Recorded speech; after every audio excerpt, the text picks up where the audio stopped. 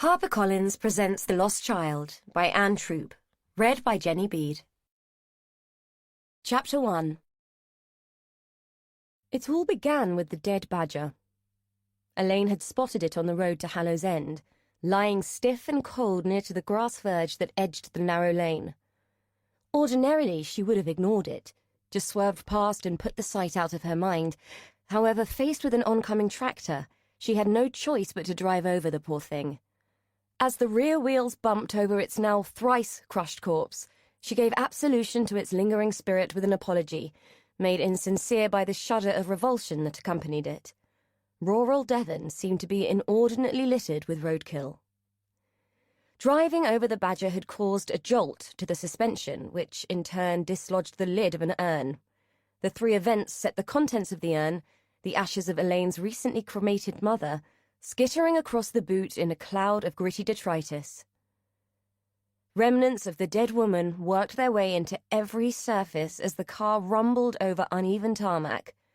The tumbling, rolling motion helped to embed the very crumbs of Jean Ellis deep into shoes and coats and bags, where she could cling unseen. Even in death, Jean could cleave to the daughter she coveted. In this powdered state, she could nestle against Elaine's skin, work under her fingernails, and linger in the air that she would breathe. Jean had become an ethereal cloud which no one could escape. When the car drew to a halt, Jean settled for a moment, a dust storm in waiting. At the eye of that storm, a burdened soul smouldered. Elaine knew none of this as she negotiated the lanes, diligently following the signs to Hallow's End, and looking out for the fork in the road that would lead to the cottage she had rented. Just past the village, she took the right fork as instructed on the booking confirmation, and within 100 yards saw a cottage which matched the photograph from the website.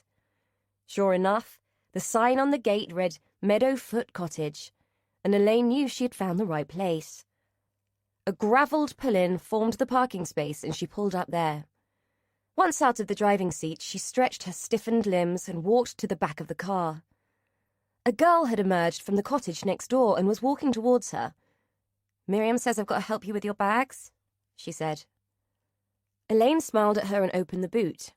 She was forced to watch, helpless and appalled, as a gust of wind seized the remains of her mother and delivered them into the unsuspecting face of the teenager who was waiting to her side. "What the hell was that?" the girl demanded, spitting. She wiped at her dusty skin with the sleeve of her hoodie. Elaine quickly pulled a coat over the urn, trying to ignore the grime that sugared the fabric. "I'm so sorry. I've been having some building work done. I had a bag of plaster in here, and some must have spilt." She had to think quickly. The confabulation was in lieu of the truth. She could hardly tell the girl she'd just received a face full of cremains. Mortified, she told the girl to go inside and clean herself up. She would unload her own bags. The girl scowled and sloped off towards the neighbouring cottage, unknowingly patting clouds of dead woman from her clothes. "If that had been anyone else but you, Mother, it might have had a funny side," Elaine muttered as she shook out her coat and dusted off her luggage. She wondered how appropriate it would be to sweep one's parent into a dustpan. "I should have had you buried. Even you couldn't have got out a coffin." She scooped what she could back into the green plastic urn and screwed on the lid. She groped around the boot for a bag which she could wrap around the urn to stop it disgorging its contents again. When she had finally enclosed Jean inside a Tesco's carrier, she felt a flush of guilt. "Sorry, Mum, but you never could resist embarrassing me, that poor girl. And I know you hated Tesco, but this will have to do." To her continuing shame, her muttering was interrupted by a small cough, forcing her to turn around and face a cheery-looking, apple-cheeked woman who had been standing behind her for God knows how long.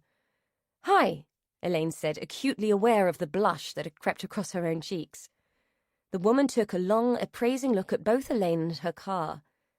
"You must be Miss Ellis. Welcome to Hallow's End. Good journey." Elaine hastily checked the open boot. "Not too bad, thanks, though the road up here is a mite bumpy." Thankfully, the remains looked more like unused cat litter than anything else. "Is the girl okay? I think I might have upset her when she came to help me unload." "You mean Brodie?" "Oh, don't mind her. She's always like that. Hasn't stopped moping since she got here." The woman bent to pick up one of the bags. Righto, follow me and I'll show you into the cottage and let you know how everything works. I'm Miriam Davies, by the way. I live next door, so any problems and I'm on the doorstep. I come in twice a week to clean and change the linen, but anything you need in the meantime, don't hesitate to ask. I look after my sister, you see. She's had a stroke, poor woman. Can't do a thing for herself, so I'm always in. And now we've got Brodie to worry about too, poor waif. Got to feel for her, really, what with her mum being poorly in the hospital. Miriam scrunched up her face as she pronounced the word hospital, making it sound like a profanity, and leaving Elaine in no doubt about which kind of hospital it was. So all in all, I've got my hands full, but nothing's too much trouble for guests. By the time Miriam had finished talking, they were inside the holiday cottage, and she was busy straightening cushions and twitching curtains, as if she hadn't already made the place spotless. "So, what brings you to Hallow's End then, Miss Ellis?" she asked, pausing her activity.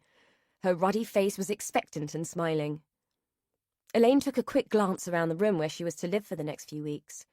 She was looking for the clock, the source of the incessant ticking which was already grating on her. There it was, on the dresser, its face taking on the essence of a Cheshire cat. She turned her back on it. "Oh, it's Elaine, by the way. Well, I'm having some building work done at home, so need to be out of the way for a couple of weeks, and Hallow's End is where my mother was born. She died recently, so I thought I'd come and see where she grew up." She hated explaining Jean's death. It felt as though she were asking for sympathy. The anticipation of the mawkish reaction which most people heaped upon her was beginning to turn into a feeling of mild dread. She braced herself for Miriam's anticipated compassion. "I'm sorry to hear that, Elaine. That must have been very difficult for you. Still, life goes on, doesn't it?" Miriam said evenly. The matter-of-fact response was oddly refreshing. "Yes, I suppose it does. You might have known her. Her maiden name was Jean Burrows." Miriam gave the name a moment or two's thought. "No, doesn't ring a bell, and I've lived here all my life." Elaine was surprised. The village hadn't seemed exactly extensive when she had driven through, and she'd always imagined that there was an intimacy in rural communities that dictated everyone would know everyone else. But her mother had told her that the family had moved away when she was young, so perhaps it wasn't so unusual after all. "I know the family moved to Bristol a long time ago, but I'm sure there was an aunt still here. Ruby, I think." Miriam stiffened slightly. "Ruby Tyler." She stated the name with a tone of grim disapproval. The unexpected change in Miriam's efficiently cheerful persona was quite disconcerting. "I think so. I never knew her surname. She was just someone who was mentioned once or twice." It was true. Jean had never talked much about her family, or her childhood, but the never-met Aunt Ruby stood out in Elaine's memory as the lady with the cottage garden where Jean had liked to play. It was one of the few things she had been able to imagine from the snippets of information her mother was always so unwilling to share. From Miriam's reaction, it seemed that Aunt Ruby might not be the warm and cosy woman that Elaine had always pictured. "Well, I'm ever so sorry to tell you, but Ruby's been gone a long time. Must be 20 years at least, now." Miriam had adopted a more conciliatory tone, as if she had consciously decided not to speak ill of the dead. "Oh, well, never mind. I'm sure I'll enjoy my stay anyway." "I'm sure you will," Miriam agreed with a degree of warmth that Elaine hadn't been expecting after the mention of Ruby. To her surprise, Miriam leaned forward and patted her on the hand.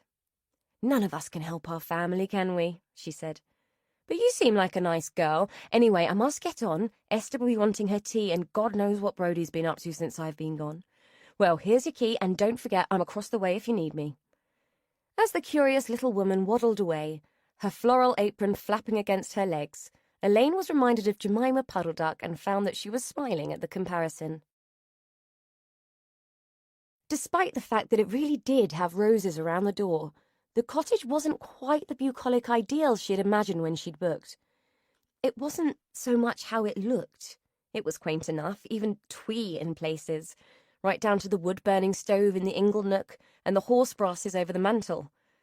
Now that she was alone with the mismatched furniture, the chintz and the ticking clock, it all felt slightly oppressive, as if the cottage was waiting for her to do something that would bring it to life. Though the wind buffeted the windows and forced the trees outside to look as if they had to bow and pay homage, it wasn't cold enough to light a fire, so she cast around for another way to drive the shadows out. The place needed light, it needed noise, and it needed movement. She found a radio in the kitchen and tuned it to Radio 4. Voices flooded the 2 rooms, and she felt herself begin to relax. Having filled the kettle and set it on the stove to boil, she was happy to discover that Miriam had been kind enough to leave milk in the fridge and tea and coffee in the cupboard. She switched on a couple of lamps, letting puddles of light the colour of orange squash illuminate the gloom. Satisfied, she hauled her bags upstairs and into the whitewashed bedroom. By the time she'd put her toiletries in the bathroom and had wedged that damned clock into a cupboard, she felt as though she'd made a dent in the moribund atmosphere. Hiding the clock had established the fact that she would mark her own time in this place. It had felt like a small act of rebellion, and left Elaine feeling stupidly victorious at taking matters into her own hands. She laughed at herself for being so pathetic and settled herself onto the sofa, where she toasted Jean with a cup of tea. "Cheers, Mum. Sorry about the rough journey, but we're here now. I've brought you home." Jean lay still and quiet in the boot of the car, fortuitously unaware that she had been wrapped in a cheap plastic bag, a fact that would have offended her sensibilities no end, or that she had been returned to the last place on earth she would have chosen for her final resting place. Chapter 2. Brodie Miller shivered, a movement that seemed to rattle the very bones of her small frame. Miriam asked her if someone had walked over her grave. Brodie replied that if that was true, it felt as though they had decided to hang around and perform Act 1 of Riverdance on it. Miriam speculated that Brodie might be coming down with something and foisted a mug of honey and lemon on her, then sent her upstairs to bed with a hot water bottle just in case. Neither remedy had arrested the strange feeling that had entered her bones, but both had provided a good excuse for her to remove herself from the unnerving presence of her great Aunt Esther. Esther's unrelenting beady-eyed stares, her wrinkled, puckered lips, and that thing she did, pinching and plucking at the arm of her chair with her spindly fingers, were all driving Brodie spare. So much so that she would have faked a cold long before if she thought it would get her off the hook so easily. Being in the same room as Esther was awful. It was like being eyed up by a hungry witch. Esther had a way of stripping you bare with her eyes which bothered her no end, especially because she suspected that Esther saw things which Brodie would prefer she didn't. Smug with relief at her easy escape, she settled onto the creaking bed and peered out of the window. Her room was the only thing she'd instantly liked about Hallows Cottage. The fact that she was up in the eaves and could see the world below from the comfort of a warm bed pleased her no end. Whoever had built the place, God knows how many hundreds of years ago, had been forced to put the window near the floor to fit it in so it felt like a vantage point, somewhere she could observe unseen. Since arriving at the cottage, she had spent many hours lying there watching the windswept trees perform their strange and urgent ballet, bowing this way and that as if beckoning towards the big house beyond. Brodie had only glimpsed Hallows Court, too unsure of this place yet to want to venture further into something that already felt like a time slip. It was unsettling enough to have been foisted on these unfamiliar relatives with no warning to either party. Miriam was nice enough, Esther downright scary, but the whole Downton Abbey setup was frankly weird when you were 15 and freaked out already. Exploring Hallows Court at close quarters wasn't high on her list of priorities at that time, despite the urgency of the leafy invitation. She had to admit that the big house beyond the trees did intrigue her. It housed a family with such ancient origins that their centuries-long occupation of the land had given the place their name. Hallows End served Hallows Court and vice versa. Brodie felt quite proud that she had worked out the significance of the apostrophe in the village name. It meant that the place belonged, that it had sprung from some feudal right bestowed by an archaic ruler. It meant this place was really old and had been spawned by the presence of the Hallow family. Imagine that, owning the land and the people who lived on it. Of course, it wasn't like that anymore, but it was still weird. The idea that a place could be born from someone's name. The problem was that the whole concept made you feel like you had to be part of it, be encompassed by all the oldness and sucked into the history. Brody had grown up on a council estate where the only things that made you belong were a lack of money and the lack of any ambition that might get you out. The concept of wanting to embrace the place you lived was entirely alien to her. The thought of how freakish it all was provoked a gobbet of anxiety, which forced her to fumble for her mobile phone and scroll down the contact list until she found her brother's name. It was necessary to send a text asking him to call her. She didn't have much credit. No one had thought to give her any money in the melee which had ensued when her mother had been taken to the hospital. The memory of that day made her shiver again. She could imagine little worse than coming home from school to find her mother lying in a sea of spilled pills, vodka, and vomit. Actually, that was a lie. What was worse was having to come home and see it again, and again, and again. She was relieved when a few minutes later the phone began to vibrate in her hand.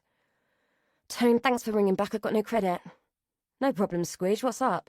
Tony asked, his voice tinny and more distant than she would have liked. It felt like he was a million miles away. "Nothing, really. Just wanted to speak to someone, you know," she said, her voice cracking as the unbearable worm of misery wriggled, causing her lip to wobble and a tear to bulge ominously at the corner of her eye. She hated herself for being so weak.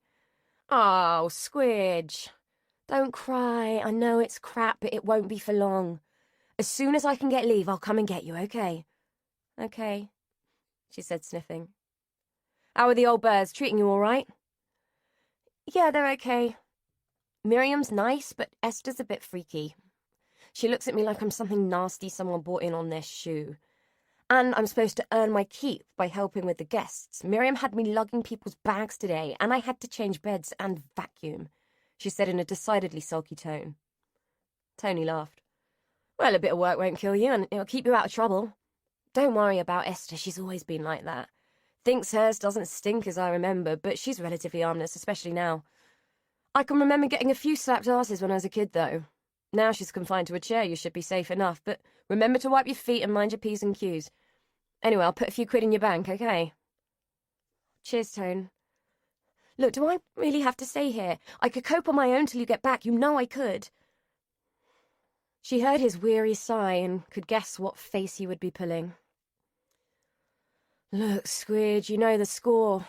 I'm sorry, love, but I had no choice. You can't stay on your own, no way. Not that I don't trust you, but those scumbags on the estate would take the piss no end if they thought you were on your own. Besides, your social worker would have you in care before we could blink. I know you don't know the old bits, but they're okay, and it's got to be better than foster care, hasn't it? At least they're family." Brody snorted. "Yeah, family I never even knew existed was so bloody close. Speaking of family, have you heard from Fan?" At the mere mention of their sister's name, she could sense Tony bristling with contempt. "Yeah, I spoke to her. She's not interested. She's got a holiday booked and can't get down to see Mum or you. She doesn't care, Brode, you know that." "Yeah, I know. Still." Tony changed the subject. "Anyway, I called the hospital earlier. Mum's okay. She'll probably end up having ECT sometime this week, and hopefully that'll sort her out, eh?" Brody rolled her eyes. It came to something when zapping people with electricity and turning them into dribbling simpletons was the only answer. "Maybe. Won't bring Mandy back, though, will it?" There was silence, and for a moment she thought Tony had gone and the connection had been broken. "You still there?" It took a second longer, but finally he answered. "Yeah, still here, sorry. I wish she'd get over it. It was 30 years ago, for Christ's sake. Shit happens, and we just have to live with it. I wish she'd just bloody get a grip and concentrate on the family she has got. Perhaps then Fern wouldn't be a complete fuck-up, and you wouldn't be shipped off to all and sundry every 5 minutes. And perhaps you wouldn't have to run off to the Navy and left me alone to deal with it," Brody thought but didn't say. "I suppose," was what she did say, reluctant to embark on a confusing and emotive debate about how a woman should deal with the abduction and probable murder of her child. "I just wish we didn't have to live with it so much," she said, picturing the council flat that she called home, which had become a shrine to the missing Mandy, the perpetual toddler who clung to Brody's existence like a hungry ghost. She didn't want to think about it. "Anyway, when can you get leave?" Tony sighed again. "I don't know, Brode, it's difficult. I know it's crap, but no one died, and it's hard to make the Navy understand that I should be looking after you, but I'm doing my best, okay? Okay, she said, not entirely sure she believed him. Much as she adored her brother, he wasn't always as honest as she'd like him to be. She knew for a fact he couldn't handle Shirley, their mother. Besides, she was pretty sure that Tony's girlfriend Kerry might have some influence on the situation. Brody had only met her twice, and though she was nice enough, she got the distinct impression that Kerry wasn't a girl who embraced complexity. Their family was complex, if it was nothing else. Brody knew it by instinct, but had seen it confirmed on the referral to young carers that her social worker had recently made. Complex family issues, she had written. As far as Brody was concerned, if it was written down in black and white, it was gospel. Okay, Squidge, I've got to go, but I'll put that money in for you, all right? It'll be all right, Brode, I promise. He ended the call before she had the chance to interject with an emotional reply. Brody stared at the screen for a few minutes, waiting for the light to fade from the display and blink out. She'd wanted to talk more, to ask him why he'd sent her to stay in the very place where Mandy went missing. Even though she already knew the answer. There hadn't been anywhere else. Brody Miller wasn't wanted and never really had been. Which reminded her that there were other things she needed to say. She'd wanted to ask him how he thought their mum would take it, knowing that he'd entrusted Miriam, the woman she still blamed for Mandy's abduction, with the care of her youngest daughter. However, Brody wasn't 3, she wasn't a vulnerable baby. She'd been looking after herself for a long time, but beyond all that, beyond the past, she wanted to know why nobody told her anything and just expected her to work it out for herself and then suck it up. And why, all in all, she was worth less than a dead child. Especially one like Mandy. The child had been endowed with such saintly attributes in her long absence that she couldn't possibly be real. Okay, Brody was neither cute nor beguiling, but she was there. She was real. She existed.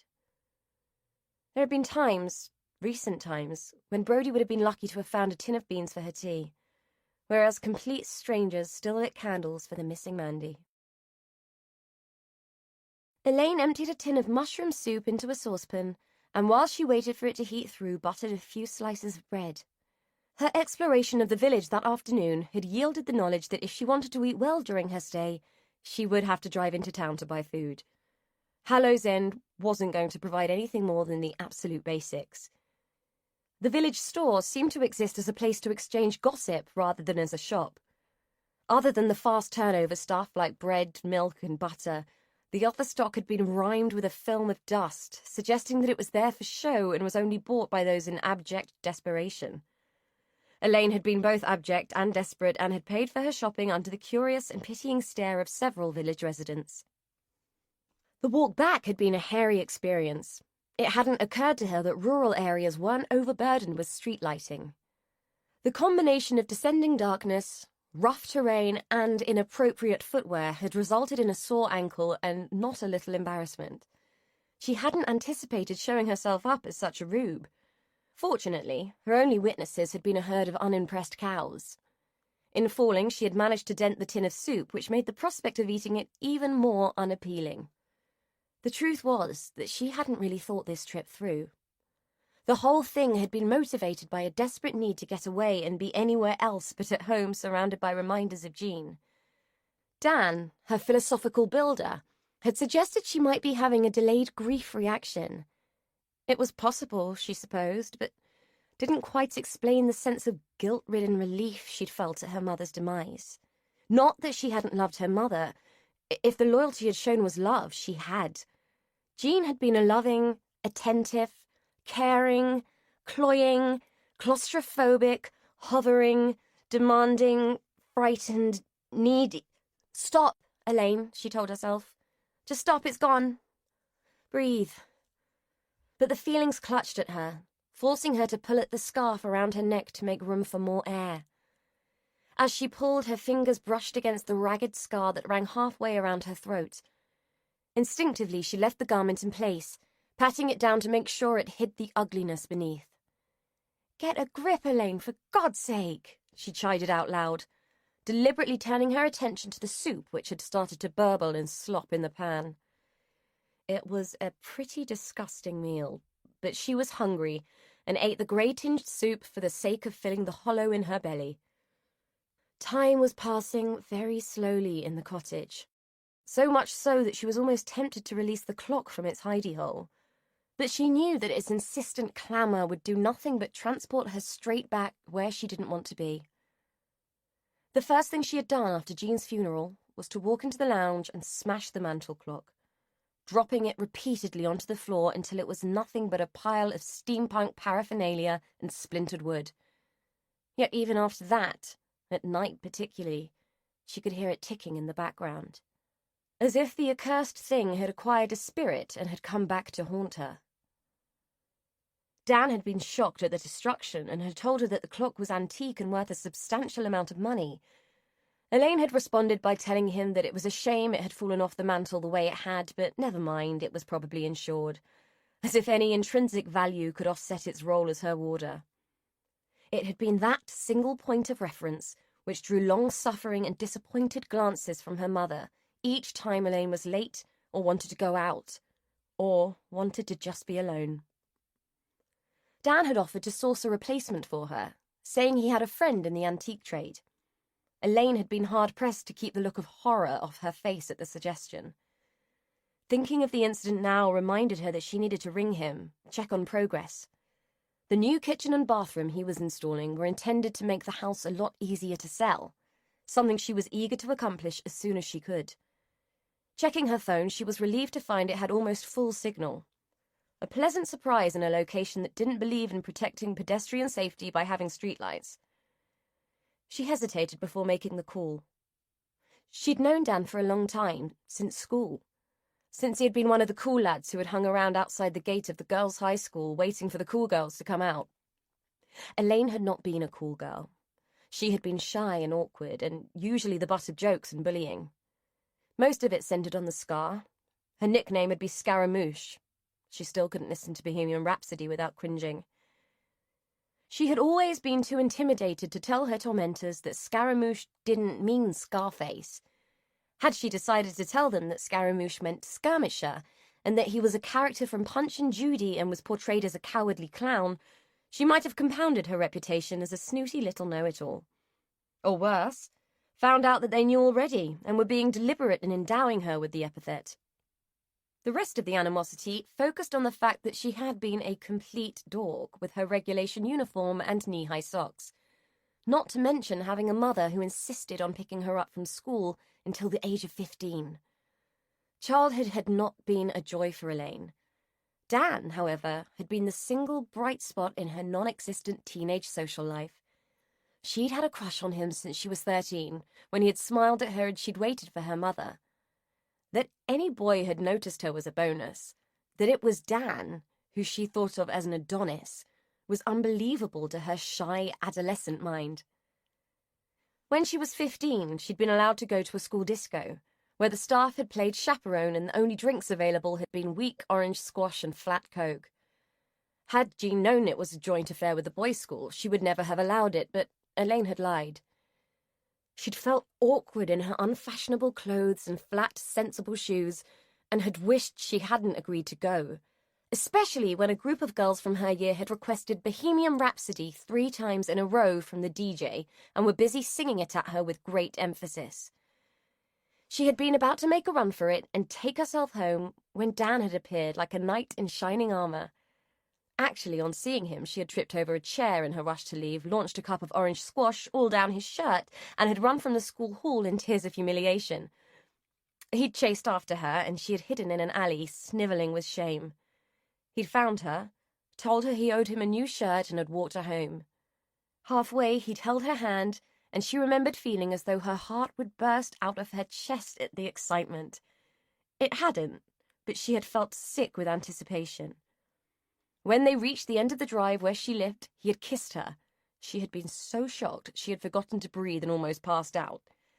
He'd asked her out, and she had nearly died of happiness, until Jean stormed out the front door yelling and screaming at him, calling him a pervert and a stalker. Elaine didn't think there was a moment when she hated her mother more. What she had liked about Dan most after that was that he hadn't given up. He had been the one person who had defied Jean. Their relationship had been a tentative and furtive thing, squeezed into lunch hours and walks home where she'd had to say her goodbyes in an alleyway away from the sight of neighbours. They had dated for a year, if dating was the correct term for a bunch of clandestine fumblings. It had ended for 2 reasons. A girl who disliked Elaine but liked Dan had taken it upon herself to tell Jean what her daughter had been up to, which resulted in Jean grounding Elaine and picking her up from school at lunchtimes and at the end of the day, just to add insult to the injury. Then Dan's father had died, and Elaine hadn't seen much of him after that. Not until after Jean had died and the solicitor had recommended him as a decent builder. Stupidly, she hadn't connected the name on the card with her teenage crush, and had suffered a great degree of mortification when she had opened the door to find D. Collier Builder was that D. Collier. Oh, how they'd laughed. Elaine wasn't sure she would ever get past the abject humiliation of that puppy love. A frisson of vintage embarrassment rippled through her every time she thought of Dan. It was difficult to equate the memory of the louche teenage Dan with the contained, mature man who was currently tearing her house apart. He'd kept his looks, though his features had been fine-tuned by time. A neighbour who had been loitering at the end of the drive when Elaine had showed Dan out had commented as they had watched him pull away. I wouldn't kick him out of bed in a hurry. Mrs. Cooper had to be 70 if she was a day, and Elaine hadn't been sure who the comment had embarrassed more, the elderly Mrs. Cooper or herself, for silently agreeing. Back in the moment, Elaine looked down at her phone and dialed Dan's number, squashing down the shy teenager and forcing herself to be the confident, mature woman she ought to be. It was a constant struggle. He answered on the 3rd ring. Dan, it's Elaine. Just checking the tiles arrived today, she said in response to his cheerful hello. Yeah, no problem. Arrived this morning. Old ones are off, but we won't be able to start tiling until everything else is in. We hit a snag, though. I don't suppose you knew that you still had lead piping, did you? Elaine wasn't sure that she would recognise a lead pipe if she were hit over the head with one. Pipes were pipes, but lead didn't sound good. No, I didn't. Is it dangerous? Not as such, not in the bathroom anyway. The limescale builds up makes it mostly safe, but we're obliged to replace it with copper. I kind of went ahead, I hope that's okay. Elaine sighed. It would be extra money, but the job couldn't be done otherwise. That's okay, Dan, do what you've got to do, hang the expense. She was rather enjoying the warm chuckle that her words had elicited from him, but was glad that he couldn't see the flush on her cheeks. Well, it is going to be expensive. There's a lot to strip out, and it looks like you might need a rewiring job too. Most of the electrics are pre-war by the look of them. Doesn't surprise me. She never did like spending money. It was like living in the basement of the Science Museum, living history and all that. Good job she stuffed it in the bank instead. Do what you've got to do. I can't sell it as it is. Righto, will do. I'll get the Sparky in tomorrow to give it a once-over. Oh, by the way, when Bob was in the loft clearing out, he found a box of stuff. It looks like personal stuff, papers and that. So we didn't skip it. I've left it in the garage. Okay, I'll go through it when I get back. Thanks, Dan. More junk to dispose of, and she'd thought she'd got rid of it all. Jean had hoarded junk like a squirrel hoards its winter meals. So, he said, his tone softer, you coming out for that drink with me when you get home, or what? Elaine could feel the blush creeping up her neck and flooding her cheeks. Do you ask all the old maids that employ you out on dates? Only the good-looking rich ones, he quipped. She could hear his smile in his voice. Well, it looks like I'm going to be penniless by the time you lot are finished, but you'll be rich. Perhaps you could spend some of your ill-gotten gains on a decent pair of specs, she parried in return. Very funny. I mean it, though. We're going out. We'll see. I'm going now. I mean it. You and me. Dinner. Wine. Bye, Dan. Candlelight. Music. Goodbye, Dan, she said less firmly than she should have. Even then she hung on, waiting to hear that comforting chuckle before finally ending the call. She was too embarrassed to admit to herself how much she was enjoying the light-hearted flirtation, and much too frightened to admit how much his invitation terrified her. The gawky, frightened teenager was still inside, holding on with a grip of iron. Elaine woke abruptly from a tangled and tormented dream, blessedly brought to wakefulness by a rapid hammering on the cottage door. Bleary and harassed, she forced the cloying sheets and, once free, stumbled across the bedroom to the window.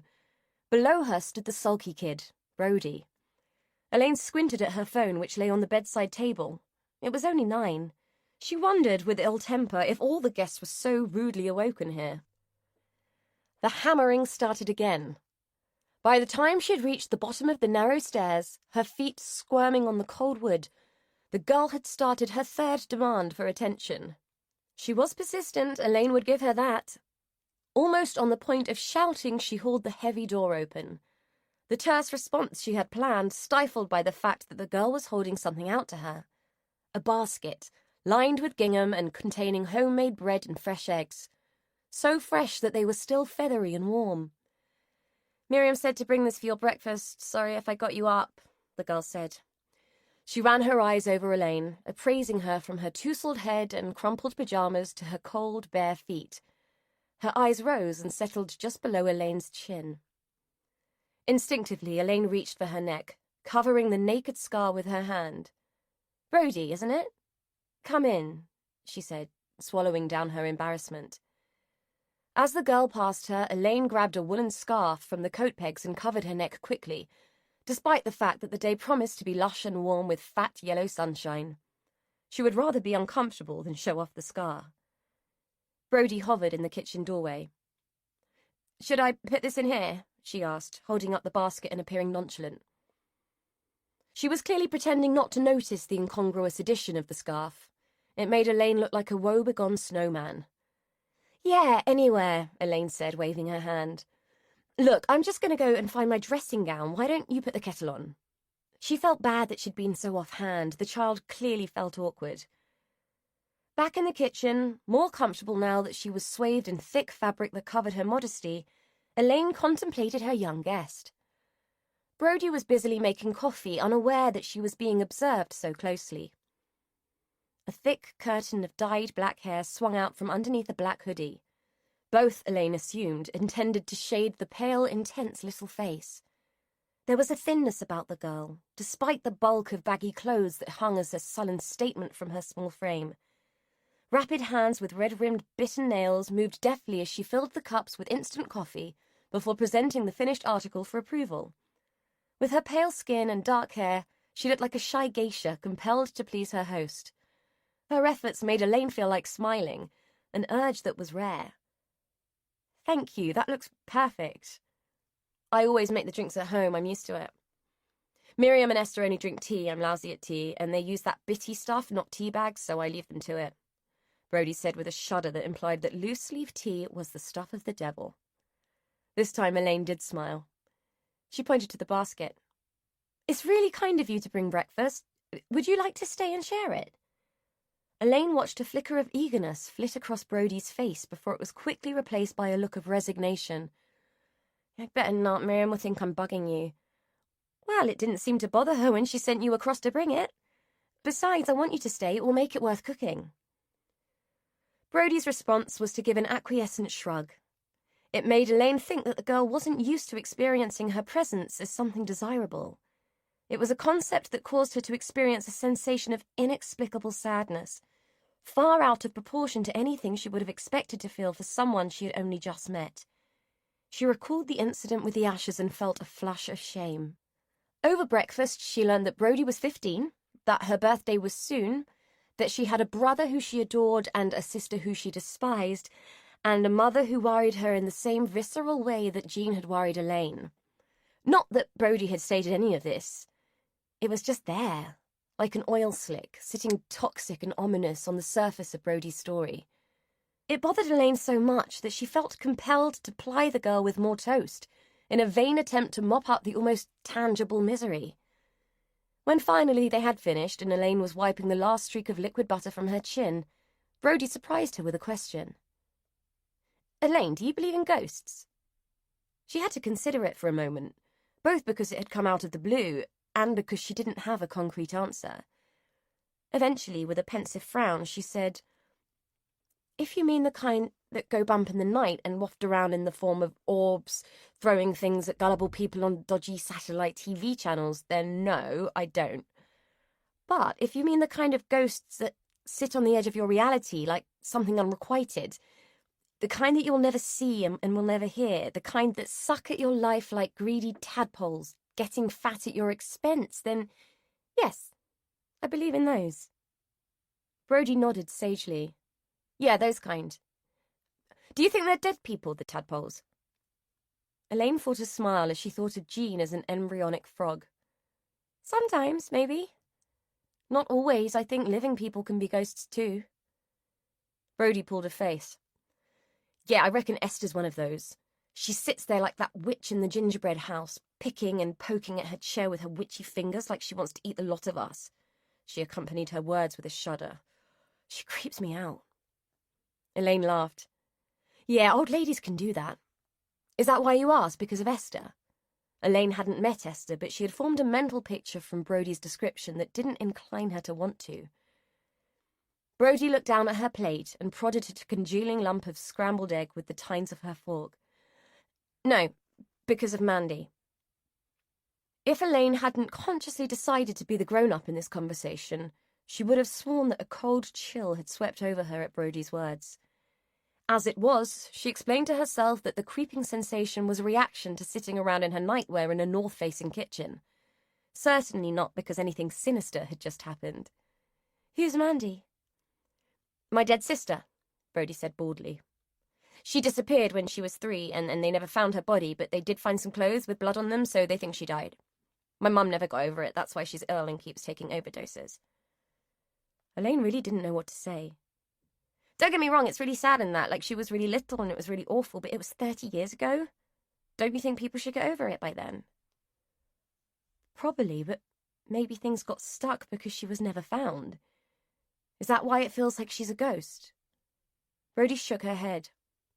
No, she is a ghost. She's there all the time, everywhere. Mum has pictures of her all over the house. You can't even have a wee in our house without Mandy watching you. She sits on top of the telly, on every windowsill.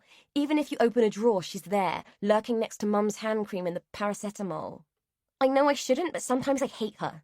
I hate her cute face and her pigtails and her bloody pink cardigan. She said it so vehemently that the force of it brought tears to her eyes. She swept them away with the sleeve of her black hoodie. Elaine wanted to stretch out her hand, to touch Brody and soothe her, to take her under her wing and wrap her in feathers that would keep out all ills. She even started to reach out, but thought better of it as her fingers sensed the ethereal spines of misery that had sprung out to shroud the unhappy girl. Perhaps, she faltered, perhaps being here will help. Give you a break from it. Step back a bit, she said, knowing that it sounded trite and insipid. Yeah, wouldn't that be nice? Brody scoffed. Let's send Brody for a break. I know, let's send her to the exact place where Mandy went missing. That'll help. She spat the words out as if they tasted of Angostura bitters. The words smacked into Elaine like a brick dropped onto concrete. She didn't know where to begin with all that hurt and anger. I'm so sorry, Brody, I'm not really very good at this. She wondered if she looked as feeble as she sounded, sitting there clutching her dressing gown up around her neck like a timid rabbit caught in the trap of Brody's unhappiness. Brody stood up and sniffed, dragging her sleeve across her nose as she spoke. It's all right. It's not your problem, is it? Anyway, time for breakfast. She turned and made for the door. Whoa there, where are you off to? You don't need to leave. I'm sorry, I'm just a bit useless at this. Don't go. Elaine had no idea what in the hell was drawing her to this abrasive, unhappy teenager, but she couldn't just let her walk away. The girl paused at the door, her hand resting on the latch ready to secure her escape. Elaine watched patiently as Brody's black-clad shoulders sagged, the tension of the previous few minutes ebbing out of them like a soft sigh. Eventually she turned. I'm sorry, Elaine, you're a really nice lady and you cook mean scrambled eggs, and I know I can be a right bitch sometimes.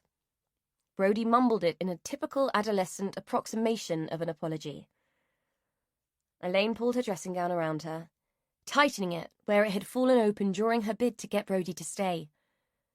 Don't worry about it, no need to be sorry. I can't imagine anyone being ecstatic about what you've just told me, and you're not a bitch. You are allowed to be upset about this, you know. You sound like my social worker. Brody accompanied her words with a smirk that reassured Elaine that the ice was beginning to thaw. Well, She sounds like a sensible woman then, Elaine said with a smile of relief. Wrangling recalcitrant teenagers was not exactly her area of expertise. She had always been rather compliant herself. Not that she'd been given a choice. Jean hadn't entertained anything less than full compliance from anyone. Brody shoved her hands into the pockets of her hoodie and scuffed the toe of her trainer against the floor. "Let's not go there, or you really will think I'm a bitch," she said, her mouth twisting into a cheeky smile. Elaine laughed. "Okay, I'll promise not to talk like a social worker if you wash up while I get dressed. Then I'm going to go into town to find a supermarket so I can buy some decent food. Why don't you ask Miriam if you can come with me?" Brody's eyes seemed to light up at this prospect, as if she scented the whiff of freedom on the air. "Cool, I can go to the cash point." She said it with such glee that Elaine couldn't help finding the contradictions in the girl both funny and beguiling. Chapter 3. Miriam squeezed her bulk between the chair and the stove to reach the squealing kettle. Steam lingered above her head. Wraith-like, it reached down with misty fingers and curled the ends of Brody's hair like a trickster might, much to the girl's frustration. Miriam impatiently flapped it away with her tea towel and filled the giant teapot. "Well, someone's in a good mood this morning," she said, giving Brody a knowing look. Brody picked up her phone. "Tony gave me some money. I got credit for my phone yesterday, so I'm back in touch with civilization." She was unaware of the hidden judgment in her words. Miriam bristled. "Oh, you can use the phone here if you want to." "Oh, I know, it's not that. I can get onto the internet now, and I can log on to the school's website and get my results when they come out." Miriam's mouth formed a round O of understanding. "Well, that's important. I don't suppose they will post them here. Anyway," she said, cramming herself onto a chair with a sigh that told of aching joints and weariness, "I wanted to talk to you about Miss Ellis." Brody looked up from her screen that had not been showing the school's website at all, but her Facebook feed. "What about her?" Miriam didn't meet her gaze and instead delayed her response by sloshing milk into mugs. "Well, it's just that I don't want her to think that you're taking advantage by hanging around too much, that's all. She is a guest, you know, and it's my job to make sure she has a good stay." Brody felt her face flush. "I'm not bothering her. She asked me to go yesterday, and she wants me to go around there today too. She's going to show me how to draw. She's an artist." She was bridling at the inference that she wasn't wanted. Miriam poured the tea. "An artist? Well, that's nice. As long as you're sure she's happy to have you around. Will you take this into Esther and tell her I'll be there with her breakfast in a minute?" Brody scraped her chair backwards along the hard floor and stood slowly, hoping that both the noise and the gesture would demonstrate her reluctance. It was lost on Miriam, who just passed her the sippy cup that Esther drank from. Brody took it, her lip curling with distaste as she ventured into the sitting room. Esther sat as she always did in her chintz-covered chair, plucking and pinching at the arm cap as if something upon it profoundly offended her. Brody found this incessant habit both repellent and irritating. The gesture suggested a contained malevolence, tempered only by the impotence of Esther's condition. As Brody approached, the old lady's eyes flicked away from the cottage door, which she watched almost constantly.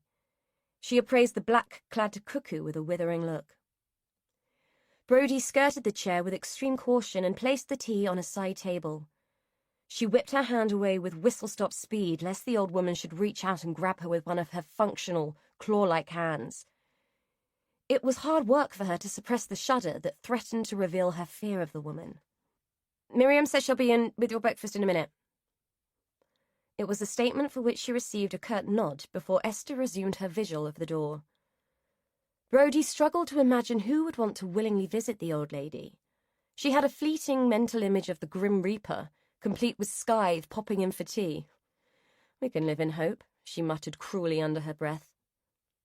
Once free of Miriam's fussy ministrations, she escaped into the garden. Breathing in the prospect of her few hours of freedom like a condemned man might relish his last meal, she walked towards the holiday let and tried to push away the niggling worries that begged her to contemplate her burgeoning attraction to Elaine. Perhaps she was looking for a mother figure. It wasn't weird, she told herself. It really wasn't. She just really liked her, and she needed a friend, especially now.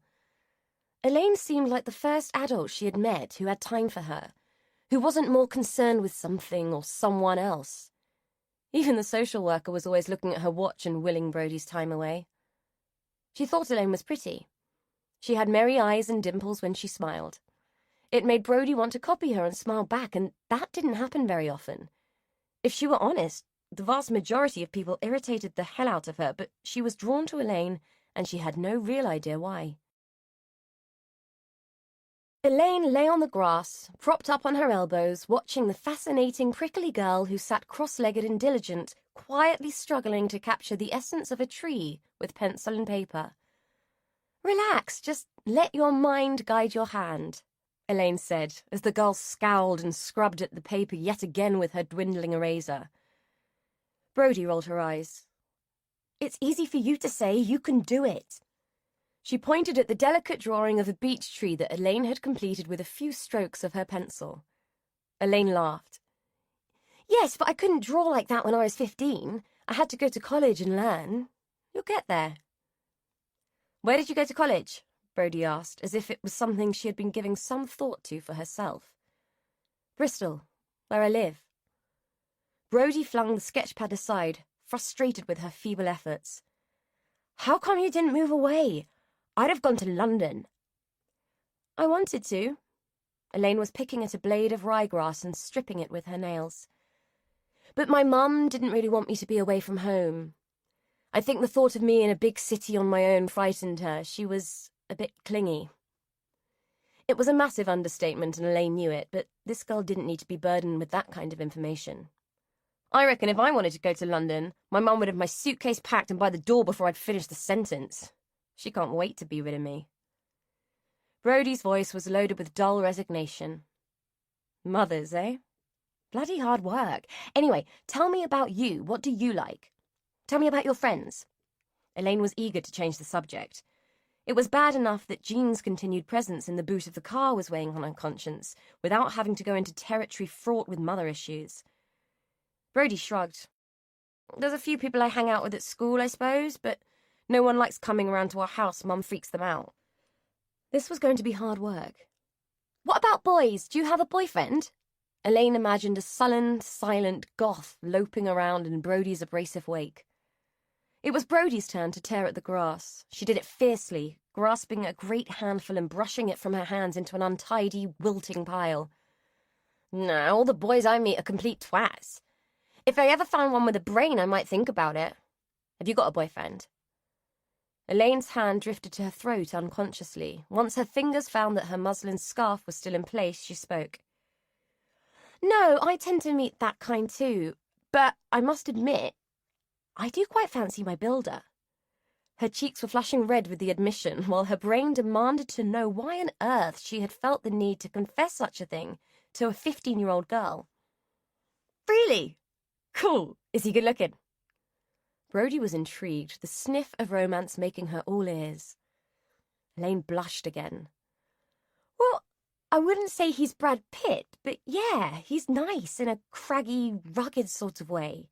And he's funny, which always helps. Makes him less of a twat," she said with a wry smile. The word didn't roll as easily from her own tongue. "So are you going to go out with him?" Brody asked eagerly. The hand fluttered to the throat again. "I don't know, maybe. I think he's just being nice because I'm paying him a truckload of money to do up the house, so maybe I'm just being daft." Brody shook her head. "Nah, he likes you. Blokes don't mess about when they're older. Tony says they haven't got time to muck about. You should go out with him, see what happens." Elaine laughed, amused at the receipt of dating advice from a teenager. Perhaps she should take it. After all, normal relationships weren't exactly her forte, and maybe she needed the practice. The last time she had tangled with Dan, it had ended miserably because Jean and life had got in the way. She looked at Brody. It felt like they were heading into uncomfortable territory again. "Hey, why don't we go and explore the estate? I fancy having a look around the folly. I can see it from my bedroom window and it looks like it might be interesting." "Are we allowed? Miriam told me not to go wandering about on my own." Elaine got to her feet, brushing slivers of glass from her clothes. "Yeah, why not? The bump I got about the cottage says that guests are welcome to explore the estate. As long as we stay away from the house, we should be fine." Brody shrugged, seemingly indifferent. Might as well. The folly turned out not to be a folly at all, but the ruined shell of an old chapel. Undone as much by the scrambling ravages of wild ivy and brambles as it had been by the desolation of time. Like all such places, it had a melancholy, eerie feel. A set of characteristics compounded by Brody's insistence that there would be bats roosting in the crumbling tower. The thought of that wasn't the only thing that made Elaine shiver and wrap her arms around her body. For someone who claimed not to believe in things that went bump in the night, she was experiencing a sense of profound fear as she contemplated the structure's wounded state. With mounting apprehension, she watched Brody gleefully scramble through the green-clad arches and jump between the slippery, moss-encrusted stones. She had visions of broken ankles and skull fractures. "Come away, Brody, it's dangerous," she called, unable to propel herself to move closer. The aversion she felt for the place was far out of proportion to any real risk that might exist. "Don't be a knob, it's fine. Anything that's going to fall down has fallen down by now. Come on in, it's really creepy in here." Brody's voice mutated to an echo as she moved deeper into the ruin. Elaine's discomfort was growing. "Brody, please come out of there. I really don't think it's safe." Her fear was compounded by the blood-curdling interjection of a screeching bird, which swooped out of the nearby trees in a fury of feather and claw. Elaine's heart nearly burst out of her chest with the rush of adrenaline that accompanied the creature's sudden appearance. She flung herself to the ground as the feathered fiend passed, her own voice emitting a squeal of anguish sharp enough to match the bird's terrified screech. Brody hurtled out of the chapel. "Oh my God, are you all right?" She bolted towards where the trembling, tearful, and ashamed Elaine knelt. "What was that? What happened?" she demanded, her hands fluttering and hesitant in the face of Elaine's distress. Elaine let out a tremulous laugh. "Bloody bird shot out of the bushes and damn near made me crap myself," she says as her body released a final visceral shudder. "Bloody hell!" Brody's eyes cast about for the offending avian, which was now long gone. Her gaze settled on a figure in the trees, its countenance made grotesque by shadows cast by the overhanging branches. Fettered by the sun, she squinted, peering deeper into the glade. "Oi! You!" she called, as if demanding that the shaded figure make itself known. Instead, it turned and loped off into the trees, leaving nothing in its wake but swaying boughs and rustling leaves to betray that it had ever been there. "What is it?" Elaine followed Brody's gaze. "Nothing, some weirdo spying on us, I reckon," she said, grasping Elaine's arm protectively. "Freak!" she yelled, as if hoping that whoever lurked in the woods would hear her and would be afraid. "Come on," Elaine said, gathering herself. "Let's go and drink hot chocolate and eat cake. We'll go to that cafe on the village green. This place gives me the creeps." She was determined to shake off the uneasy feeling the place had induced. "I hear sugar is good for shock." As they walked away, even knowing the chapel was at her back, ripples of tension coursed up Elaine's spine. She didn't relax until they had left the grounds of Hallows Court and were well on their way to the village. It was clear from the whispered conversations and evasive looks that everyone in the village knew who Brody was. Elaine was acutely aware that Brody was being stoic and defiant as she ate her cake under the curious stares of the cafe regulars. The previous evening, Elaine had spent some time Googling Brody's missing sister, and she had to acknowledge that such an event could not have left the village unscathed. Even so, it appeared to her that the locals were being niggardly in their scrutiny of Brody. Perhaps they felt her presence had prodded at old wounds. Regardless of that, Elaine felt an intrinsic defensiveness on Brody's behalf. "Do you want to go?" she asked, as yet another person gave them a pointed look and bent to whisper into the ear of a companion. Brody looked around. "No, I'm fine. If you're worried about what people would think, don't. I'm used to it." With that, she turned to the room and stood up. "Yes, I'm that girl, Brody Miller, sister of Mandy Miller. Sorry if that offends you and all, but, well, tough." Her words caused an initial flush of embarrassment, swiftly followed by a susurration of indignation as the shame of being caught out impacted the room. 2 people even walked out, causing the proprietor to shake her head and roll her eyes. When she came over to the table to clear it, she had the grace to say, Sorry, ladies, welcome to the village life. Put it this way, you're the most exciting thing that's happened around here in a long time. She nodded at Brody. Oh, and your cake is on the house. I can't apologise for the customers, but I can let you know that we aren't all suffering from small minds. Elaine protested, more than willing to pay for what they'd had, but the woman waved her away, insistent that they accept her gesture. It was a shame that her bonhomie didn't redeem the rest of the village populace. Their stares and whispers continued as Elaine and Brody made their way along the green and onto the road that led towards the cottages. Elaine had to confess to a sneaking admiration for Brody's ability to speak out and stand up for herself. It wasn't something she would have had the confidence to do at the age of 15. Even now, she would have been more likely to just quietly slip away nursing her mortification. The thought of her inadequacy shamed her. Despite her bravado, the experience in the cafe seemed to leave Brody subdued. A state of affairs that ruffled Elaine's sensibilities and brought out her propensity to mend things. How about we shake the country dirt off tomorrow and go into town, she suggested, hoping that the offer of a change of scene would brighten the girl's morose mood. The black clothes and the bleak countenance were starting to become unnerving. Brody gave a sullen shrug. S'pose. She paused to kick at a stone that was wedged in the sun-baked earth.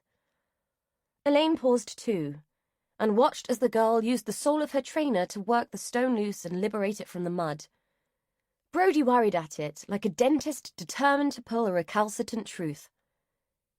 You can't let people get to you like this. What they think doesn't matter, Elaine said, aware of the ineptitude of her wisdom. Who was she trying to kid? She had grown up on a diet of, what will people think, Elaine? And would no doubt spend the rest of her years trying to take the advice she had just given to Brody. Brody paused in her labours and regarded the stubborn stone. Then she turned to Elaine. But you do.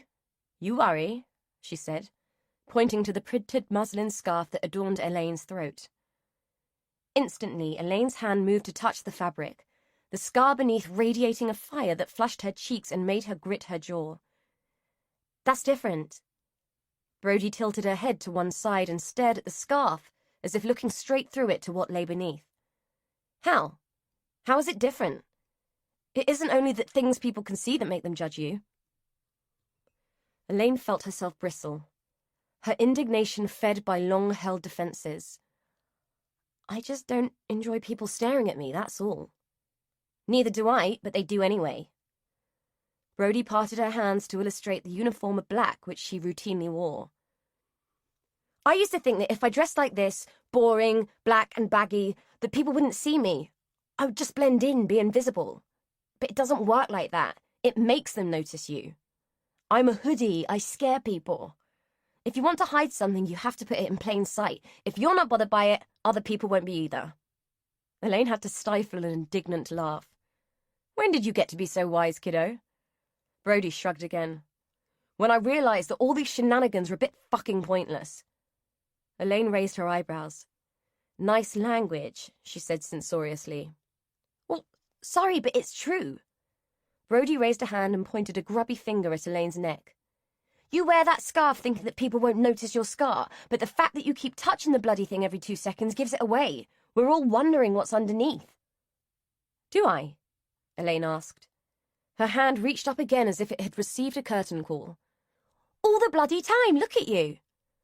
Suddenly self-conscious, Elaine rammed her hands into her pockets. The urge to check the scarf was immense. This girl was right. Elaine knew it. She had always known it, but didn't know how else to be. So why do you keep dressing like that if you know why you're doing it and it doesn't work? She said in a desperate attempt to flip the attention elsewhere. Brody mirrored her by putting her own hands in her baggy pockets. Because my mum's on benefits and we can't afford new ones, she said bluntly. Right, then we'll go into town tomorrow and I'll buy you a whole new wardrobe. Elaine slapped the gauntlet down, challenging the girl to beat her and assuming that age would trump gumption. It didn't work. Brody rolled her eyes. Nice one, lovely, that'll work. Perhaps we can buy a few new scarves while we're at it. Elaine folded her arms. Oh, I see. Like that, is it? She leaned her weight on one hip and regarded Brody with a mixture of amusement, affront, and a tiny bit of admiration. Brody's thin face broke into a sly smirk. Yep, it is, she said. Her tongue was literally in her cheek. Anyway, I like being scary. What's your excuse? Elaine sighed, her indignation deflating like a tired balloon. I'm a creature of habit, warts and all. Look, come on, Miriam will be wondering where you are, and I've got things to do. They walked on, Brody skipping ahead and kicking at loose stones. She danced around like a drunken football fan, reeling and rolling as she played in the dirt. Elaine envied her the freedom in her youth. Sometimes, Elaine felt that she had been born old, like Benjamin Button, except she didn't get to do the getting younger thing. At Miriam's gate, they paused and Brody turned to Elaine. Are you really going to buy me something tomorrow? She asked with a sly smile. Only, there's a really nice hoodie in the animal shop. They do scarves too? She added, her tone turning hopeful. Elaine laughed and slowly shook her head from side to side, a look of wry amusement on her face. We'll see, you cheeky little mare. Brody beamed at her, and like lightning planted a feathery kiss on her cheek before vaulting over the gate and disappearing into the cottage. Elaine stared after her for a moment. The infinitesimal weight of the kiss tingled on her cheek like the sting of a tiny, invisible tattoo. She reached up and touched the place where it sat, and realized that she was smiling. Alone in the cottage, all thoughts of the tasks Elaine had in mind disintegrated. Burned by unimportance, they fluttered away like ashes on the wind, and she was left wondering what to do with herself. Brody's observations had made her brave, and she took the decision to go upstairs and establish what all the fuss was about. In front of a black pocked mirror in the bathroom, she unwound the scarf and looked, for the first time in a long time, at the ragged scar that punctuated her skin like a Rubicon of angry lava.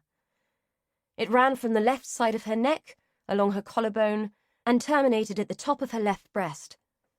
It was her brand, the mark that divided her from the concept of normal and set her apart from others. Jean had hated it, and had forced the habit of keeping it covered. When she'd been a child, it had been polo neck sweaters and stiff lace collars, and she'd had the constant sense that she was being slowly suffocated. Her face twisted with anguish at the memory, and she reached once more for her scarf. Concluding that she was better off with the devil she knew, she carefully wound the fabric around her neck and patted it into place. The motion dislodged a few grains of jean, which had collected in the folds of fabric. They fell, seeding the room with smouldering discontent. Chapter 4. Rosemary Tyler looked up from her washing up and peered out of the window. She could see Derry bouncing about at the end of the garden like an overexcited puppy. He was with someone. Eye arising, she strained up to see who was goading her brother now. She saw a woman talking to him, a young woman who Rosemary didn't recognize, at first. Grabbing up a tea towel, she strode to the door and marched down the overgrown path, grinding her wet hands into the fabric as she went. Oi, Derry! Inside now! Derry straightened at the sound of his sister's voice, and like a well-trained dog, he immediately scuttled inside the house. He shied away from Rosemary as he passed, as if expecting a vicious flick from the wet fabric that she held in her hands. Rosemary saw, with a glimmer of satisfaction, that the stranger was wrong-footed by this.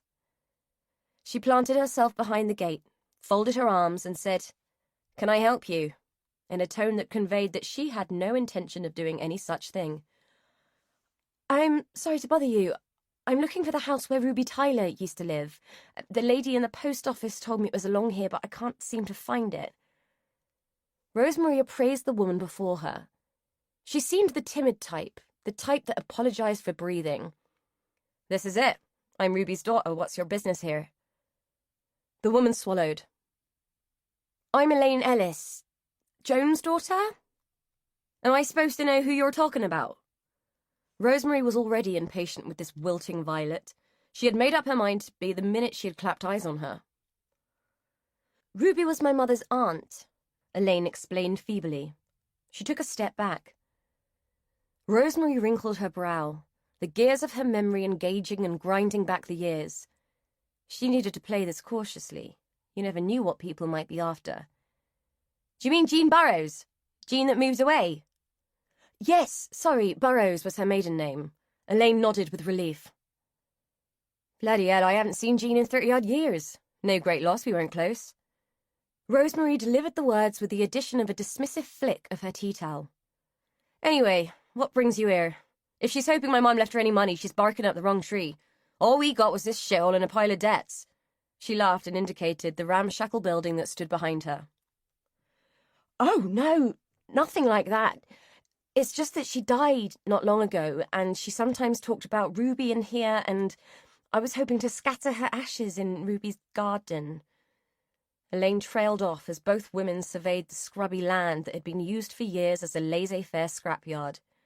The rustled hulk of an old car nestled among the weeds whilst scrawny chickens pecked and scratched in the dirt. A pair of aging German shepherds eyed them lazily from where they lay chained to a post. Rosemary raised an eyebrow and stared at Elaine with amused scorn. Then she laughed, so much that she had to bend down and brace her hands on her knees in order to catch her next wheezing breath. Rising, she flapped the tea towel at Elaine.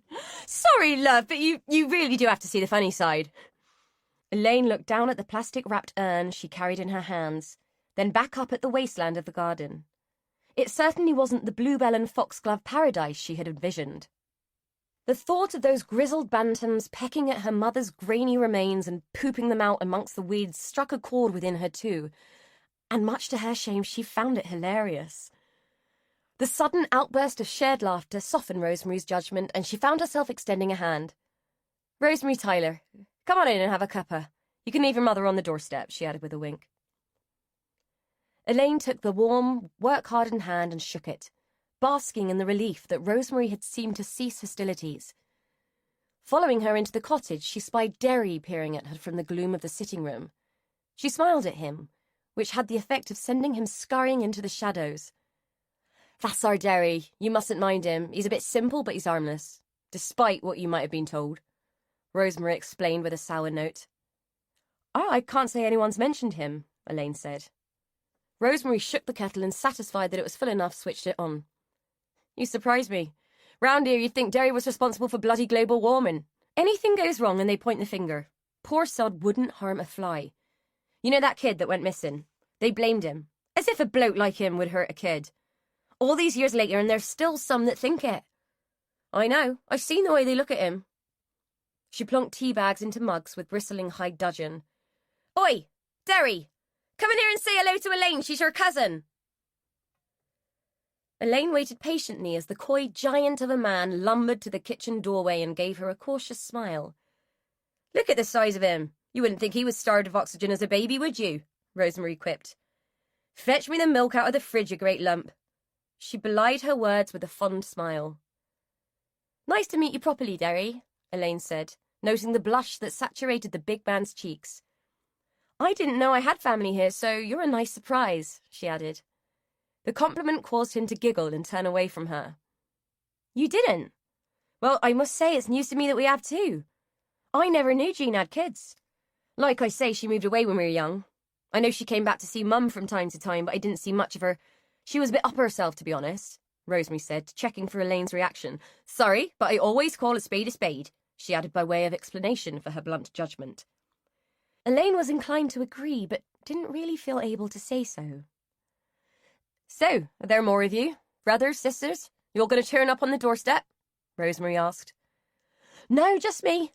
My father died not long after I was born, so I was the only one. Elaine accepted a chipped and grubby mug of tea from Rosemary. I remember him. Funny little bloke, bit like you, a bit too milky and weak for my liking. No match for Jean, anyway. Elaine wasn't sure how to take that, so sipped at the hot tea, which was a bit too milky and weak for her liking. I never knew him. I don't know what he was like. She didn't talk about him much. No love lost there, then, eh? So what did she die of? Elaine placed the mug down, hoping she would have a chance to surreptitiously dump it if Rosemary left the room. Cancer. She had breast cancer, but she hid it for a long time. She didn't like doctors or hospitals, so by the time we found out, it was too late. Elaine tried not to recall the image of her mother's suppurating, stinking breast, so rotten by the time she admitted something was wrong that there wasn't a doctor in the world who could have intervened. It had been appalling. She was a great believer that all ills could be treated at home with a bit of Germaline and a stiff upper lip, Elaine explained, her hand going to her neck and hovering over the lumpy scar. Though she couldn't remember how she'd got the injury, she still remembered the abject terror she had felt every time the antiseptic cream came out. Even now, the thought made the scar tingle with remembered pain. Rosemary snorted. Sounds like Jean. Once she was set on something, that was it. Wild horses couldn't shift her from a stupid idea. God knows why Mum had such a soft spot for her. Couldn't stand her myself. Still, I'm sorry she's gone, for your sake. There was a nonchalant resignation in her choice of words. Anyway, as for the ashes, you might want to find somewhere else. I can't see Jean resting in peace around here. She waved her arm at the garden, which could be glimpsed through the dingy kitchen window. Mum kept it nice, but I don't have the time or the inclination. Takes me half my time to run around after that daft bugger, she said, pointing at Derry with her mug. It would help if I could keep him off the estate. If I get one more phone call from that old bitch up there, I will swing for someone. Apparently, he frightens the guests. Elaine was reminded of her experience the day before at the ruined chapel, and Brodie's assertion that someone was lurking in the trees. Now that she had met Derry, she could see that there was no harm in him, but having recently experienced the shock of her life, it was hard not to see both sides.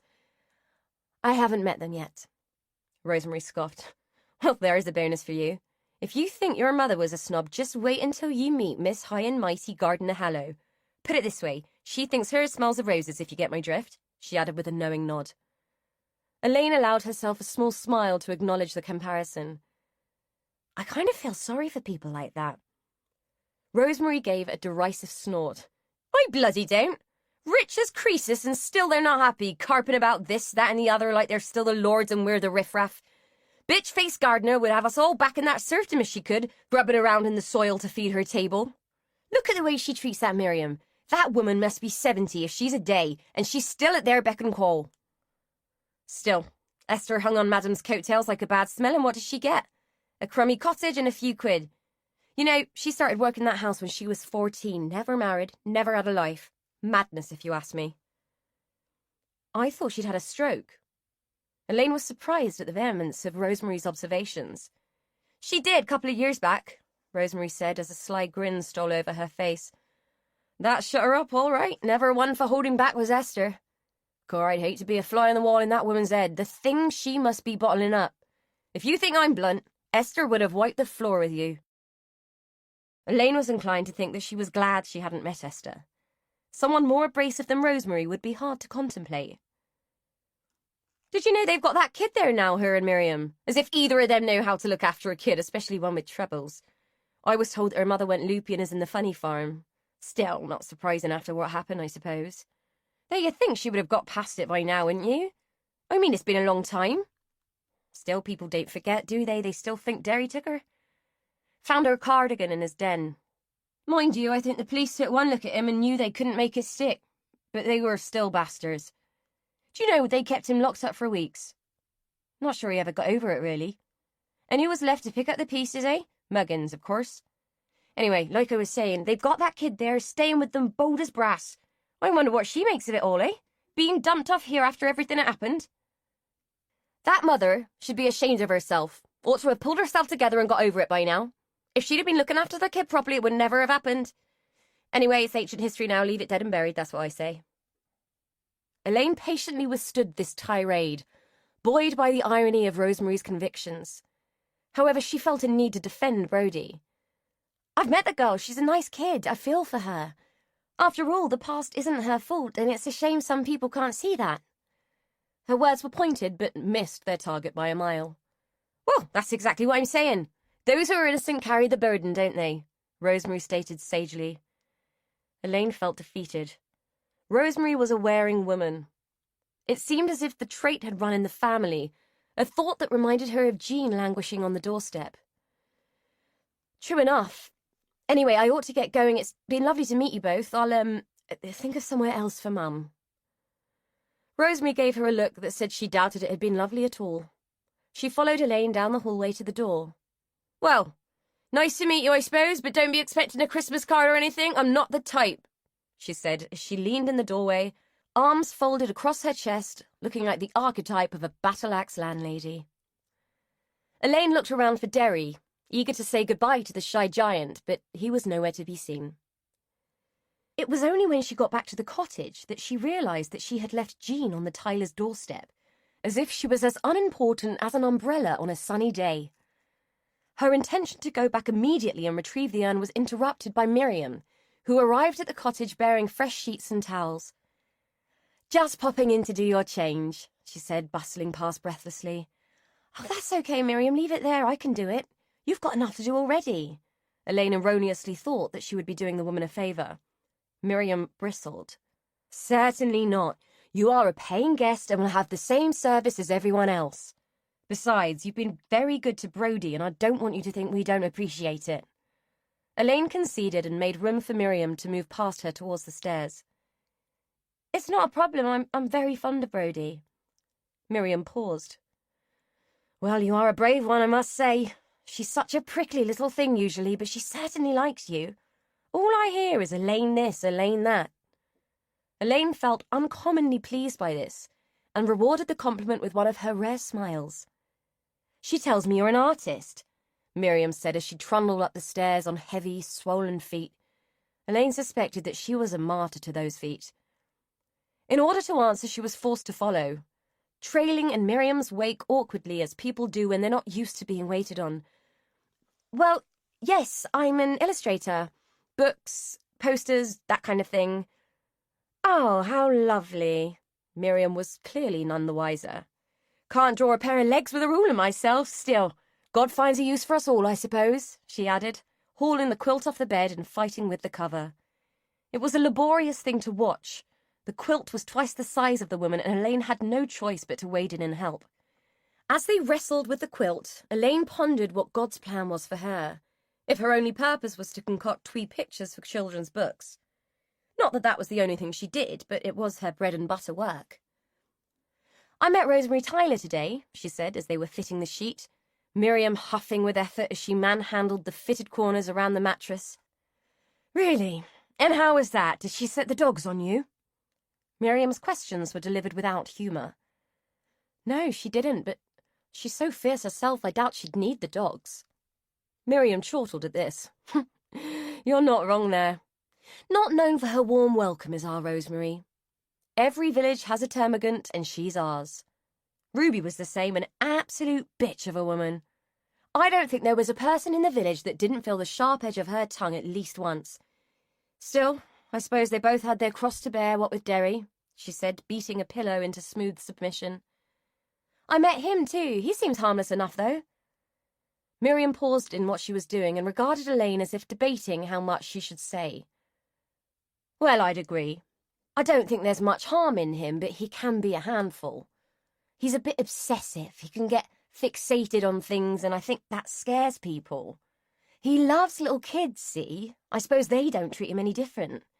That's why he got into so much trouble when the little one went missing. People knew he liked kids, and when they found the poor little mite's cardigan in his hut, all covered in blood, well, you can imagine. 2 and 2 got put together, and that was that. Even though there was no proof and no other evidence, and they had to let him go, people said there was no smoke without fire, and the poor sod had been hounded ever since. So I suppose I don't blame Rosemary for being the way she is. She's had her cross to bear." "That whole incident seems very fresh for people, doesn't it? Yet I'm told it happened 30 years ago," Elaine said, glad that Miriam had brought the subject up. Miriam sighed and eased her padded frame onto the bed. She perched on the corner like a roosting hen. "Sorry, love. Got to take the weight off for a minute. My bloody feet will be the death of me." She gave Elaine a tired smile. "As for the other, I think if her body had ever been found, it would have been different. Everyone would have moved on, even our Shirley. She's Brodie's mum. She might have come to terms and had a life. As it is, I don't think there's a farmer in the district that doesn't think one day he'll be digging a ditch or ploughing a field and a pile of little bones will turn up. Doesn't bear thinking about, really." Elaine sat down on the opposite corner of the bed. "What actually happened? People have mentioned the story, but I'm not clear on the details." Miriam closed her eyes and exhaled slowly. "I blame myself, really. And so does Shirley, if the truth be told. She left the kids with me that day. She had an appointment at the hospital and didn't want the kids fussing around her, so I said I would keep an eye on them. She often left them with me back then. It was the summer holidays and they all loved it here. Plenty of room to play, I suppose. They weren't bad kids. Fern was a typical teenager. It was all boys and girls magazines for her. Tony was a decent lad, still is. He's the one who keeps in touch. Shirley hasn't spoken a word to me from that day to this. Miriam tailed off wistfully. Anyway, they were all here. Fern, Tony, and little Mandy. Only I got called up to the house to help with Mr. Gardiner Hallow. He'd had one of his funny turns, and for some reason he would always respond to me, so off I went. Of course I had to take the kids with me. I couldn't leave them on their own, could I? I mean, Fern was 14, but she was a feckless sort even then. Well, young Alex was home for the summer. He's the Gardiner Hallow's nephew, quite famous now. You might even get to meet him while you're here. Anyway, me and Esther, she was the housekeeper then. We packed the kids off into the gardens and tried to sort Albert out. And that was that. Next thing we knew, Mandy was gone. Disappeared into thin air. We searched the garden, we searched the house, we looked everywhere. When the police came, we had the whole village and half the town out looking, but we never found a thing. Except the cardigan, that was all that was left of her. Oh, it was a terrible, terrible thing. Tore poor Shirley apart. See, Mandy was her only one. Tony and Fern are her stepkids. I got the shock of my life when I found out that she had Brodie. She must have been 40 if she was a Diana on her own by then, too. Of course, I wasn't allowed to have anything to do with them by then because she blamed me. I was in charge. Elaine didn't know what to say to make the old woman feel better. You can't watch kids all the time. You mustn't blame yourself, she said gently. Miriam sighed and shook her head. It's a good job I never had any of my own. Lord knows what would have happened. I'd have liked to, though. Still, it wasn't to be. Did you ever marry? Elaine seized the chance to steer the conversation into more comfortable waters. Miriam hauled herself up, groaning with the effort. Nearly. Once. I was engaged. Lovely chap he was. Peter Handley, she said, a beatific smile smoothing the creases of her face, making her look almost young again. But he broke it off the week before the wedding. Elaine was saddened by this. Miriam struck her as a woman who would have thrived on a diet of marriage and motherhood. That's terrible. Did you ever find out why? Miriam paused, a single snow-white towel in her hand, which she stroked thoughtfully. I did. Esther decided that it was her Christian duty to tell him that I wasn't pure. He was getting damaged goods. Elaine was profoundly shocked. She was aware that all this had happened a long time ago, but surely that kind of Victorian high morality had waned by then. That's awful. Why would she do such a thing? Miriam looked away, busily picking up the rest of the towels. It was different back then. People were different back then, especially here in the country.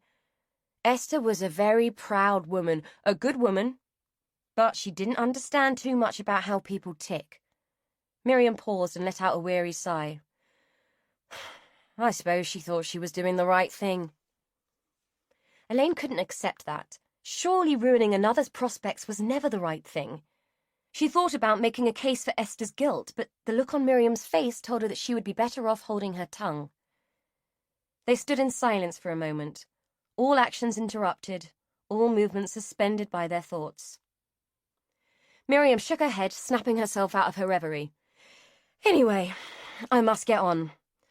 By the way, what happened to the mantel clock? I came into dust earlier and it's gone. Elaine felt a sudden flush of embarrassment. Oh, sorry, don't worry, I haven't broken it. It's just that the ticking and the chimes get on my nerves, so I put it in the cupboard under the stairs. Sorry. Oh, I like a loud tick on a clock. Very soothing, I find. Oh, well, never mind. I'll put it back when you've gone, otherwise her ladyship would think you stole it. She laughed. Elaine lingered in the bedroom long after Miriam had gone, her hand resting on the crisp white linen that adorned the bed. She inhaled, drawing in the aroma of wind, sun, and good fresh air that mingled with the soap that Miriam had diligently sealed into the fabric with a hot iron. It was the smell of hard work and pride, of devotion to duty, of living a small life and finding satisfaction in the little things. Miriam made her way back to her own cottage, carrying in her arms the linen from Elaine's bed and trailing the dirty linen of the past in her wake. The girl's questions had stirred old and painful memories. It had never been Miriam's fault that lads had preferred her to Esther, and it hadn't been her fault that she'd failed to grasp the facts of life. Even at the age she was now, she had never quite grasped what birds and bees had to do with it, and why no one had told her at 16 that babies didn't come by stalk. They came by fear, pain, and shame. She didn't want to dwell on that. There were some rocks that were better never turned, and what crawled beneath that one didn't bear thinking about. The pain of Peter's rejection had never left her, but had become a familiar ache. Sometimes it was almost comforting, an indication that she had once been loved. Esther had said that she did what she did as an act of love, that truth was love. Miriam had never quite believed it. Esther's idea of love had always been such a strident thing and too black and white for the real world. Miriam had often wondered if Esther's sensibilities were founded more in jealousy and possession than in love. Esther could never have married. She would have seen the expectation of intimacy, the mutual need, as an affront. Even now, trapped in her dysfunctional body, she resented need. Miriam could see it and feel it, coming off her sister in waves of discontent. Esther had always done the right thing, as she saw it, and was bitter that God had seen fit to reward her by incarcerating her in a flesh-and-bone prison. She had never said that, but it is what Miriam saw every time she looked into Esther's eyes. Fear and resentment. When she looked back, Miriam was sure that's what had made Esther send Peter away. That and an over-entitled sense of morality. Fear that she would have to relinquish control over her sister in favor of a man, and resentment that she would never have a similar choice. Miriam had enduring faith in the premise that the mills of God would grind slow, but they would grind sure. There was no room for bitterness, only duty. Miriam's duty to care for her sister was a cold dish, served with every bit of sisterly love she could muster. It was Miriam's pleasure to offer her care, and Esther's detestation to receive it. At 6 o'clock, Elaine heard a noise outside the door, a slight shuffling as if someone was hovering and hesitating. Knowing it couldn't be Brodie or Miriam, who would have both just knocked and walked in, she waited a moment, reluctant to open the door to someone unknown. When she was certain that no one was lurking, she opened the door and discovered to her revulsion that her stealthy visitor had left a dead rabbit on her doorstep. Had Jean's ashes not accompanied the corpse, she would have felt deeply afraid. An anonymous gift of carrion was hardly likely to be a good thing, but the presence of the urn reassured her that this was Derry's idea of a favour. "The gift of death," she said aloud as she put Jean on a shelf in the porch. Using a carrier bag turned inside out as a glove, she bent to retrieve the rabbit. Her lip curled at the feel of its cold flesh through the plastic, and with a shudder of revulsion she picked it up. Holding it before her, the bag swinging from the very tips of her fingers, she walked over to Miriam's cottage and knocked on the kitchen door. Miriam struck her as a woman who would know exactly what to do with the thing. Miriam seemed pleased with the donation, even offering to demonstrate how the animal could be skinned and prepared for cooking, an offer which Elaine emphatically declined on the grounds that it would be knowledge that she would never use. She much preferred to receive her meat already butchered into nice, neat, anonymous chunks. While Miriam busied herself hanging the rabbit in the shed, ready for the next day, Elaine was left alone in the quiet, cluttered kitchen. It was a room that told its history in the paraphernalia which it held. Copper jelly moulds adorned the walls, and heavy pans hung on butcher's hooks from a rickety laundry rack suspended from the ceiling by a system of ropes and pulleys. Miriam had left her sitting at a scrubbed pine table, from which a faint tang of carbolic soap rose to tingle in her nose. It was a smell that conjured images of childhood, and Jean's obsession that cleanliness was next to godliness. It wasn't an aroma which brokered happy memories for Elaine. The kitchen formed a tableau that interior designers would have died for and purveyors of retro chic would have drooled over. It was a haven of vintage style that had cost Miriam nothing but a lifetime of utility and frugality. Yet it resonated the warmth of her personality in a way that no designer could replicate and no money could buy. Everything about the room smacked of Miriam's matronly country charm, with just enough chaos to make it interesting. Elaine tried to picture a black-clad, brooding Brody at the table, and had to smile at the incongruity of the image. She was still smiling when Miriam returned. "Well, that's that then," Miriam said, wiping her hands on her ever-present apron. "Would you like a cuppa now that you're here? I've just made one." "Thanks, that would be lovely. Where's Brody? I thought she would have been round this afternoon." Elaine watched Miriam wield the enormous brown teapot in one capable hand whilst balancing a delicate silver tea strainer in the other. "Oh, she took herself off a couple of hours ago. Said she had something she wanted to look at. As long as she's out from under my feet and not causing any trouble," Miriam said with a laugh. "Come on through, you can meet Esther. She likes a bit of company." Elaine followed her through towards the lounge, hovering in the doorway while Miriam prepared Esther for company. "We've got a visitor." Miriam plumped cushions behind the figure of Esther, who Elaine was unable to see, obscured as she was by her sister's bulk. "It's Elaine. You know I told you about her. She's staying in the rental cottage for a couple of weeks."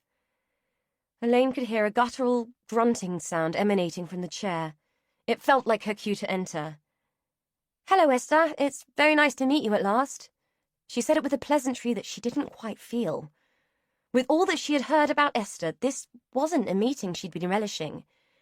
As Miriam moved away, she got her first look at the woman in the chair. With a fixed smile, she took in the spare, pinched features of the woman whose eyes bore into her with malignant curiosity. Esther's one good hand clenched briefly, then resumed poking and scratching at the arm of her chair as she looked away from her visitor. Elaine suppressed a shudder and swallowed down the rising anxiety that was threatening to make her flee from the room. There was a terrifying familiarity about Esther's demeanor, which was reminiscent of 100 childish nightmares. The sensation of fear forced her to look away and focus on the rest of the room, as if by doing so she could pretend that the hostile, ravaged presence wasn't there. Despite her best efforts to make small talk about the lovely painting above the mantel or the charming Staffordshire dogs that adorned the hearth, she couldn't escape her reaction to the old woman. The need to get out of the room became more pronounced with every minute. Mutual dislike crackled through the air in the room, completely escaping Miriam, who chattered on, oblivious to the sidelong glances which Elaine was compelled to give to the crone in the corner, just to be sure.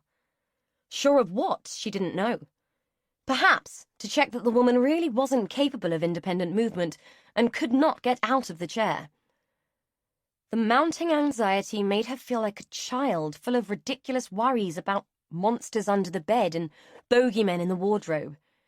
She was forced to abandon her tea, lest the cup should rattle in the saucer and betray her nerves.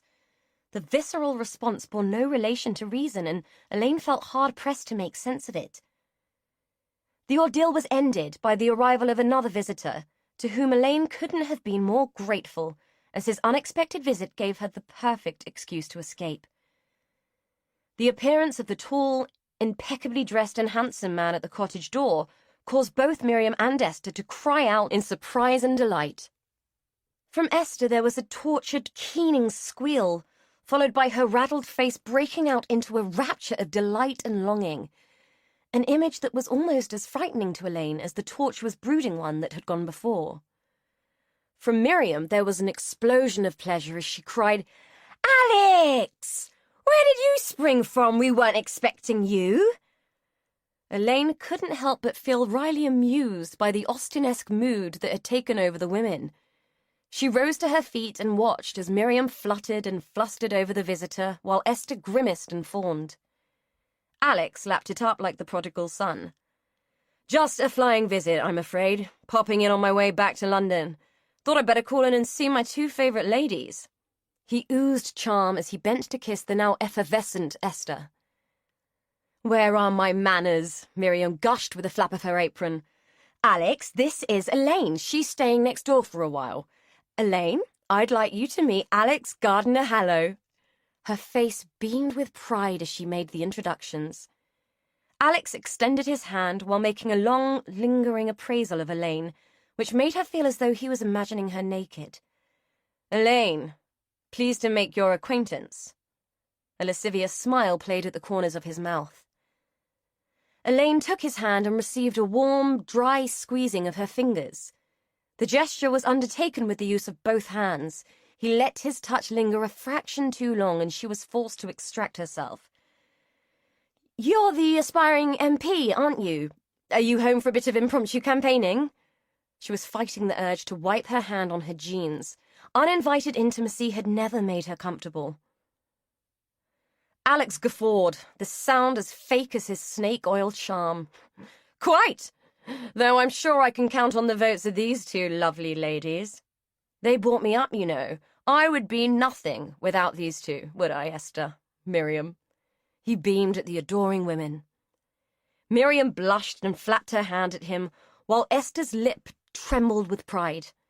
Her prior menace completely replaced by humble, sycophantic devotion. For Elaine, this was equally creepy. "Well, it's very nice to meet you, but I ought to be going. Thank you for the tea, Miriam. Tell Brody I say hello," she said, her words barely registering with the giddy Miriam. At the door, Alex took her hand again. "I hope we meet again, Elaine." He appraised her once more. There was a shard of menace in the glimmer of his eye, which she took to denote his hard-nosed political acumen. He struck her as a man in no doubt of his own appeal. He was appealing in a purely physical sense, and represented an almost perfect specimen of manliness. She found him both extremely attractive and quite unnerving. She had never been comfortable around attractive men and always searched for flaws that would match her own. In Alex, she could find none. Extracting herself, she gave him a tight smile. "I'm sure you'll be far too busy." She hastily made her escape, beginning to wish she had just buried that damn rabbit. The whole visit had left her feeling quite unsettled. She was aware of Alex watching her as she made her way down the path. "Weird," she muttered under her breath as she reached the gate. Pausing, she smiled, entertained by the thought of what Brody would make of the visitor. She doubted that the abrasive girl would have much time for Alex's charm. Satisfied that he would soon be introduced to the tiny teenage nemesis, she opened her own door and once inside shut it gratefully on the strange and unpleasant evening. The draught from the closing of the door disturbed the plastic that enclosed Jean's urn. It shifted and shed a little of the fine dust that still clung to its interior. An evening breeze picked up the specks and sent them whirling and reeling across the gardens and in through the open window of Miriam's cottage. Alex had been laughing, but was interrupted by an unanticipated sneeze, caused, unbeknownst to him, by his sudden introduction to Jean. Chapter 5. Brody stood in the entrance to the ruined chapel. It looked baleful and forbidding in the low afternoon sun, which cast creeping shadows within its crumbling walls. Inside it was dank and silent. The smell of sweating, musty stone assaulted her senses, and she struggled to see clearly in the gloom. She had brought a torch, which she checked for the second time, making sure that the batteries were functioning. Then she checked her pocket for the spares, her hand closing over them in quiet relief. Steeling herself, she made to venture further, but was startled by a voice behind her. "Hard to believe that this hasn't been like this for hundreds of years, isn't it?" Reeling round, torch gripped in her hand like a baton, she came face to face with a plump, ruddy-faced man dressed in black. Unlike her, he was wearing a dog collar. "Oh, did I startle you? I'm sorry," he said. "It's all right." Brody relaxed her grip on the torch and wondered what the protocol was for talking to Vickers. He placed his hands behind his back and looked up, squinting at the remains of the squat tower. Yes, 100 years ago this was still a functioning church, maintained by the Gardner-Hallows. Mostly for family use, I should imagine. But neglect takes its toll, and now we're left with just this ruin. Did you know that the land was given to the family by William the Conqueror, and that they have owned it ever since? The current house doesn't date back that far, most of it's Georgian, but the chapel has to be hundreds of years old. Fascinating, isn't it? He mused. Brody climbed down from the fallen lintel she had been standing on, and stood beside him, following his gaze. "Why do you think they let it fall down?" "Oh, lack of interest and lack of money, I should think. These places aren't cheap to look after. I should know. I've been fighting the locals for years to raise money for a new roof on the village church," he said, laughing. "Besides, I don't think the current incumbents are a terribly faithful lot," he added with a conspiratorial wink. "Anyway, nice to have met you. Do be careful if you're going to explore, won't you?" He nodded at the torch. Brody watched him wander off, hand still behind his back. Her prior experience of men of the cloth had been the occasional tussle with the hospital chaplain who frequently made it his business to advise her mother of the error of her ways. Shirley had constant battles with God, railing against him for her misfortunes one day and seeking his forgiveness the next. It hadn't exactly given Brody an enthusiasm for faith or those who brokered it. Yet she had felt quite comfortable with this brief meeting, the vicar's appearance having served to buoy her up for the task ahead. Taking her torch, she re-entered the chapel and made her way to what she assumed had once been the front of the church. She was pretty sure it was called the chancel, and the side bits that formed the cross were the transepts. The part where people sat was the nave. 2 minutes on Google and she was an expert in ecclesiastical architecture, or enough of one to work out what she was looking for anyway. She had spotted it the day before and had intended to explore it then if she hadn't had to deal with Elaine freaking out over a dumb bird. Picking her way over the rubble, she went back to where she had spied an opening the day before. It was overgrown and half hidden, but it was there nonetheless. A rotting, woodlouse-ridden trapdoor lay over it, slimy with lichen. She managed to find a stick and used it to lever up the cover, revealing in its totality what she had glimpsed through the missing lathes in the door. A staircase of rough-hewn stone led down into the darkness of what she was sure had to be a crypt.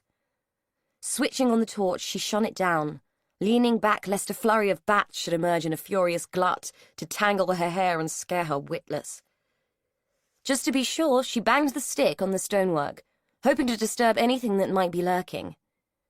Years of watching horror films had made her cautious, and people said you didn't learn anything from TV. And even though she knew it would take little effort to break through the rotten wood of the door, she wedged a stone against the hinge just in case. Ready to face whatever was below, she began to descend, one slippery step at a time, the stick held in one hand, the torch in the other. At the bottom of the steps, she played the beam of her torch across the walls, gratified to find that she was indeed in a small crypt. A room of about 20 feet square with a low vaulted ceiling. She was disappointed to find a distinct lack of sarcophagi, and even more dismayed to find that she was not the first to have discovered the hidden chamber. Several beer cans lay around her feet, and someone had spray-painted a crude pentagram on the floor. The room had a distinctive smell of stale urine mingled with mold, an acrid combination which stung her nose and made her want to sneeze. Pulling her t-shirt up to cover the lower part of her face so that the smell of washing powder would mask the other stench, she explored further, quickly realizing that there were bodies in the walls. Heart beating with excitement, she moved closer and tried to read the inscriptions. Various dead Gardiner Hallows had been entombed beneath the chapel. The duration of their often brief lives had been engraved on slabs of marble which were mortared into place. "Cool," she whispered. The sound set off an eerie echo around the room, as if the dead were mimicking her voice. Her fascination with the deceased gentry was brought to an abrupt end when she heard something above. Whirling around, torch beam swinging wildly, and her heart seeming to leap into her throat, she screamed, just as a torrent of small stones tumbled down the steps. A moment later, she got a grip. There was no way she was getting stuck in that place without a fight. With arms that shook like branches in a high wind, she took a better grip on the stick and raised the torch to illuminate the steps. "Who's there?" she yelled. "You better get back because I'm coming up swinging!"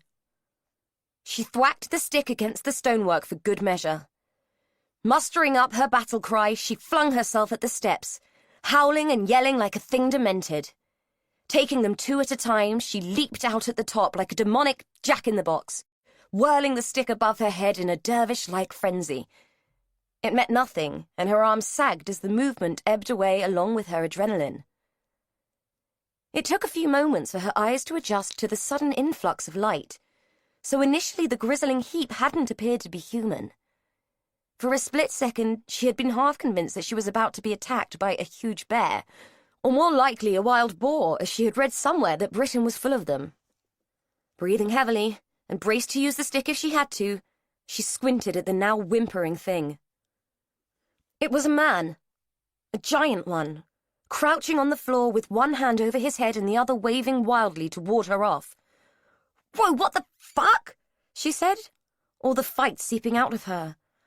"You scared the bloody bejesus out of me!" She recognized the man as Derry, the village idiot, as Miriam called him.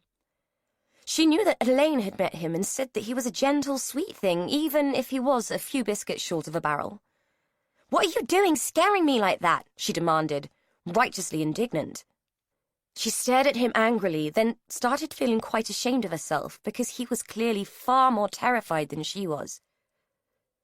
All he could manage was a frightened whimper as he rocked backward and forward with his hands over his head.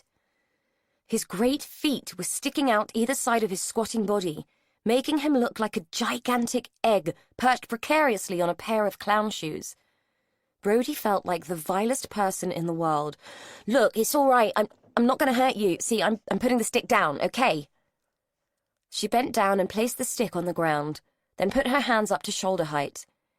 It was like some scene out of an American gangster film wherein she was declaring her surrender. "I'm going to sit down now, all right?" She lowered herself onto a giant slab of masonry that formed a convenient and impromptu bench. "See? Everything's all right, yeah?" Slowly, the rocking ceased, and the whimpering diminished until, still crouched, he bravely decided to take a look at her through the cage of his parted fingers. Brody smiled at him, aware that a smile from her wasn't always a good thing. No matter how much she practiced, it often looked more menacing than the sulky look she had perfected. "Hey, you're Derry, aren't you? I'm Brody. My friend Elaine told me about you. You remember Elaine, don't you?" Derry nodded from behind the protective fan of his fingers. "Sorry if I scared you, mate, but I reckon you scared me more. I thought I had a bunch of pissed-up devil worshippers on my hands." She laughed at her own joke and hoped the humor would calm him down. "Anyway, what are you doing lurking around here?" Finally, he pulled his hands away from his face and scrabbled on the ground behind him, grasping at something and dangling it in front of her by its ears. Rabbits," he stuttered, waving at the woods that lay behind the chapel. Brody felt a wave of revulsion as the poor dead thing dangled in front of her. She tried hard not to pull a face as she said, "Cool. You gonna have that for your tea?" Derry gave her a vigorous nod. "Lovely. Sooner you than me, mate. I prefer a burger myself," she quipped. Derry grinned and gave out a snort of laughter. He started to rummage inside his coat, pulling something out which was lost to Brody's view, concealed as it was within his big hand. For you." He threw the object. Brody saw something small and grey come hurtling towards her. On instinct, she scuffled back, expecting to be confronted by something else that was small, furry, and dead. At her feet lay a grubby child's toy. She picked it up and turned it in her hands, recognition and horror dawning as she examined the little furry dog. It was filthy, rimed with age, and it was missing one of its glass eyes. "Where did you get this, Derry?" Her voice came out in a tentative whisper as the thing she held in her hands inserted its significance into her mind. Down there!" He pointed to the crypt. Brody looked back at the trapdoor and thought about what lay beneath it. She shuddered. "Do you know who it belonged to?" she asked, the implication of his anticipated answer causing her heart to beat faster. Derry nodded vigorously and looked around him, as if the walls of the chapel might have ears. Wide-eyed, he leaned forward. Mandy's." Brody looked at the giant man who was crouched before her. She knew from the village gossip that everyone thought he was the one who had abducted Mandy, and that he had killed her and buried her body somewhere in the vicinity. She eyed the dead rabbit with the lolling head and gauzy eyes, and contemplated whether she thought this man could have done the same thing to a child. The dog lay in her hand like a totem. In almost every photograph of Mandy, the dog was a feature. Mandy had called it Barney, and the fact that she could never be parted from it had become the stuff of legend. Barney had gone everywhere the girl had gone, except to her grave. Brody had to ask, "Did you hurt her, Derry? By accident?" Derry shook his head vigorously once again and began to rock. No, not me. Not me. Brody believed him. Her gut told her he wasn't lying because she had the feeling he didn't really know how. "Someone did, though, didn't they? Do you know who, Derry? It's important." He shook his head again, an exaggerated movement that told Brody how hard he was trying to make her believe him. "Esther knows. She does." That was a fat lot of good to Brody. She didn't doubt that the horrible old woman could have had a hand in whatever happened, but it wasn't like anyone could ask her now. In the distance, the church bell chimed out the hour. Derry started like a wary deer, a look of fear pulling his features. "Late,"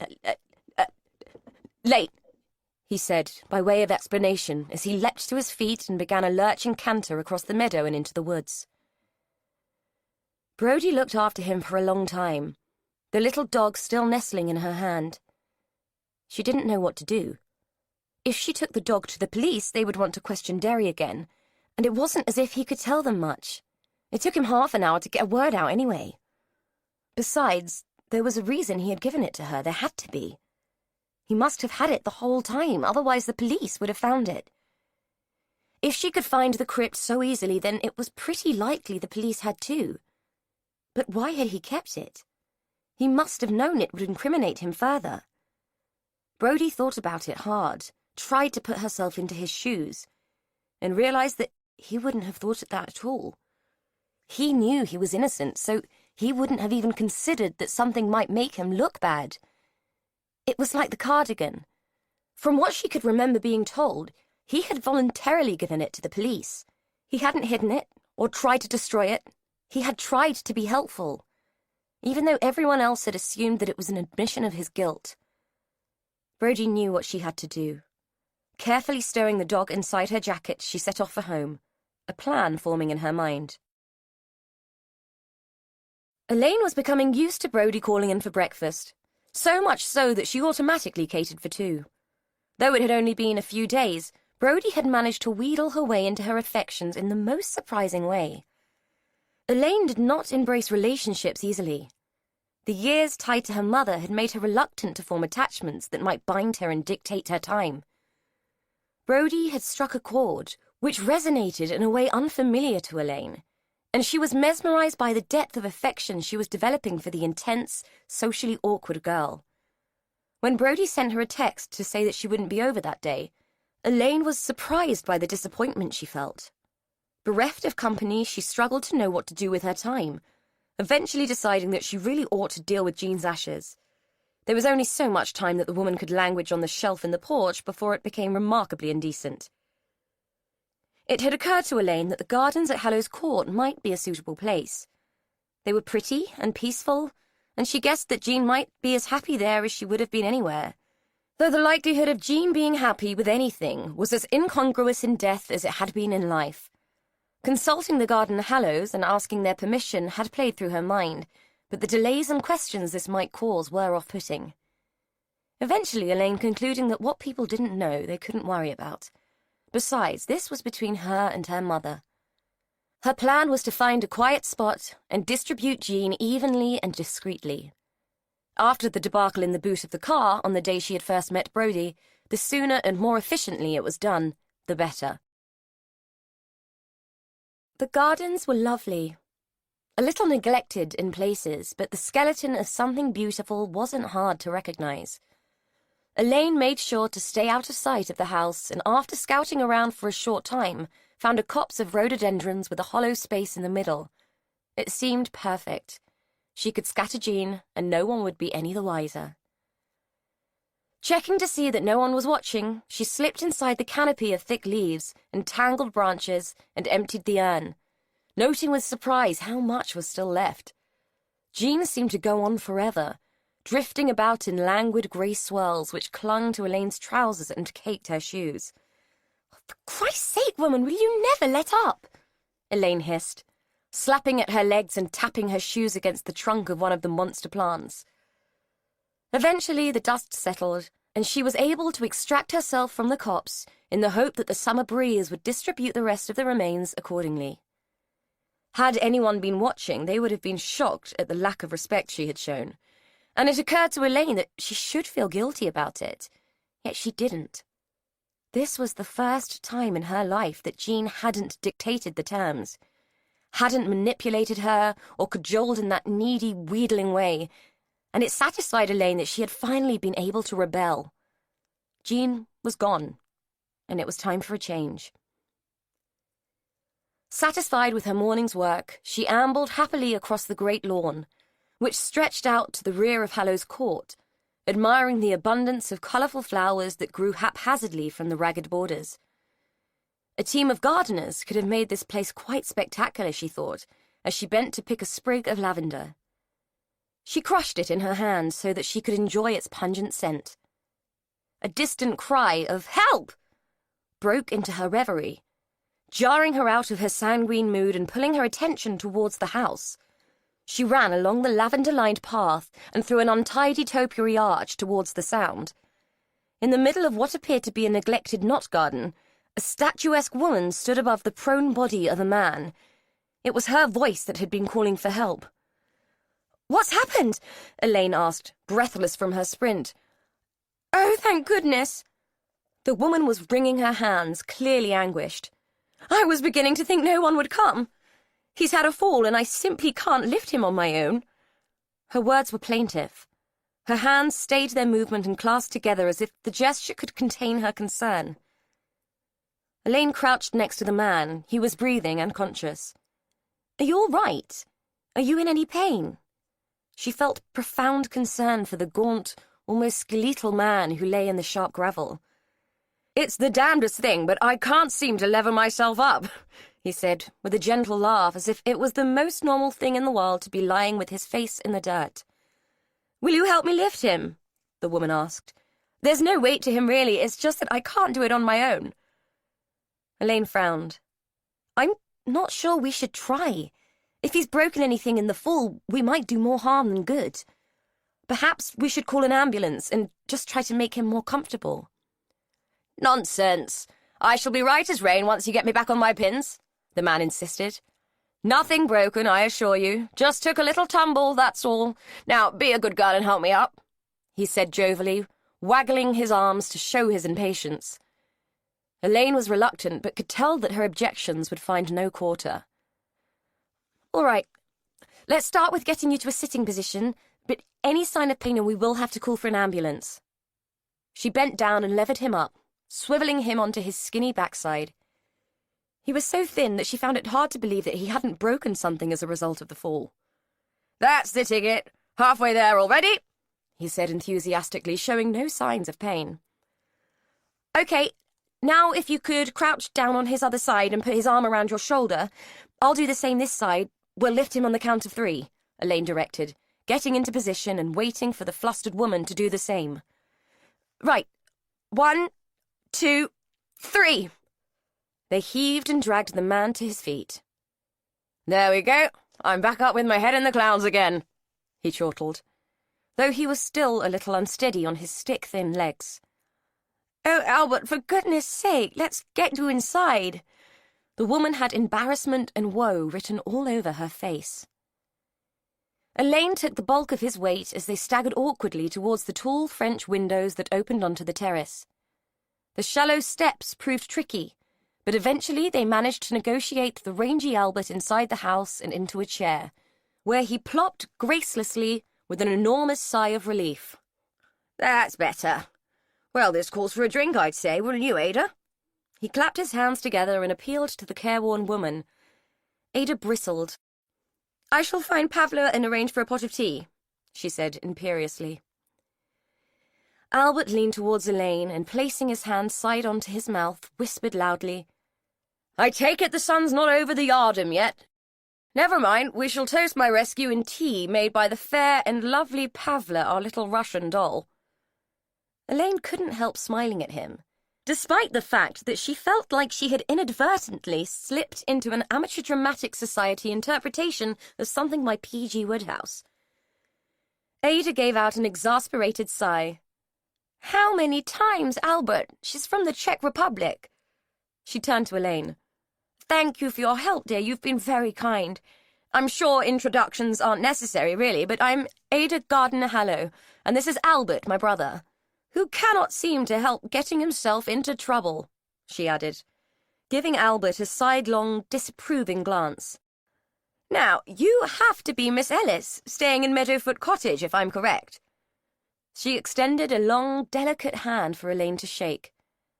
Her skin felt like porcelain, cool and translucent, the blue-hued veins standing out and announcing their vulnerability.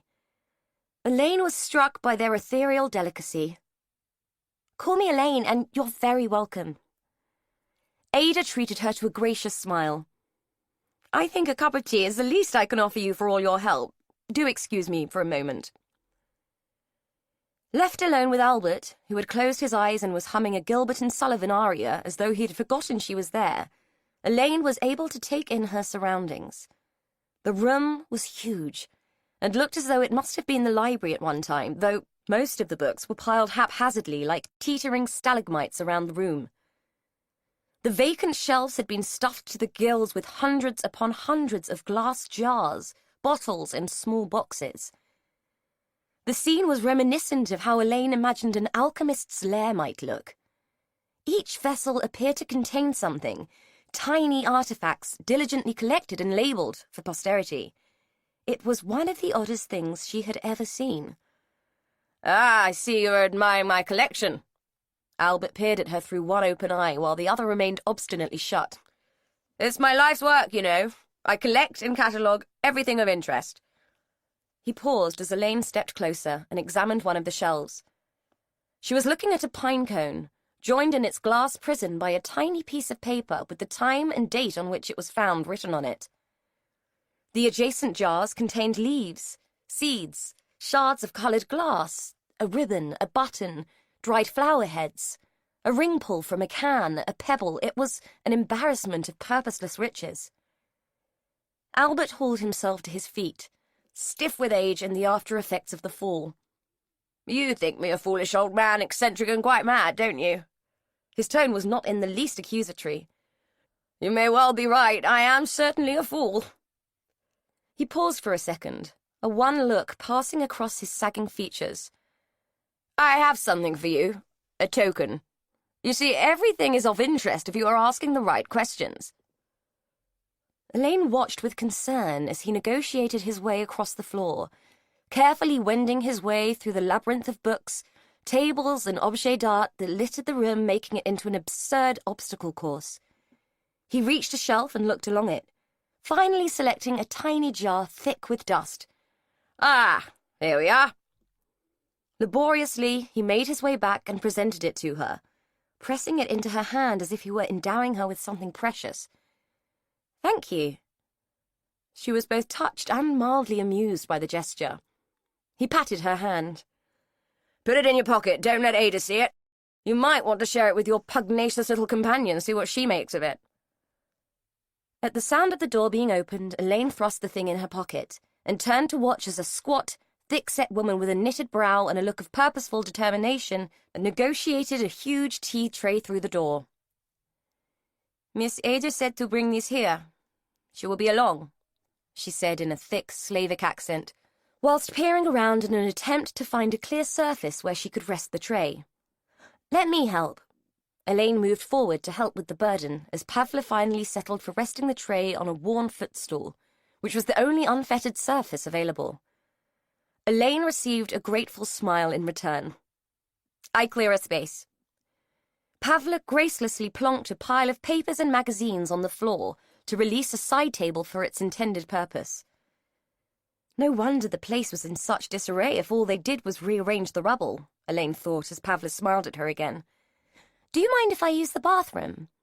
She was eager to wash the dust off her hands, Dirt and grime on her skin was never a sensation she could stand for long. The combination of Jean's remains, the gravel from where she had picked up Albert, and the dust from the little bottle was prickling and bothering her skin as if she had been spattered with acid. Usually, she would have carried wet wipes in her bag and a bottle of antibacterial hand gel, but her bag was at a cottage and the urge to be clean was overwhelming. Pavla looked confused. "Bathroom," she pondered. "Ah, you mean toilet.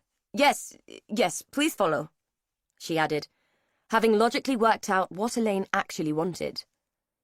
Elaine had to admire her aplomb. Negotiating the English language at all was no mean feat, let alone being expected to understand the subtle social niceties that dogged the vernacular of the classes. Gratefully, she followed Pavla across the hall to the cloakroom, which was discreetly hidden beneath the vast, curving staircase which led to the upper floors of the house. As she left the little room, hands still damp with relief, she paused.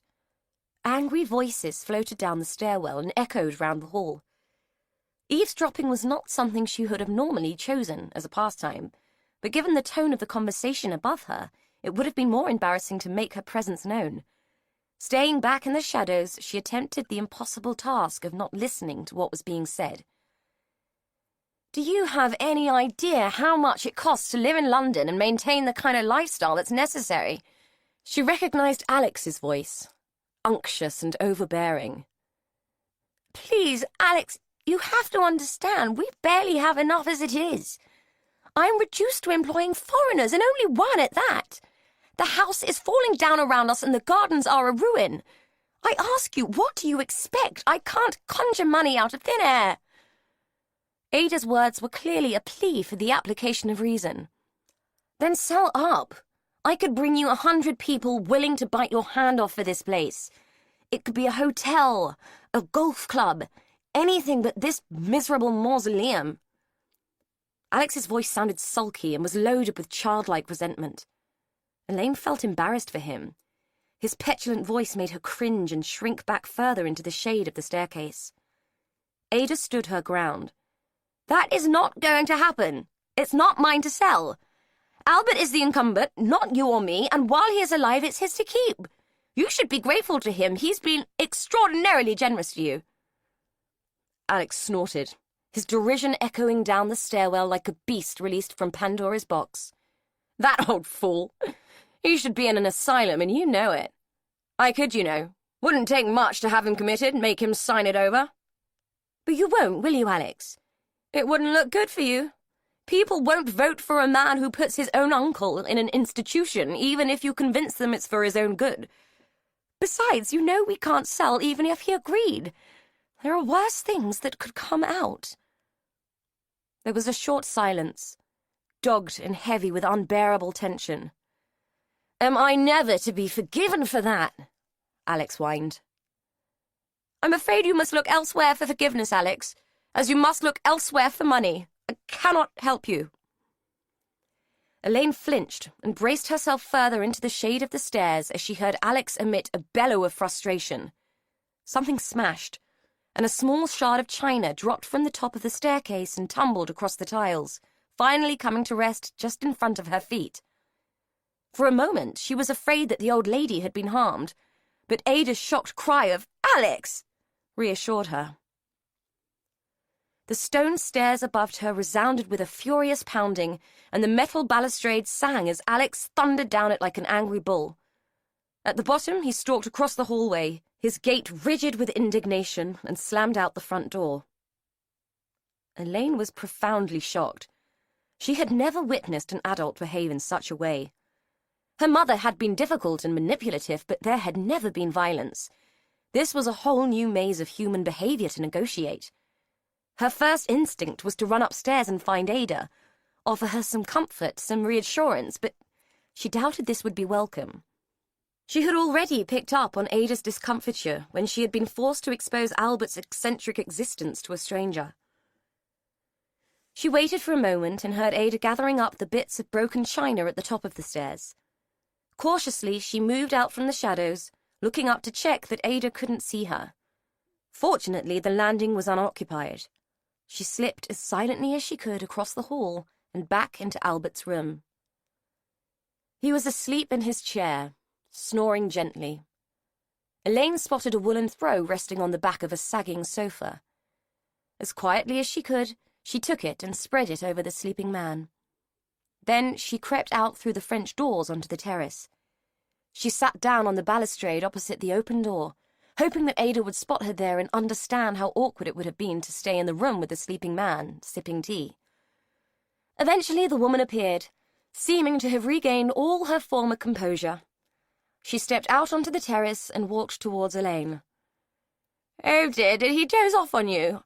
I'm so very sorry. I hope you managed to drink some tea before he fell asleep." Elaine smiled. "I did. Thank you. I didn't like to stay in the room with him. It seemed very rude."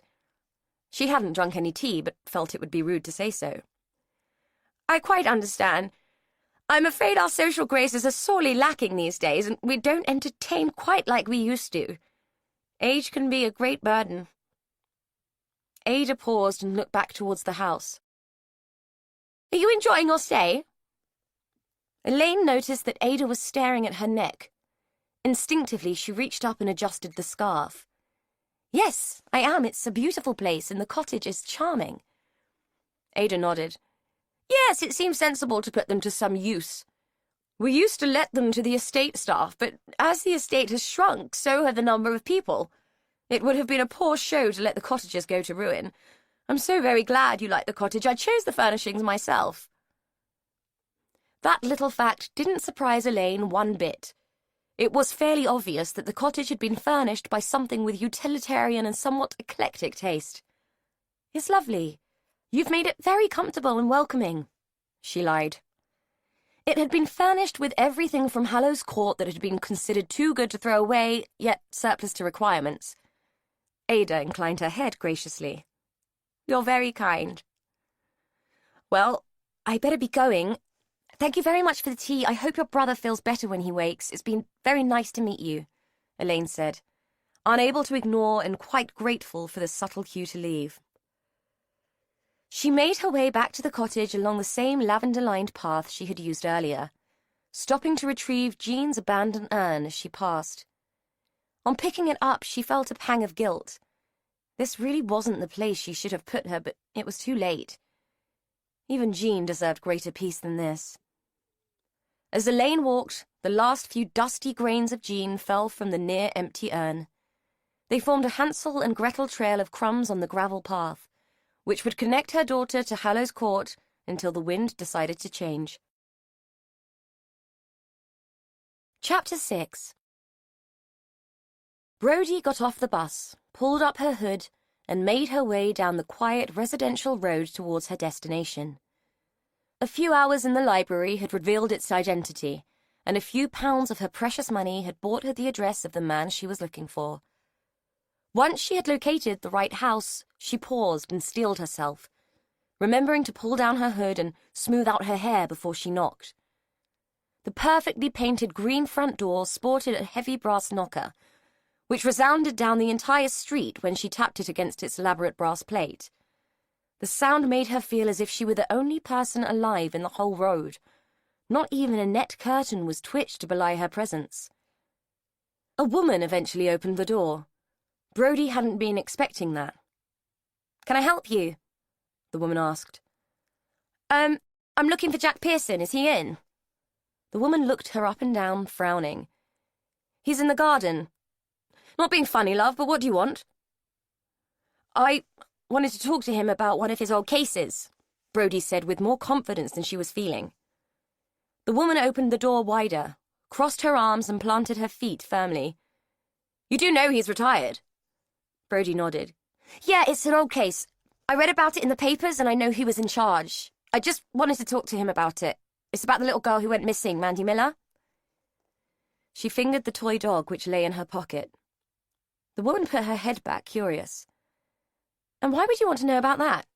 It must have been years before you were born." "It was, but I'm her sister, and something's come up. Please, can I talk to him?"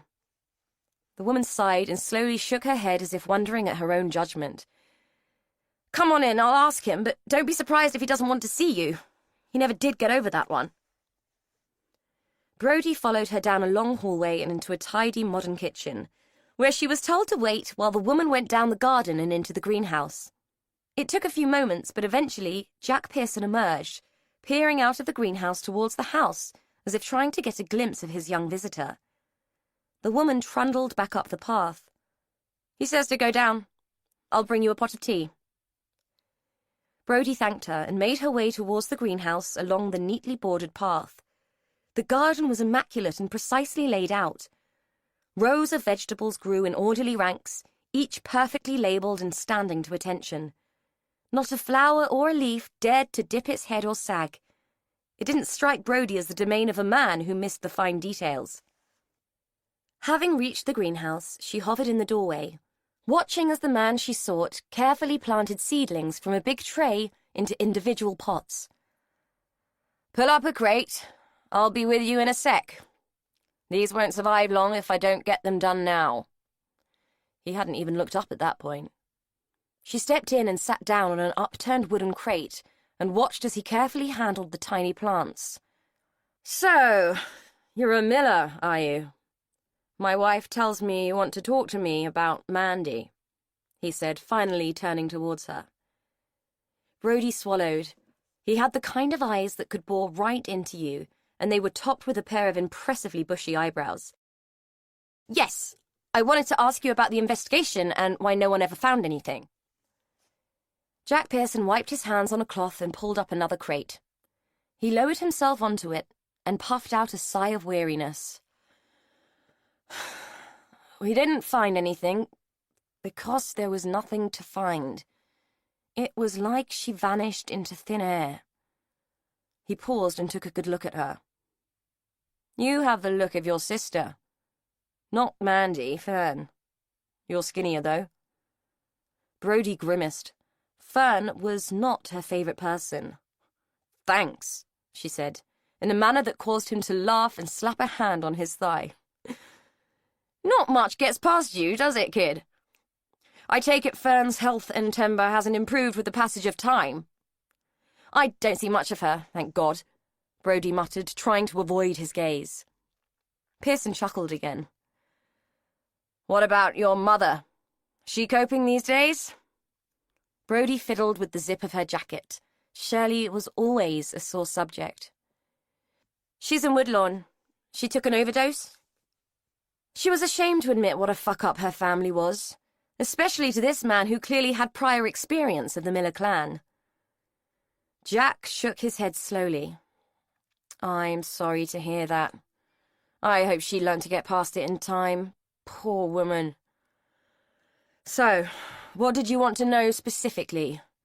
It's a long time ago, mind, and I'm an old man with a rusty memory." Brodie supposed that that was his way of telling her that there were things he couldn't discuss. She had already discovered that Mandy's case was cold, but still open. "The cardigan. I want you to tell me about the cardigan." Jack rubbed his hand over his face and sighed. "Rosemary Tyler found it. In a hut her brother used as some kind of den. He was a bugger for poaching on the estate and had all sorts of junk in there. But nothing else that connected him to Mandy. We had to arrest him, but we got nowhere. The poor bloke was terrified and we could barely get a word out of him. We had to call in a psychiatrist in the end, and he confirmed that it was unlikely that Derek Tyler had had anything to do with Mandy's disappearance. Besides, the sister swore blind that he was at home all day." "How come she found it?" Jack leaned forward. "The world and his wife were out looking for Mandy. Not an inch of that area wasn't covered. Rosemary had got wind that people were pointing the finger at Derek. They weren't well liked as a family, and Derek got blamed for a lot of things that happen around there. So, she said she knew someone would try and set him up. She looked in his hut and saw the cardigan. Knew it couldn't be connected to him because he'd been with her that day. So she called us. In her own skewed way, I think she was trying to protect him." "How come you believed her when she said he was at home? I mean, she's his sister. She was bound to lie for him." For Brodie, it stood to reason. Family backed family. "We didn't. Not initially. Not even when the old girl Ruby backed it up. It was only when we caught up with Rosemary's estranged husband that we believed it. He'd been there that day collecting some of his stuff and had argued with Rosemary. That had been what had scared Derek. He'd locked himself in his room all day. It was his statement that got Derek off the hook. Why would you believe Rosemary's husband? It doesn't make sense. Family by marriage was just as much family. Jack shook his head and gave her a sardonic smile. Believe me, if you had ever met Eddie Macy or Rosemary Tyler, you would know that there was no love lost there. Macy had absolutely no reason to do that family a favor. That's why it took him so long to come forward. Besides, he was a suspect himself for a while. This was news to Brody. So nothing stuck to him either? Nope. Too many witnesses put him elsewhere. First at the village pub, then at the Tylers. Brody pondered this for a moment. Did you ever search the crypt, under the chapel at Hallows Court? Jack snorted. Of course we did, and every other nook and cranny we could find. We weren't idiots, love. We covered everything we could. And you never found another trace, not ever. Jack sighed again. Nope, not one. We brought dogs in. They were able to track her scent as far as the road, but that was it. So someone could have taken her somewhere else? Could have done. I really don't know. We put out a search all across the country, but every lead we got was either a false alarm or a hoax. They were interrupted by Mrs. Pearson arriving with 2 steaming mugs of tea and a plate of biscuits. She eyed Brody and raised an eyebrow at Jack, who winked at her to let her know he was coping with his young visitor. After she had gone, Brody watched as Jack dunked a digestive into his tea. "Do you think she could still be alive?" she asked. Jack paused, the soggy biscuit hovering precariously in front of his mouth. Honestly, I've no idea. She could be. But there was a lot of blood on the cardigan, so it's hard to say, he said before plunging the sodden mess into his mouth. Mouth full, he added, "We did get a psychic call in. Even followed it up. She said she thought Mandy had been killed and her body was buried in a field the other side of town. We dug it up. Nothing was there." He swallowed. "Anyway, why are you raking all this up now? Everything I've told you, you must already know. It was all over the papers for long enough." Brody contemplated showing him the little dog, then thought better of it. If he saw the toy, he would be obliged to report it, and she might start a whole snowball of trouble that she couldn't stop, and she didn't want Derry getting the brunt of it. "Just wanted to know from the horse's mouth. I grew up with this stuff, it bothers me." She was hoping that it would be enough of an explanation to keep him happy. Jack frowned at her, then shrugged it off and took another biscuit. "Did you ever question anyone else? Was anyone else a suspect?" Jack finished chewing before answering. "We questioned the whole village, even the gardener Hallows. Fair play, he's a strange bugger, that Albert, mad as a box of frogs. For a while I thought he might have had something to do with it, but he had too good an alibi. He was ill in bed. And besides being odd, he didn't strike me as the type." "But Derry did." Brody said it defensively, as if he was suggesting that poor mad people were far more dangerous than mad rich ones. "Can't leave any stone unturned, kid." Brody tried not to glare at him. She was sure he had done his best, but he hadn't found the dog, so there had to be more than one stone he hadn't even looked at, let alone turned. "Well, thanks for your help. By the way, what was Esther Davis like when you questioned her?" she asked, standing to leave. "The housekeeper. Buttoned-up type, more snobby than the gardener Hallows. I can't recall, hang on." He squeezed his eyes shut as if looking back into his memories. "Now I come to think of it, she didn't say much. She was upset, I know, but her and Miss Gardiner Hallow were in the house all day. The old boy had had a funny turn, and they were seeing to him. Why do you ask? The old girl must be long dead by now. Brodie shrugged. No reason, just curious. Oh, and she's still alive. Just. She had a stroke, though, and can't talk. Jack laughed. Blow me. I remember her as pretty ancient then. Brodie thanked him again and let herself out round the side of the house so that she wouldn't have to see Mrs. Pearson again. She'd had enough of disapproving looks lately. As she waited for the next bus, it felt like the whole venture had led her to a dead end, just as dead as the ones Jack Pearson had been led to. She reached into her pocket. The presence of the little dog that lay dirty and bedraggled in the warmth of her hand told her something different. Someone in Hallow's End knew more than they were letting on, and Brodie was going to find out exactly what it was. Inside the safety and relative sanity of Meadowfoot Cottage, Elaine examined the gift that Albert Gardiner Hallow had bestowed upon her. Inside the tiny jar was something small, hard and black, which lay alongside a tiny piece of paper, no doubt describing when and where it was found if Albert's cataloguing was to be relied upon. The rot of age had perished the rubber seal and rusted the metal clip that held the lid in place. The glass was rimed with old, adherent dust. The jar wasn't going to release its contents easily, and it was hard to see through the grimy glass. Wiping it clean revealed the object inside to be a small glass eye, the type used for soft toys. Elaine couldn't read the paper. It was rolled up, and until she was able to loosen the lid, she couldn't remove it. She had no idea what relevance the eccentric old man had placed on the item, or why he thought it might make sense to her. Curious, but mostly indifferent, she placed it on the mantel shelf and pretty much forgot about it. Brodie was coming for dinner that night, and Elaine had promised to cook her favourite meal, lasagna and garlic bread, all homemade. Apparently, it was something Tony used to cook for her when he had lived at home, and the girl associated the dish with comfort.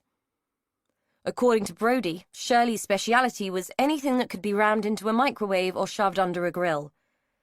Elaine couldn't imagine that Brodie would go hungry at Miriam's, but she wasn't going to complain about the company. Without Brodie, she too would have just shoved something under the grill and made do. Having someone to cook for made it worth the effort. As she started to assemble the ingredients, there was a knock at the door. She was surprised to find Alex in the porch, holding a huge bunch of flowers. I hear we owe you a debt of gratitude. My aunt tells me you were a great help with my uncle this morning. I wanted to bring you these to say thank you. He handed her the bouquet, an exquisite blend of hothouse flowers, hand-tied and expensive. She was completely taken aback by this gesture. When Alex had shouted at his aunt and stormed out of Hallow's Court that morning, Elaine had written him off as an egotistical brat. She took the flowers and tried to keep the look of surprise off her face. They're lovely, but really there was no need. I'm glad I could help. May I come in? Alex asked, his foot already making its way onto the doorstep. Elaine was acutely aware that the kitchen looked like the aftermath of a food fight in a supermarket, but the lounge was still fine, having been fussed at and dusted by Miriam that morning. Of course, but please excuse the mess. I was just about to start cooking. Once he was inside, he followed her through to the kitchen, much to her dismay. She had hoped to stall him in the lounge and hide the chaos. I'll have to see if there's a vase somewhere, she said, casting about for a bit of a clear surface where she could rest the flowers. Alex was leaning against the sink unit, arms folded and watching her with amused benevolence. I'm sure there will be. My aunt would have considered it an absolute necessity, even in a holiday cottage. If not, I'm sure Miriam will lend you one. Elaine smiled at him and decided to worry about the flowers later. I would offer you a drink, but unless you like tea or instant coffee, I'm afraid my hospitality's a little lacking. Alex smiled. Tell you what, why don't we pop down to the village pub for a drink? It's a lovely afternoon, and there's nothing better than a cold beer on a summer's day. What do you say? Elaine eyed the ingredients she had laid out for Brodie's supper as if they might provide an excuse to say no. The reality was that it would take her less than an hour to make the food, and Brodie wasn't due until 6. It was now 2. She had mixed feelings about Alex, but had to admit his mercurial character intrigued her. Now that Jean had been disposed of, she didn't even have her to worry about, and it suddenly occurred to Elaine that she was free to do exactly as she pleased. Why not? Give me a minute to put all this away and I'll be with you. Alex beamed. That's the spirit. Although the pub was less than a quarter of a mile away, Alex insisted on driving. Elaine felt faintly ridiculous climbing into the immaculate, brand-new BMW in her casual clothes. She felt like a bag lady in comparison to Alex, who was as suave and chic as his car. Whereas she was clothed in crumpled linen which still showed traces of Jean around the hems. Fortunately, when they reached the pub, her garb seemed more the norm than his. If Elaine had stood out so sorely, she would have been mortified by the attention. But Alex lapped it up as he stepped out of the car and drew the stares of the clientele. Dutifully, she followed Alex up the path to the door of the pub. As they passed a garden table, she overheard a couple of men exchanging what they must have assumed were a series of sly, sotto voce comments. "Look out! Here comes Lord Bountiful. Don't forget to doff your cap, Ted." Ted had pulled a face and whispered, "Looks like he's got his latest squeeze in tow. Not his usual taste in crumpet, that's for sure." The other man had lifted his pint and shaken his head. "Nah, you're right there, Ted. Perhaps he's decided to keep it clean now he wants our votes." Alex had gone on inside, but Elaine lingered in the porch for a moment, wanting to hear what else the men had to say. "Little fucker ain't getting my vote, Tory bastard. Besides, ain't many round here forget what he done. We might forgive, but we never forgets." Elaine would have liked to hear more of what Ted couldn't forget, but Alex was waving her towards the bar. "What's it to be, Elaine? Fancy a G&T? Or how about a Pimm's? It's quite the day for it." She plumped for the Pimm's. Gin always made her think of sodden old hags in Hogarth engravings. They took their drinks into the garden and found a table under some dappled shade, well away from Ted and his equally vocal companion. Alex raised his glass. "Cheers." Elaine reiterated the salutation and said, "I had the impression that you were here on a flying visit. Have you changed your mind?" "Not really. I'm due back in London tomorrow, but I had a bit of business to attend to today. Thought I'd stay and touch base with the relics at home, and remind the locals that I'll be counting on their votes soon." He bestowed her with a white-toothed smile and sipped his drink. He'd gone for the gin. "Well, there's no point in schmoozing me, Alex. I'm not in your constituency," she quipped. He lifted his glass and tilted it towards her.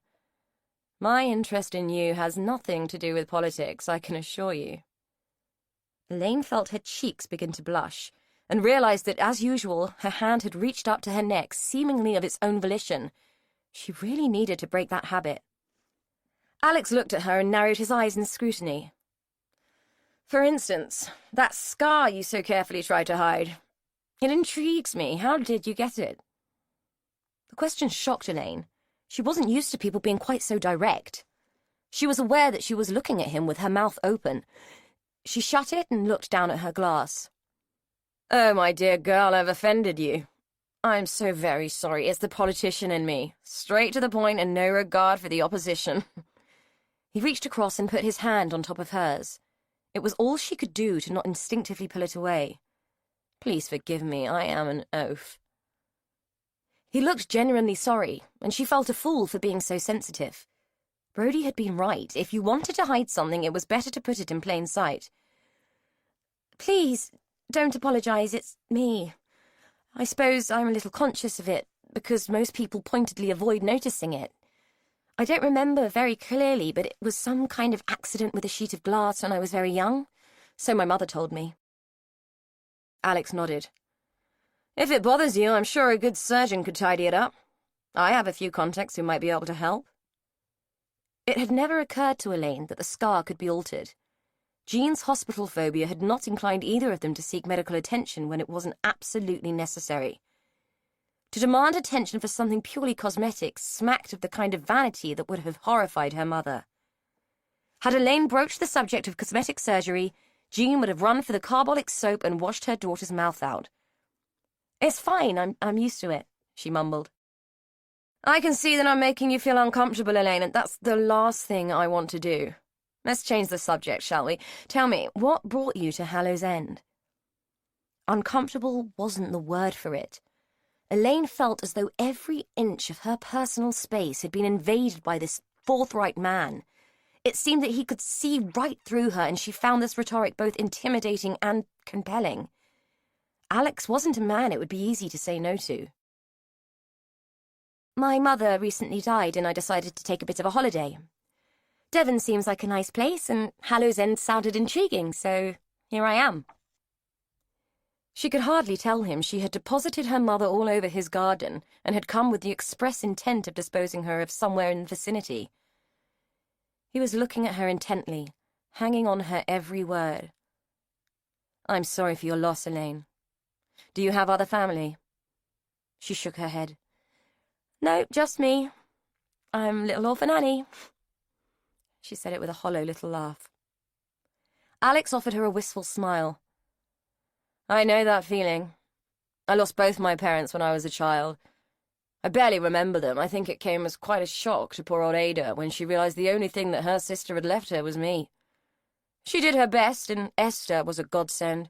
That woman is the nearest thing to a mother I've ever had. Fortunately for me, she adored me and spoiled me rotten. He paused and drained his glass. What a childhood, eh? Running around that great big house with no one to rein me in except a huddle of spinsters and a mad old uncle. I thought your uncle was rather sweet. Alex frowned, as if applying the word sweet to Albert was an alien concept. Yes, I suppose people might see him that way. To me, he was just a funny old man who didn't understand children. He's harmless enough, just not quite on the same planet as the rest of us. Elaine thought about the eccentric old man and envied him his ability to exist on a different plane. I suppose a lot of people would have loved your childhood, all that freedom and that wonderful house. I'm sure having your parents there would have been preferable, though. An expression flickered over Alex's face, which for a moment looked like confusion to Elaine. Within a second, it was gone and was replaced by his usual suave confidence. I suppose I didn't miss what I never had. As for the house, wonderful, yes, but hideously expensive to run and maintain. I keep trying to talk Uncle into selling up, but he'll have none of it, even though I think they would both be better off in something smaller and easier to live in. Neither of them are getting any younger, and if I'm honest, I don't fancy having to face the inheritance tax. He paused and pulled a wry face. Much as I love the old pile, I'm a city boy at heart. All this country air is somewhat soporific, don't you think?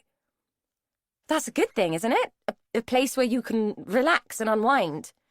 Elaine had finished her own drink by then. Who needs to relax when there's life to live? Another drink? He was already rising from the table. Elaine glanced at her watch. Actually, I ought to be getting back. I'm cooking supper for a friend. Alex sighed. Oh, well, another time then. Perhaps I could take you out to dinner next time I'm down. Elaine was a little confused. Surely he knew she was only here for a week or so. I imagine I'll be long gone by then, but thank you for asking. Oh, I don't know, Elaine. You never know when I might turn up. Would you like me to drive you back to the cottage? Having been strangely disconcerted by the whole encounter, Elaine politely declined and said she would walk. Besides, it looks like someone is waiting to talk to you. She pointed to a woman who had been sitting at a table behind Alex for the last 5 minutes, giving him looks that could kill. At her words, Alex turned. Maria! How lovely to see you! By the look on the woman's face, Elaine doubted whether their meeting was going to be lovely at all. She thanked Alex for the drink and the flowers and said goodbye. As she walked away, she could hear him explaining that she was just a guest and that the bloody flowers were just a thank you. She was almost out of earshot when the last words reached her. For Christ's sake, Maria, what's your bloody problem? Elaine was quite glad she hadn't had to stay to find out. When Brodie arrived, she seemed tense and preoccupied and claimed it was worry about her mother. Elaine offered to drive her to Woodlawn the next day so that she could visit, but Brodie was reluctant, saying that she had phoned the hospital and that Shirley wasn't up to seeing anyone. Eventually, Elaine had to let it go.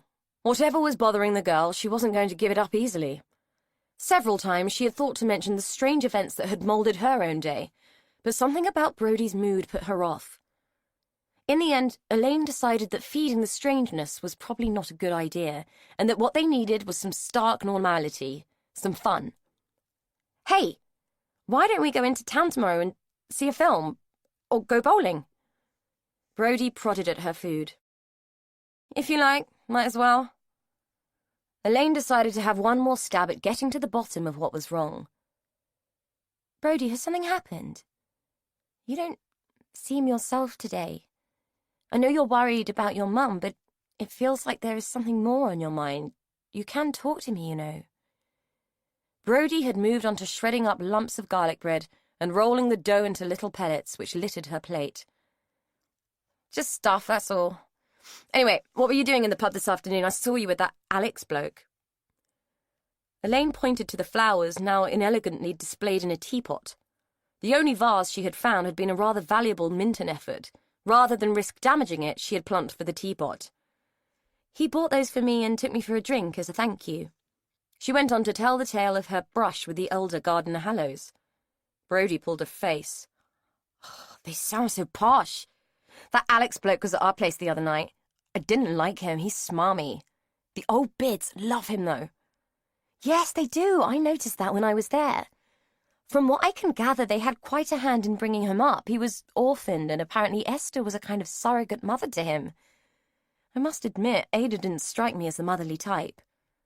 Elaine stood and started to clear the plates. Brodie snorted. "What? And Esther does? Is it those Tasmanian devil things that eat their own young? She'd be like that, I reckon." Elaine laughed.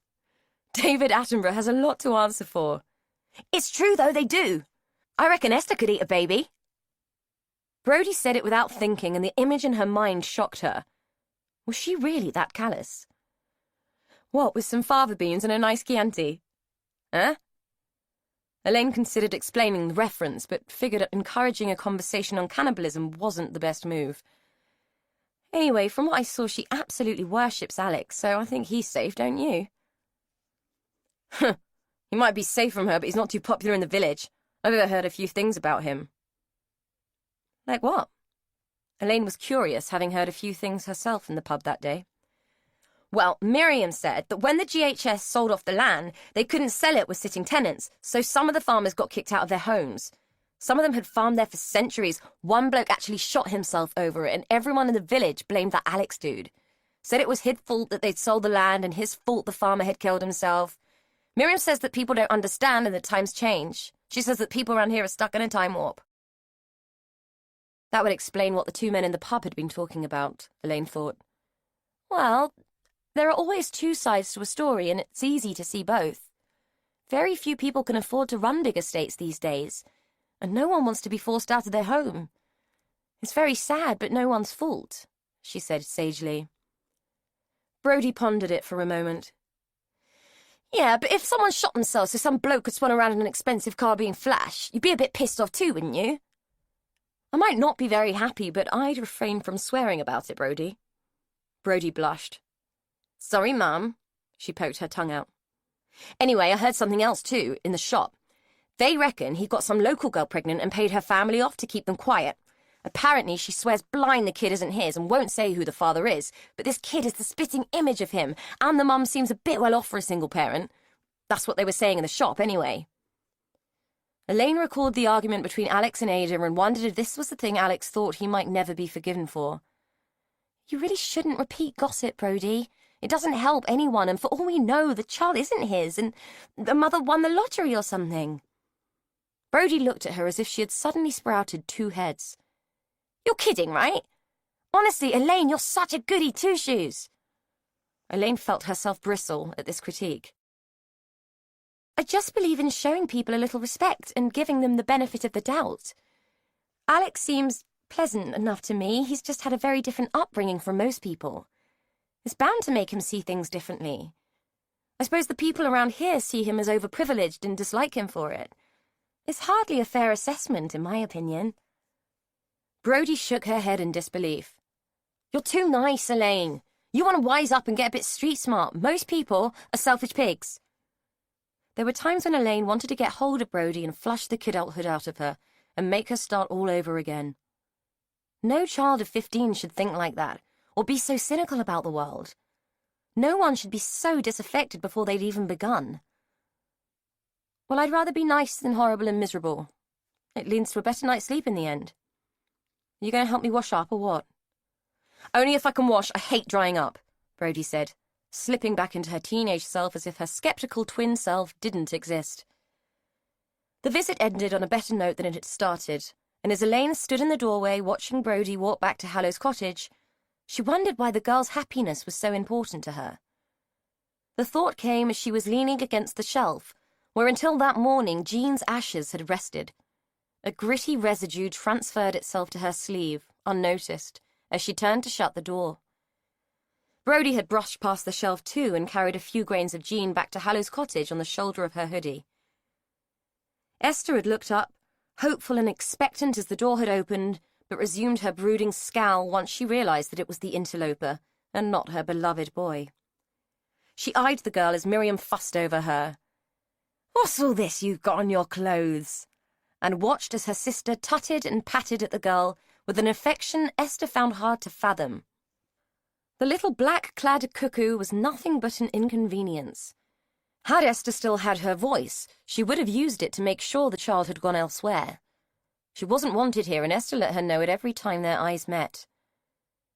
She might not have her voice, or the use of her limbs, but she still had her wits. Not that anyone else seemed to realize it. Even the doctor spoke to her as if she were deaf, or stupid, or both. What had she ever done to deserve this? Caged inside a useless body in nature's version of death row. She had been a good woman, a forthright woman, a moral being with a clear picture of right and wrong. Why had God failed her like this? If only Alex would come. Esther had discovered that the small comfort of her state was the ability to revisit the past in lucid detail. It was as if she could, at will, step back across the years and into the life she had once had. If she pictured Alex as the small, golden-haired boy he had once been, the image became so real to her that it felt as if she could reach out and touch him again. The child had been her life's joy, a gift from God sent to redeem her spirit and give her purpose. A parentless angel, in need of the love that only Esther could give. Ada didn't know how to love him. If the child had leapt up and bit her in the neck, she wouldn't have known what to do. But that was Ada all over. She never had known what to do about anything, and as for that gormless fool Albert, well, the less said about him, the better. She, Esther, had protected the boy from both of them, willing him not to inherit their feckless, insipid ways. She had always felt some bitterness towards the inequity of life. That she, Esther, had been born to poverty and want, and that they, those fools, born to wealth and privilege, was a travesty. Had God proclaimed a joke? From necessity, she had served them, waited on them, subordinated herself to them, loathed them and needed them in equal measure. Never noticed, never thanked, taken for granted and made invisible by their superiority until God had seen fit to make her value clear and send the boy. When God gives with one hand, he takes with the other, and Alex had to lose his parents to gain Esther. That Alicia, Alex's mother, and her husband Max were killed in order for Esther to gain was a simple balancing of the scales of justice as far as Esther was concerned. She had given her youth to the family and had not been paid a pittance for it. Max and Alicia had given their son to her and paid with their lives. She had not planted the IRA bomb that killed his parents, and she had not prayed for their demise. She had worn black and mourned with the family. She had covered the mirrors and silenced the clocks. She had served tea at their funeral and laid flowers on their graves. She had loved their son. In Esther's mind, the score was even. There was nothing she wouldn't do for the boy. Nothing. She worried for him all the time. His fast cars, his women, his laissez-faire attitude, his politics. His father's politics had got him killed. He had taken his wife's name for the cachet it held and used it as a banner to wave atop his opinions. Those opinions had made a man put a bomb under his car and blow his ideals and his wife to smithereens. Now her beloved Alex wanted to follow in Max's wake. Would they bomb him too? She used to think the world had changed, but now, with the TV bombarding her with bad news, she worried.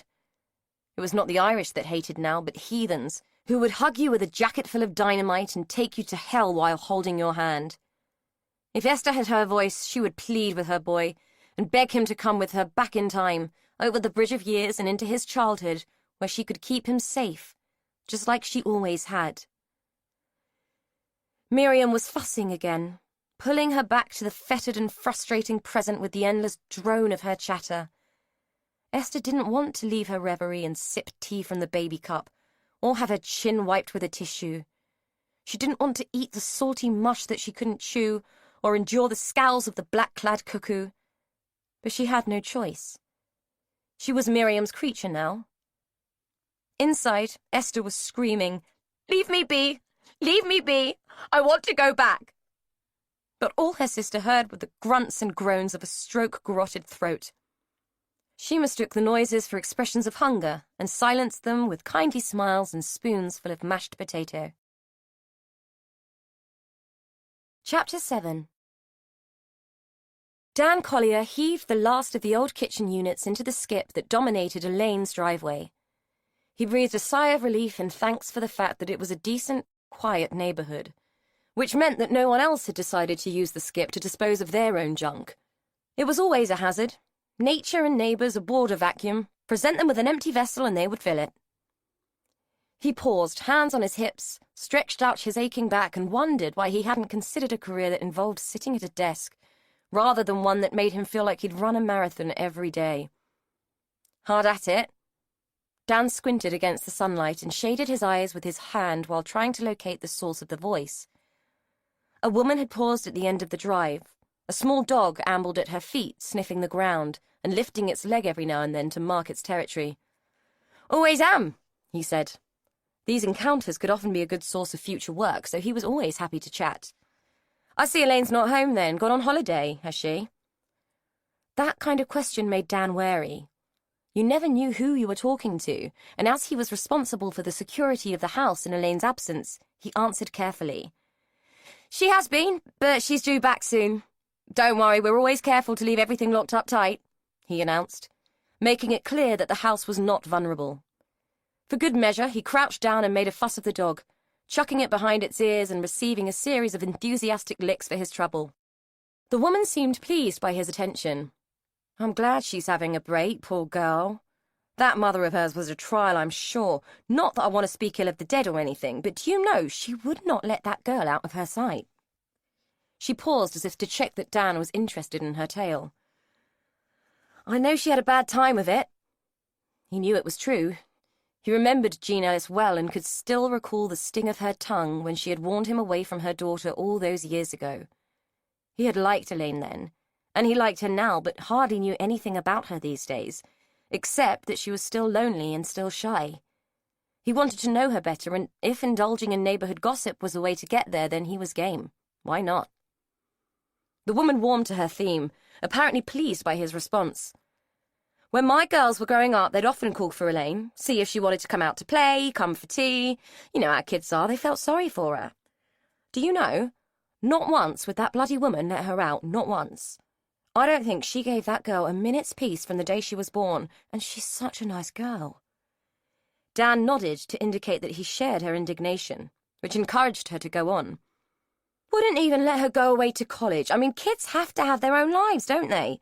My girls both went to university. One's a lawyer and the other's in HR. I don't see them much, but they've got to have their own lives, haven't they?" Dan wasn't sure whom she was trying to convince. But that Jean, always a strange one. I said that to my husband the day they moved in. There was something shifty about her. I know people are entitled to keep themselves to themselves, but she took it too far, I reckon. I mean, there's being private and there's being strange, isn't there? He made a movement with his head, half nod and half shake. He could agree that people were often strange, but was loath to commit himself to such an opinion. "I went to the funeral. Not a soul there that wasn't a neighbour and no wake. Everyone came to me after for a cup of tea, and we all really felt for that poor girl, all on her own in that house. We all said it was probably a blessing, really, Jean going like she did.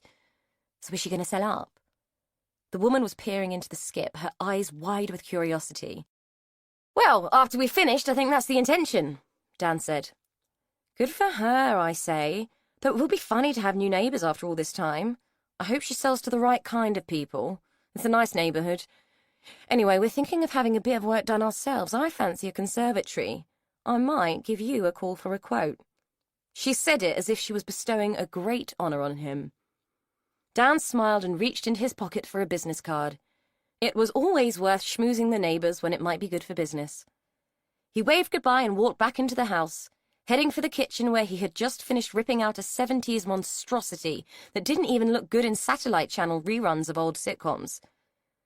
If he'd had to assess Jean's personality based on her taste in decor, he would have labelled her as frugal, possibly even tight to the point of meanness. It was obvious that she had not been a woman who embraced change, or thought it necessary to spend money where it wasn't absolutely essential. If it wasn't broken, she hadn't fixed it. Perhaps she thought her daughter wasn't broken either, but it wasn't what Dan pictured when he thought about Elaine, and he thought about Elaine a lot. She was like half a person, present but not whole. He knew he was attracted to her, and he knew he didn't care about the scar that transected her flesh and which she tried hopelessly to keep covered, to the point where he suspected that she used it as an excuse for avoiding people. What he didn't know was why he'd felt the need to pursue someone who so clearly had baggage. Did he really want to take that on? But she'd had baggage when he'd very first met her. He could still picture her as a teenager, all trussed up and awkward in her neat school uniform and sensible shoes. Other girls her age had been blossoming and bandying their burgeoning sexuality about like fairground hawkers. There had been nothing wrong with it. Life was life and kids were kids. He hadn't turned it down where it was offered freely, but he'd rarely wanted to go back for more. Elaine's control and her conservatism had been perversely attractive to him back then, and he had been surprised to find that it still was. With a sigh, he picked up a hammer and bolster and started to hack at the patchy plaster, which clung stubbornly to the kitchen wall. Bob, his colleague, calling down from the bathroom where he was busy relaying copper pipe, rudely interrupted his reverie regarding Elaine. Oi, Dan! You better come and have a look at this, mate. With a weary sigh, Dan laid down his tools and made his way upstairs. What's up now? He said, expecting to hear that Bob had discovered yet another ancient, potentially dangerous relic left by the Edwardian builders. In the bathroom, Bob was kneeling astride a gap in the floorboards. He was holding a piece of cloth in his hands. What do you make of this? He held the item up. Dan scrutinized the fabric. It looked like it had once been a child's dress. It might have been white at some point in its history, but it was grey and mouldy with age now and had been badly torn by something. Where did you find it? He took the garment and examined it more closely. Under this board, wedged onto the pipe. Look, there's these, too. Bob reached into the cavity and pulled out a pair of tiny shoes, followed by, more distressingly, a pair of tiny knickers, which he handled with a great degree of discomfort. What do you make of it? Dan really didn't know, but he was pretty suspicious that the dark stain on the dress, which had stiffened the fabric, was probably blood. God knows, but it's pretty old. Bob scratched his head and stared at the little shoes. I found some stuff in my time. Remember the cat skeleton we turfed up once in that woman's loft? But I've never come across anything like this before. He looked at his boss. Dan was still staring at the dress, which he held in his work-calloused hands like it was a precious piece of silk. What do you reckon? Should we report it to someone? I mean, that looks like dried blood, doesn't it? Dan nodded. I don't know, it might be nothing. Who buries nothing under the floorboards, Dan? Come on. Dan and Bob had worked together for a long time. They knew each other well. Each knew how the other one ticked. What aren't you telling me, mate? Dan asked, aware that Bob was angling at something. Bob's face flushed. You know that box of stuff I found in the loft? Go and take a look at it, then tell me what you think. Dan frowned at him. He knew Bob could be a bit of a nosy bugger at times. You went through it, didn't you? He accused. Bob shrugged defensively. Well, you never know what you're going to find in these old places. Go and take a look, you'll see what I mean. Dan gave Bob a look that told him he wasn't happy. Not happy at all. They were in a position of trust in someone's home, and prying through their personal effects was not part of the remit. But the find had piqued his curiosity, and he cared about Elaine. Consciously, he decided to break his own rules and meddle in things that didn't concern him. He retrieved the box from the garage and spread the contents on Jean's highly polished dining table. Most of it was rubbish. Ancient magazines mingled with laughable old knitting patterns, amidst old bills and receipts. As Dan sorted through, he was puzzled as to what Bob had found so interesting. He came across an envelope, the brown manila worn soft with age and damp.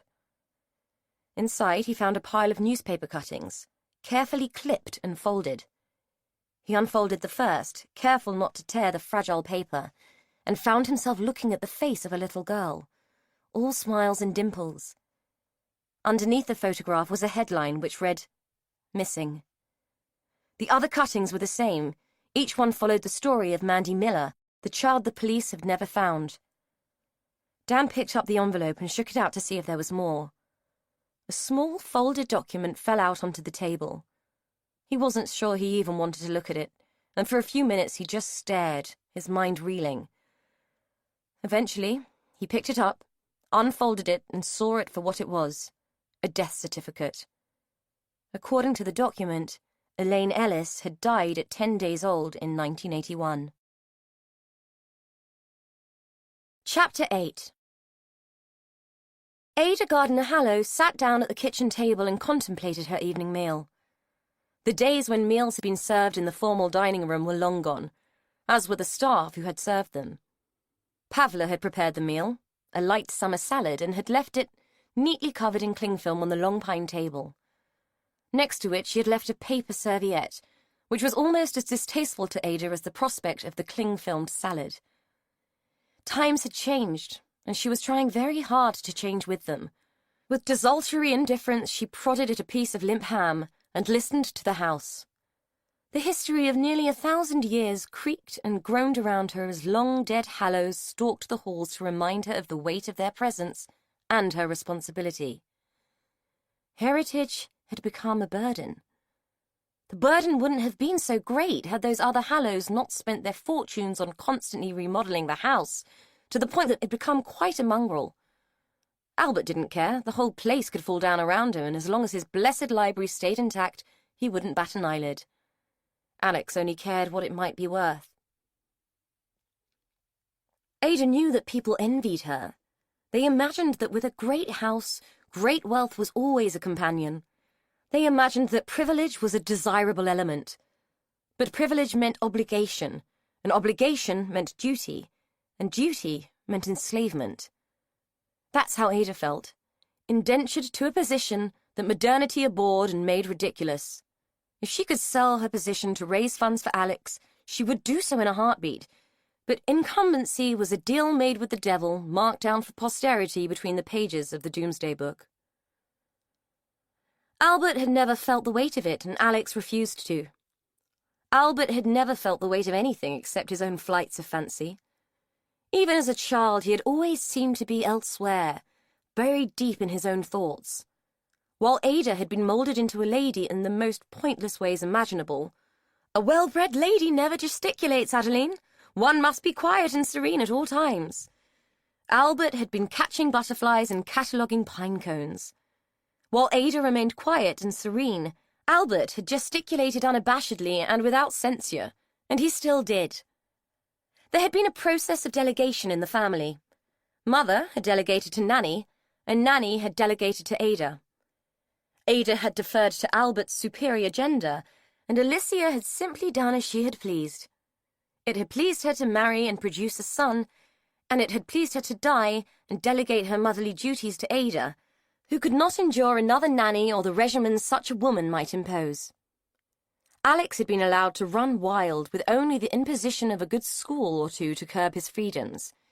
It was a system that had worked for Albert and had formed him into an affable, if eccentric, man. However, Alex had inherited his mother's peccadilloes, and under Ada's inept but well-meaning care, had planted the seeds of his predilections in youth, where they had sprouted and spread like Japanese knotweed. With Esther's loving care, they had flourished. Not that Ada wasn't grateful to the woman. She would never have coped without her, and indeed owed her a great debt of gratitude. Another duty, signed over to the devil, but not held on record, only on trust. She ought to go and see her, do her duty, but it had been a long time since she had been able to sit in a room with Esther Davies and not feel that their roles had been reversed. Ada laughed out loud at the irony, and the sound of it rattled wickedly around the cavernous kitchen. To think, the mistress serves the servant. She looked down at her untouched meal and pushed it away in disgust. Perhaps she would die soon and join the other hallowed ghosts, wringing her hands and haunting these walls for all eternity, in mourning for her bartered soul. She was wrenched from her maudlin thoughts by the sound of the library bell, ringing in the kitchen hallway. Her brother was calling for his tray, as if there was still a battalion of staff to do his bidding. There was only Pavla now, and she for only 7 hours a day. Since 1970 there had only been Esther and Miriam and the odd woman from the village. Yet still he rang, like Perrault's beast, summoning his invisible servants to attend his whims. With a sigh of resignation, Ada rose. She touched the pearls that circled her throat and grimaced slightly at the thought that she was the lady of the house, queen of all she surveyed. She picked up Albert's supper tray and made her way to the library. Albert was at his desk, poring over some tome or other. "Just put it down there," he said absently, waving in the vague direction of the cluttered room. Ada set the tray down and moved towards the French doors. "You really should shut these at dusk, Albert. The room will be full of insects." She reached out to pull the door shut, but paused as the delicate breeze teased her nose with the scent of roses. As she peered into the evening gloom, the scent changed into a sour miasma picked up by a soft puff of wind, and she recoiled from it. She sensed something dry and gritty on her lips.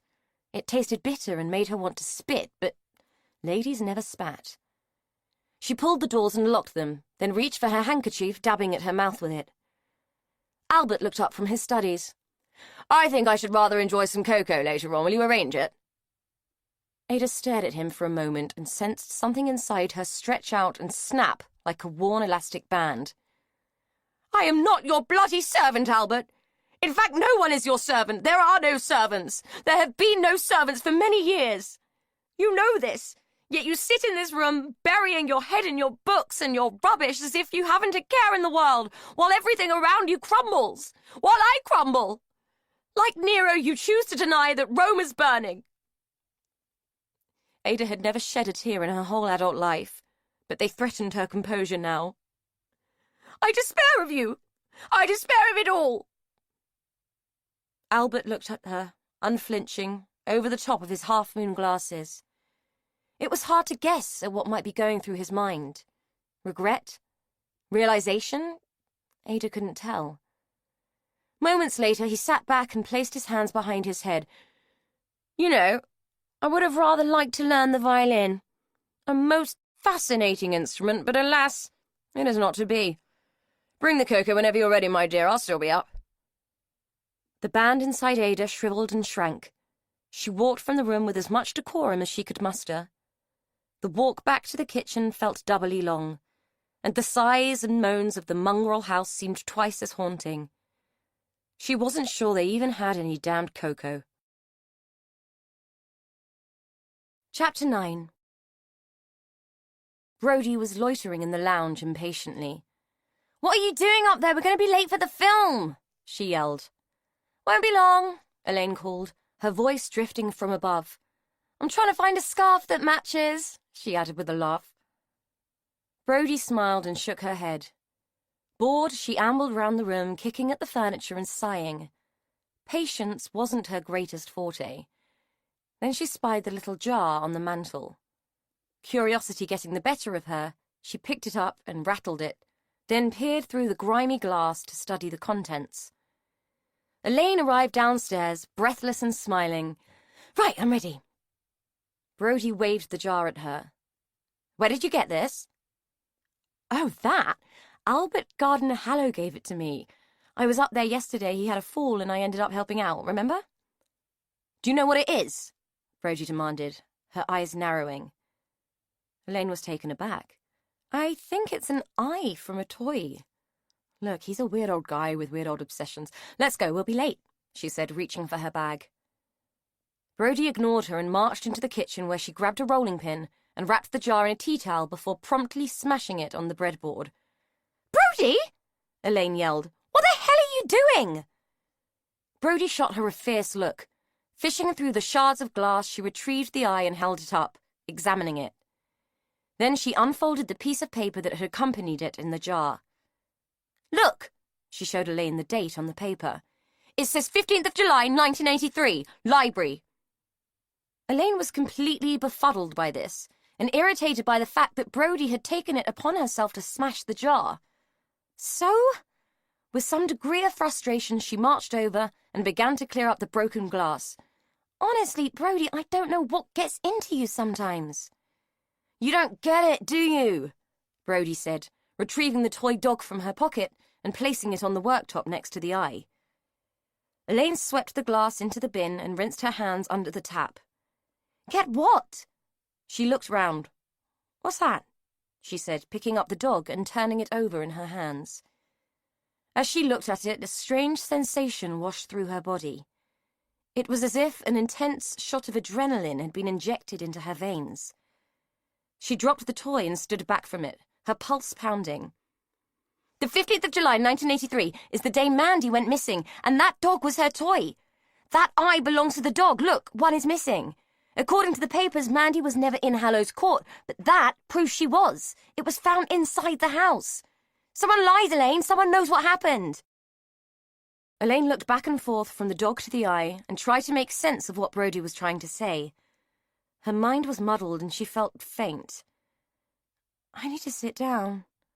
She lurched over to a chair. I don't really get this, Brody. What are you trying to say? Brody sighed in frustration. I'm saying that someone lied. Someone knows what happened to my sister. What did Albert say when he gave you the jar? Elaine shook her head. Sparkles of light had started to oscillate in her left eye. It was the beginning of a migraine. As if to confirm it, her stomach lurched and heaved. He didn't say anything, just gave it to me. She gasped. Said I should show it to you. Look, Brody, I don't feel well. I've got to lie down. Sorry, we'll have to give the pictures a miss. She was aware that her speech was beginning to slur. She didn't get many migraines, but when she did, they came swiftly and with a vengeance.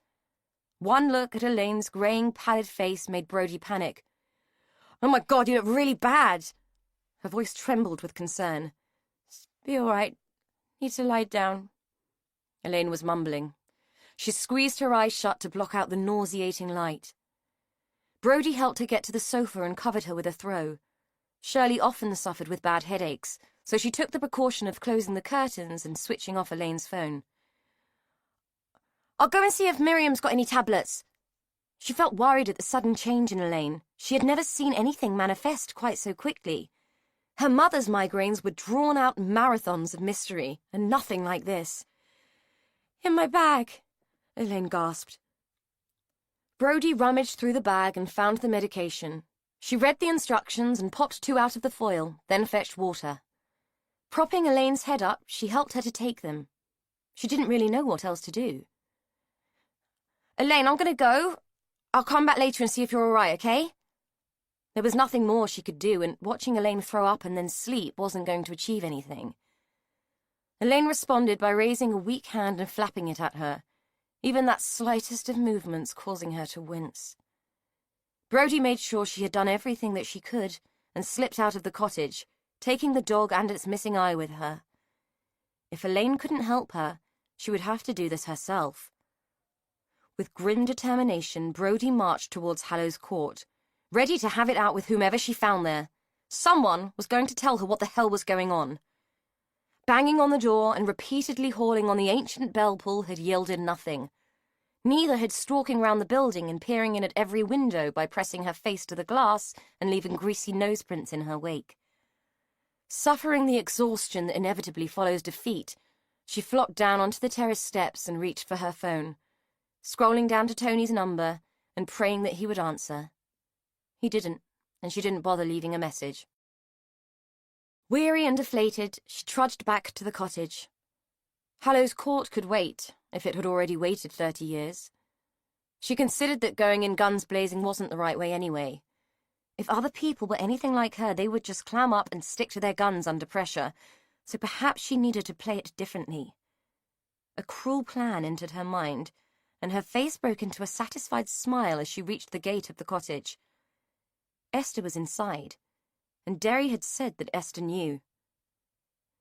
It was as if fate was playing straight into her hands. Esther was dozing in her chair, her mouth slack and her face surprisingly free of tension and the familiar wrinkles. Brody gazed down at her, feeling nothing but contempt for the woman who could sleep so peacefully with such a secret to keep. Miriam had left a note on the kitchen table explaining that she had popped into the village and would be back in an hour. Brody had the place to herself, and she meant to make use of this serendipitous opportunity. Creeping into the sitting room, she quietly moved Esther's side table to a spot directly in front of the sleeping woman. When it was in place, she took the dog from her pocket and sat it in the middle of the table so that it would be the first thing that Esther saw when she woke up. Then she sat herself on the corner of the sofa and waited. It was approaching 1, and any minute the clock would strike the hour, a noise guaranteed to wake Esther from her slumber, as it always did.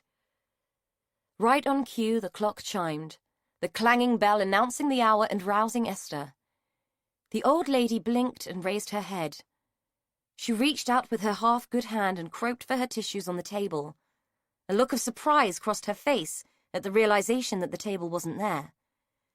Brody observed all this with grim satisfaction as Esther's rheumy eyes adjusted to wakefulness and settled on the scene in front of her. The old lady's gaze settled by astonished degrees on the object on the table. Brody watched as a myriad of emotions flickered across Esther's features, not the least of which was shock and fear. The good hand clutched at the arm of her chair as she tried to pull herself up, failing miserably, betrayed by the weakness of age and illness. Her mouth opened and shut, and she was gasping like a landed trout. Brody watched it all with cruel dispassion, not once feeling any remorse for what she was inflicting on the woman.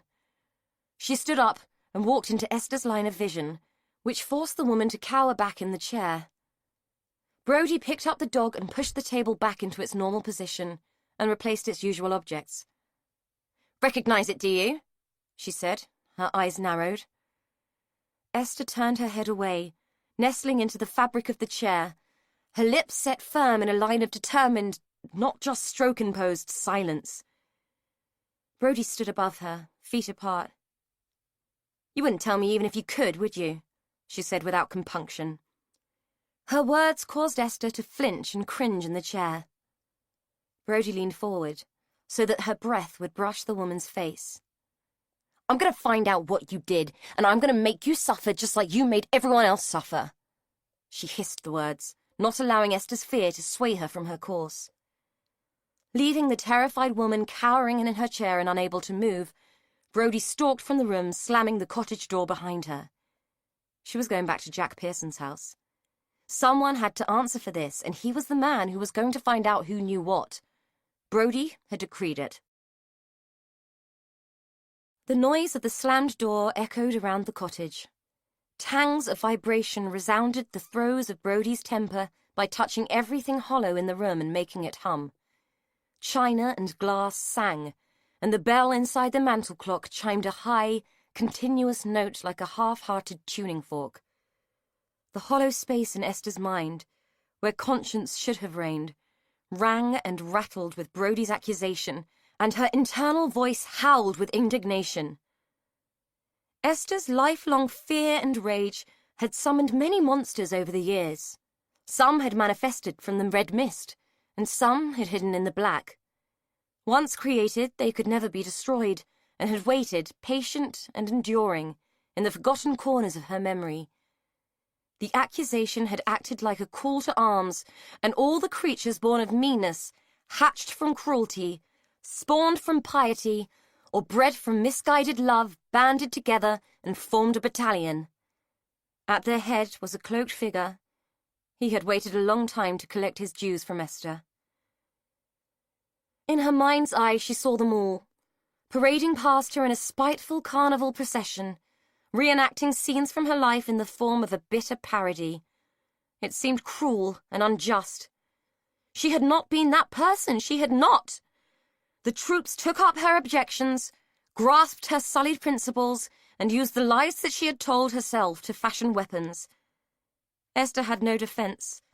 The allies of justification and false morals had turned their coats and were rallied against her. In abject terror, she tried to see their faces as they circled her. There was no escape, and she had to meet them face to face. Some had the look of her father and embodied his unnatural instincts in their stares. Others seemed like variations of her sister, some winsome, some childlike and terrified, others haunted by betrayal. Another had the essence of Peter Handley, though he looked crippled and twisted by the pain of disappointment. Max and Alicia were there, between them the ghost of the son they should have had. Flanking them were Albert and Ada, confusion and need flickering across their gaunt features. Somewhere in the horde she glimpsed Shirley, a sorry figure weighed down with the chains of loss. Last of all, her tiny hand on the handle of the cloaked figure's scythe, Esther saw the child. At the end there was no white light, no chorus of angels, no glimpse of St. Peter. As Esther's last breath caught in her throat, there was only death unlocking the door to purgatory. Chapter 10. Dan dialed Elaine's number and groaned when yet again a tinny voice told him she was not available and advised him to leave a message. In frustration, he threw the phone onto the table and reached up to rub his face with both hands. Bob was still hovering. "Don't you think you should just call the police or something?" Experience had made him wary of Dan in this mood. "Yeah, because it's going to come so much easier from there, isn't it?" Dan snapped, gripping the back of a chair and slamming it into the table in frustration. Bob hesitated, then said it anyway. "Look, mate, I know you've got a soft spot for the girl, but this isn't your problem. Leave it to the police, eh?" Dan whirled round, causing Bob to take a step back. "If you were that bloody worried, Bob, you'd have left that stuff where you found it and kept your mouth shut, but you didn't. You opened a bloody can of worms and you know it," he shouted. It was an action that caused Bob to flinch defensively. Dan looked at his colleague's face and felt the temper ebb out of him. Falling out with Bob wasn't going to solve anything. "Look, I'm sorry, all right. I shouldn't lose my temper, and yet, you're right. I like her. I like her a lot, and I just don't think that this should come from a bunch of strangers that don't care what happens to her. This is going to knock her for 6, and I think maybe she could do with a friend on her side, don't you?" Bob raised an eyebrow. "Is that what you are? Just a friend?" Dan shot him a look which told him not to push his luck. "Okay, I get where you're coming from. So, what are you going to do?" Bob asked, his voice suggesting that he was aware that he was in sensitive territory. A man's emotions could be a fragile thing. Dan sighed. "I'm going to go and see her, that's what. I'll tell her what we found and take it from there." "Do you even know where she's gone?" Bob asked. "Yeah, she wrote it down before she went, just in case. The address is out there in the hall by the phone." Bob went out to retrieve it while Dan looked around for his jacket and his keys. "Bloody hell, mate, you'll never guess where she is." Bob handed him the piece of paper with the address of Meadowfoot Cottage written on it. "She's only gone right back to Hallow's End." The irony of the situation was not lost on him if the incredulous expression on his face was anything to go by. Dan snatched the address and scowled at him. "I don't know how long I'll be gone, but you better leave that bathroom alone until we know what's what. Take a day off or something and make sure this place is locked up tight before you go. Otherwise, I'll have your ass. Got it?" Bob nodded. "No problem. Good luck." He had a feeling Dan was going to need it. At the door, Dan paused, turning to Bob. "You know, there could be 100 different explanations for this. It might not be her at all, and I'm sorry for being shirty, mate. It's just all a bit much, to be honest." Bob just raised his eyebrows and said nothing. Miriam staggered through the door of Hallow's cottage hauling 2 heavy bags. Her trip to the village had been productive in more ways than one. Not only had she been given a bumper crop of vegetables by an old friend, she had been in receipt of gossip, too. She dumped the bags on the kitchen table and walked through to the lounge, eager to impart her news to Esther. "Well, that was a trip worth making. I called in on Ann Troup, and he's had a glut of stuff this year, so I've got us some lovely kale and a good lot of homegrown new potatoes, and he's given me some blackcurrants, so I'll have to find the jam pan later. But he was telling me that poor Albert's in hospital. That foreign woman they've got up there now, what's her name? Pavla, I think. Well, she told him that Albert had a fall. Well, he's only gone and broken his wrist and a couple of ribs.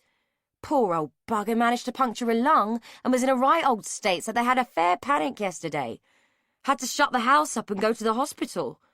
I bet Ada is in a bit of a state about it. Do you think I ought to go and see her? I mean, there's not much we can do, but it's nice to show a bit of support, isn't it? Esther? Don't you think we ought to let her know we're thinking of him? Esther?" She could have continued the soliloquy indefinitely, but the silent pall that lay over the room niggled at her perception. It caused her to stop in her tracks. Esther wasn't moving. The constant pinching had ceased, and her hand lay still and blue on the fabric of the chair. For a moment, Miriam tried to convince herself that her sister was just sleeping, but something about the slack jaw and the flaccid greyness of Esther's skin told her that this wasn't just an afternoon nap. Her sister was taking a much longer sleep. "Oh, Esther," she cried, not even needing to touch her sister to know that she was dead. Jack Pearson regarded the little toy dog that now sat on his kitchen table. It was looking straight back at him with its one beady eye. Its occupation of his domestic space felt like an accusation. He sighed, acutely aware of the girl's brooding presence to his left. When she had pounded on the door again, he hadn't been exactly thrilled to see her, but he admired her tenacity, and he had to admit that when she had produced the toy and the missing eye with the accompanying note, he'd been intrigued. If he was honest, there were elements of the Mandy Miller case that still bothered him. There were inconsistencies that he had never been able to resolve. It was tempting to have faith that this new discovery would provide some satisfying conclusions, but doubt was stronger than hope. "Well?" Brody demanded. Jack crossed his arms and leaned back in his chair. He should be in the garden planting out by rights. "Well, it doesn't really tell me much." Brody bristled with impatience. "Yes, it does. It tells you they were lying. She was in the house. And someone put that dog in the crypt after she went missing. Otherwise, you would have found it. Derry said Esther knows what happened." Jack turned to her. His eyes narrowed, his abundant eyebrows nearly meeting as he scrutinized the girl. "We all know what happened. A kid disappeared. This turning up all these years later is curious, I'll grant you that. And yes, it implies that she was in the house at some point that day. But it doesn't point to anything new or anything concrete that will tell us something more about what happened before she went missing. Esther Davies is a no-go. As I understand it, she had a stroke which left her mute, so she can't tell us anything. I doubt that Derek Tyler knows any more than he's said already, and as for Albert Gardner-Hallow, he's an oddity at best. And the fact that he found a toy eye just tells me that he found a toy eye. So where does that leave us? None the wiser, that's where." Brody couldn't accept this. "But someone was lying! You have to see that! You have to do something!" She banged the table with a tightly clenched fist. Jack's eyebrows raised in surprise.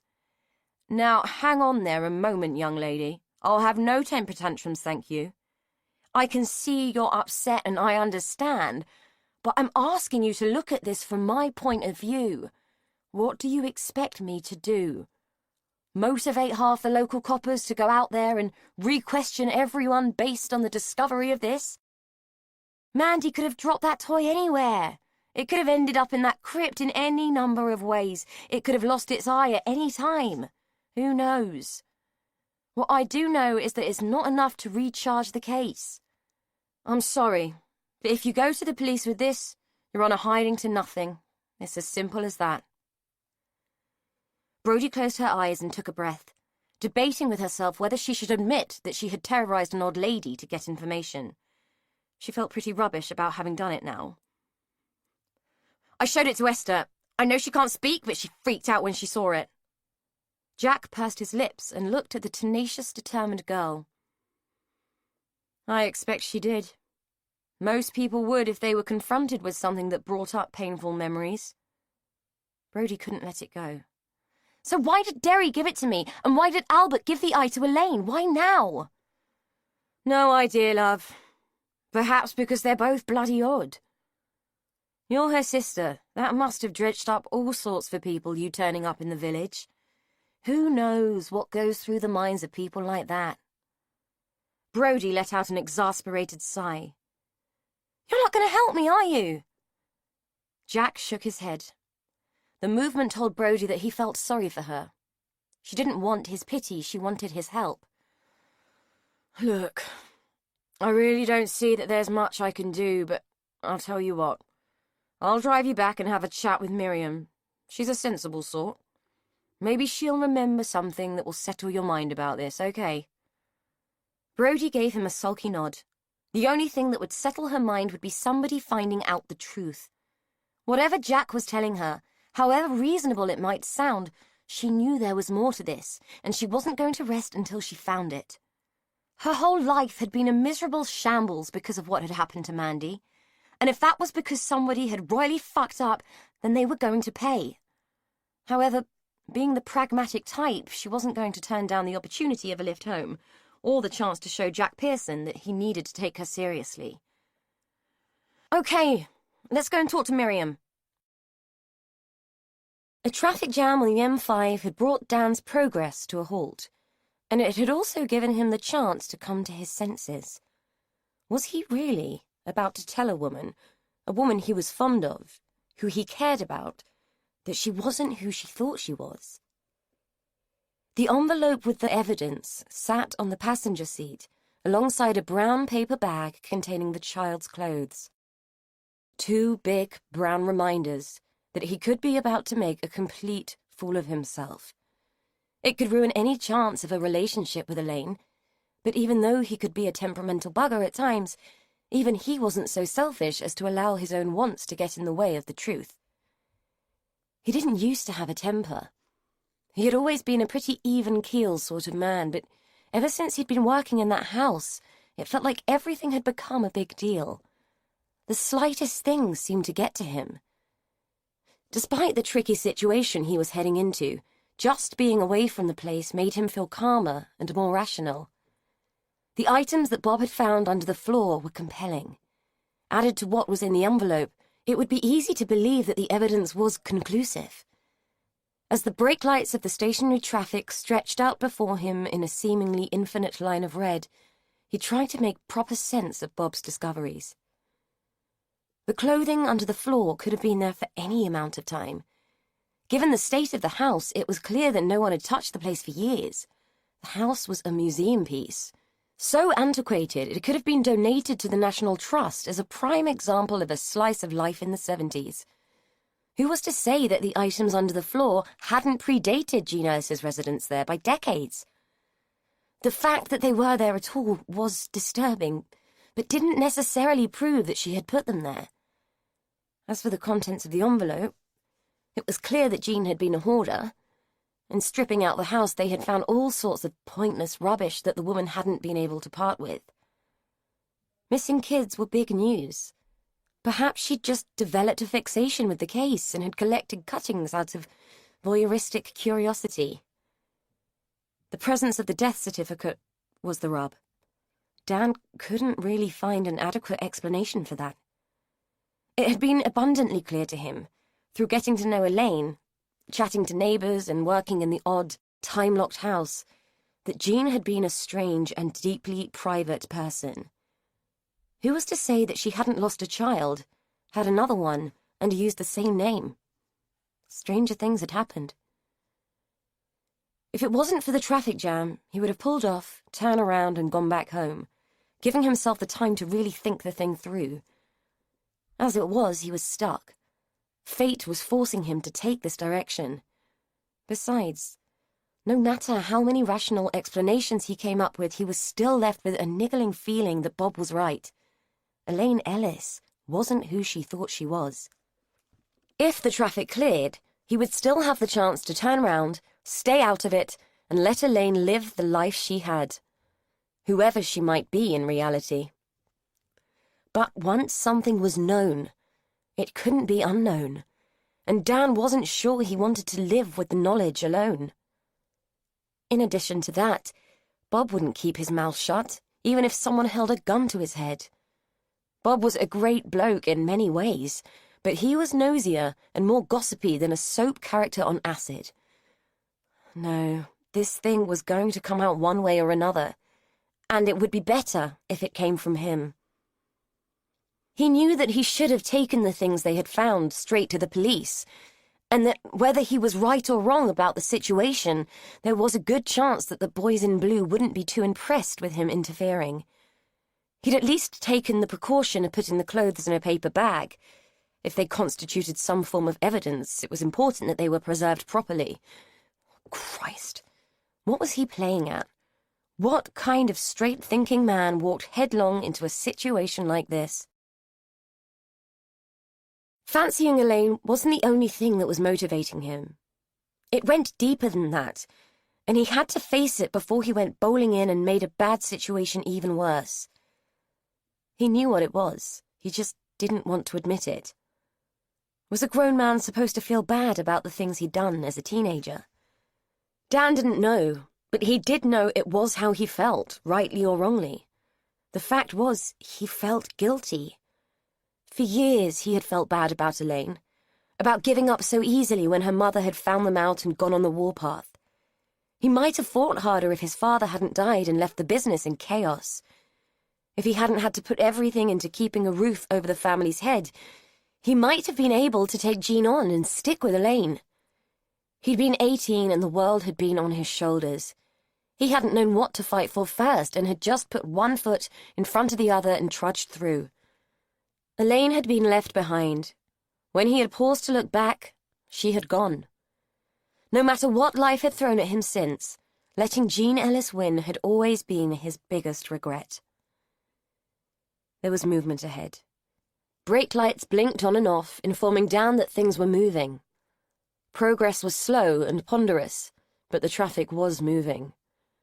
He had no choice but to move right along with it. The course had been set. Elaine woke from a migraine-fueled nightmare in a fog of pain and nausea. She had dreamed of damp, fetid darkness, fear and blood. The memory of it turned her stomach and she threw up in the bowl that Brody had left by the sofa. She felt drunk and disorientated, as if she was still trapped in the dream, and that what her aching eyes saw was a surreal pastiche of reality. Thick, velvet blackness clouded the edges of her vision with dark menace, making her pulse pound like a hammer, and her head feel as though it had been battered by a meat tenderizer. She needed air. She half-crawled to the door, clinging to the furniture for support, and promptly threw up again once she was outside, spattering a scrambling Rose with bile and that morning's breakfast. Something was going on next door in Miriam's cottage. Several cars were parked outside. An ambulance, its flashing lights battering Elaine's still delicate senses, stood with its doors open. She couldn't look at it. The glaring colours of its livery and the whirling lights made her want to vomit again. There was too much yellow, too much blue, too much movement. Instinct made her stagger in the opposite direction, far away from the sensory intrusion. There was no rationale in what she was doing, no consciousness. She simply staggered forward, hoping to find some dark, cool place where she could lie undisturbed until the storm of pain passed. There was a moment when she was aware of arms wrapping around her, and the ground disappearing from beneath her feet. She could feel rough fabric against the skin of her face. It smelt of earth and the musk of unwanted flesh. Her stomach lurched again, but there was nothing left, so she clung on, unconcerned and incognizant. Everything hurt too much for her to care. She drifted in and out of consciousness, aware of movement, aware of the changing light through her closed eyelids, and aware of being taken down into cold, dark, blissful silence. As gently as he could, Derry placed Elaine's inert form on the slab of marble where he had found her all those years before. Then she had been Mandy. Then she had been small, and then the wound on her neck had oozed blood onto his hands, and he had tried to stem it with her cardigan. She had been asleep then, too. But he'd taken her outside and tried to wake her up, but she had cried and been sick, and it had scared him. He hadn't been able to stop her crying, and it had scared him. Then Jean had come. She scared him, too. Now she was just dust under the trees and on the soles of his shoes, but she still scared him. Mandy had come back. She was big now, and sad, and now she was poorly again, which scared him, so he put her back where he had found her. Now everything would be all right. Just like when Rosemary told him to put the chicks back with the hens, because she didn't want the chicks to die. Now everything would be all right. You just had to leave things how you found them. That's what Rosemary said. Chapter 11. Brodie had never felt so awful in her life. Esther was dead, and she had killed her, and she couldn't tell a soul what she had done. Misery wrapped itself around her like a claustrophobic quilt. In the lounge, Miriam was weeping as she told the doctor how guilty she felt for leaving Esther, for letting her die alone. Every word brought a fresh wave of guilt to Brodie, who felt like King Canute, powerless to stop the oncoming tide of responsibility. The doctor was saying that it hadn't been anyone's fault, that Esther had been living on borrowed time for years, and that another stroke was inevitable. Her death had been a blessing, a release from a locked-in existence worse than any prison cell. Miriam had been a saint to care for her the way she did, and she should feel proud of herself and comfort herself with the knowledge that Esther was at peace now and had slipped away without pain. Brodie winced at his words. She knew different, knew that Esther had died in an agony of silent, unspeakable things conjured up by a bitter, angry girl. Esther's body was still in the chair, covered with a sheet, waiting for the undertakers to arrive and take it away. Jack Pearson had stayed for a while, his appearance not impacting Miriam in the way that it could have under the circumstances. He had hovered around, made tea in the big brown pot, and had eventually made his excuses and left them to it, probably relieved that something had happened to divert Brodie from her mission. Brodie was glad he'd gone, convinced that her guilt was writ large on her face, and that he would sense it and be forced to act. In an agony of self-pity, she looked up as Miriam, her pudgy face tear-stained and fraught, came into the kitchen. "Brodie, love, do you think you could pop next door to Elaine's for a bit? Only the undertaker is on his way, and I don't want you to have to see her being taken out." Brodie nodded and stood up, then on instinct turned to the kind woman who had never done her any harm and hugged her. "I'm so sorry." The apology had a hollow ring. Taken aback, Miriam froze for a moment, then wrapped her arms around the weeping girl and began to stroke her hair. "Oh, bless you, my love. Don't be upset. She had a good life. She's at peace now." Her words only served to make Brodie cry more, and she clung to Miriam like static clings to nylon. "Hush now, come on, or you'll start me off again. You go and see Elaine, and I'll call for you when everything's sorted out, all right?" Still snivelling, Brodie extracted herself and made her way over to see Elaine, wondering if the woman she barely knew, but who she had bonded with so quickly, would be able to help her make sense of what she'd done. Would Elaine still want her if she knew she was a murderer? Dan arrived at Meadowfoot Cottage just as a body was being wheeled out the house next door. Not for the first time that day, he wondered what on earth he was walking into.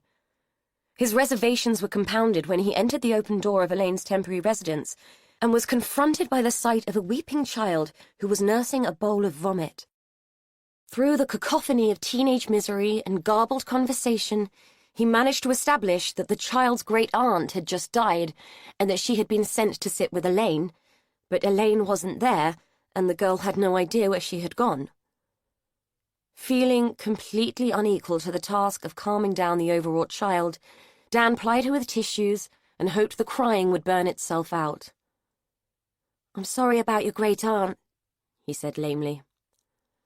This kindness only served to refresh the bout of hysterics, though he managed to establish, through a garbled salt water and snot mess of words, that the girl thought it was her fault the aunt had died.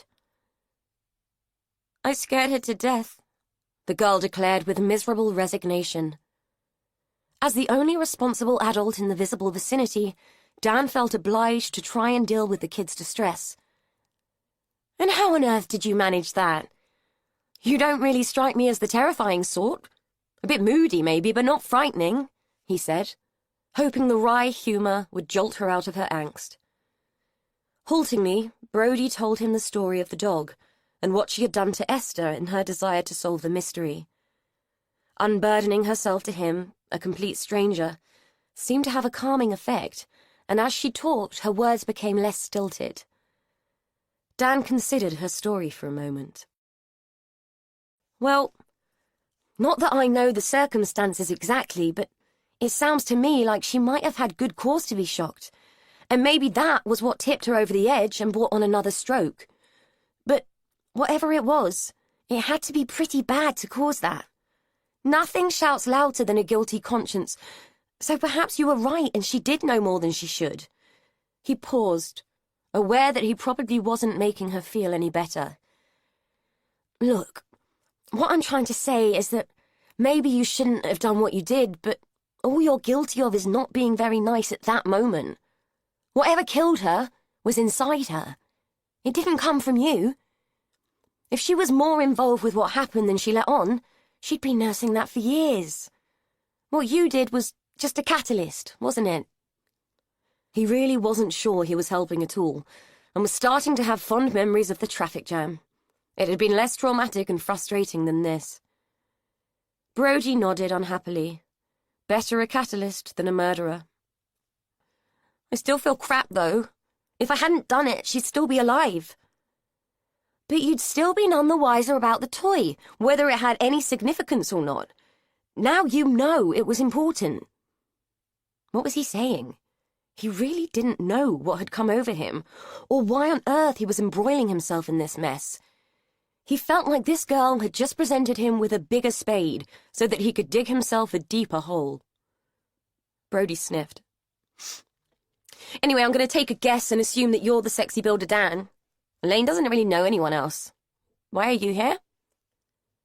She had used the word sexy. He wasn't sure whether to feel gratified or surprised by the description, but the fact that Elaine had used it impressed him.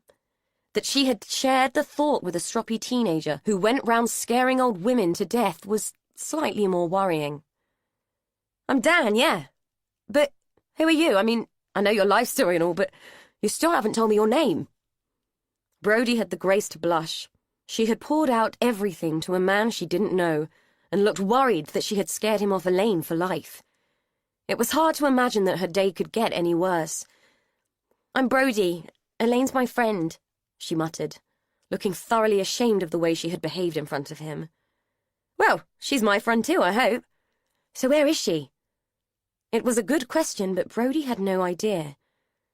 "I don't know. I saw her this morning, but she wasn't well. I left her here on the sofa, but the door was wide open when I came in." "What was wrong with her?" "A migraine, I think." She handed him the strip of pills that she had left on the coffee table. Dan studied the tablets. They were hefty stuff, familiar to him from the occasions his mother had been laid out for days at a time with torturous headaches. "Oh, that's worrying. These things could fell an elephant at 40 paces. It's hard to imagine she would have gone wandering off with these on board. How many did she take?" Brody looked concerned. "I only gave her 2. Do you think she's all right?" "I don't know, but I think it might be a good idea to try and find her." Jack Pearson had made it halfway home before curiosity finally got the better of good sense and forced him to turn round and drive back to Hallow's End. Despite his better judgment, the kid was right. That dog had raised more questions. For 30 years he had nursed his failure to find Mandy. If he were honest, he would admit that it had eaten away at him, eroding his confidence both as a man and as an officer of the law. There had been many disappointments in his career. Criminals caught but released on technicalities, others let out too soon to repeat their misdeeds. But failing to find Mandy had been the worst. His own daughter hadn't been much older at the time, and he could clearly remember going home after every shift and just watching her, pleading with fate to keep her safe. Shirley Miller hadn't been afforded that luxury, and maybe it was time he did something about it. Finding the dog would probably lead to yet another dead end, but he had to try. If only to appease that pushy kid and stop her cluttering up his nice, peaceful retirement. He concluded his thoughts with an absent smile. He had to admit he kind of liked her. As he rang the heavy doorbell of Hallows Court, he wondered if Ada and Albert Gardner-Hallow would remember him as the man who had spent weeks trudging all over their sensibilities in his jackboots. He remembered them all too well. Ada, with her starched, old colonial defensiveness, and Albert, hiding his obsessions and compulsions behind aristocratic eccentricity. It was a sad facade, evidence of lives lived unloved and unfulfilled, a legacy of unhappy childhood spent with inadequate people. As he recalled, during the investigation they had found out that the pair had arrived at Hallows Court as children, refugees from the partition of India in 1947. Their father had been some kind of diplomat who had never returned home and had died there of some exotic disease. Ada and Albert had been sent home to their grandmother, who had been ill-equipped to take on two traumatized and grieving children. They'd had a lonely and difficult childhood in the company of a cold and unloving woman. When she had died, the house passed to Albert.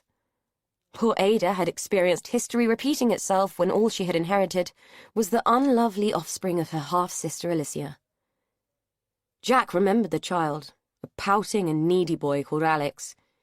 He was sure he had read something about him in the papers recently, something about big political aspirations. His musings were interrupted by the appearance of a squat, fierce-looking woman who had opened the door to him. "Yes, I help you?" she said, in a manner that conveyed that the last thing she wanted to do was to help anyone. Jack gave her the once-over, noting the flour on her apron, a smear of which adorned her brow. He had obviously interrupted a baking session. "I'd like to see Miss or Mr. Gardner-Hallow, please," he said.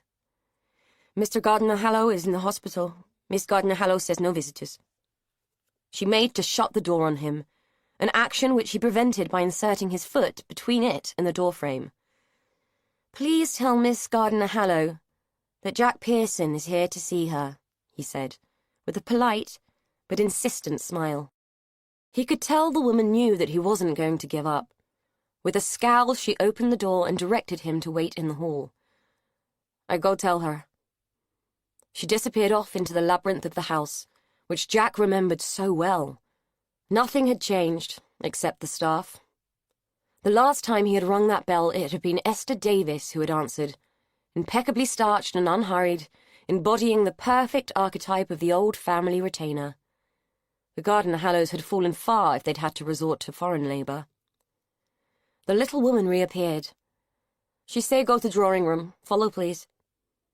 Without waiting, she turned, shedding a powdery trail of dry flour as she led him to Ada. "Mr. Pearson," the maid announced as she led him into the room. "Thank you, Pavla, that will be all," Ada said graciously from her elegant perch on a faded brocade chair. "You will want tea?" Pavla asked. A flicker of irritation passed over Ada's face. "I don't think that will be necessary. I don't think Mr. Pearson will be staying long."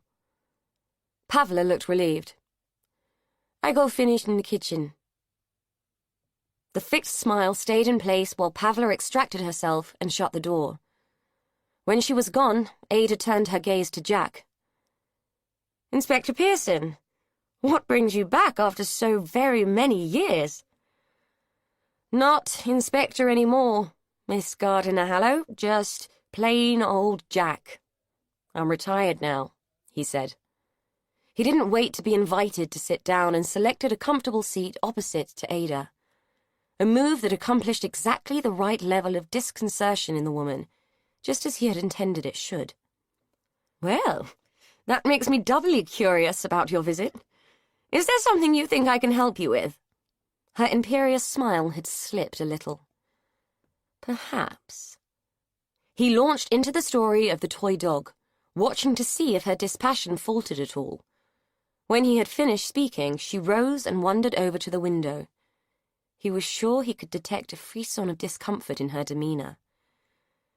"Well, Mr. Pearson, those are some very old coals you have decided to rake over, and I must say I don't know what to tell you." She had her back to him, as if the view of the garden would offer some inspiration. "I can't account for my brother's strange gift. You know what he's like. God knows what unutterable junk he has collected over the years. I try to ignore it. It seems the best way. How he came into possession of that item, I simply don't know. But you do realize he's not terribly reliable, don't you? I can only repeat what I told you then. To the best of my knowledge, the child came nowhere near the house that day." She paused and turned to face him, her composure re-established. "I fail to see what you hope to gain from reinstating the inquiry. It's been over 30 years. What could you possibly hope will be revealed now?" Jack showed her an unperturbed face and brushed an imaginary thread from the arm of the sofa. "Oh, I don't know, Miss Gardner-Hallow. Perhaps the truth?" Ada gave a weary sigh. "I'm afraid the matter will always remain a mystery. It's tremendously sad for those involved, but a mystery nonetheless. I'm sorry I can't help you further and that you've had a wasted journey." Jack was about to argue and point out that she was being as evasive now as she had been then, and that he didn't believe in the veracity of her cool detachment for 1 minute. However, he was interrupted by a resounding crash from somewhere in the bowels of the house. Ada Gardner-Hallow paled visibly as the noise echoed through the building. He watched with interest as she caught her breath and clutched at the pearls which adorned her age-sagged neck. She had been fiddling with them on and off throughout the whole encounter. She seemed frozen to the spot by the sudden interjection of what had sounded like an explosion in a china factory. Jack rose from the sofa. "I think we'd better go and find out what that was, don't you?" Ada hesitated. "I expect Pavla has dropped something in the kitchen." Her conviction seemed as feeble as her explanation. Jack merely frowned and led the way out of the room. Brody and Dan trudged along the track, which led through the woods towards Hallow's Court. Brody couldn't explain why she felt the need to go in this direction, or why she felt that Elaine had taken this path. Something primal was feeding her instincts and leading her towards the ruined chapel. The one thing she was sure of was that she was worried. The last time she had set eyes on Elaine, it was clear that her friend was in no fit state to be wandering about on her own. She had yet to work out why Dan had chosen to turn up out of the blue, on this strangest of strange days, though she was grateful to him for rescuing her from the pit of misery and guilt where he had found her drowning. She was also ashamed of having spilled her innermost fears, and that the leakage had illustrated how weak she really was. She was not a fan of looking weak. Consequently, they had walked in silence for what felt like hours, but had in reality only been a few minutes. Brody couldn't bear the weight of the silence. "So do you like her, then?" she asked, glad that he was behind her and that she couldn't see his face. "Elaine? Yeah, I like her. I wouldn't be here otherwise, would I?" he said, after a moment's pause. "Well, she likes you too, so don't go hurting her or anything when we find her. She's a really nice lady, and she deserves someone nice to be with." Dan chuckled at this. "I agree, but I wasn't quite on the brink of proposing. Why don't we just find her first, eh?" He shook his head in an attitude of disbelief at the cheek of the forthright child. They broke out of the woods and entered the clearing where the crumbling chapel stood. "What makes you think she would have come here?" Dan asked, peering at the squat ruin. Brody shrugged. "Dunno, just a feeling." She jogged across the rough grass and began to scramble over the fallen masonry. Dan followed, his heavy rigger boots making him less nimble on the rough terrain than Brody was in her trainers. "Hold up, where are you going?" "Down here," Brody called, pointing to the rotting trapdoor, still propped open from when she had explored the crypt earlier. Dan was dubious, unable to fathom why the kid thought Elaine would be lurking around some old ruin, but as he was none the wiser, he followed her anyway. "Jesus, this place is a bit rank." He wrinkled his nose as he joined her in the crypt. "She's not here." Brody's voice sounded small, constricted by unfathomable disappointment. She had seemed so sure this was the place. "Hang on, let's shed some light on the subject." Dan fished in his pocket for the torch that he always carried, in case he needed to pry into dark corners. He played the beam around the walls of the empty chamber, finally letting it come to rest on Brody's pinched and miserable face. "I think we can safely say she's not down here, kid." Brody looked as if she was on the point of tears again. Looking frustrated, defeated, and just a little bit overwhelmed, she threw herself back against the wall, seemingly with the intention of slumping there and sulking. The bricks moved. "What was that?" Dan demanded. The grating sound of moving masonry had drawn his attention away from the girl's face. Brody shoved back again. The wall gave a little under her touch. Freaked, she shot forward and hid behind Dan. He played the torch beam over the area where she had been standing. "Clever bastards," he said with a chuckle. "What?" He moved across the wall and pushed it. "Look, whoever built this place put in a false wall. This is a hidden door. Clever stuff." He showed her the solid piece of masonry that moved reluctantly under his touch. "I wouldn't have even noticed if this stone hadn't been caught under the mechanism." He pried out the small stone that had caused the grating noise. "It must have prevented it shutting properly, which is why it gave when you leaned on it." Brody shuddered. "It's effing creepy," she announced. "Not really. Quite a few old places have secret passageways and the such. I did a job a while back on an old place that had a priest hole. Nobody knew anything about it until we had to replace half the staircase, and there it was, hidden away for years." Dan was fascinated by this latest find and warmed to his theme. "In a place like this, it probably connects the church to the house, built so the family can get to the church unseen or dry in bad weather. They're a lot more common than you'd think. I saw a place for sale recently up in Derbyshire that had 2 secret passages." Brody had gone quiet, her mind making connections 19 to the dozen. "We have to go in. I think Elaine's inside." She grabbed the torch and pushed past him. Dan's protestations died in his throat as he was forced to follow her.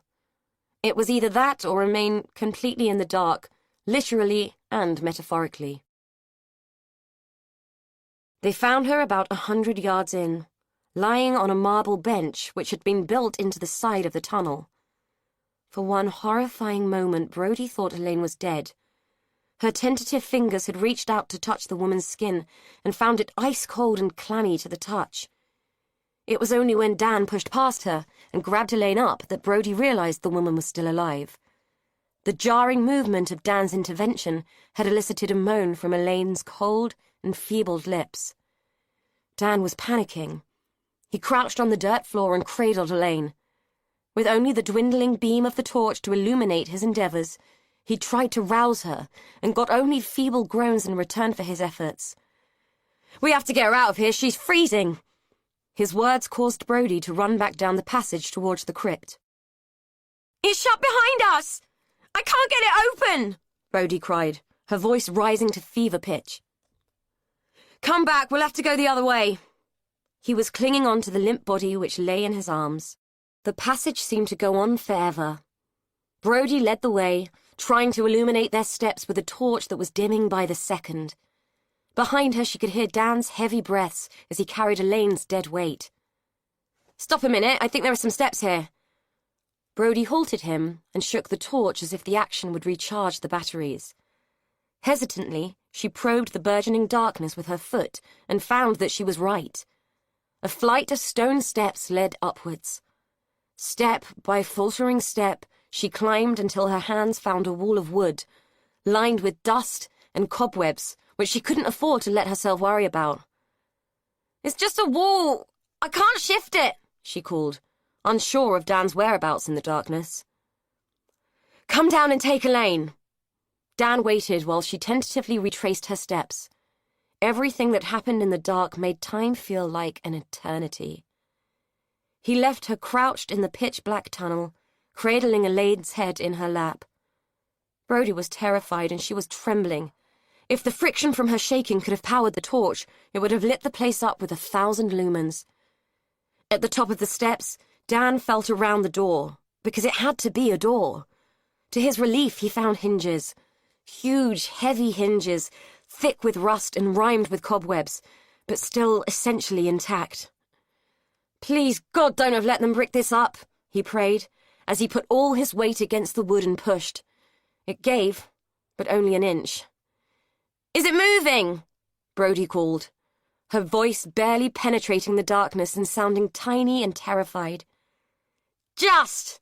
he grunted, as he shoved the door again, managing to shift it another inch. The space on the top of the steps was limiting him, but he knew if he could keep shoving, he might be able to open it enough for at least Brody to squeeze through. He took a huge breath and leaned his weight and effort against the door again. He gave out an almighty roar as he pushed. His voice echoed back down the passageway in an ever-dwindling and disembodied plea, passing Brody and the inert Elaine and disappearing into the darkness. The rusting hinges finally gave up their hold, and the door burst outwards in an explosion of breaking glass and china. Dan was thrown forward in the momentum. In one surreal move, he found himself sprawling on his hands and knees in a mess of glass, smashed china, and books. There were hundreds of books. He didn't have time to work out where he was. Wedging one of the books under the door, he turned back and re-entered the tunnel. Jack Pearson opened the door of the library onto a scene he had to look twice at to believe. A large, filthy man and a small, dusty girl who he recognized as Brody were hauling what appeared to be a body through a hole in the bookshelves. Around their feet lay the shattered remains of Albert's collection. "Call a bloody ambulance!" the big man bellowed, breaking the mesmeric silence in which Jack, Ada, and Pavla stood as still as tombstones. Both Pavla and Jack sprang into action, Pavla making room for Elaine on the cluttered sofa and insisting that they warmed her up slowly, while Jack rang an ambulance and started to clear the shattered collection out of the way. Brody noticed that Dan was bleeding from a deep gash in his hand, an injury sustained when he'd burst through the door and landed amidst the chaos. Ever practical, Pavla bound it with a strip of fabric torn from her apron. She asked Ada to fetch the first aid box. Ada ignored her and stood unmoving, fiddling with her pearls as if they were worry beads. Most of the attention was focused on Elaine, who lay on the sofa looking like a limp facsimile of her normal self. Pavla piled on blankets and froze, and eventually bustled off to find hot water bottles. She had dealt with cold people before, she informed them, back in the Czech Republic where winter could kill you if you weren't careful. Pavla was careful. Eventually, Elaine began to shiver. Her eyes flickered open, and colour began to return to her cheeks. When Pavla came back with the hot water bottles, she suggested that someone should lie down with Elaine and use their body heat to keep her warm. Jack looked horrified at the suggestion, and there was so little meat on Brody, she couldn't have warmed a pencil at close quarters.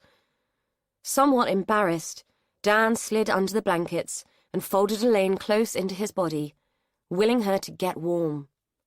The chill of her skin seeped into his bones, and it felt like a case of touch and go as to which of their body temperatures would win out. It took the ambulance half an hour to arrive, by which time Elaine was back to consciousness, though still drowsy and disorientated. At first, she had tried to fight Dan off, rambling and squirming against him with weak limbs. As full consciousness returned, she calmed down with the help of Brody, who knelt on the floor and held her hand. The paramedics fussed around, both curious and perturbed at the circumstances that had caused Elaine's condition.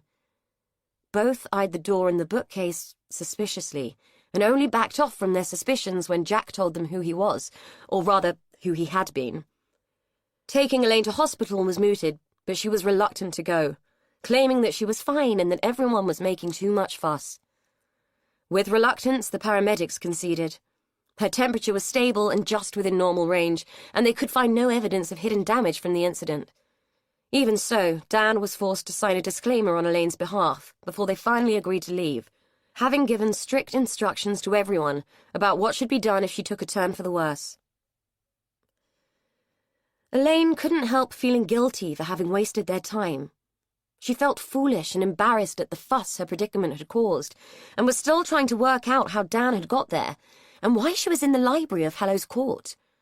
Fortunately, at that point, no one was putting too much pressure on her to provide answers. All she was required to do was to lie still under a ton of blankets and sip warm tea, as directed by the capable Pavla. She was still resting against Dan. Occasionally, she still shivered. She didn't know whether it was from the cold or the proximity to her builder. But equally, she didn't feel that she wanted to complain about it. Eventually, she was in enough command of her senses to ask the question on everybody's mind. So who's going to tell me what the hell is going on? All eyes turned to Ada. In the melee of the previous hour, she had discreetly placed herself away from the group and looked as if she were watching a badly directed melodrama unfolding in her own home. Under their collective gaze, she opened and shut her mouth a few times, unable to answer. Jack looked back to Elaine. "Why don't you start by telling us how you ended up in there?" he said, pointing to the hole in the wall. "I don't know. I remember going outside and I was sick. There was an ambulance next door and I couldn't stand the lights." She looked at Brody. "Why was there an ambulance? Did something happen?" Brody couldn't meet her eyes. The recent drama had only given her a brief reprieve from her guilt about Esther. "Esther had another stroke. She died?" She had to fight against the tears that had regrouped behind her eyes. "Oh, love, I'm sorry." Elaine stretched out her still trembling hand to the huddled figure on the floor. "I should go back, see if there's anything I can do for Miriam," she said, fumbling at the blankets. Dan's arms tightened their grip around her. "You'll do no such thing. You're in no fit state to go anywhere," Dan said, only relaxing his hold on her once he'd felt the fight go out of her body. "I think you're still confused." Ada gasped. "Esther is dead." Her voice was cracked and laden with ordeal. Brody nodded miserably, feeling the indictment of the woman's reaction. She looked at Jack to see if he had recognized her guilt, but he only had eyes for Ada, who was in receipt of his full attention. "Fetch her some brandy, or something, will you?" Jack directed this request to Pavla, without once taking his eyes off the elderly lady who clung to her pearls as if they were a rosary. "Brody, how did you know Elaine was down there?" Dan asked, over the top of Elaine's head. Brody shrugged. "I can't explain it, I just had a feeling. I think Derry knows about the tunnel. It must have been where he found the dog." She turned to Jack. "It's the only explanation, isn't it?" Jack considered this. "Well, it would certainly be the most likely explanation. It would also explain why our dogs went demented down there. I can't believe we never found the door." "You wouldn't have. Not if you didn't know it was there. We only found it because it had been wedged open with a stone. It's an amazing bit of design," Dan explained. Pavla returned with the brandy, which Ada drank in one shuddering gulp. "The tunnel has existed since the 12th century, Ada said, her voice rasping with the heat of the alcohol. "It was built by an abbot of the monastery that used to stand on the site of this house. I believe it was used to access the church that originally stood on the site of the chapel. Of course, both buildings have changed over the centuries, but the tunnel has remained. In recent years, since this version of the house was built, it was used to access the crypt where my ancestors are interred. It has never been in frequent use since I have lived here. In fact, the last time that door was open was when I was a child. I had almost forgotten it existed." Jack sat, arms folded, watching Ada speak. "Well, the fact that we didn't know about it speaks volumes." Why did you never mention it? Ada looked at him blankly. As I said, I'd almost forgotten it was there. I had no idea it was still accessible, as you can see, she said, waving her arm at the shattered mess. We haven't used it for years from this end. Why would we? Why, indeed, Jack muttered. Elaine had shifted away from Dan's embrace. I'm sorry to interrupt, but who exactly are you? It hadn't occurred to anyone that proper introductions hadn't yet been made. It was Brody who bridged the gap. This is Jack. He's the policeman who was looking for Mandy. I showed him the dog, she said, as if it explained everything. Elaine nodded. Okay. Pleased to meet you, Jack. Is there something I should know about why you're here? To be honest with you, young lady, that's a very good question, but probably nothing that need concern you. If I were you, I would think about getting yourself home and into a warm bed. You've had quite a strange ordeal, Jack said. Elaine sensed Dan stiffen beside her. She turned to him. And why exactly are you here? And can someone please pinch me so that I wake up? I'm having a little trouble getting my head around all this. Dan looked decidedly uncomfortable. Well, there was something I needed to talk to you about. When I got here, you were AWOL. And Brody here brought me to find you. And, well, you know what happened next. Elaine was confused. And not just from the post-migraine fog or the brush with hypothermia. And you couldn't just ring me?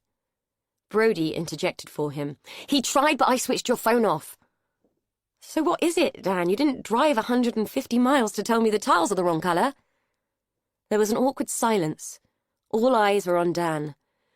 No, I didn't, but it is something I think we ought to discuss in private. Why don't we take Jack's advice and get you home?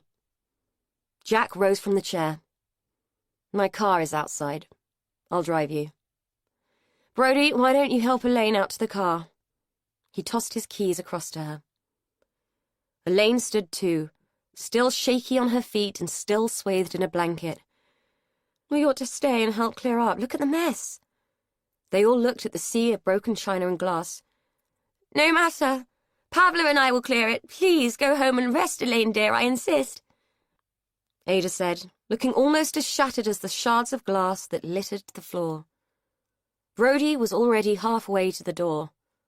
Come on, Elaine. Elaine hesitated. I can't just leave. It's all my fault. And the damage. She looked at Ada. You must at least let me pay for the damage. Ada gave her a weary smile. My dear girl, I can assure you there is nothing in that mess with any monetary value, nothing at all. In fact, you may have done us a favour. My brother's collection holds some meaning for him, but to me it is merely the detritus of a lifetime self-indulgence. It will do no harm to sweep it into the bin, no harm at all. Brody was impatient. Come on, let's go, she said, tugging at Elaine's arm. This place gives me the creeps, she whispered. Reluctantly, Elaine allowed herself to be led from the room and loaded into Jack's car. Brody got in beside her, and Dan climbed into the front. She felt ridiculously ashamed that she had caused such a melee, especially one that had included Ada Gardner-Hallow. Esther was dead, and she, stupid, ridiculous, pathetic Elaine, had stolen all the thunder by causing chaos and destruction in a way that she couldn't even remember. That it had included Dan mortified her beyond belief, and to heap humiliation on top of humiliation, the kindly Jack had been sucked in too. She hunched down into the blanket and hid her face, hoping that the others would think it was a prolonged reaction to the cold. She didn't want to speak. She didn't even want to be seen. The reassuring squeeze from Brody's hand did nothing to make her feel better. Back at the cottage, she allowed Brody to make a fuss and languished on the sofa pretending to nap. Childishly, she hoped that if she closed her eyes and went to sleep, she would wake up and realize that the whole debacle had just been a bad dream. Her ploy seemed to work, as both Dan and Jack took themselves out into the garden, while Brody fiddled about in the kitchen making cups of tea. Outside, Jack removed a pipe from the inside pocket of his jacket and propped it, unlit, between his teeth. He turned to Dan, who was standing pensively by the garden gate. "Something bothering you, lad? Besides this afternoon's shenanigans, that is." Dan turned to face him and sighed, his face loaded with worry. "You could say that. Can I show you something? It's in the van." Jack followed him through the gate and waited as Dan retrieved the envelope and the brown paper bag from the footwell of his van. "Take a look at this little lot and tell me what you think." He passed the items over and leaned against the side of the van, arms folded, a look of worried anticipation on his face. "Start with the envelope first, then check the bag." Jack, pipe still hanging from his lip, gave him a puzzled look and delved into the envelope. He spread the contents onto the seat of the van, using the door to shield him from view of the house. He could see Brody peering at them through the kitchen window. Once he had perused the documents, he peered into the bag, moving the contents with the stem of his pipe so as not to have to handle them. Finally, he turned to Dan. "Where did you find this, lad?" Dan quickly explained about the pipes and the floorboards and Bob's search of the box in the attic. "So, what should I do? Are you thinking what I'm thinking?" he said, his questions loaded with apprehension. Jack picked up the clippings and put them back into the envelope. 30 years he had worried about this case. For 30 years he had searched for Mandy. In the beginning it had been a physical thing, trudging through Hallow's End, leaving no stone unturned. In later years it had been a mental search, a nagging urge to go over and over everything he knew, everything he suspected, in a bid to find the missing links. Now here it was. Proof, sitting in his hands, just like that. Discovered by a pair of nosy builders in a house Jack had never heard of, put there by a woman whose name was as strange and unfamiliar to him as the events of the day had been. The body, the whereabouts of which had given him sleepless nights for years, was sitting on a sofa a few yards from where he stood.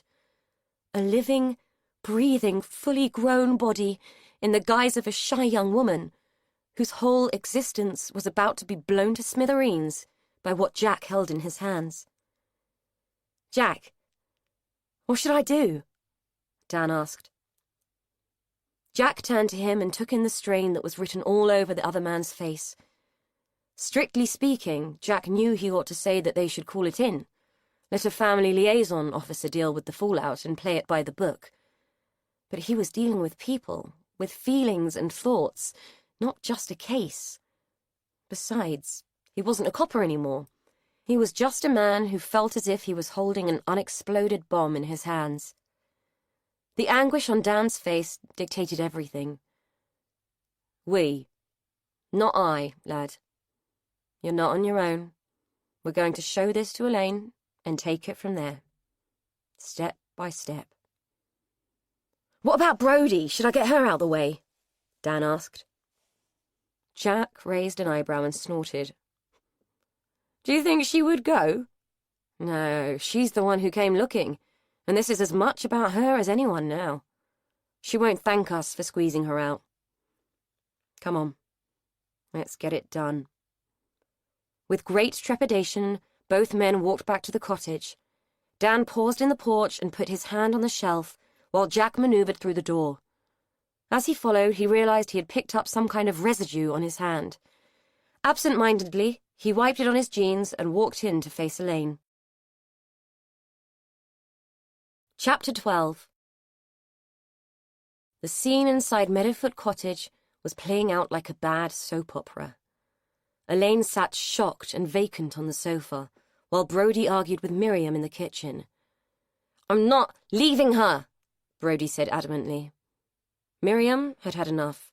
The argument had been raging for too long, and after everything that had happened that day, she was just about at the end of her rope. "Look, Brody, I know all this has come as quite a shock, but you have to think about poor Elaine."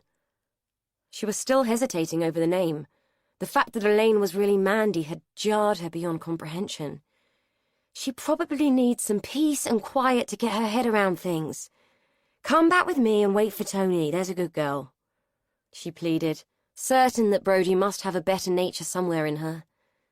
Brodie crossed her arms, planted her feet wide, and shouted, "I am not leaving!" Miriam's shoulders sagged, her body showing that she had reached a point of utter despair. "I can't cope with this." She pointed the statement at Dan, who was loitering in the doorway, unsure of who he should be dealing with first. "Look, let her stay, at least until her brother gets here. You've got a lot to sort out yourself. We'll be fine, I'll look after them," he said, with more conviction than he felt. Miriam hesitated but saw sense and potential relief in his words. "If you're sure. Only she's my responsibility." She trailed off. "Go, honestly. It'll be fine," Dan said, giving weight to the lie. Miriam hesitated at the door as if she was going to say something else, her gaze moving towards the lounge where Elaine sat. She looked wistful and brimful of sorrow. Dan shook his head. "Not yet." Miriam closed the door behind her, a move which elicited a sigh of relief from Brodie. "Thank God for that! I thought she was never going to leave." Her tone was derisive and intimated that she thought that she should be the one with all the choices. Dan had had enough. He didn't know why, but the whole situation was making him exponentially angry. "Look, you might have got your own way with that one, but it was only to keep the peace.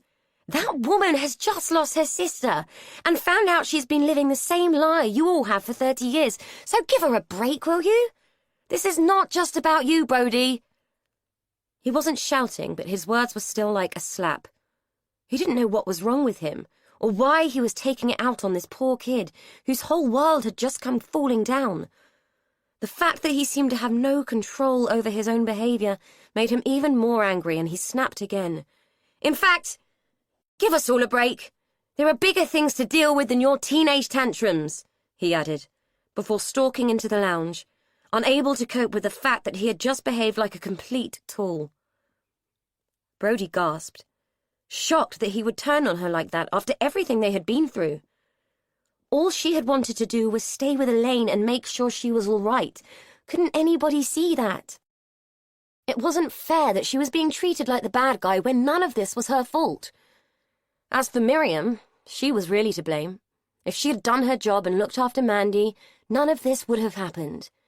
Dan was out of order and he had no right to be shouting his mouth off at anyone. What did any of this have to do with him anyway? Just because he fancied Elaine, it didn't give him the right to go around shouting orders at everyone. Just who did he think he was? Nobody, that was who. He was nobody. Just some bloody builder poking his nose in where it wasn't wanted. Bristling with indignation, she stalked into the lounge, ready to give him a piece of her mind. The sight of Elaine, reduced to a sobbing heap in Dan's arms, stopped her in her tracks, and she felt thoroughly ashamed of her own selfishness. She couldn't watch. Both the distress and the intimacy acted like a force field, and she had to turn away and walk outside, where she could nurse her reaction alone, and maybe try and make sense of it. Jack had decided to take himself off for a walk during the aftermath. It seemed both discreet and sensible for him to be out of the way while the dust settled. Besides, he'd need to phone Mary and tell her what was going on, and he also needed to contact his old colleagues. The first thing Jack saw as he made his return to Meadowfoot Cottage was Brodie, crouched outside the door and looking like a maleficent garden gnome. He spied a bench under the window not far from the girl, and eased himself into it with a sigh that told of old bones and weariness. "How is she?" he asked, removing his pipe from his inside pocket and resting it between his teeth, empty and unlit. All good actors need a prop. Brodie shrugged. "Upset? She's with Dan." Jack nodded and removed the pipe, tapped it pointlessly on the arm of the bench, then put it back between his teeth. "Bound to be. And how are you?" Brodie's shoulders rose in an impoverished movement which spoke volumes about her discontent. "Not about me, is it? As I've just been told by Mr. Wonderful in there. I mean, who does he think he is, throwing his weight about like God Almighty? Jack frowned, removed the pipe again and regarded it thoughtfully, wishing that he could fill it and have a proper smoke, but unwilling to incur the righteous wrath of Mrs. Pearson, who was the constant guardian of his health. Oh, I don't know. We wouldn't have come this far without you. I reckon you get to have a say. Brody was having none of it. Kind of wishing I'd left it alone, to be honest. Jack sucked on the empty pipe, a most unsatisfying experience, but better than nothing. Oh? Why's that? She was fiddling with the rosebush that scrambled up and over the door in its bid to maintain the illusion of perfect country life. Through the corner of his eye, Jack could see her pressing her finger to the thorns, testing their metal against her skin. It's just that if I'd left it alone, everyone would be getting on with it, wouldn't they? Esther would still be alive, Elaine would be going home to her house and her life. Nothing would have changed, we'd all just be going on as we were. Jack leaned forward, rested his elbows on his knees, and looked down the garden towards the lane.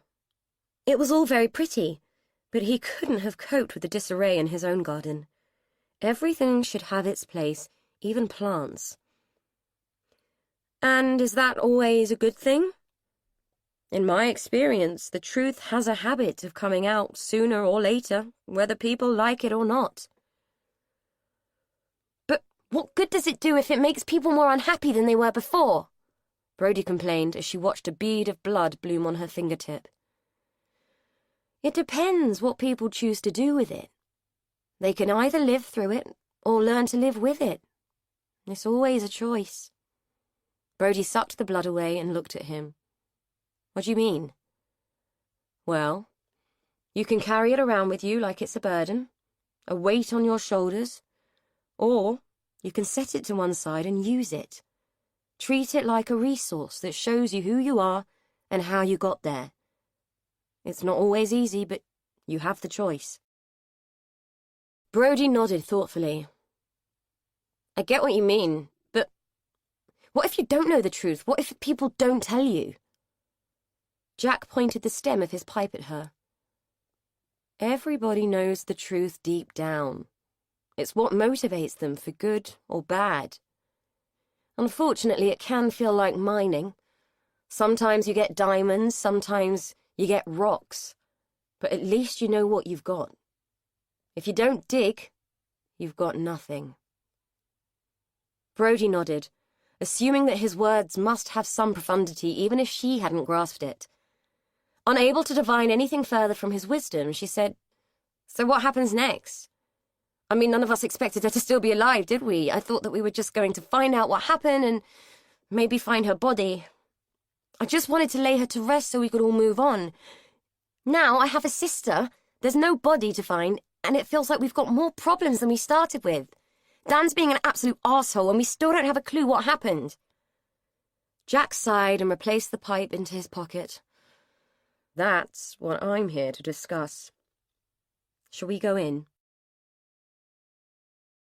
Elaine had managed to regain a modicum of composure, but her tear-stained face and hollow eyes betrayed the depth of her shock. Feeling any better? Jack asked, wanting to kick himself as soon as he realized how inane the question was. No one answered him. Right. The police are on their way and they're going to want to talk to you, Elaine. I don't know how much I can tell them. It's all a big blank, to be honest. I don't remember anything. Her voice was husky and small. Jack paused. Well, they're going to want to know what you recall about the woman who brought you up. Elaine looked confused for a moment. Oh, she said as realization dawned. You mean my mother? Jack nodded solemnly. Yes. Only she wasn't your mother, was she?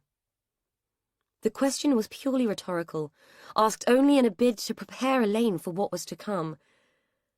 In addition to that, I'm afraid the press will get hold of this pretty quickly. You'll be hot news, Elaine, and it won't be pleasant. I'd like to suggest that you go home. Jack heard Brody's gasp, but ignored her. She can't go home. There's no kitchen and no bathroom and not likely to be for a while. It's not fit to stay in, Dan said. I'm not sure I'd want to anyway. I can hardly call it home now. She surveyed the collective of concerned expressions. But I can't stay here either. Miriam has to deal with Esther's funeral arrangements, and piles of police and press aren't going to help her. Besides, I'm not sure I want to stay in the place where it happened. Not really, no, Jack conceded. What about a hotel? Elaine was about to agree that it seemed the best solution when Dan interjected. No, you can stay with me. If they find us there, then we can go to a hotel, he said, as if the decision had been made. Dan, I can't. It's not fair on you, Elaine protested. None of this is fair on any of us, but it is what it is. I'd be a lot happier trying to keep the wolves from your door in my own place than in a hotel, he argued. But it's not your problem, Dan. I'm not your problem. You shouldn't feel like you have to take responsibility for any of this, Elaine said. You don't have to feel sorry for me. I'll be fine. I don't, and I'm not. I just want to help, so shut up, will you? Anyway, I promised Miriam I would make sure you were all right. He crossed his arms to indicate that he would not be moved on the matter. Well, maybe just for a day or two until the fuss dies down, Elaine conceded, much to the amusement of Jack, who raised his prolific eyebrows in response to her naivety. So what about me? I'm not leaving her, and I don't care what any of you say, Brody said, glowering at Dan. Dan started to speak, but Elaine stopped him, squeezing his hand and shaking her head to force his silence on the matter. Brody, it may not be our choice. Your brother will have a say in it, and he might want to take you home with him. So you don't want me with you, then? Elaine sighed and rubbed her forehead, as if the actions could erase the lines that had settled there in the aftermath of the day events. It's not that. Of course I'd like you to stay with me, but Tony is your brother. It's up to him where you go. With your mum in hospital, he's your next of kin. Her reasoning fell on deaf ears. Yeah, but you're my sister, so you get equal say. Anyway, I'm 16 soon and I can do what I like. Brody, I've been your sister for a matter of a couple of hours and I'm not sure it works like that. Besides, it's not up to me either way. I can't insist that Dan takes you in too, can I? Brody shot a look at Dan, putting him firmly in her sights. So you won't let me come then? Dan was in a tight corner. He didn't want to risk another eruption of Brody's temper or provoke his own. He had no idea what had made him speak to the girl so cruelly earlier. He could see how much this was screwing her up, and he really felt for the kid. He owed her an apology, and he wanted to help. When Tony comes, we'll talk to him. If he says you can stay with Elaine, you can stay, but it's up to him, okay? A look of glee spread over the girl's face. He will, she said, confident of her ability to convince everyone that she should have her own way. The adults exchanged glances. Well, either way, I suggest you ladies get yourself packed and ready to go. Brody, I'll come next door with you. I need to talk to Miriam, Jack said, holding out an arm to guide her lest she should protest. When they were alone, Dan turned to Elaine. You don't have to give in to her, you know. If you're not up to coping with her, I'll tell her. I can cope with Brody. She might be a stroppy teenager sometimes, but she's a sweetheart, really. But equally, you shouldn't have her if you can't cope. I have to say that I would be loath to walk away from her now, Elaine said. I'm pretty sure I can cope. It's just that I didn't enjoy the way she did that. I hate being bested by teenagers, he said, with a laugh so that she would know he didn't have a problem with Brody. Elaine laughed. Don't we all? But they seem pretty good at it. Anyway, I feel for her. She's had a really rough time, and to be cut out of the loop now would be awful for her. Besides, the brother might put his foot down. Dan pulled a face. Really? You reckon he won't back down? I caved and I only met her this morning. The person I care about is you, and you're the person I am more concerned for. I do feel for Brody, but she has a family. You're on your own with this. Me? I'm fine. Sure, it's all come as a bit of a shock, but I'll be fine, honest. She wasn't entirely sure whether she was trying to convince Dan or herself. Old habits drove her to reach up and touch the scar. She could see that he'd noticed and blushed. I need to stop doing that, don't I? You need to stop worrying about it. It's probably the least of your problems right now. The police have arrived. He nodded towards the window where a car had just pulled up. The police interview was long and arduous. There were questions that Elaine just couldn't answer. The part involving her disappearance seemed brief in comparison to the scrutiny they wanted to give the subsequent years. She couldn't tell them about Jean's history because she didn't know it. She couldn't tell them about Jean's husband, the man she had understood to be her father, because she hadn't known him. She had grown up in the one house with the one woman who she had believed was her biological mother. Whatever way they asked the questions, she couldn't spin it any other way. "So," the officer asked for the third time, "explain to me again how you came to be in Hallows End on this occasion." "I can only give you the same answer that I gave you before. My mother died, and I wanted to scatter her ashes. She had no particular affiliation with any other place, but was born here. It seemed logical to bring them here." "You said earlier that she had family here, the Tylers, and that you planned to scatter her ashes in their garden. What made you change your mind?" "Rosemary Tyler was very specific when she told me that she and my mother were not close. The property is in a very different state now to how it was as my mother remembered it. The whole thing seemed very inappropriate, so I changed my mind and scattered her elsewhere." "And where was that again?" Elaine groaned inwardly. Every time they made her say it, she felt more embarrassed about what she'd done. "I put her inside the clump of rhododendrons at Hallows Court. It seemed as good a place as any other. I know I should have asked permission, and I know it seems like a foolish and callous thing to do, but there it is. I can't change it." The young officer raised his eyebrows at the note of hostility in her tone. "No need to upset yourself. I'm just trying to establish the facts." Dan, hovering in the background playing T-boy, had heard enough. "I think you've established more than the facts and are straying into irrelevancies. Miss Ellis has had enough. Unless you have anything further to add or ask, I think we're done here, don't you?" The officer treated him to an imperious glance and turned to his notes. "I think we have enough for now." Dan opened the door and held it. "Good. Thank you." The officer took his time, despite the apologetic glances of his female colleague, but eventually they left. It was well into evening time by then, and Elaine had been acutely aware that Brody had been peering through the window at them every 5 minutes for the last hour. "Let her in, will you?" she said, looking at Dan and feeling as if she was going to pass out from sheer emotional exhaustion at any minute. Brody bounded through the door like an enthusiastic Labrador. "Tony says I can come with you." She was clearly excited at having secured yet another victory. Fortunately, the girl didn't see Dan's reaction to the news as he was standing behind her, but the rolling of his eye behind Brody's back wasn't lost on Elaine. She might have smiled if she hadn't felt so utterly wiped out. "He wants to see you, is that okay? He's over at Miriam's, I can go and get him." Brody's eyes were bright with enthusiasm at the prospect of reuniting the long-lost siblings. Something inside Elaine started to fray and unravel. The uncoiling of sorrow and despair made her question whether she wanted to meet a man who had let his sisters be taken by strangers, no questions asked. He'd had an excuse with her. He'd been a child, but he was a man now, and it ought to have been different for Brody. "No, it's not okay. I'm sorry, Brody, but I've had enough for one day, really.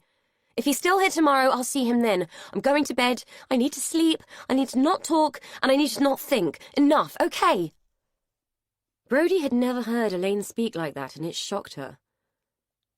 "Okay, aren't we going tonight, then?" She had brought her bag with her and was ready for the off. Elaine had stood and was making her way towards the stairs. "No, I doubt I could crawl to the car if I tried. We'll go in the morning." "But what about the papers?" Elaine paused and turned back to the girl. "Fuck the papers, Brody. If you want to stay here tonight, you can. It's up to you. But I'm done." With that, she hauled herself up the stairs and shut the bedroom door. A second later, she opened it. "Dan, will you make up a bed for Brody on the sofa and then get up here, please?" She slammed the door, leaving them in no doubt that she meant business. Dan and Brody exchanged astonished glances. "Well, I guess that told us then. You go and tell your brother that Miss Otis regrets and all, and I'll make your bed up. If you still want to stay, that is." Too right. I'm not staying next door. Tony can have my bed if he wants to stay. I'll tell him. As she reached the door, she paused. So what about you? Where are you going to sleep? Dan shrugged and held his hands out as if to say that her guess was as good as his. In the van? Brody shrugged. Whatever. Brody, before you go, I wanted to say sorry about earlier. I was pretty nasty to you and I shouldn't have been. I suppose we've all forgotten how this must feel for you. Brody shrugged. It's all right. Everyone was a bit stressy. I'm sorry too. I shouldn't have been so pushy, but I want to stay with her and I did say sorry to Miriam. Good. And you are welcome to stay as long as you both want to. Brody nodded. Cheers. Right, I'll go and tell Tony. See you in a bit. When she had gone, he made a bed on the sofa using the blankets that had been wrapped around Elaine in Hallows Court. He didn't know where anything else was kept. When the bed was made, he made his way upstairs and knocked tentatively on the bedroom door. Elaine called for him to come in. She was sitting at the dressing table, a glass of water pressed to her forehead. My head is killing me. I don't suppose you know where my pills are, do you? As it happened, they were still in his pocket, where he had put them all those hours before when he and Brody had gone searching for her. He popped a couple out into his hand and passed them to her. Thanks. Gratefully, she pushed them into her mouth and washed them down with water. It's been a long and very trying day, and I admit I'm not thinking straight. Christ, I don't know whether I'm Arthur or Martha right now, let alone Mandy or Elaine, she said, with an incredulous laugh. This is a one-bedroom cottage with one bed, and I'm assuming Brody is going on the sofa, so I'm offering you half a bed. Dan looked at her and then looked at the bed. Wouldn't you be better off sharing with Brody under the circumstances? Elaine shook her head, which made her wince. No, she'll want to talk to me, and I'm all talked out. It's half a bed, Dan, nothing else, no agenda. He looked at the bed and looked at her again. Mind if I have a shower first? I'm still covered in muck from that tunnel. Dan, I couldn't care less if you were covered in pig shit right now, but help yourself. I just need to sleep. When he emerged from the bathroom, followed by a cloud of steam, Elaine was already asleep. She was modestly swathed in pyjamas and wrapped in the duvet, as good as her word. All he possessed in the way of nightwear were the same pair of boxer shorts he had been wearing all day.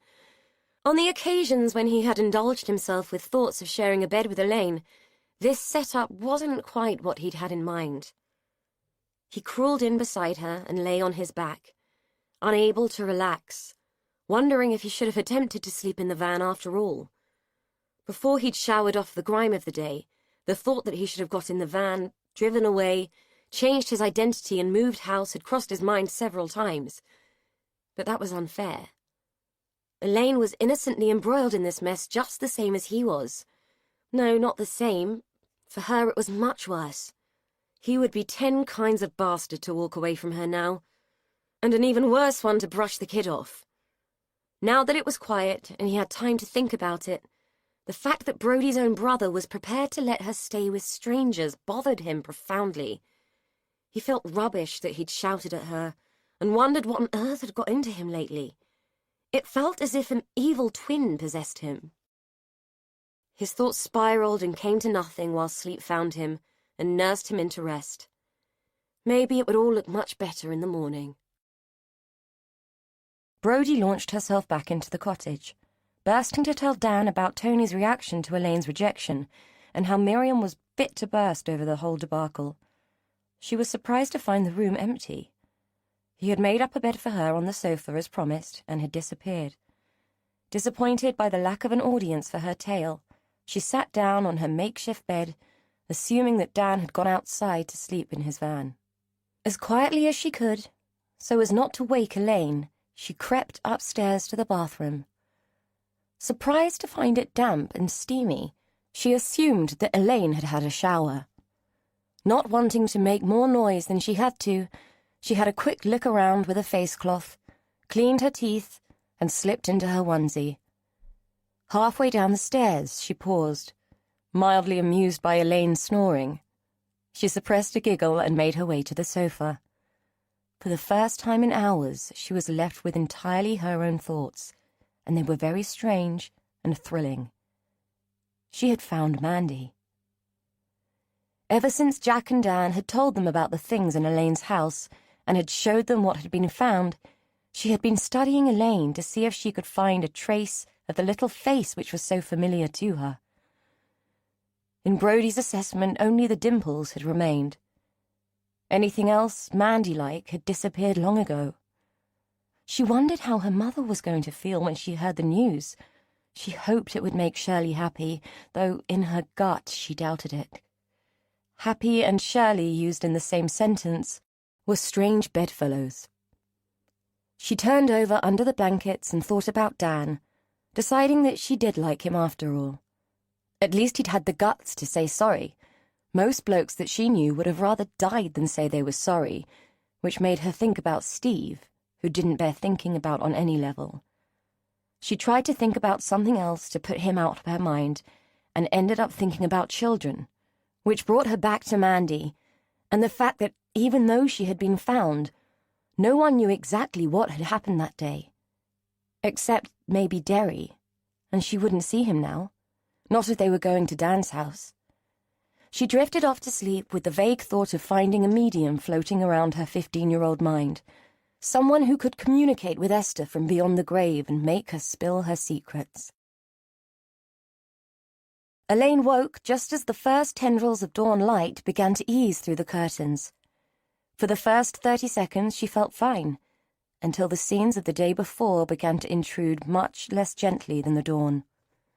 She was aware of a weight over her body, and looked down to see that Dan was holding her in an unconscious embrace.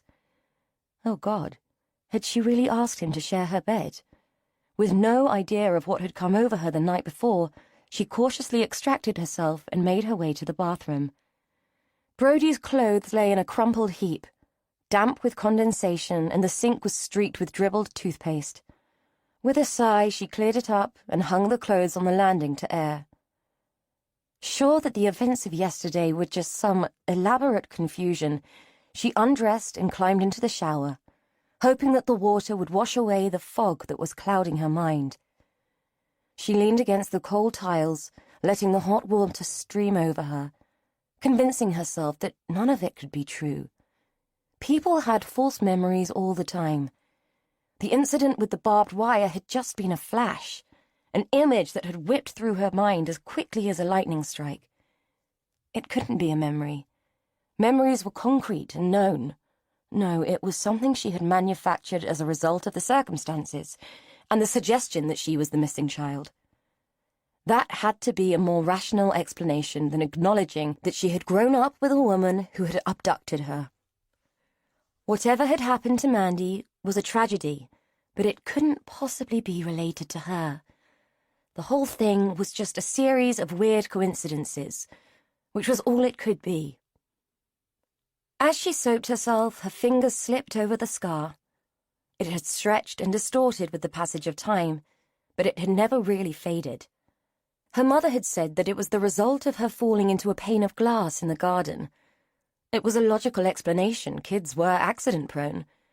It had always puzzled her that Jean hadn't felt the need to take her to a hospital and have it stitched, but that was Jean, averse to medical interference to the point of phobia.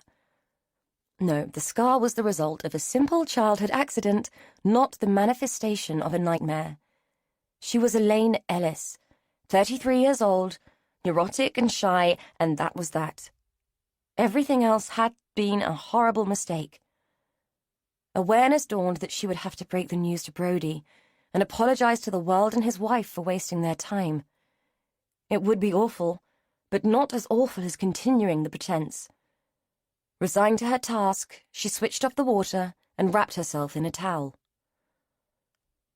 On the landing, she bumped into Brody, who was coming out of the bedroom. The girl looked her up and down with pained disappointment. "I made you a cup of coffee when I heard you get up. You should have told me I needed to make two," she said, with a note of contempt, which made Elaine feel even more naked than she was beneath the towel. She called after her. "Brody!" Brody was stomping down the stairs in her onesie, looking like a sulky Oompa Loompa who had traded its orange complexion for radiant puce. She raised her arm, presenting the flat of her palm to Elaine. Whatever. In the bedroom, Dan was sitting on the edge of the bed, sipping the coffee that Brody had relinquished with the grudge of ages. It was probably the bitterest coffee he would ever drink. "Well, that went down like a pair of lead knickers, didn't it?" he said, not looking at Elaine. "What's with that kid? It's like she's in love with you." Elaine pulled her towel tighter and sat at the dressing table.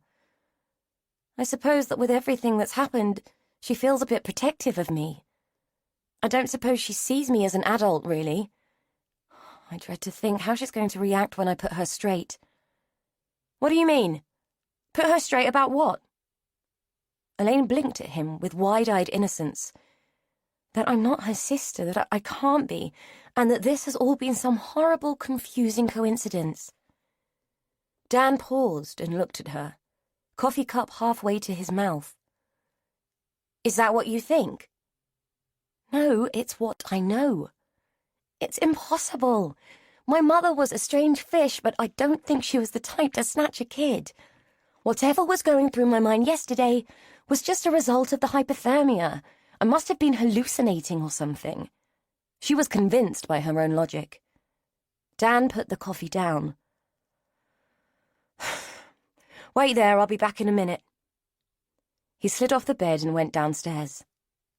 While he was retrieving the envelope and regretting the fact that the police had taken the bag, Brody walked in from the kitchen, a second cup of coffee in her hand. "Are you two going to be sleeping together when we go to your house?" She scathed him with a look of abject disapproval. Dan looked at the envelope, then across at Brody. "Nothing happened. We just shared the bed, that's all. Or would you rather I'd frozen to death in the van?" Brody raised an eyebrow as if to tell him that in her opinion it would have been a preferable outcome. "It's July," she said, pointedly. Dan sighed. "Look, if anything ever happens like that between me and Elaine, I promise I will respect her in the morning, and every other morning for that matter. In the meantime, we have bigger problems." Brody gave him another scathing look. "Like what?" "Well, our favourite lady is currently enjoying a gentle cruise up a river in Egypt." Brody was confused. "Eh?" Dan sighed again. "She's in denial. Thinks it was all a horrible mistake. I think we need to convince her otherwise." He waved the envelope. "Time to show her this again. I don't think she really took it all in yesterday." Bemused, Brody followed him up the stairs. Elaine looked at the array of newspaper cuttings that Dan had spread out for her on the bed. "This doesn't prove anything, just that my mother had a thing for collecting cuttings. I'm sure that whatever happened to Mandy was compelling stuff at the time. I expect lots of people showed some curiosity." She was interested, but dismissive. Dan unfolded the death certificate and passed it to her. "We found this, and the clothes under the floorboards. People with a sense of idle curiosity don't hide blood-stained clothes." Brody was sitting close, her arm around Elaine's waist, her hand attempting to stroke and soothe as the woman fought to understand what she was seeing. Elaine's confusion and burgeoning distress were palpable. "I don't understand. I know what you're all saying, but why is there a death certificate with my name on it?" Dan shook his head. "I don't know, but I asked Jack about it. Apparently it used to be a way of getting a new identity. You could buy a birth and death certificate of a baby who had died shortly after birth and use the birth certificate as ID. He said it's impossible to do now, but back in the 80s it was a common scam." "But my parents' names are on my birth certificate, so that can't be the case," Elaine reasoned. "Jack thinks that your mother might have lost her own child, and that's why she took you." Elaine stared at the document, as if her gaze could alter the arrangement of the ink and change the information. She turned to the girl. "I'm sorry, Brody, but I don't want any of this. I don't want to be Mandy. I have hard enough time being me." She dropped the paper onto the bed, then walked into the bathroom and locked the door. Brody made to follow her, but Dan put out an arm to restrain her. "Leave her. She needs time for it to sink in. If you want to do something helpful, pack her things. We need to leave, and soon. Brody hesitated. But Tony wants to see her. Tony will have to wait. When I was downstairs, I saw a news van drive past. If we don't get her out of here soon, all hell is going to break loose, and I don't think she's going to cope with it. Pack her things. Tony can come to my place and see her if she wants to, but we've got to go. The implication of his words struck Brody hard, and she, as much as anyone, wanted to avoid a further debacle. Without a word, she slid off the bed and began gathering Elaine's belongings, unceremoniously shoving them into a bag. Dan knocked on the bathroom door. Elaine, we need to go soon. Brody has put some clothes out for you in the bedroom. I'm going next door for a minute. When I get back, we're leaving. No arguments. He left them to it and made his way to Hallow's cottage. Halfway there, his phone rang. The display identified the caller as Bob. He answered. Bob, what's up? What's up? What's bloody up? I'm still in the van. Elaine's house has been cordoned off, it's crawling with coppers, and the whole street is knee-deep in reporters. That's what's up, you plonker. I take it we were right, and it is her, then. Dan answered him with a weary sigh. Looks that way. Bloody hell, mate. I hope you know what you've got yourself into. Anyway, what do you want me to do? I can't exactly go in there and start fitting units, can I? They won't even let me pick up my tools. Go back to the yard and get on with something else. Keep yourself busy until I get back. I'm bringing her back with me today to my place. She's going to stay there until the fuss dies down. Bob gave out a derisive snort. Don't look like that's likely to happen any time soon, mate. Have you seen the news this morning? Besides, are you sure it's a good idea you getting so involved? I mean, it's a bit of a mess. You don't want to be saddled with this for the sake of a quick leg over, do you?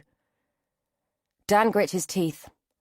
Fuck off, Bob, because right now I don't feel very much like your mate. If you still want to be employed tomorrow, get your sorry ass back to the yard and keep your mouth shut. He had known Bob for a long time, but sometimes he could have cheerfully throttled him. Bob coughed. About that keeping my mouth shut bit. I tried, Dan, I really did, but they were on me like a pack of hounds. I didn't have a choice, mate. Dan cut him off in mid-flow. He was so angry he was liable to crush the phone in his hand if he had waited to make a response. He took a deep, calming breath and strode towards Miriam's door, knocking as gently as he could, despite the fact that he'd wanted to slam his fist through the wood. Miriam opened the door and beckoned him in, shushing him and pointing to the television. Tony sat in front of it, mesmerized by what was unfolding on the screen. Dan followed his gaze and watched the strapline smoothly slip across the screen. Missing girl Mandy Miller found, it said. Above it, a newsreader was talking. In the early hours of this morning, police confirmed that Mandy Miller, who has been missing since 1983, has been found. Unconfirmed reports say that she has been living in Bristol under the name of Elaine Ellis since the early 80s. Police suspect that she was abducted by a woman known as Jean Ellis, who recently died. It has been suggested that Elaine Ellis had no idea of her true identity until it was revealed yesterday in an extraordinary turn of events. Police have confirmed that they will be continuing their inquiries into what happened on that fateful day in 1983. Over to our correspondent, June Silverman, live at the scene. Dan watched in despair as the camera panned in to show the outside of Elaine's house. Crime scene tape fluttered from the edge of the skip as the reporter started her spiel. Thank you, Peter. As you can see, I am standing outside the house, thought to be the home of the woman police suspect is Mandy Miller. A builder working in the property confirmed this morning that he uncovered substantial evidence which led him to believe that the people that lived here, in this unassuming, semi-detached house, might have something to hide. Bob Roberts, who was reluctant to appear on camera, told us that he had found documents in the loft of the house that led him to suspect that Elaine Ellis might indeed be Mandy Miller. Subsequently, he found items of blood-stained girls' clothing buried under the floorboards. From these macabre discoveries, it would seem Elaine Ellis's true identity has been revealed. A bizarre twist of fate saw Miss Ellis return to the place where she was taken, Hallows End in Devon. Sources have told us that the woman police are holding responsible for the abduction, Jean Ellis, recently died, and her supposed daughter returned to the scene of the crime to scatter her ashes. Jean Ellis is thought to have been born in Hallows End. The circumstances surrounding the abduction of little Mandy remain shrouded in mystery, but are now subject to a reinvigorated police investigation. Miriam walked over and turned the sound down, then turned to the two men. Tony sat slack-jawed on the sofa, clutching a rapidly cooling cup of tea, while Dan remained standing, quietly seething, his fists clenched. "I came to say that I'm taking Elaine and Brody home in a minute," he said, barely able to restrain himself from bellowing in temper as he fantasized about what he was going to do to Bob. "If the press get hold of her here, there's no telling what will happen. Tony, she knows you want to meet her, but she's in a bit of a state. I'll give you the address and you can come later if you want." Tony nodded. "I've got to go and see Mum first. God knows what this is going to do to her. I spoke to the hospital last night. They're doing their best to keep her away from the TV, but I doubt they can manage it for long. You sure you're all right to take Brody? I mean, she can be a bit of a handful." Dan looked around and out of the window, where yet another news van was passing. A BMW had just pulled up next to his own van. "Well, she can't stay here, and she won't be parted from Elaine, so we'll have to make the best of it. Miriam, are you going to be all right? I don't like the thought of you facing this on your own." Miriam gave him a weak smile. She looked like she had aged 20 years in as many hours. "I've got friends in the village. They'll help. Besides, I have to arrange Esther's funeral. Not that it will mean much in the midst of all this. I can't believe all this has happened in less than a day." Tears began to spring from her eyes, and both men were left floundering uselessly in a sea of misery and confusion, which they couldn't hope to fathom. "Are we all agreed that none of us will talk to the media until we've taken some advice?" Dan asked. Miriam nodded unhappily. "Too bloody right. I've asked Jack Pearson if he'll act as a spokesman for the family. What do you think?" Tony said.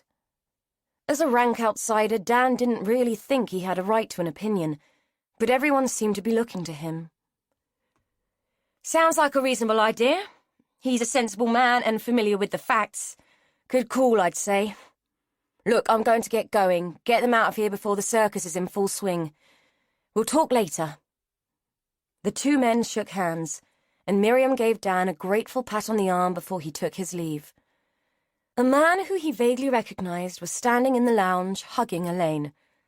When Dan entered, Elaine pulled herself away and blushed. "Dan, this is Alex Gardner-Hallow." Dan eyed the man from head to foot. Blonde, well-cut, and wearing a handmade suit straight from Savile Row. "Nice to meet you," he said, with more politeness than he felt. Alex took his proffered hand and shook it with warm sincerity. "Nice to meet you, too, though it would have been preferable under other circumstances. I was just saying to Elaine what a terrible shock this must have been for you all. Yet what wonderful news that little Mandy is still here with us, alive and well." Dan gave him a weak smile and glanced at Elaine, who seemed to still be shell-shocked by the whole thing. "Of course, we're very sad to see our lovely guest depart, but quite understand the need under the circumstances. I just wanted to call in and see if there was anything I could do to help." Dan suddenly realized why the man looked so familiar. He was the local Tory candidate. "You could start by getting the press off her back." "Indeed. I will gladly pull any strings that I can to minimize the invasion of privacy, but unfortunately there may not be much that I can do," Alex said, wringing his hands and giving all three of them a sympathetic smile. "Now, I can see you are waiting to leave, and I really must call in on Miriam and pay my respects. Poor Esther, I will miss her terribly. She was like a mother to me, you know. But, Elaine, do stay in touch and let me know if there is anything at all I can do for you." He pressed a business card into her hand, then leaned down and pecked her on the cheek, much to Dan's disgust. "My contact details are on there. Don't hesitate to call." As soon as he had gone, Brody muttered, "Sleazebag," under her breath. Elaine instantly admonished her, but Dan couldn't have agreed more. Dan managed to get a morose Elaine and a sullen Brody into Elaine's car. His van was full of tools and chaos, and there was no room for the three of them plus luggage. He'd asked Tony to drive the van down later, as he'd arrived by train and taxi, having left his girlfriend with his car, and he seemed grateful for the free transport. Dan collected the few things he might need and made himself ready for their escape. Fortunately, Elaine's car was parked at the back of the cottage, out of sight from the road. More and more people were arriving in Hallows End, and Dan wanted to avoid any altercation. They managed to persuade Elaine that she needed to lie on the back seat, covered with a blanket, so that they could avoid detection on their way out of the village. She resisted at first, complaining about the unnecessary drama. When Dan showed her yet another news van, she finally relented and allowed Brody to cover her up and make sure that she couldn't be seen. Miriam helpfully pointed out that one of the service roads that wound through the estate could get them to the main road without the necessity to drive past the cottages or into the village. Consequently, they managed to leave undetected by the throng of enthusiastic voyeurs and eager media people who were converging on Hallows End like the 8th deadly plague. The lane they took forced them to make a turn opposite the house where Rosemary and Derry lived. Elaine emerged from underneath her blanket just in time to spy the police car, which was sitting outside. Her heart sank even further at the sight, and she didn't know who to feel more sorry for. Poor Derry, or the police who would have to confront Rosemary Tyler in all her defensive glory. This was a nightmare, and Elaine sorely wanted to wake up from it. Chapter 13. The house where Dan lived wasn't the place Elaine had expected it to be. In her mind's eye, she had imagined a sparse bachelor pad, all hard lines and masculinity, in the same vein as she thought of him. Instead, she was greeted by warm wood and comfort. He had told her once that he was restoring his house, but the love and diligence that was shown by each item he had chosen to place there surprised her, suggesting that he had hidden depths that she would never have guessed at. The whole place was tidy and ordered, but softly so. It was a home in the way that Elaine's house never had been. It felt quiet and solid and safe. Even the ticking of his clock was tempered by the sense of homeliness. It was as Miriam had described the sound, calm and soothing. Elaine felt as though she could stay forever, which was dangerous emotional territory. Dan brought the bags in and directed Brody towards the kitchen, where she could exercise her excellent coffee-making skills. "Well, what do you think? Will it do?" he asked. "It's beautiful. I'm impressed," Elaine said. "Thank you for letting us stay, Dan. I can't tell you how grateful I am. You've been amazing," she said, wrapping her arms around herself as the chill of what waited for her outside his door touched her bones. "You're welcome. Both of you. As long as Madam out there is willing to make herself useful. Come on, I'll show you upstairs. You can pick a bed." He picked up her bags and led the way. On the landing, he pointed to a small, neat, and comfortable room. "Brody can go in that one. She's even got her own shower so she can mess it up to her heart's content." Elaine glanced inside and nodded her approval. "What about you? Where do you want to go?" he said, indicating another spare room, equally comfortable, equally appealing, and then pointing to his own room. "I don't know. Where do you want me to go?" she asked, still hugging herself, unable to look at him. She knew what she wanted to say, but didn't think she had the gumption. "Wherever you are most comfortable, but I should tell you that the other half of my bed definitely comes with an agenda." Elaine turned to him and reached up, touching his face with hesitant fingers. "I don't know who I am, Dan," she said, in a bid to warn him about what he might be taking on. She would be stupid to think that it would be a straightforward union. Many people came to things with excess baggage, but few with an entourage of scandal and a lost identity. He took her hand and kissed it. Then he bent and kissed her. I've wanted to do that since I was 17 and I let that woman chase me off. He bent to kiss her again. Elaine began to relax.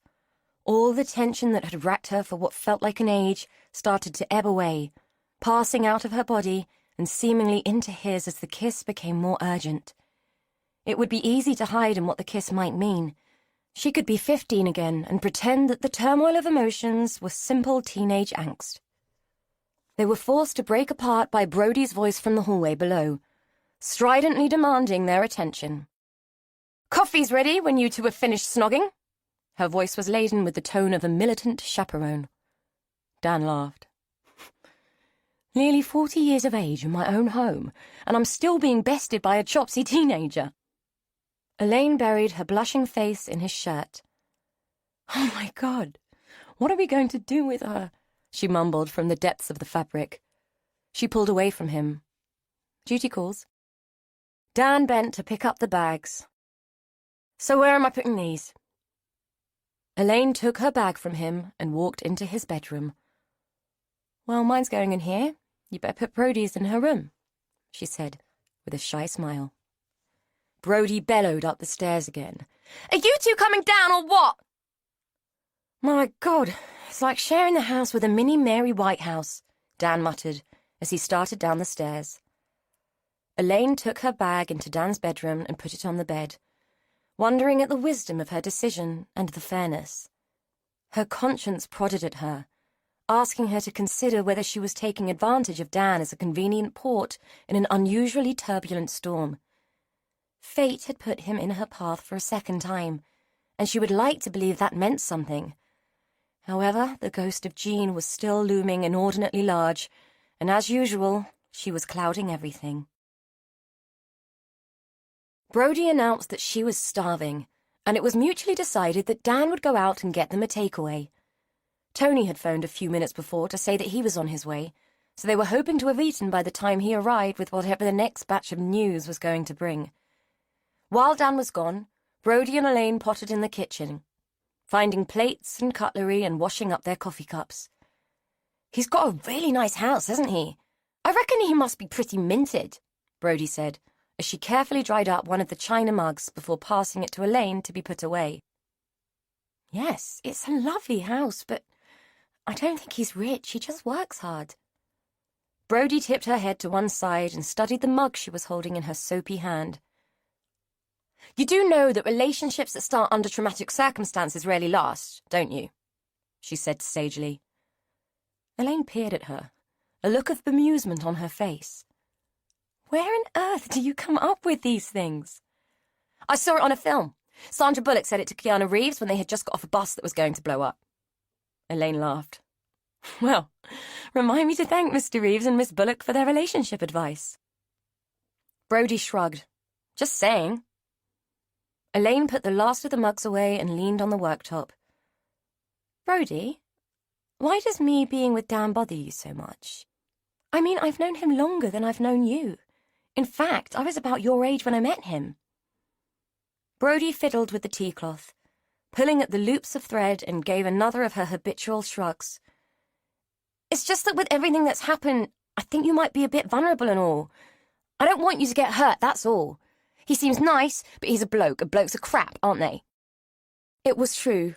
She did feel that, but she was also experiencing an unreasonable prod of jealousy. She had only just found her sister, and she didn't want to share her. "Not all of them.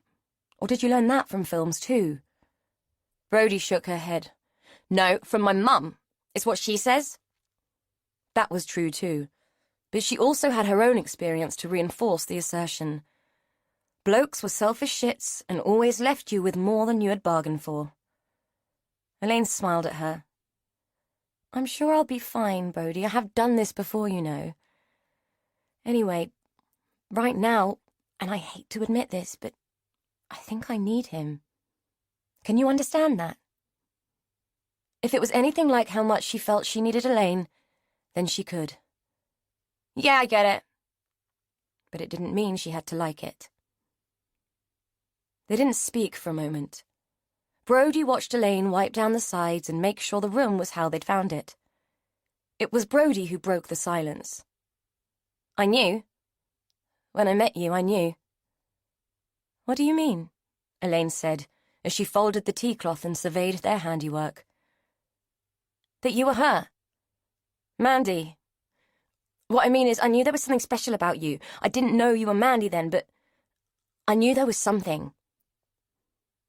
Elaine walked over to the kitchen table and sat down, pushing a chair out for Brody with her foot. She waited until the girl was seated before speaking. This is important, Brody, so I want to make sure you understand. I'm not Mandy, and I will never be Mandy. I accept that biologically there isn't much doubt that my DNA would match hers. I don't want to accept it, but I have to. But I'm Elaine. I was brought up as Elaine, however wrongly, but I am still Elaine. I can't be that other girl because her life has been imagined by people in 1,000 different ways. Like the ghosts we talked about, remember? Well, my life was real. I know the papers will say that I've lived a lie, and that's true to an extent. But I was there, and it happened, and it's mine. I can't change it. I can't be Mandy, not for anyone. Whoever Mandy was going to be, she died on that day, and everyone is stuck with me instead. Look, what I'm trying to explain is that this is not going to end up with roses round the door and everyone living happily ever after. I'm glad we found each other, Brody, but your mum is not my mum, Tony is not my brother, and Fern is not my sister. You and I are friends, maybe even like sisters, and I love you like one. But I can't be Mandy, and I can't make this turn out well. Do you get it? Brody nodded unhappily. It was like Jack had said. Everyone knew the truth deep down, and sometimes you got rocks instead of diamonds, but you still had more than you had before. But what if they don't see it like that? Then we'll cross that bridge when we come to it, Dan said from the doorway, making both of them jump. But for now, I have 3 tons of Chinese food going cold. Brody, go and light the fire in the lounge, will you? It might be July, but I'm bloody freezing. We'll eat in there. I fetched it so Elaine can dish it up. When Brody was gone, Elaine turned to him. How long were you standing there? Dan shrugged out of his coat and began passing her the food containers. Long enough to hear you speak a good deal of sense. I don't think she realizes how crap this thing is going to be. Elaine's voice was heavy with worry as she turned away from him. He came up behind her and wrapped his arms around her, dropping a kiss on the top of her head. Your hair smells of fruit. Elaine smiled. And this food smells of starvation. Get up and let me dish it up, will you? He turned round to face him and cupped her face in his hands. In a minute, it can wait. None of us realize how crap this thing might turn out to be. This is only the beginning, and it might get worse. It might get better, but we'll do it together, okay?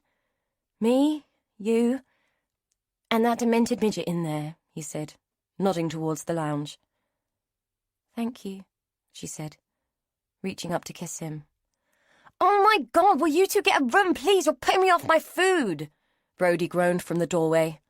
More for me, then, Dan shouted, throwing a bag of prawn crackers at her as she ran off down the hall, squealing like a small, black-clad banshee. As she stretched up to catch them, a look of concern flickered across Dan's face. He had spotted something, and it worried him. After they had eaten, Brody asked if she could have a bath, leaving Dan and Elaine alone for a few precious minutes. Dan was pensive as Elaine cleared away their plates, wondering if now was the right time to bring up his concerns about Brody. He was sure Elaine would be worried about it if she saw it for herself, but he felt odd about having noticed it at all. He was still contemplating broaching the subject when the doorbell rang. Tony had arrived, looking careworn and weary. Whatever concerns he had about Brody would have to wait. Maybe they should wait anyway. Elaine already had enough to deal with. The first few minutes of the meeting between the long-lost brother and sister were tense and awkward. Elaine just couldn't make eye contact, and Tony couldn't take his eyes off Elaine. It was as if he was trying to find something that would identify her as the child he had known. Dan watched them both, fascinated by this strange reunion dance. While Elaine loaded the dishwasher, Dan offered Tony a beer and led him through to the lounge. "So, did you manage to see your mother today?" he asked, settling onto the sofa while the other man took the chair. Tony took a long swig of his beer, followed by a groan of satisfaction and relief. "Yeah, not good. She doesn't believe it, thinks that Elaine is an imposter. She was pretty hysterical by the time I left. No doubt they will have jammed her full of sedatives by now." He paused and took another long pull of beer. "I had a chat with the charge nurse. She thinks it will take time for it to sink in. I don't think it's a good idea that they meet yet." Elaine had slipped into the room. She sat down on the arm of the sofa next to Dan. "That's good. I'm not sure I'm ready to meet her yet either," she said. Dan placed his hand on the small of her back, just so that she would know he was there in her corner. It's a strange business, and to be honest with you, I'm well out of my depth," Tony said. He looked at Elaine. "I hate to say it, but I think we were all convinced you were dead. I just can't get over it. The Mandy I remember was a tiny dot of a thing." "I'm not her. Think of me as Elaine. It helps." Under his hand, Dan was aware of the tension building in her body. "Thanks for having Brody, by the way. I really appreciate it. I'm in the Navy, see, and I'm not really best placed to look after her," Tony said, draining the bottle in 2 gulps. "Oh, I thought you lived with your girlfriend. Kerry, isn't it? I didn't realize you were in quarters." Elaine forced her words through a gritted smile. Dan gave her a little squeeze. Whether as a warning or reassurance, he didn't know. But Tony must be pretty dense if he didn't recognize that she was getting more and more wound up. "Oh, no, I'm not in quarters. Me and Kelly have a house. It's just that, well, she works a lot. She's a hairdresser. Got her own business and, well, she doesn't really have time to look after a kid. Besides, she's only 19 and hardly older than Brody herself. I didn't feel like I could ask her to take it on, to be honest." Elaine launched herself to her feet before Dan could restrain her. For a moment, he thought she was going to explode with all the things he too wanted to say. He found himself catching his breath in anticipation of a coming storm. "Just going to get myself a drink. Back in a moment," she said with the most forced smile Dan had ever seen on a human being. As she walked away, he breathed a subtle sigh of relief. "Any chance of another, mate?" Tony asked, waving the empty bottle at him. Dan had barely sipped his own drink and was surprised at the speed with which Tony had downed his. "Sure, back in a minute." In the kitchen, he found Elaine leaning against the table, gripping its edge with knuckles so white they looked like bone. He fetched another beer from the fridge and poured a large glass of whiskey for Elaine. "Knock it back. It will taste like shit, but it will help." He forced the glass into her hand. She did as he said, swallowed and grimaced, looking as if she was going to bring it straight back up. Fortunately, she kept it down. "You can do this," he said. She nodded, still fighting the acrid heat of the alcohol. "Give me a minute," she gasped, grimacing at the potency of her own breath. Back in the lounge, Tony accepted his second drink gratefully and polished half of it off in 2 mouthfuls. "God, I needed that. You have no idea how stressful this shit has been." Dan smiled at him, remembering the day before, and recalling how he'd thought that Elaine was dead or dying. He thought about being stuck in a pitch-black tunnel and Elaine's devastation as she'd listened to the revelation. "I can imagine," he said mildly as Elaine came back into the room. She was looking a bit more composed as she sat next to him on the sofa. For good measure, he took her hand and squeezed it. "Listen, mate, I know this is a bit of a cheek, but is there any chance I can beg a kip for the night? I'm knackered and I can't exactly drive your van to a hotel after drinking, can I?" Tony waved the half-empty bottle at them. Dan felt Elaine's hand squirm in his, so he held it tighter. Sure, there's a spare room. I can drive you to the station in the morning if you like. Dan made the offer calmly because even though he didn't really want to accommodate Tony, he wanted to do something for Brody. Oh, you're a star, mate. Cheers, Tony said, draining the rest of his drink. Where's our Brody, then? Elaine jumped in. She's upstairs. She was having a bath. I'll go and see if she's out, and I'll check that the room's made up for you. Her words were filtered through another tight smile. Dan let her hand go and watched her walk from the room, her frame as taut as a bow. He had the feeling he'd have to ply her with a whole bottle of whiskey before the night was out, if only to stop her battering her newfound brother to death for his incomprehensible level of self-absorption. As soon as she had gone, Tony leaned forward in his chair. While she's gone, there's something I've got to tell you, mate. Dan wondered why these men kept thinking that he was their mate. What kind of arsehole did they think he was? Go on, he said, waiting for the next gem to fall from Tony's lips. Tony had the good grace to look a little shamefaced before he spoke. It's Fern, my other sister. She did an interview today with one of the papers, an exclusive. She was kicking off at me about where Brody was staying because Miriam wouldn't tell her, only I think the press might have got wind that they're here. Dan closed his eyes and flung his head back against the sofa, groaning. He couldn't believe what was coming out of this idiot's mouth. I'm sorry, mate, I had no choice but to tell her. Dan was a great believer in there always being a choice. Really? Why's that? Well, there's something else. It's going to come out anyway, so maybe it's better coming from me. You see, Fern is Brody's real mum. That's why I had no choice but to tell her. I mean, she has some rights. Dan took in a long, patient breath. Maybe he would try some of that whiskey himself. So, does Elaine have to break that to her too? Break what to who? Brody said from the doorway. She sidled in wearing her onesie, her hair still damp from the bath. All right, Tone, she said as she shuffled on cloth-covered feet to the other chair. Jesus, Dan thought as he looked at her curled up in the chair. She was only a baby herself. At that moment, he wondered if her life could get any worse. Brode, I've got some news, love. It's about Fern. It might come as a bit of a shock to you, so I don't want you to get upset, okay? Tony began, looking at Dan for reassurance. Brody was picking at a loose thread on the leg of her onesie.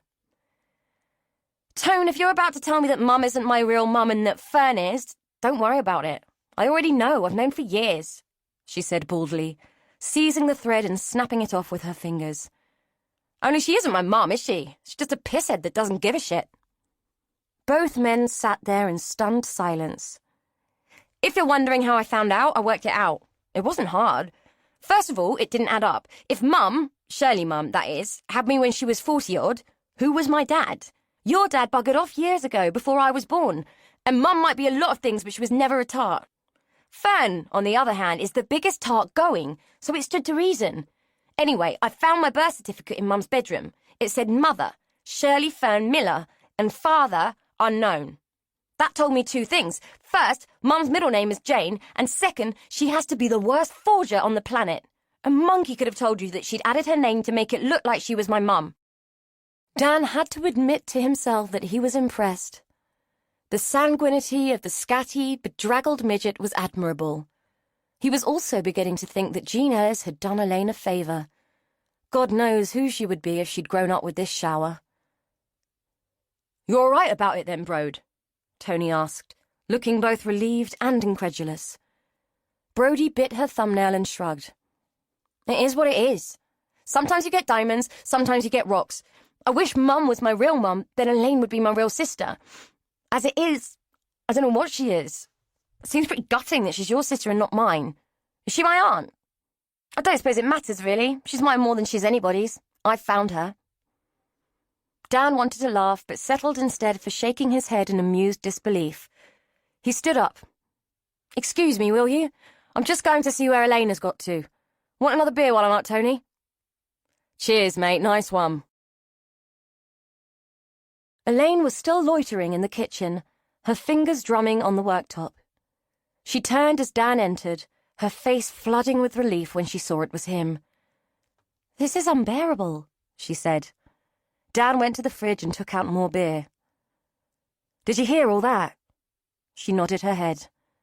"Am I really supposed to admit that I'm related to these people? I don't have a problem with Brody, she's a child, but him? Fern?" Dan just looked at her. He didn't know what to say. Instead, he put the beer down and put his arms around her, crushing her face into his chest in an attempt to stem the tears that he knew were coming. "Can't we just wind the clock back a week and make it all go away?" she mumbled into the cloth of his shirt. "No, we can't. I wish we could. Besides, I'd still be looking at having to buy you dinner before getting you into my bed tonight," he quipped, hoping the humour might lighten her mood. It seemed to work because she pinched him. "I'm sorry I'm being a complete pain in the arse," she said. He pulled away from her and grabbed the beer. "No, you're not, but he is. Right, pour yourself a drink and grit your teeth. We're going back in there and we are going to do this graciously for Brody's sake." "Okay, for Brody's sake," she agreed. Tony finally made the decision to go up to bed at 11, closely followed by Brody. Elaine breathed a huge sigh of relief. It had been an arduous night. Despite her origins, she could feel no connection to the man, or see any connection between him and Brody. She thought of Shirley languishing in the hospital, and wondered how the woman was coping, if she was coping at all. Were any of them coping? From her corner on Dan's sofa, she watched him as he cleared away the empty bottles and glasses, the contents of which had lubricated a very difficult evening. The little devil of doubt, which was grafted onto her shoulder, whispered in her ear, demanding to know what on earth Dan could see in her. She was such a mess. He was a good man and deserved better than a screwed-up woman and a screwed-up kid riding the coattails of his good nature. It occurred to her that she should leave and take Brody with her. She should allow this man to have his uncluttered, uncomplicated life back. The devil told her that she wasn't that brave, or that generous, and she hated the little creature for its honesty. In the kitchen, Dan was putting the last of Tony's bottles in the bin. He looked up as Elaine came in. "He can't half think of you," he said. "I think we all did tonight. Even Brody looked like she could have used a drop of the hard stuff at times. That's the first time in my life that I've ever relied on alcohol to get me through something." Dan turned to her. "But you got through it. That's the important thing. By the way, the press know you're here. I imagine they'll be here by morning. It appears that Fern sold everyone out." Elaine groaned. "I am so looking forward to meeting her." "Yep, she sounds like such a sweetheart," Dan said with a laugh. Reaching up, she put her hand over the scar, suffocating and silencing the devil which fed on it. "Dan, in all seriousness, I think Brody and I should leave. You don't deserve to be embroiled in all this. It's not fair. I can't believe you've done so much for us as it is." Dan rounded on her. "Will you stop with this?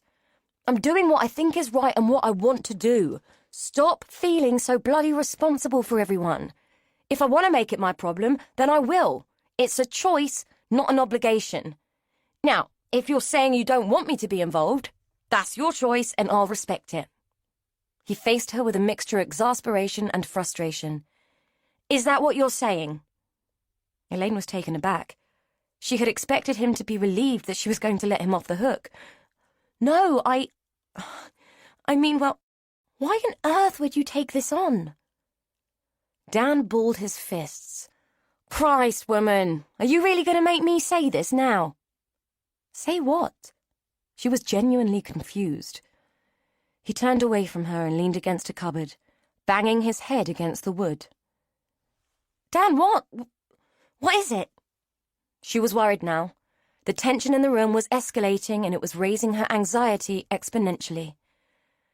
And I had you down as an intelligent woman, he said, shaking his head. I can't believe you're making me say this. I thought you knew. I bloody love you, you stupid woman. Ever since you threw orange squash in my face and your bloody mother told me I couldn't see you, you've been up here. He tapped the side of his head, getting in the way of everything and making me feel like an idiot for not being able to get you out of my mind. I'm a grown man, Elaine.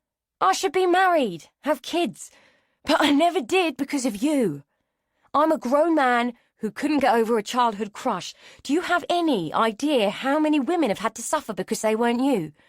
You've been squeezing the life out of my masculinity for 20 bloody years, and I ought to hate you for it, but no. You come trotting back into my life, and here I am, mooning after you like a lovesick puppy. Do you have any idea what it's like to be a man and have a woman hold you by the balls for your entire adult life, and then hear that she hasn't got a clue? It was a speech made without romance, without hearts, flowers, or sentiment, and it left Elaine reeling. Well, don't look so surprised, he said, looking like a man who had just condemned himself to a lifetime of ridicule. But why? Why me? Was all she could say. Do we have to have a bloody post-mortem on everything? I don't know, you're beautiful, you're funny, you're kind, and you're also seriously dense sometimes. I just do, and any more of this and I'll be beginning to wish I didn't. Now can we please just go to bed before I end up punching something out of sheer frustration? Without speaking, she watched him as he moved around the house, locking the doors and switching out the lights. Then she followed him up the stairs, nursing a sense that beneath the awfulness, beneath the torrent of misery and despite the devil on her shoulder, she probably loved him too. When the lights were out, the bedroom door was shut and the house was quiet in the night, Dan's coat slid off its hook and slumped to the floor. A few grains of jean, picked up from the boot of Elaine's car, dislodged from the fabric and set themselves into a crack in the floorboards. From there they seeded and put down roots, spreading a fine web of doubt and discontent throughout the house. Jean had not been a woman who had ever given up what she coveted so easily. Chapter 14. Elaine peeped through a tiny gap in the bedroom curtains and groaned. The press had arrived. Men with long-lens cameras were scanning the house, and mobile camera units jostled for position along the road. "Come back to bed, it's too early," Dan said, pulling back the quilt. "There are hundreds of them. What are we going to do?" Dan let out a weary sigh. "Drink our coffee and enjoy what bit of the morning we can before one of us has to face them? I ran Jack Pearson last night after I found out about Fern. He's coming over this morning. I think we should let him speak to them." Elaine nodded. It seemed like a good idea. It's like being under siege. "I'm going to have to get Tony out of here somehow." That's not going to be easy," Elaine said, chewing her lip. "If it were me, I'd go out through the back garden, then call a taxi to pick him up. I don't fancy any of our prospects if you go through the front. Even if you don't talk to them, you and the van will be all over the news." "True, and that's not a bad idea," Dan said. Elaine flopped back onto the bed and picked up her coffee. She had spent too long at the window and the liquid was tepid. Wincing with distaste, she put it down. "I'm going to have to face them sooner or later, I suppose. I haven't switched my phone on since, she said, waving an arm as if it would illustrate what she meant. Even a double dose of the cold light of day hadn't made accepting what had happened any easier, and she still felt that if she named the event, it would make it indelible. Some tiny, irrational part of her was still hoping that it would all go away. Like a small child playing peep-o, she felt that if she couldn't see them, they couldn't see her. "So, how are you feeling about everything? We haven't talked much about it," Dan asked, wary of stepping into uncharted territory. Elaine interpreted his reticence as an indication that he didn't really want to know. It didn't occur to her that he might have been cautious because he was concerned for her feelings. "Oh, I'm coming to terms with it. I'll be fine," she said, knowing full well that it was a lie. She was angry, lividly angry. All of the people responsible were milling about in her head like nightmare creatures looming up out of the dark. Even though she couldn't see their faces and had no memory other than a single, half-imagined flash of something, at that moment she hated them all. If there were a way she could run away and hide, she would take it. If Shirley hadn't left her that day, if Albert hadn't been ill, if Miriam hadn't gone to help, if Fern and Tony hadn't resented her... She shook her head. Where had that come from? Right now it was she who resented them. From somewhere in the depths of the house she heard Brodie stir and cross the landing, the old boards creaking under her slight weight. How this small, curious girl had managed to inveigle herself into her emotional landscape was a mystery. Elaine was not a woman who invited intimacy with ease. She had never been allowed to learn how. Perhaps Mandy would have been, but given what she knew about her family so far, Elaine had her doubts. Despite her issues with the woman who had brought her up, the current demonization of Jane as the thief of Mandy's childhood struck her as ironic. Would Mandy have fared better with Shirley Miller? Or was the absence of Mandy the catalyst that had changed everyone's fortunes for the worse? Elaine didn't know. All she was sure of was that she didn't want to be either Elaine or Mandy, but that sooner or later she would have to choose. Elaine had Dan, a career, and prior to this, a clear and free future. Mandy seemed to have qualities of mythical perfection, born of rose-tinted glasses in retrospect, if what Elaine had heard and read were to be relied upon. In the weak light of early morning, with its hinted suggestion of yet another bounteous sun-soaked day, Elaine felt bitter towards any such promise. Neither option could be sustainable, yet it remained a Hobson's choice. As far as the world was concerned, she was Mandy. Jack Pearson parked his car and with steely determination pushed his way through the throng of the curious towards Dan's front door. While he waited for admission, he stoically shut out the shouted demands from the crowd beyond the gate. When the door was opened, Jack slipped in through the narrow gap and breathed a sigh of relief. "How are things?" he asked as Dan took his coat. He was given his answer when he looked along the hallway and caught sight of Elaine's wan, flat expression. "To be honest, Jack, we are out of our depth," Dan said, leading him into the sitting room. "I managed to smuggle Tony out the back earlier, but as Elaine says, it's like a siege out there." Jack nodded and took a seat. "Is the girl still with you?" Dan nodded. "Yeah, she's upstairs. Normally she's following Elaine around like a lost puppy, but we've managed to fob her off with a DVD and a pizza. It'll be a brief reprieve," he said with a smile. "You shouldn't have had to take her on, really," Jack stated. He had formed a grudging fondness for Brodie, but it didn't stretch to wanting to take responsibility for her. He both admired and felt sorry for Dan. How he felt about Elaine right now was a mixed bag. Empathy was at the top of it, but the rest was pure confusion. He just couldn't reconcile the little girl who had haunted his career with this grown-up conundrum of a woman. But she was offering him tea, which he accepted. When she came back in with their drinks, he posed a question. "Have either of you seen the papers or caught the news?" Dan shot Elaine a surreptitious glance. "No, I've been deliberately avoiding it, to be honest." Jack frowned. Avoidance was never a wise move in his book. Forewarned was always forearmed. "Well, the media are having a field day in the absence of any concrete statement from you, Elaine. As you know, Fern Miller sold her story to the highest bidder and fed the frenzy. Hallows End hasn't seen so much activity in a long, long time, because though you have been found, the world still wants to know what happened. Elaine, I'm afraid all your neighbours have had something to say about Jean, and little of it was positive. The press need a statement from you, and they need it soon. Otherwise speculation will do more damage than the truth." But I don't know the truth. What can I tell them?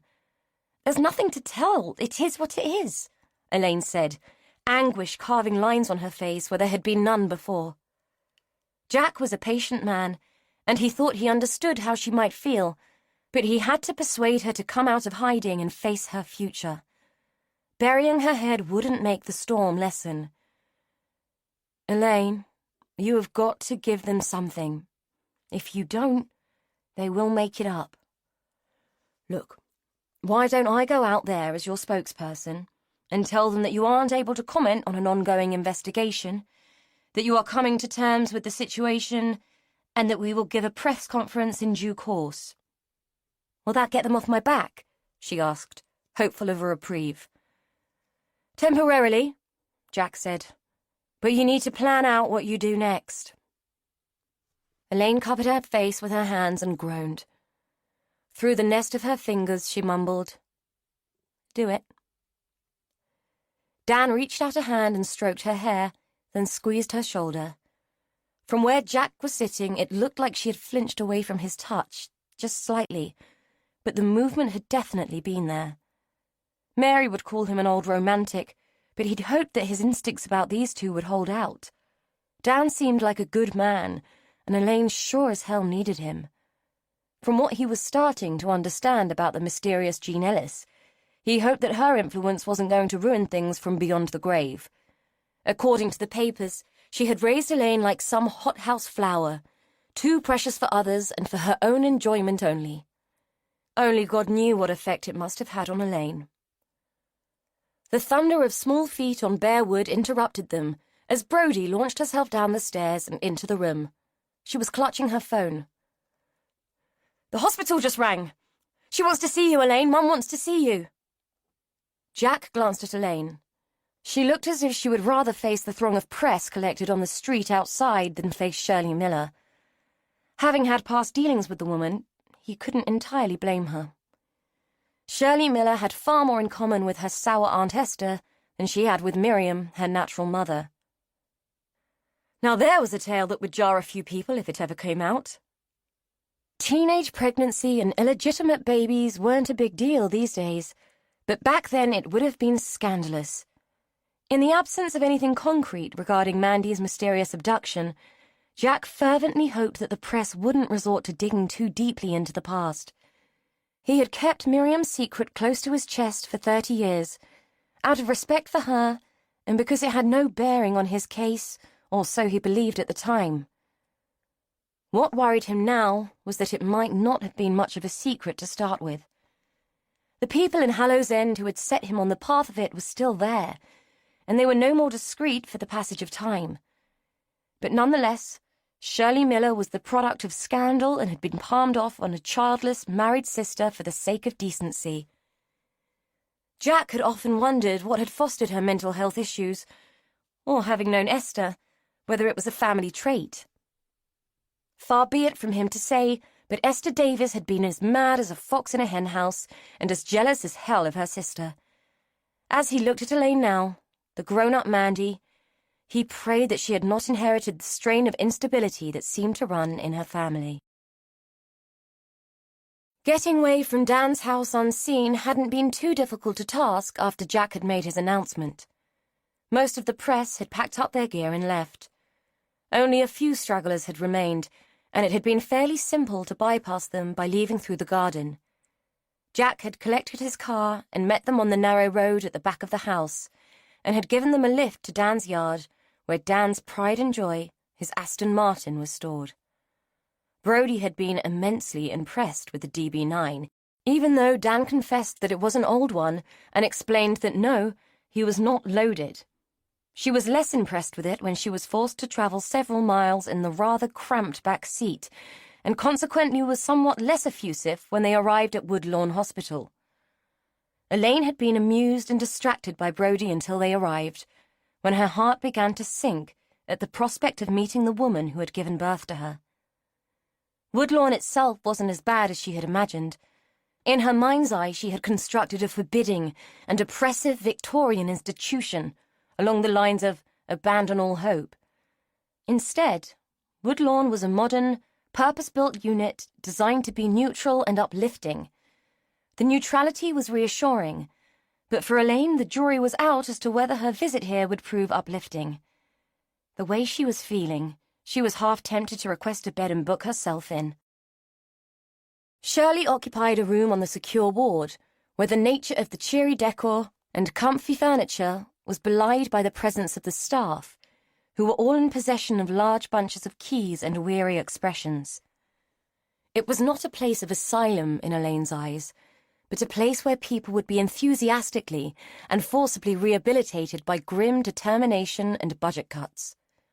She pictured people leaving the place, clutching the raffia table mat they had made in occupational therapy as compensation for the fact that their sanity was still in tatters. A member of staff showed Elaine and Brody into the day room, which stank of cigarettes and unwashed flesh. Dan had opted to stay outside and wait for them, and Elaine envied him the choice. Brody was clutching a crumpled bag of pear drops, Shirley's favourite sweets, a gift for her which Brody had pressed them to stop and buy on the way. Elaine wondered if she should have bought something herself. Flowers, maybe? Or some other item she could have held before her as a ritualistic offering? After 30 years of pain and suffering caused by her own absence, she couldn't imagine a single thing that would be up to the task. She doubted that the entire display of the Chelsea Flowers Show could compensate for Shirley's sense of loss. The string-haired, shuffling, bloated mess that entered the room to be introduced by Brody as her mum couldn't have had a less motherly vibe if she'd tried. If Elaine had had to describe this first impression, she would have said that Shirley was more akin to a zombie than a living, breathing, functional human being. Shirley barely gave them a look as she shuffled to a chair, eased her doughy bulk into it, and lit up a cigarette. She exhaled a stream of smoke that stung Elaine's eyes like tear gas, and regarded her long-lost daughter with a hollow, hungry stare. She didn't speak. Brody went over to her. "Hiya, Mum. I bought you these." She presented the pudgy woman with the sweets. Elaine winced as Brody dropped a kiss on the woman's cheek and was rewarded by a defensive retraction of the said body part. At least they had something in common. Elaine wasn't comfortable with physical affection either, though that was easing as she got used to Dan. The thought made her wish she had insisted he came in with them, but she had concluded that overexposure to the darkness in her life couldn't possibly be a good thing for either of them. Shirley resumed her staring once Brody had moved away. Elaine felt like something that had been picked, rolled, and held subject to scrutiny. Any minute now, the woman would lose interest and wipe her somewhere unobtrusive. If she had ever indulged in the imagining of a tearful, loving reunion, the concept of it now was being rapidly shot down in flames. Elaine was almost relieved by it. This grim indifference felt easier somehow. Shirley leaned forward and peered more closely. Discomforting though it was, Elaine offered her a weak smile which was completely ignored. Still Shirley did not deign to speak. Elaine was used to stubborn silences. Jean had been the master of them, but Brody was not. "How you feeling then, Mum? Any better?" she asked. Elaine could see the anxiety etching itself onto the small face. Shirley treated Brody to a derisive, low-lidded look that made Elaine's hackles start to rise. Whatever Shirley had been through, or suffered from, Brody wasn't responsible for it. Eventually, the woman spoke. "So you're her, then?" she said with what appeared to be dry disinterest. "So I'm told," Elaine said with another weak smile. Shirley puffed on her cigarette. The ash dangled several centimetres long and was perilously close to falling. "No, I don't buy it. You aren't my Mandy." It was said with languorous certainty. "You're right. I'm not. I'm sure I'm very different from what you imagined she would have grown into," Elaine said, her voice a little too bright and high. Shirley gave her a look of utter contempt, and took a last drag on her dwindling cigarette. She blew out the smoke in a final, concentrated stream, stubbed the butt out in a flimsy tin ashtray, and leaned forward. "You're missing my point, love. I said you ain't my fucking daughter. I should know. Now fuck off and leave me in peace. I don't need this shit. I've had enough." With that, she hauled herself out of the chair and shuffled towards the door, letting it swing shut on an astonished Elaine and a mortified Brody. "She doesn't mean it. It's her illness. I'll go after her," Brody said, rising from her own seat in order to chase after the woman. Elaine stayed her. "It's okay, don't worry. It's fine. This has hit everyone like a ton of bricks. God knows it's hard enough for me to accept it. Give us some time, Brody." Brody looked from Elaine to the door, then back again. Her face had crumpled with disappointment and defeat. "I thought it might make her better. I thought finding you would make her happy," she said, as shiny beads of tears started to form in the corner of her eyes. Elaine stood and folded the small, stiff figure into an embrace. "It might in time, Flower. Shall we go? We can come back another time." Brody wiped her tears on the sleeve of her ever-present hoodie and nodded miserably. Elaine had wanted to say, "Let's go home," but it would have been a misnomer. Neither of them had a home. Instead, she said, "Let's go and find Dan." He was the only North Star either of them had. Dan knew it had all gone wrong when they both emerged from the hospital doors much earlier than he thought they would. He didn't speak, just opened the car for them and drove home, trying to ignore the bated silence in the car. He felt a frisson of annoyance when Elaine, rummaging in her bag for whatever women rummaged for, managed to release some kind of gritty dust onto the carpet in the car. He noticed that she hadn't even acknowledged the mess and found that the observation irked him. He hadn't realized he could be that precious about something that was so trivial, but that dust seemed to be turning up everywhere. Every time he noticed it, he felt a worm of irritation niggle in his gut. Dan dropped them in the lane at the back of the garden and took the car back to his yard. As Elaine drew the curtains in his lounge, she noticed that a thin straggle of reporters had maintained their vigil beyond the gate. God knows what they hoped to see. Brody brooded in her wake, following her about like a lost soul as Elaine prepared the house for the coming night. She had asked Dan if he wanted her to cook, so it was when she was rummaging in the cupboards for ingredients that Brody asked her question. "Was Jean that bad? As bad as Mum, I mean." Elaine paused, a bag of pasta in her hand. "She wasn't easy, if that's what you mean." She was cautious in her response, always wary of bringing Jean back to life, even in the smallest of ways. "What was she like?" Brody asked. Elaine weighed her options. She could either shut down the topic for her own sake and shut Brody out of yet another thing, or she could please the girl and hurt herself. "Well, she was difficult. Full of contradictions. Sometimes she was kind and nice, sometimes she was hard and indifferent. I never knew from one minute to the next how she was going to be. So being her child was quite nerve-wracking at times." Brody sat at the kitchen table with her shoulders hunched and her head low, giving the impression of a dishevelled starling. She nodded. "Yeah, Mum could be like that. 1 minute happy, 1 minute sad. Puts you on edge." "Do you think she loved you?" Elaine thought about it as she poured pasta into a pan. "Yes, I think she did. As much as she was able to.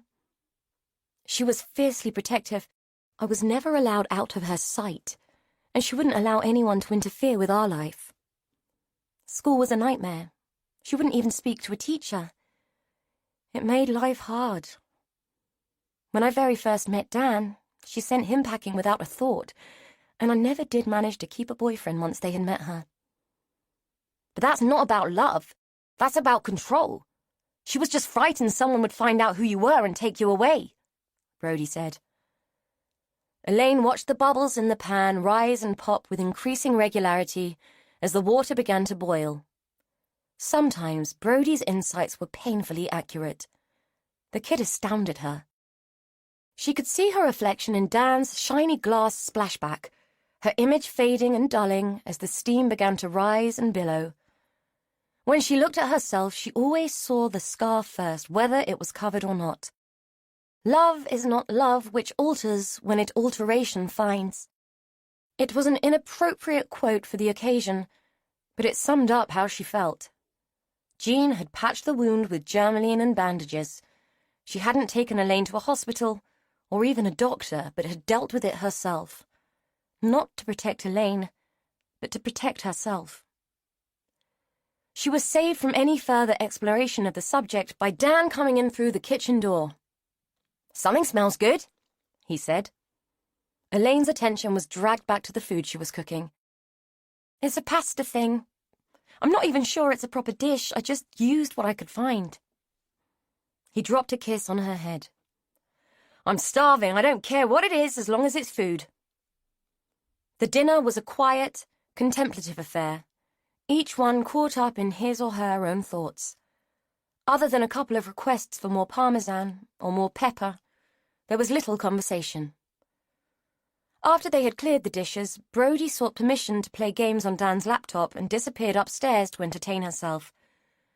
Elaine thought she could sense a slight tension in Dan, an almost imperceptible distance that hadn't been there before. It was hardly surprising, she reasoned. Given what he'd taken on, he was entitled to some reticence. But when he poured her a glass of wine and led her through into the sitting room, she was wary of relaxing too much as they settled on the sofa. A tiny web of fear was forming in her mind, and she couldn't ignore it. Chapter 15. The phone call came at 5:30 in the morning. Elaine was already awake, having spent a restless night next to Dan, with a space between them that she hadn't had the courage to broach. Brodie's talk of Jean had brought her back, and it felt to Elaine like her mother had been present in the bedroom, tinging her intimacy with Dan with Jean's familiar brand of shame and disdain. Her instinct was to answer the phone, but it wasn't her house, and whoever might be ringing might not be aware of her presence in Dan's life. So she ignored its shrill ring while Dan, wrenched from sleep by the intrusive noise, fumbled for the receiver. His greeting was less than courteous, and his reaction to the caller proved anxiety-provoking. He didn't say much, just asked what had happened, thanked the caller, and ended the call. "That was Tony," he said. All trace of sleep vanished by the intrusion of the phone. "Shirley is dead. She killed herself last night. The staff found her a few hours ago." Elaine felt a wave of horror and dismay wash over her.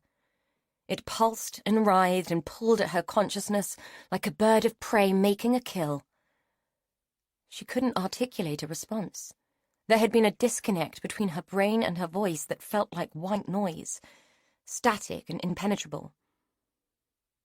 Dan patted her hand and gave her a look that spoke volumes to her about a man who was fast reaching the end of his rope and who was wondering how much more life wanted to throw at him. "I'll go and wait, Brodie. She won't thank me for not telling her straight away. You put the kettle on," he said, rising from the bed. His movements seemed dogged by overwhelming weariness, and Elaine felt the weight of them settling on her conscience. Brodie took the news surprisingly well, saying it was bound to happen sooner or later, but nevertheless she sat hunched and unhappy in her onesie. Nursing an undrunk, rapidly cooling cup of coffee, she looked like the epitome of misery. Dan was his usual, capable, reassuring self, while Elaine stood apart, consumed by inadequacy and failed by instinct. She had no idea how to reach out to Brodie and felt tremendous guilt now that the static had cleared. Scared to even admit it to herself, she also felt relief. Shirley was gone and was one less problem to deal with. Horrified by her own lack of compassion, she said nothing and hung back, letting Dan look after things as he always did. It was becoming a habit. She took her coffee and made her way into the lounge, standing by the window and peering through a crack in the curtains as if the creeping dawn could provide insight and sanity where age and experience could not. Dan followed her. Brodie's gone upstairs for a bath. I think she wants to be on her own for a bit. You okay? He asked. Elaine couldn't even look at him as she nodded. Her instinct was just to keep looking at the world outside and hope it would give her answers. She wants to go back to their flat today, get her things. I think she's frightened that Fern will get there first and she won't have a chance to take what she needs. I said we'd take her. His voice was dull with resignation. Elaine nodded again. Okay. There was a long pause. She knew that Dan was still there. She could sense him. This might change things. Shirley was her legal guardian. I don't know whether Tony will step up to the plate now, but she might not be able to stay with us. This was one subject Elaine felt confident of being able to discuss. He won't. He cares about her, but not enough to stick his neck out and do what's right. He's not like you, Dan. She has no one, only us. Whatever happens, I'll keep her with me. Besides, she's 16 soon. She can make her own choices. She heard him sigh, and it made her wince.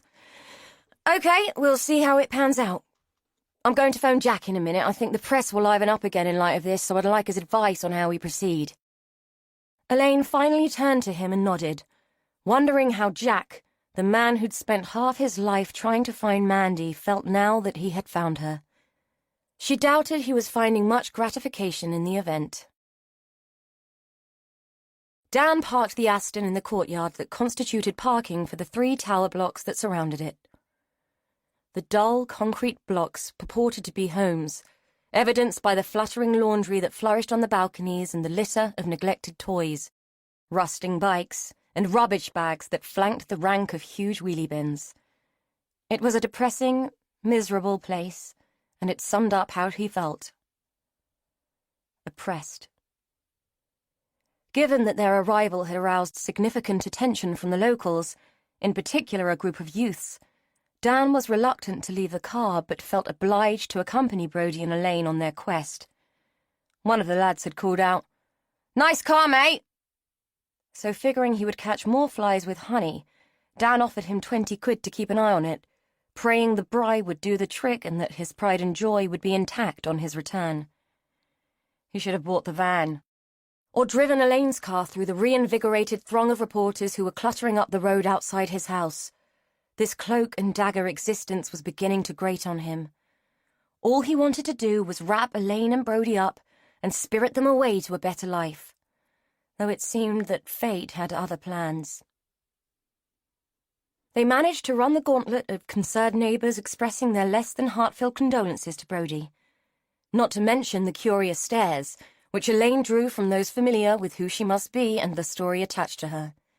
It wasn't pleasant, but they coped with it fairly well. They managed to reach the worn and uninviting flight relatively unscathed. An odour of stale air and rotting food greeted them in the hallway. Embarrassed, Brodie explained that when Shirley had been sectioned, everything had happened quickly and they were forced to leave in a hurry. Dan gathered that the contents of the kitchen had been happily rotting and fermenting ever since, not helped by the lack of electricity. The flat had a key meter, and the money had run out. The whole flat was tainted with squalor and indifference, and he had to wonder how Brodie had survived at all in such a place. No wonder she was such a defensive little thing. She would have had to do something to keep the desolation at bay.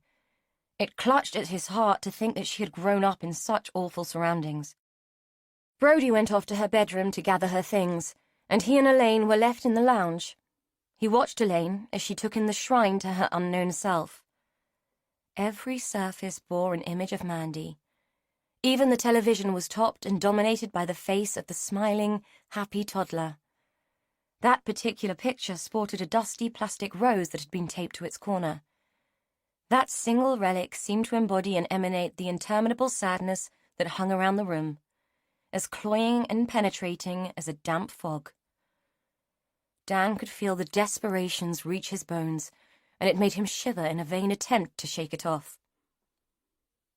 Elaine moved towards the picture and extended a hand, as if she wanted to stroke the face of the child who had been perpetually suspended in time by the photographer. She withdrew her fingers at the last moment, as if the action might acknowledge her sorrow. It seemed as if she was searching the images in the room for something familiar, something of herself that had been lost. The niggling doubts that Dan had been experiencing about the troubled woman in front of him disappeared as he watched her move around the room. In that moment, he would have lain down and died if the action would have brought her happiness. The gap between them suddenly felt too great, and he stepped across the sad room and put his arms around her, bringing her back where she belonged.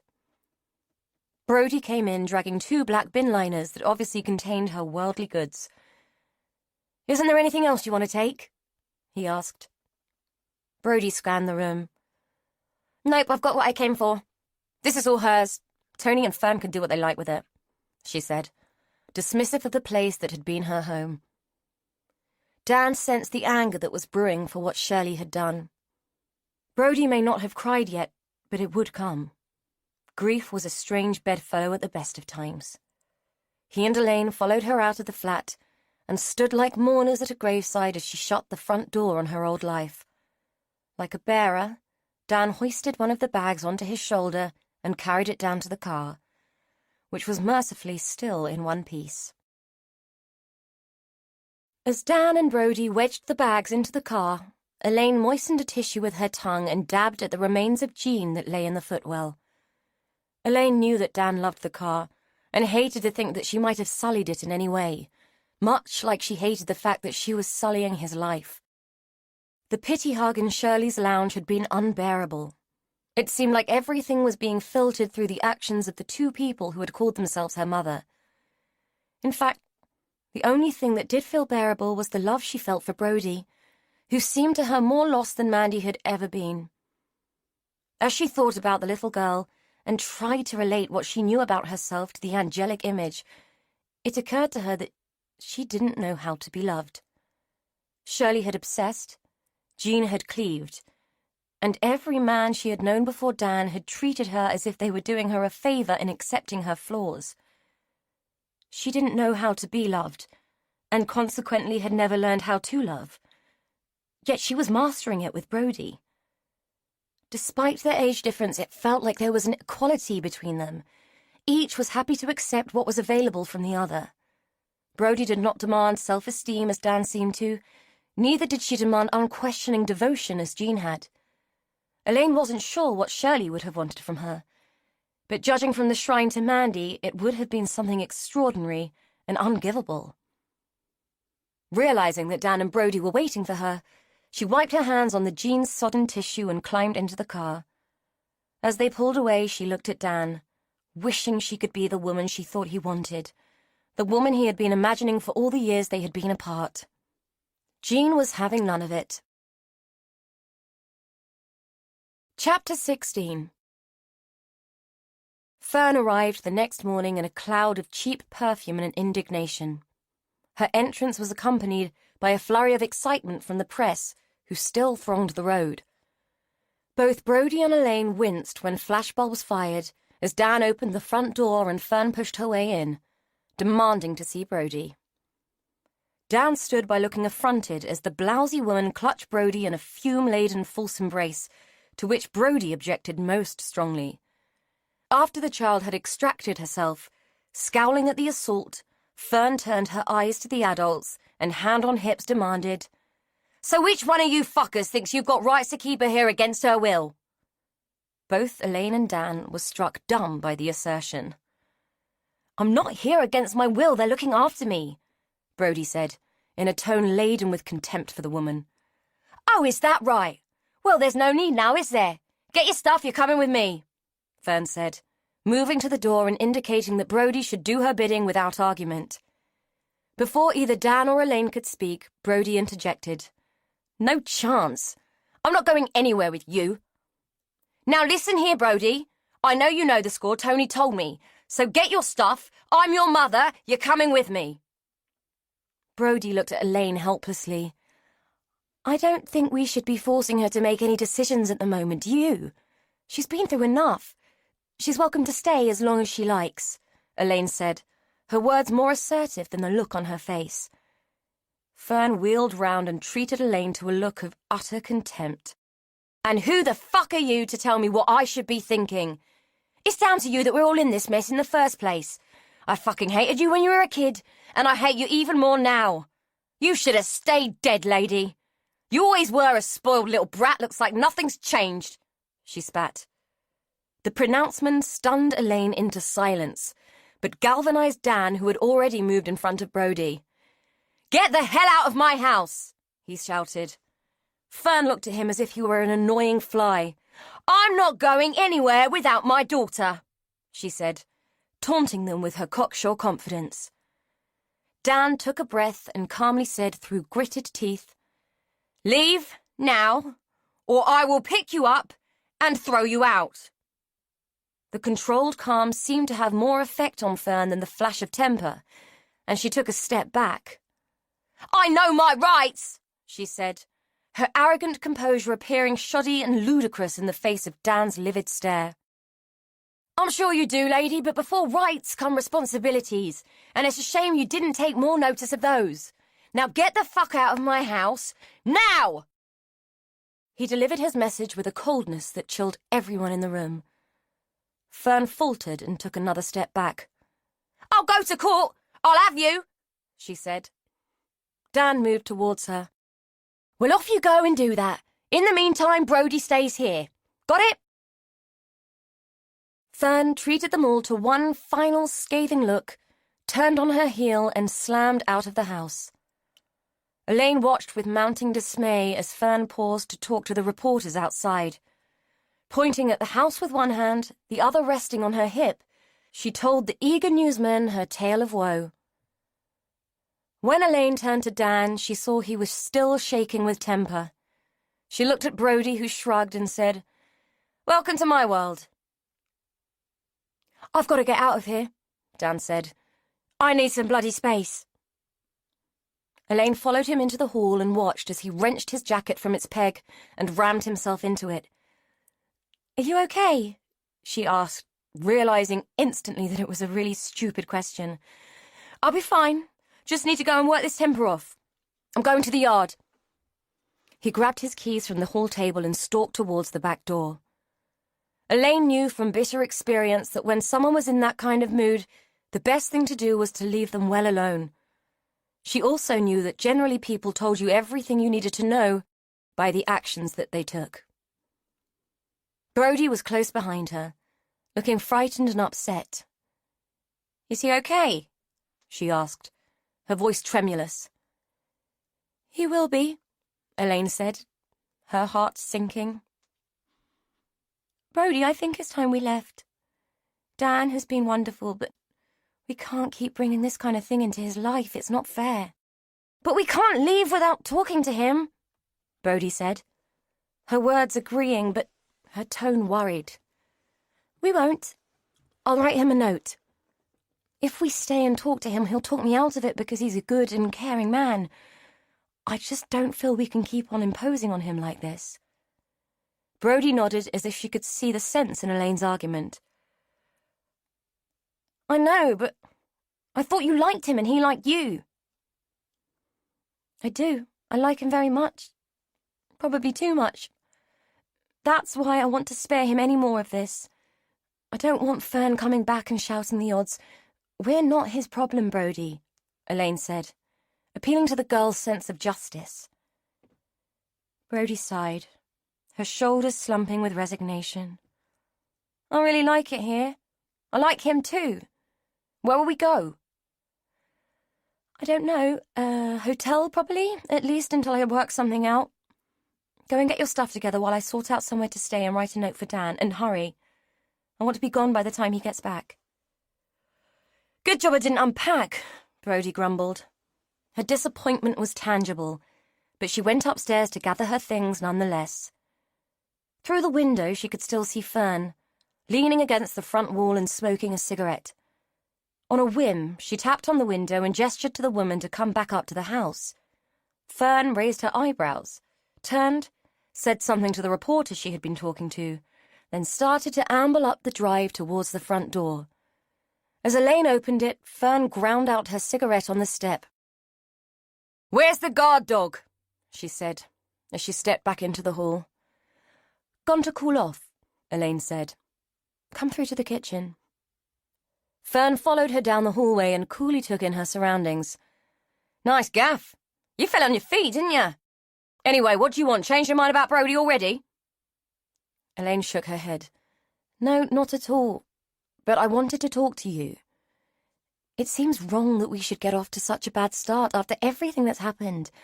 After all, it's not Brody's fault, and to be honest, it's not mine. I was 3 years old, Fern." Fern gave her a scathing look. "You trying to fucking say it was mine? You think it's my fault that kid was an evil little shitbag and that some woman stole you?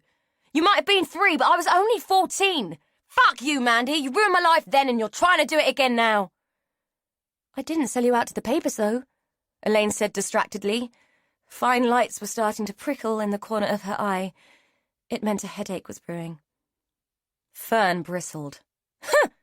You don't think that some of us should get something out of this, then?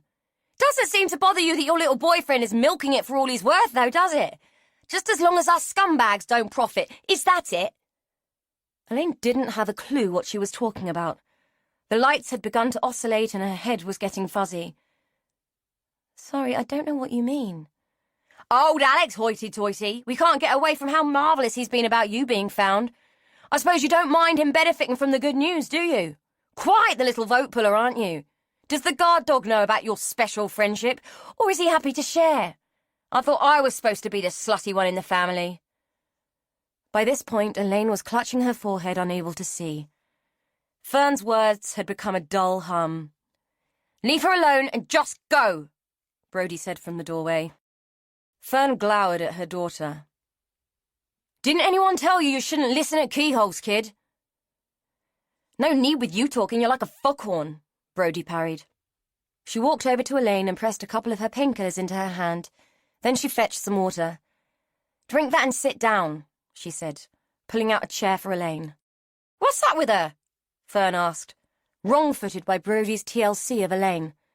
"You! That's what's up with her. That perfume alone is enough to give someone a migraine.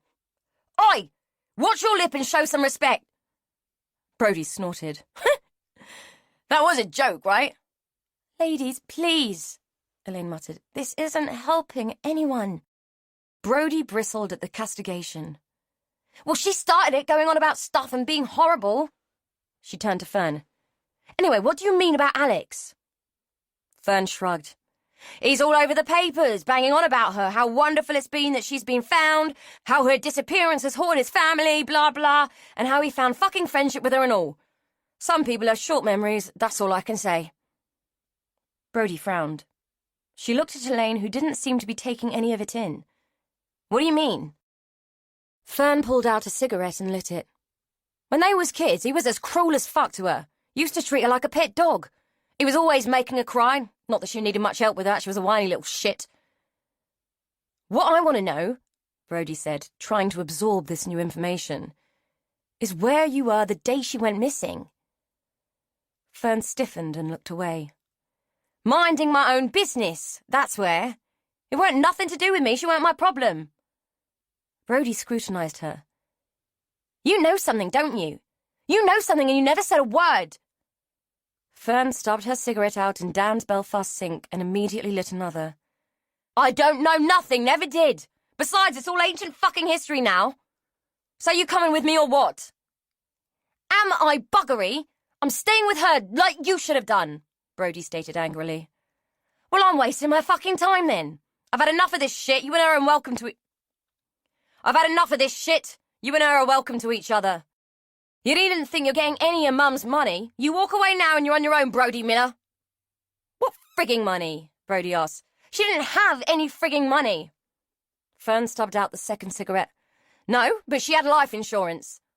Elaine piped up from her place at the table. "I doubt it will pay out. She committed suicide." "Time to go, I think, Fern." "You've perked up. Was it the mention of money?" Fern said, about to light another cigarette. "No, you just have a very sobering effect. And no one gave you permission to smoke in here." Dan will be back any minute, and I don't suppose he'll be too happy to find you here, so I really do think it's time for you to leave. Fern shrugged and put the cigarette back in the packet. Suit yourself, no skin off my nose. She sauntered to the front door and let herself out. Brodie looked from the front door to Elaine. What the chuff was all that about? Your guess is as good as mine, Flower. Are you ready to go? Yeah, but what about your head? You can't drive like that. I'm okay. The tablets are kicking in. Give me a minute and we'll get going. Elaine sat at the kitchen table and tried to compose a letter to Dan that would explain why they were leaving. No matter how she thought it through, she just couldn't find the right words. In the end, she wrote, I'm so very sorry for everything. Thank you for all you have done for us. You have no idea what it means. Please take care of yourself. Love, Elaine. She folded the note and left it propped against the kettle. Knowing that coffee would be Dan's first port of call when he arrived home, she cleared up the mess Fern had made in the sink and sprayed the room with air freshener. Then she went upstairs to pack her own things, pausing only to lay a hand on the pillow where Dan's head usually lay. Brodie stood in the lounge, watching the journalists who still lingered at the gate. What are we going to do about them? She asked. Elaine added her bag to Brodie's pile. We're going to put the bags in the car and drive straight through them, but brace yourself. It's not going to be pleasant. Ready? Brodie took a deep breath and nodded, and together they picked up their bags and headed for the front door. As soon as they emerged, the group at the gate surged forward, shouting questions. Elaine, how do you feel about discovering who you really are?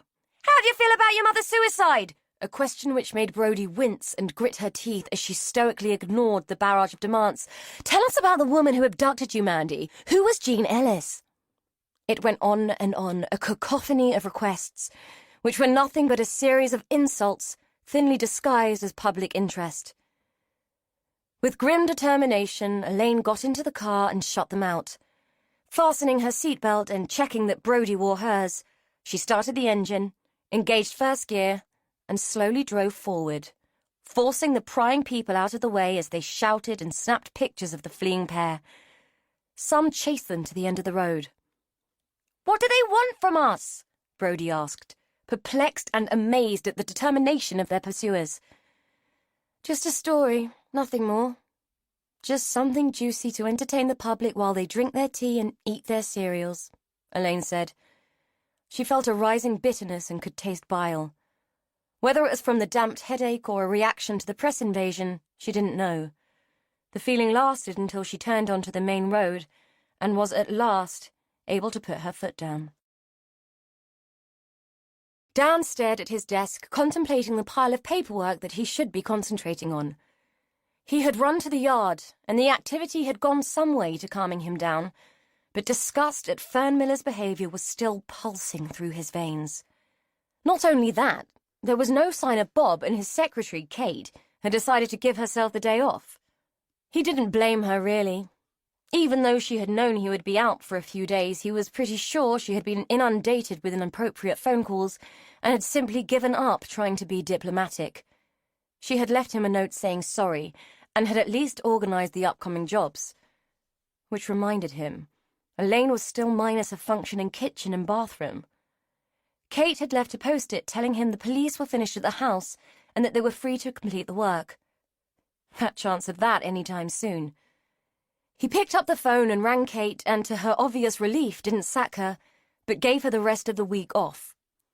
Then he rang all the clients who were waiting for work to be done and explained that there would be a slight delay. All but one was understanding, but that one hadn't yet paid a deposit and would either have to suck it up or go elsewhere. Then he rang Bob, who sounded low and unhappy. Once Dan had extracted an apology from him, he told him to come back to work on a final warning. Apparently he was once more Bob's mate. It was a decision Dan thought he might regret, but Bob was a good worker, and the business couldn't function effectively without him. Having completed the office housekeeping, he began to tidy his desk, thoughts of Elaine and Brodie intruding into his industry and damping his efforts. He gave up trying not to think about them when he came across the check that Elaine had written for the work he was doing for her. He should have banked it weeks ago, but he hadn't. Like a prat, he'd hung onto it because he liked her signature. It was precise and elegant, with curves and lines in all the right places, and it brought his impression of her to the front of his mind. He shook his head at his own lunacy, but nevertheless blue-tacked it to his monitor rather than putting it in Kate's tray for processing. Looking at her curling, cursive name made him smile and did more to release his anger than anything else had. Why was it that when he was away from her he could feel nothing but love and overwhelming affection? When he was in close proximity to her grief, her distress and her helplessness, he felt like a useless idiot. He concluded that maybe it was because he was a useless idiot. A foolish man who wanted to mend everything for her and the girl, but who didn't have a clue where to start. The thought brought him to Brody. He was still waiting to find the right opportunity to broach her predicament to Elaine. As it was a situation that involved time limits, it would have to be soon. Baggy jumpers or not, the kid wouldn't be able to hide the bump forever. The thought that Fern might be the one who had to deal with it made his blood run cold. What she'd done to her own child was bad enough, let alone what she might force Brody into. Brody coping alone with a baby was a picture he didn't want to contemplate. He had no idea how far along she was, but he was sure it was too late to broach the option of abortion. When he had been mucking about with her that night and she had stretched up, he had noticed quite a bump. He was no expert on human gestation, but he was confident that baby had been there a long while already. What worried him most was that it was clear she hadn't told a soul. Hell, he didn't even know if she understood what was going on herself. She was such a complex little thing. The fact that she probably hadn't seen a doctor worried him too, so regardless of whatever else life had decided to chuck at them, it would have to be tackled soon. Maybe he would wait until after Shirley's funeral. As if there could ever be a right time. The phone rang, pulling him out of his thoughts and back into the moment. He answered and gave the company name. Mr. Collier, Dan Collier? Yes, how can I help? He said, picking up a pen in readiness to take down the details of the building work the caller might be contemplating. My name is Toby Ash, I'm with the Herald, and I wondered if you would be prepared to comment on where Mandy Miller has gone. It took a moment for the words to penetrate. What do you mean, gone? She left your residence about an hour ago in the company of Brody Miller. We've been unable to establish her current whereabouts, and we're hoping you'd be able to enlighten us and add anything to her story you might feel to be relevant. The chirpy tone belied the man's intent. Dan stared at the phone. Mr. Collier, are you still on the line? Dan stared at the phone. Mr. Collier, are you still there? Dan stared at the phone, then put it back to his ear. Fuck off! It was all he could think of to say. Jack Pearson pulled onto Dan's drive, gratified to see that the press were now absent. They had clearly decided to follow their story, and it wasn't the story of an unhappy man at the end of his rope trying to deal with a situation he couldn't control. He found Dan in the kitchen, nursing a large glass of whiskey in one hand and holding Elaine's note in the other. Mind if I join you? Jack asked, pulling out a chair. Dan pushed the bottle towards him and pointed to a cupboard. Help yourself. Glasses are in there. His voice was dull and spoke the volumes that his words hadn't. Jack fetched a glass and poured himself a finger of whiskey. Monkey shoulder. An interesting choice, he said, savouring the smell of the golden liquid. Might as well be meths, to be honest, was Dan's flat response. Jack took a sip. Tastes better than meths, but probably just as likely to rot your brain in large enough quantities. So, what went wrong? Dan threw up his hands. Who knows? They just went. She left this, he said, sliding the note across to Jack. Short and sweet, Jack said. And this was not long after Fern arrived, shouting her mouth off. Dan nodded sullenly. She's a delight, isn't she? I remember her well. She wasn't much better then, and she was only Brody's age. She makes Brody look like she had a private education polished off by finishing school, Jack said with a chuckle. Yeah, not a woman it would be easy to like, though she looks like she's had her fair share of men who've tried, Jack smirked. You don't have to look at the mantelpiece when you're stoking the fire. Dan managed a wan smile in response to the joke. Do you think they ran out because of what she threatened? To get custody of Brody? Jack shook his head. No. The court would take the girl's wishes into account, especially at her age. Fern wouldn't stand a hope. Besides, Brody's 16 soon. By the time it got to a hearing, she'd be able to make her own mind up.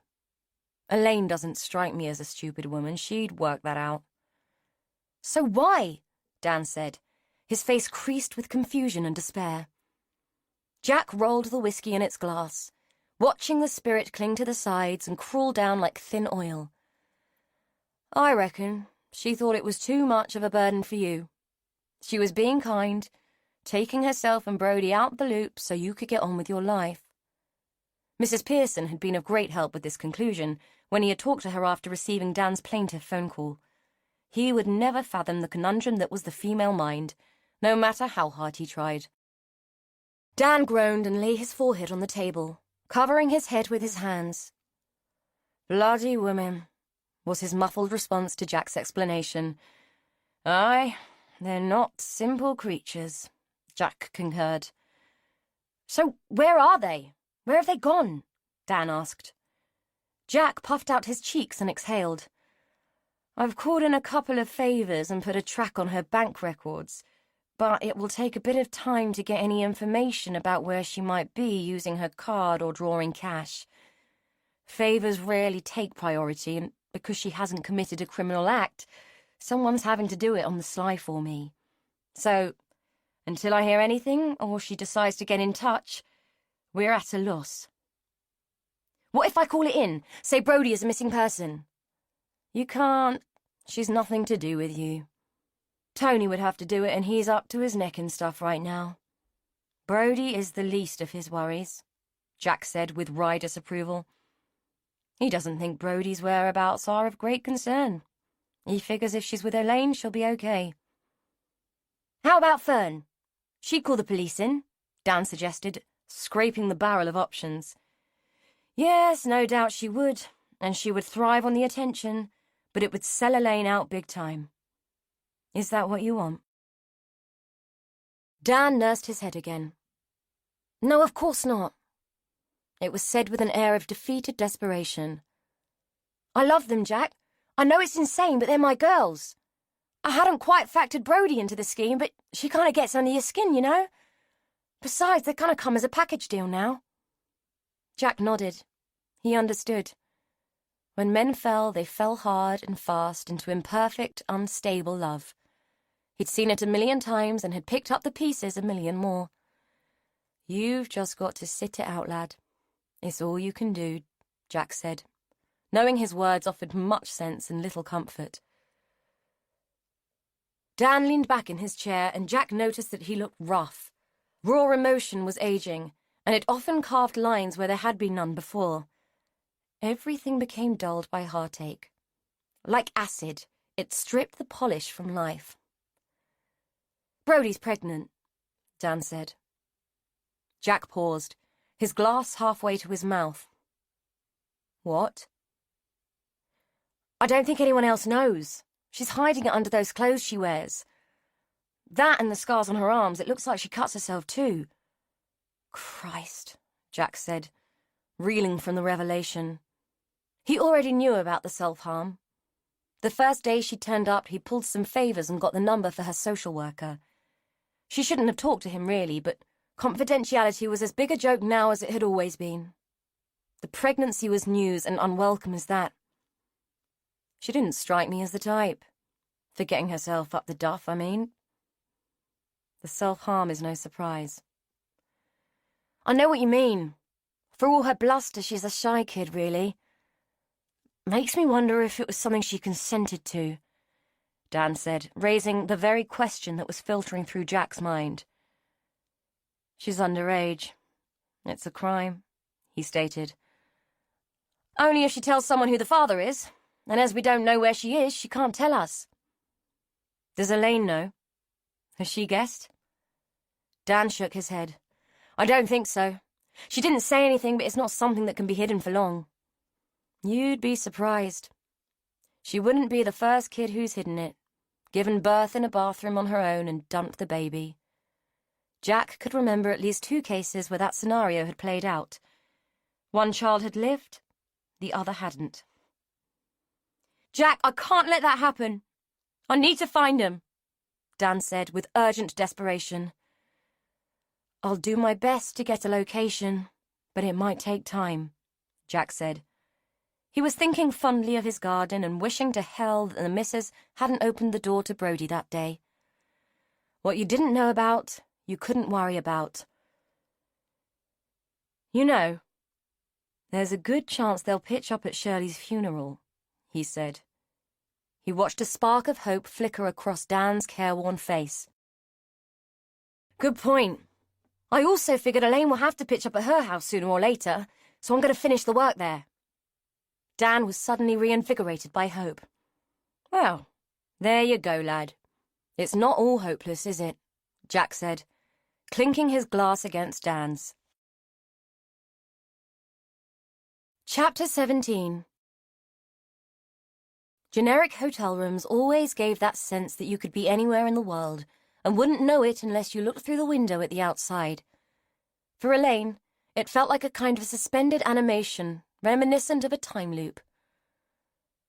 If she could only stay there, everything would stop moving and she could start to get a grip on what was happening to her. But teenagers cannot live on coffee and biscuits alone. Brody was hungry, and food existed in the real world where there were no locks or privacy.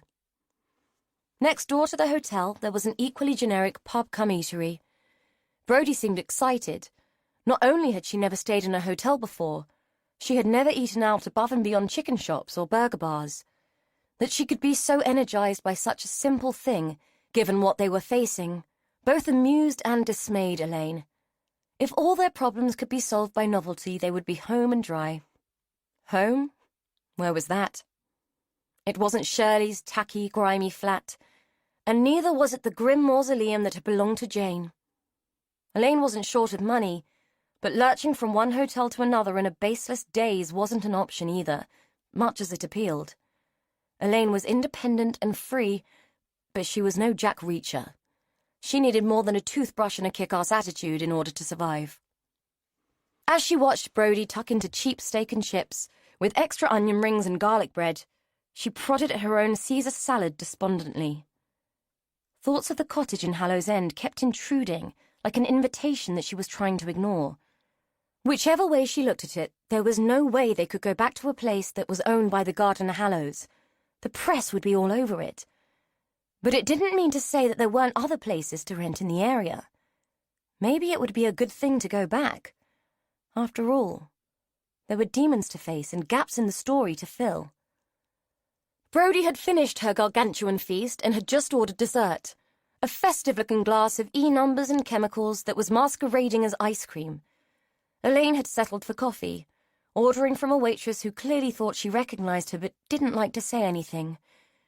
It was bound to happen. When they had stopped for petrol, Elaine hadn't failed to notice that her own face was plastered over every newspaper. It had been even worse when she had turned her phone on. The thing had practically blown itself to bits as message after message had buzzed through the small device. Overwhelmed, Elaine had taken out the battery and thrown the thing in the bin. Whatever life had been before, it was something different now, and she didn't want any attachment to Elaine Ellis's past. She was a hybrid now. Half Elaine, half Mandy. A smile crossed her face as she played with the initials and realized that they spelt the word me. Brody noticed it and spoke up. "What's tickling you?" she said, unaware of the slick of neon-pink sauce that was dribbling down her chin. "Your face," Elaine said as she passed her a serviette. Brody scowled and wiped her chin. "Brody, I want to go back to Hallows End. If you don't want to come with me, I can call Tony." Brody looked at her aghast. "Is the Pope Catholic? Does a bear shit in the woods? Of course I'm coming with you." "But what about your mum's funeral? You'll want to be there." Brody licked her spoon, Ice cream and sauce had bled onto her fingers and she was a sticky mess. I don't want to go. Why should I? Funerals are supposed to be about paying respects. I can't respect a woman who topped herself when we needed her most. The comic mix of melted food, which made her look like a naughty toddler, and the adult logic of her words were an incongruous combination. You might regret that choice, Flower. Funerals only happen once. Think it over, will you? Brody frowned at her. I have thought it over. I don't want to go. Did you go to Jean's funeral? Of course, Elaine said, remembering the unceremonious dumping of Jean's ashes and still feeling mild guilt. Did it make you feel better? Did it allow you to forgive her for everything she'd done? Did you feel you'd paid your last respects? Brody challenged. Elaine was taken aback by the questions. In truth, she had gone because she was obliged to do so for appearance's sake. I did what I felt I had to, she said, still astonished at how easily this child could put her on the spot and extract a confession. Exactly! You went for other people, not you. Jean was dead, so it didn't matter to her, did it? You did it to please other people, and where are those other people now that you need them? Selling their stories to newspapers, that's what. So doing what you had to do hasn't paid off, has it? It was pronounced with a calculated rhetoric beyond Brody's years. Elaine was stunned to silence. She could feel the blush reaching her cheeks and was grateful for the distraction provided by the waitress who had brought the bill. While Brody was settled in the room with a pile of chocolate from the vending machine and full access to the film channel, Elaine trawled the internet looking for places to stay near Hallow's End. She found a place, cheap and available due to a last-minute cancellation, and paid for it with her debit card. On a server 100 miles away, the transaction pinged and wheels were set in motion. At Dan's house, a knock on the door interrupted the drinking session that he and Jack were enjoying, having drowned their sorrows and moved on to more positive things. Dan, in a benign alcohol-fueled fuddle, opened the door and assumed the man on the doorstep was some grizzled hack trying his luck for a story. He was about to shut the door in the man's face until what was being said penetrated his whiskey-addled brain. I'm sorry to bother you. I'm looking for Elaine Ellis. I was told she's staying here. My name is Graham Ellis, and I'm here to talk about her claim on the house. Jack had followed Dan down the hall, ready to give any lingering press hawks a piece of his mind. Who did you say you are? He asked, his mind befuddled by the possibilities. The man looked down at his feet. Graham Ellis, Jean's husband, he murmured. But you're dead, Dan argued, unable to take in what he was being told. I'm afraid not. It's a long story. May I come in? Staggered by the appearance of this unexpected caller, Dan held the door wide and admitted the walking dead into his house. He exchanged glances with Jack, who shrugged his shoulders behind Graham's back to show he was none the wiser. Graham Ellis sat at Dan's table and refused the offer of whiskey, asking instead if he might have a cup of tea. His self-effacing manner belied the reason behind his visit. To all intents and purposes, he came across as a meek and mild-mannered man, prone to fiddling with his tie and clearing his throat often. I'll have a cup or two, Dan. I've got a feeling I want to be sober when I hear this one, Jack said, as Dan retrieved mugs from the dishwasher. Graham Ellis said nothing while the tea ceremony took place, just sat and took in his surroundings like any normal guest might. Once he was in possession of his drink, he said, Am I to take it that Elaine is not here? Dan shot a surreptitious glance at Jack. She's out at the moment, I'm afraid, but I'm her partner and her interests are mine. It was a necessary lie. Graham took a tentative sip from his mug. Perhaps this might be better coming from someone else, given the circumstances, he said. What are the circumstances? Jack asked. His eyes were narrowed with suspicion, as if he had spotted one too many untold things crawling out of the woodwork. Graham paused, placing the mug on the table and carefully aligning the handle so that it pointed at a direct right angle to himself. Perhaps I should start at the beginning. You see, Jean and I never divorced. We met when I was young, and so was she. We were both shy people and were thrust together by our parents. I don't think either of us wanted to get married, but it was expected, so we did. It wasn't a happy union. You see, my shyness came from the fact that I am attracted to men, but in those days that was much less acceptable than it is now. I worked away from home a lot. It meant I earned decent money and was able to, let's say, indulge myself away from my own doorstep. It would be fair to say that this was hard on Jean, and she didn't thrive. I tried my best, knowing that who I was could never make her happy, even going so far as to agree to having a child. When our daughter died, Jean was distraught. It changed her into a person I didn't recognize. To my shame, I left her. It was cruel and selfish, I realized, but we couldn't go on as we were. I met my partner David shortly before the split, and as we could never marry, the option of divorce seemed unnecessary, and Jean did not demand it. By way of compensation, I deeded the house to her and paid off the mortgage. David and I are mercifully not short of money, so I also set up a trust fund which gave her an income. Guilt comes at a high price, I'm afraid. Anyway, we had no contact. I got on with my life, and she got on with hers, such as it was with all her bitterness and anger. To be honest, I rarely gave her a thought until all this hit the papers. Jack and Dan listened to his soliloquy in rapt attention. "So what does that have to do with Elaine?" Dan asked, already guessing the answer but wanting to hear it confirmed. "Well, I didn't even know of her existence until recently. And she's not my daughter, is she?"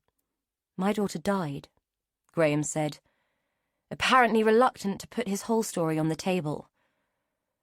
"So are you suggesting that because she is not your daughter, you are challenging her inheritance?" Dan asked. Graham nodded. "I'm afraid so. I had a responsibility for Jean, but this is something different. I feel very sorry for Elaine or Mandy, whoever she is, but I don't have any obligation to her, financial or in any other way." The look on Dan's face told Jack he obviously thought otherwise, but Graham seemed indifferent to the man's glare. "But Jean left a will. Everything went to Elaine," Dan argued. Jack intervened. "I think Mr. Ellis is implying that, as strictly speaking, Elaine doesn't exist. She may not have a legal right to inherit, despite Jean's intentions." "Quite," Graham concurred. "I'm aware that it's a distasteful business, but fair is fair," he added, with a nonchalant shrug. Dan banged his fist on the table. "Fair? You call this fair? That woman has done nothing wrong. She is the victim in all of this, and now you want to rob her of her security. For Christ's sake, I think she deserves some compensation from the woman who stole her from her family, don't you?" He was shouting and shook off the calming hand that Jack had placed on his shoulder. Graham cleared his throat and adjusted his tie. "With all due respect, I was not the one who abducted her," he said, with unexpected assertiveness. Dan stared at him, mouth open. "Maybe not, Bud, but you might like to think about what you did to your bereaved wife and how it might have affected the balance of her mind," he said spitefully.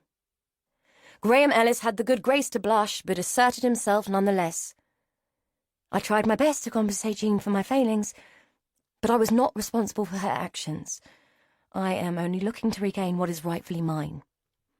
He was so consumed with angst that he looked like a demented chicken stretching its scrawny neck, ready to peck out the eyes of anyone who challenged him. "I have put the matter in the hands of my solicitor.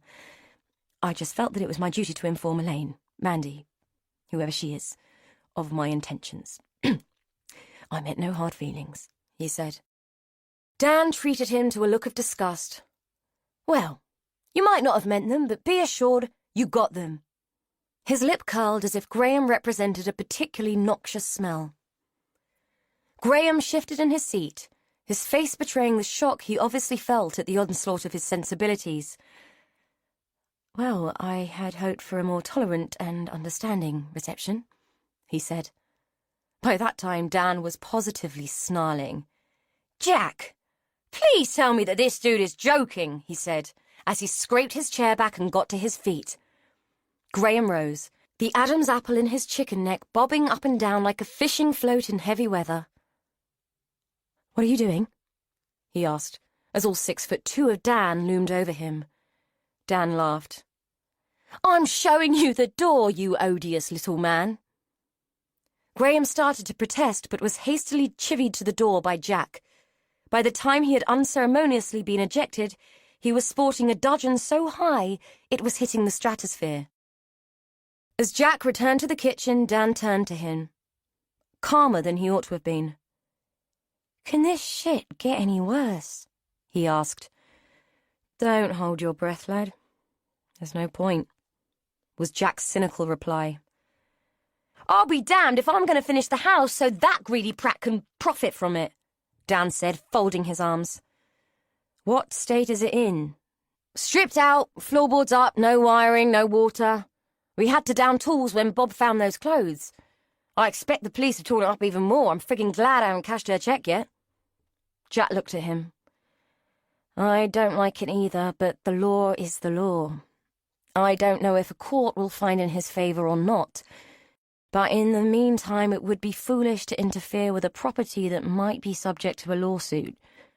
Might I suggest that you go back and retrieve any and all property belonging to you, and Elaine for that matter, and then return the keys to Elaine's solicitor with a letter of explanation," he said with a wink.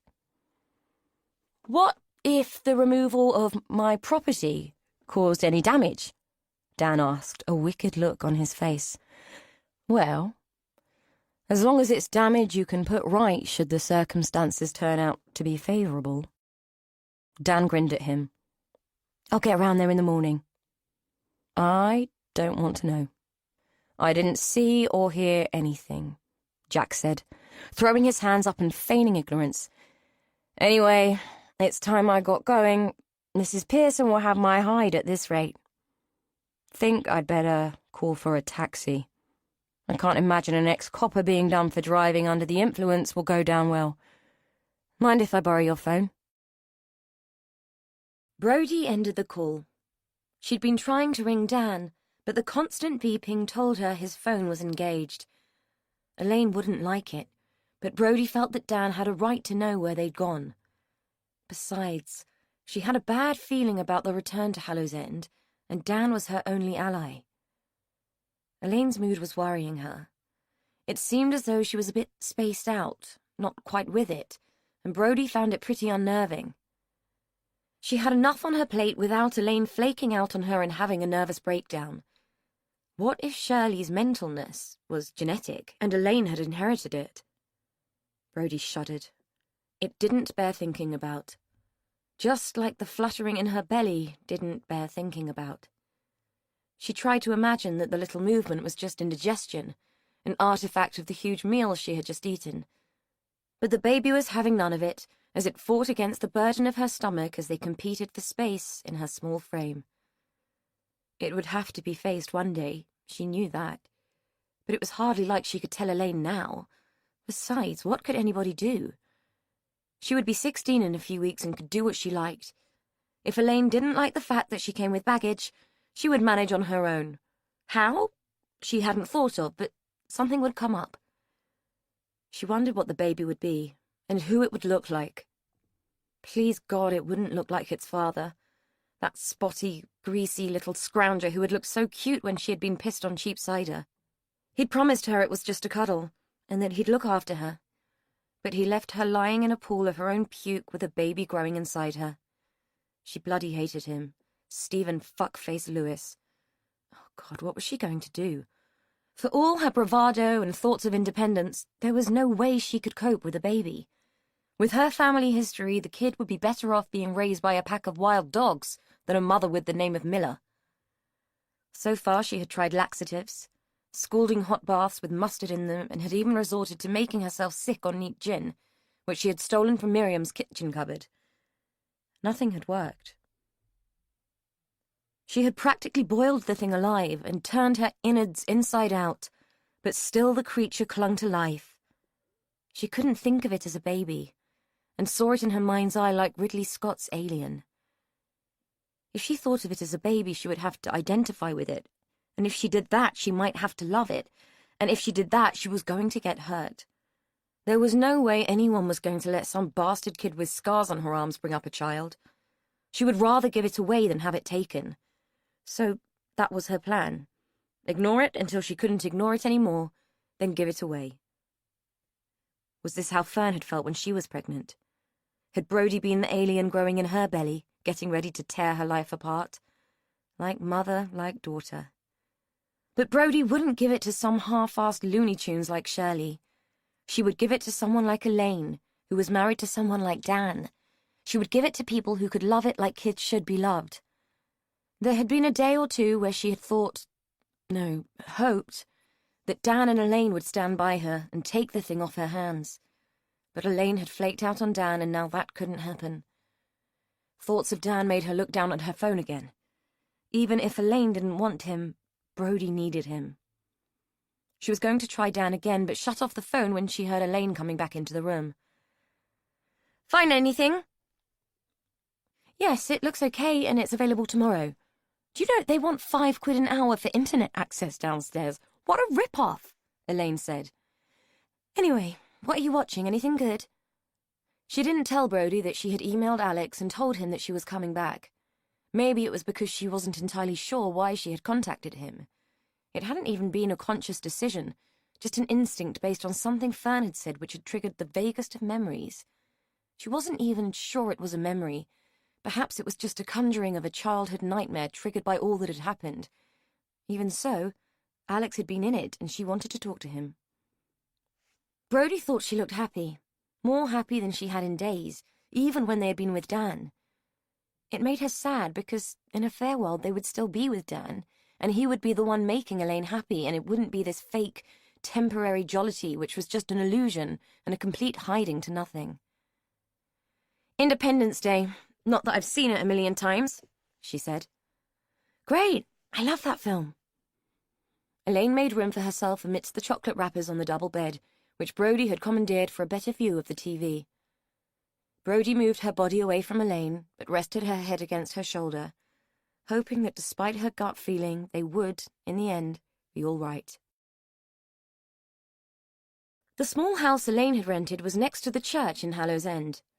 They arrived in time to see a black-clad cortege entering the church, and with some embarrassment realized that it must be Esther's funeral.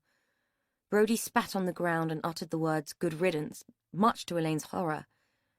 She was hard-pressed to stop the girl before someone noticed them staring.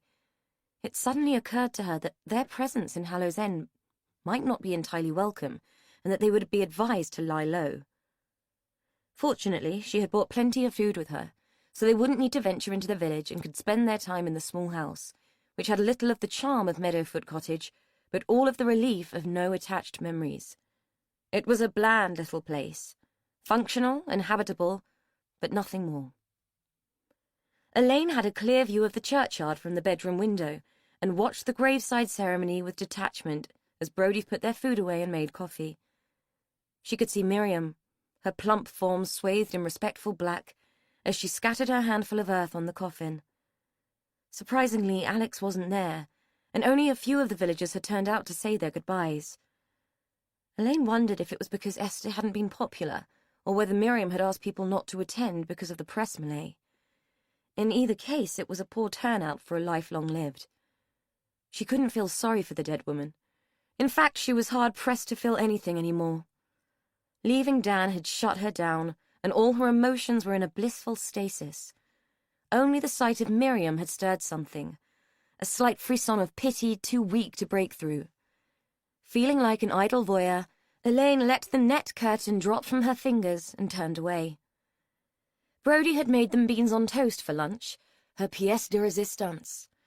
Elaine was disinclined to eat it. She felt queasy, and something about all those little beans slithering over each other on the plate was quite repulsive.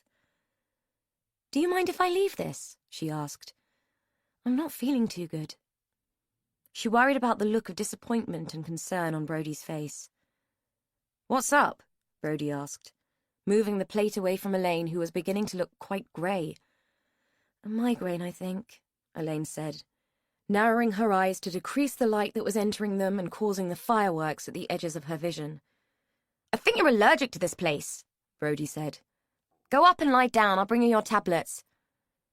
Elaine did as she was told, and gratefully slipped into velvet darkness where the pain lurked in the black edges of dreams. Brody wasn't happy. Coming back had been a mistake. She felt as though something dark and brooding was pressing in on them, and she didn't like it. Hallow's End didn't want them. The fact that Elaine had got another migraine almost as soon as they had arrived was proof in Brody's book that they shouldn't be there.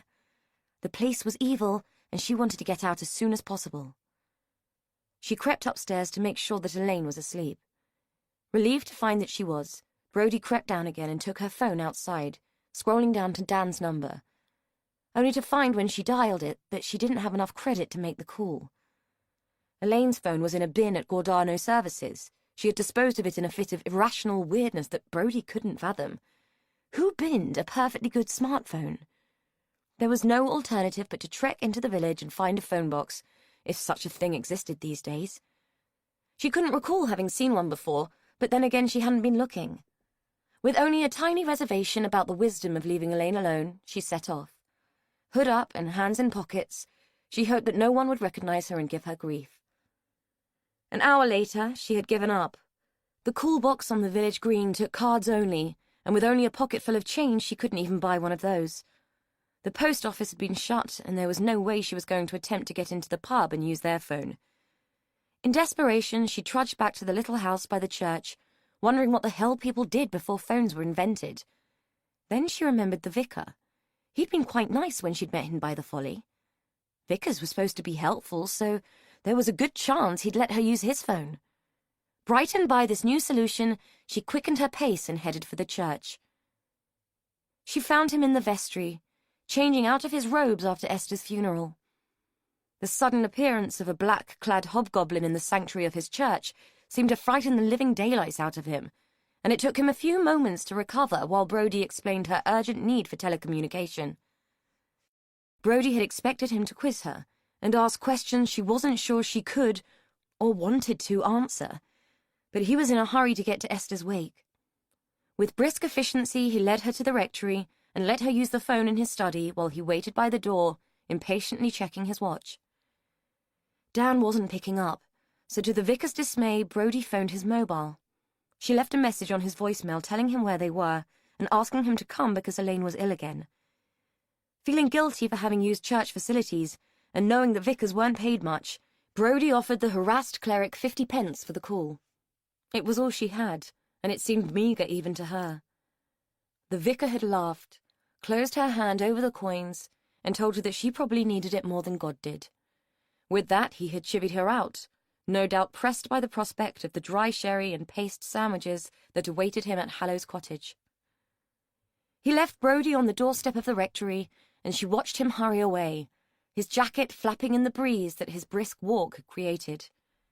He looked like a fat, lame crow lolloping along the lane. She felt bemused. She had always thought vicars were patient, caring people. Shrugging her shoulders at the revelation that they were just as unlovely as everyone else, she made her way back to the rented house. Secure in the knowledge that Dan would be coming to their rescue soon, she allowed herself to smile.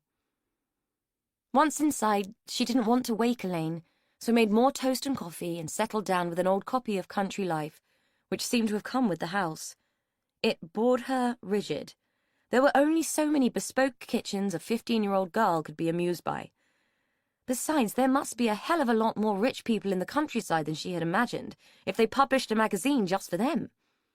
Anyone else would have to win the Euro Millions to afford any of the houses. It was a joke when people like her had to live in grotty council flats. The thought reminded her of Shirley, and she felt a pang of grief for the sad, mixed-up woman who had tried to be her mother. The thought left her feeling strangely hollow and tearful, something which she hadn't anticipated. For all of Shirley's faults, she had at least tried to be a mother, even if she had been really lousy at it. The faint scars on Brody's arms were proof that at one time she had attempted to hate Shirley, but had ended up hating herself more. She remembered the time Shirley had found out about the cutting, and had cleaned and bandaged the wounds without recrimination. In that moment, Brodie felt utterly lost and lonely. She was in a strange house with only a magazine, which couldn't have alienated her more, for company, and she wanted Elaine. Migraine or not, she needed her sister. The bedroom was empty. The only evidence that anyone had been there at all was the rumpled duvet and the dent in the pillow. With mounting apprehension, Brodie stared at the space that Elaine had occupied just a short time before. Remembering the last time Elaine had wandered off in Hallow's End, Brodie began to panic. Memories of the dark tunnel made her shiver, and tears threatened her diminishing composure. Knowing that Dan wouldn't arrive for another few hours at the soonest, she ran from the rented house and began to scour the area for any sign of Elaine. Elaine was having the most extraordinary dream. In it, she was on her knees in the centre of the conclave of rhododendrons where she had scattered Jean. There were no signs of her pretend mother. Wind and weather had mingled her with the earth and air, and there was a feeling of peace inside the meeting of trees.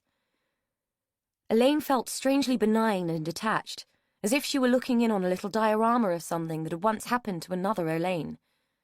This other Elaine looked up from the ground as the leaves and branches moved, and Derry squeezed his huge frame into the gap. "Mandy," he said. But the other Elaine said, "No, Derry, it's me now." She took his huge hand and squeezed it, as if to tell him that he didn't need to worry. "Gave you to Jean? She was sad. Looked after you." "Yes, she did, Derry." The other Elaine rose to her feet and led Derry from the trees. "You can go home now. I'm okay." She waved him away, though he seemed reluctant to leave her. The edges of the light which lit the scene were sharp and angular, full of zigzags and flashes which made it hard to see the dream and follow where the other Elaine was going. She recognized the lavender path and could make out the other self as she walked along it, trailing her hands through the fragrant flower heads. Soon the other Elaine reached the house, walking through the knot garden and towards the terrace where the old man sat in a steamer chair. Elaine saw in her dream that his head was covered with an ancient Panama hat and that his knees were draped with a blanket. He looked frail and wasted, as if he was made of tissue paper and would disintegrate at the slightest touch. He spoke to the other Elaine as she approached. "Ah, my dear, I wondered if you might come back. Have you found yourself yet?" His voice was thin and wheezy. It had no vigour and made the other Elaine frown with concern and dip her knees to hold his fragile, age-speckled hand. "Not quite yet, but I'm hopeful," she said. "We must be hopeful, my dear, we must have that. Alas, I am still searching, but I may find myself by the end." "I think it will be soon," he said, a beatific smile on his wasted face. The other Elaine looked sad. "Will the end make you happy?" "Oh, yes, my dear, I think it will. Like Peter Pan said, it will be an awfully big adventure. Who knows, I might even find my marbles just like Tootles." He gave out a wheezing laugh that sounded like the last gasp of leaking bellows. He raised her hand to his lips and dropped a gentle kiss on her skin. "Now run along and find Ada. I think she would like to give you a cup of tea, to make up for everything that happened." The other Elaine nodded and rose to her feet. The Elaine who watched sensed darkness and tried to call out, to beg her not to go in, but her voice had been stolen by the other Elaine, and she could do nothing but watch as the inky shadows of the house swallowed her ghost self. She was afraid. She didn't want to go in. Fearful things lurked in those shadows, but she was forced to follow the scene as it played out, and the other Elaine wandered through the rooms searching for Ada. She found the woman in the morning room, looking almost as frail and worn as her brother. At first sight of the other Elaine, Ada gasped and reached for the pearls, which looked dull and listless against her greying skin. Elaine was surprised to find that she remembered those pearls. "You!" Ada cried. "Why have you come?" The other Elaine smiled.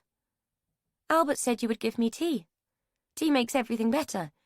And I came to play with Alex." "There is nothing here for you. You shouldn't have come. You've taken enough from us." Anguish twisted Ada's wrinkled skin and forced her to turn away from the apparition.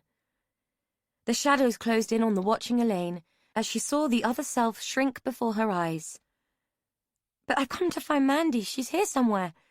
I lost her," the other Elaine said as she got smaller and smaller, like Alice in search of the key. "You are her, you foolish child. And she was nothing. You are nothing. Do you think that a snit like you has the right to bring down a family such as ours? Crawl back to your gutter and leave us in peace." Ada tugged on the pearls so hard that the string broke, and the precious, creamy beads were sent skittering to the four corners of the room. "Now look what you made me do, you evil girl!" Ada screeched as she fell to her bony knees and scrabbled on the floor for her darling, sea-born babies. The Elaine who watched had to look away. The scene before her was one of wretchedness and despair, and it had shrunk the other Elaine to a mere shadow. A child of 3, afraid and tearful. A child who wanted to run from the room in search of comfort and loving arms which would protect her and take her home. Ada crawled across the floor, gathering her pearls and muttering, "We thought you were dead. There was so much blood. Esther knew what to do. She always knew what to do, and we thought you were dead." The old lady got to her knees and faced the child. "We couldn't let everything be ruined by a silly game gone wrong. He was only playing. It was just an accident. He was just a boy, and we thought you were dead. We were too late, and we thought you were dead. I was so frightened. 1,000 years of a good name, a reputation to uphold, and all ruined by a silly game. He didn't mean it, but you were dead, and there was so much blood. But Esther knew what to do. She always knew what to do. We carried you into the tunnel and locked you away. No one would ever find you there, and we could keep him safe. He was only a boy, and he didn't mean to do it. It was just a game, don't you see? We thought you were dead." Then it was Elaine who was running, trapped inside the body of the child, breathless and terrified as she ran straight into the arms of the monster. The thing of her nightmares. The beast under the bed, the creature in the wardrobe who had dogged her midnight terrors all her life. He was laughing at her, his breath foul and laden with the tang of alcohol. He grabbed Mandy's arms and made her wince and squirm. It rendered Elaine, trapped inside the tiny body, frozen and defenseless. "Well, well, well, look who we have here," the monster laughed, his clammy hands clutching and pinching the skin on her arms. "If it isn't my little friend Mandy. Want to play a game, Mandy? Cowboys and Indians, wasn't it?" His voice was a narrow, fetid hiss. He pulled back his arm, balled his hand into a fist, and punched. From inside the tiny frame, Elaine felt the lights around her vision dim, and the velvet darkness take its place as Mandy was blanketed in unconsciousness. The image of Alex Gardiner-Hallow's face floated, like a photographic negative, for just an instant before the blackness won. Consciousness came gradually, in slow waves of realization, which lapped at her like the rising of the tide, carrying with it the debris and grit of reality. There had been no dream, only disassociation born out of pain and distress. It had made her mad and weak. Now she was facing the demon she had come in search of, but he had rendered her useless with his usual tricks. Her hands were tied, her feet were bound, and he had filled her mouth with a stinking cloth which made her want to retch and choke, just like he had the last time. They were in near darkness. Only a flickering candle with its dancing flame illuminated the space. It sent Grand Guignol-like shadows flickering across the walls and shaded Alex's face into something even more grotesque. Elaine sensed damp stone behind her, and over the stench of the cloth that gagged her mouth, she could smell mold and mildew. They had to be in the tunnel. She struggled against her bonds, realizing even before she started that the effort would be futile. Alex laughed at her.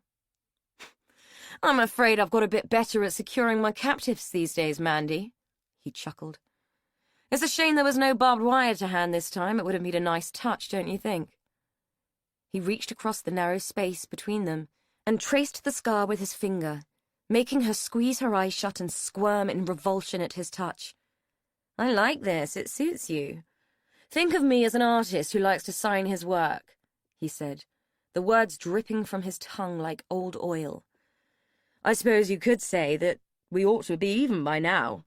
I took your future from you, and now you've taken mine from me. In a fair world, that would make us equal, but it's not a fair world, is it, Mandy? You should be dead.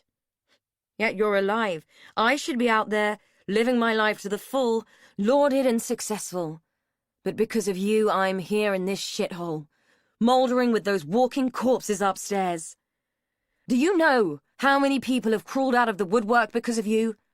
I have no life now. I have no future, and that's your fault, Mandy. I should have done a better job, but practice makes perfect." He reached down into the darkness for something that she was unable to see from her place on the bench. "What I did to you back then was no childish prank, no accident. I wanted to hurt you. I wanted to see how far I could go, how much I could get away with. Childhood is a rehearsal for life, Mandy, and you were just a prop." He raised the object that he'd picked up from the floor, and in the flickering light, Elaine saw that it was an axe, its blade slick with menace. "Let's see if we can't do better this time, eh?" She closed her eyes and curled her body up as tight as she could against her bonds, waiting for the first blow to land. But he carried on talking. "Don't cringe yet, dear girl. I want to enjoy this. I'm taking you with me, you see. I knew the moment I saw you in dear old Esther's lounge that you had come back from the dead, and that sooner or later what I did to you would come back to haunt me too. I didn't know if you would remember, and at first I thought you wouldn't, and that maybe we could be friends. For a moment or two I even fancied we could be more. That would have been a delicious irony, wouldn't it? I'm sure the public would have loved such a cozy story with a nice, neat, happy ever after. But you don't come from good stock, do you? No. You come from the gutter just like that white trash sister of yours. You can blame her for this if you want to blame anyone. You might have been safe if it wasn't for her." He was sitting now, on the end of the bench, just out of reach from her feet. "Do you know that she offered to sell you? She must have hated you a great deal. Of course, she had no leverage over me until you popped up again. No body, no proof. But with you back in the picture, well, the sky was her limit. She thought she was set for life." He laughed. "I don't think this family has had that kind of money for 200 years. Do you think we've been selling off the family jewels for fun? Not that we've had any of those for a while, but you get the picture. So here we are, Mandy. Your big sister took her pound of flesh from the papers instead, and now I'm ruined. Labeled as a child molester, called a psychopath, and my reputation in shreds. All because your sister hates you and loves money. What a sorry pair we are, dear girl. Isn't it good that neither of us will be here to read all about it in tomorrow's papers? If we're going to be famous, let's really give them something to write about." He stood and raised the axe while Elaine descended into blind, tied-and-bound panic. Brody was frantic. She had tried everywhere and she couldn't find a trace of Elaine. She stood on the edge of the knot garden, breathless to the point of puking, and trying to convince herself that there was no way Elaine would have gone back into the house. Not in a million years. She could see the old man on the terrace lolling in his chair.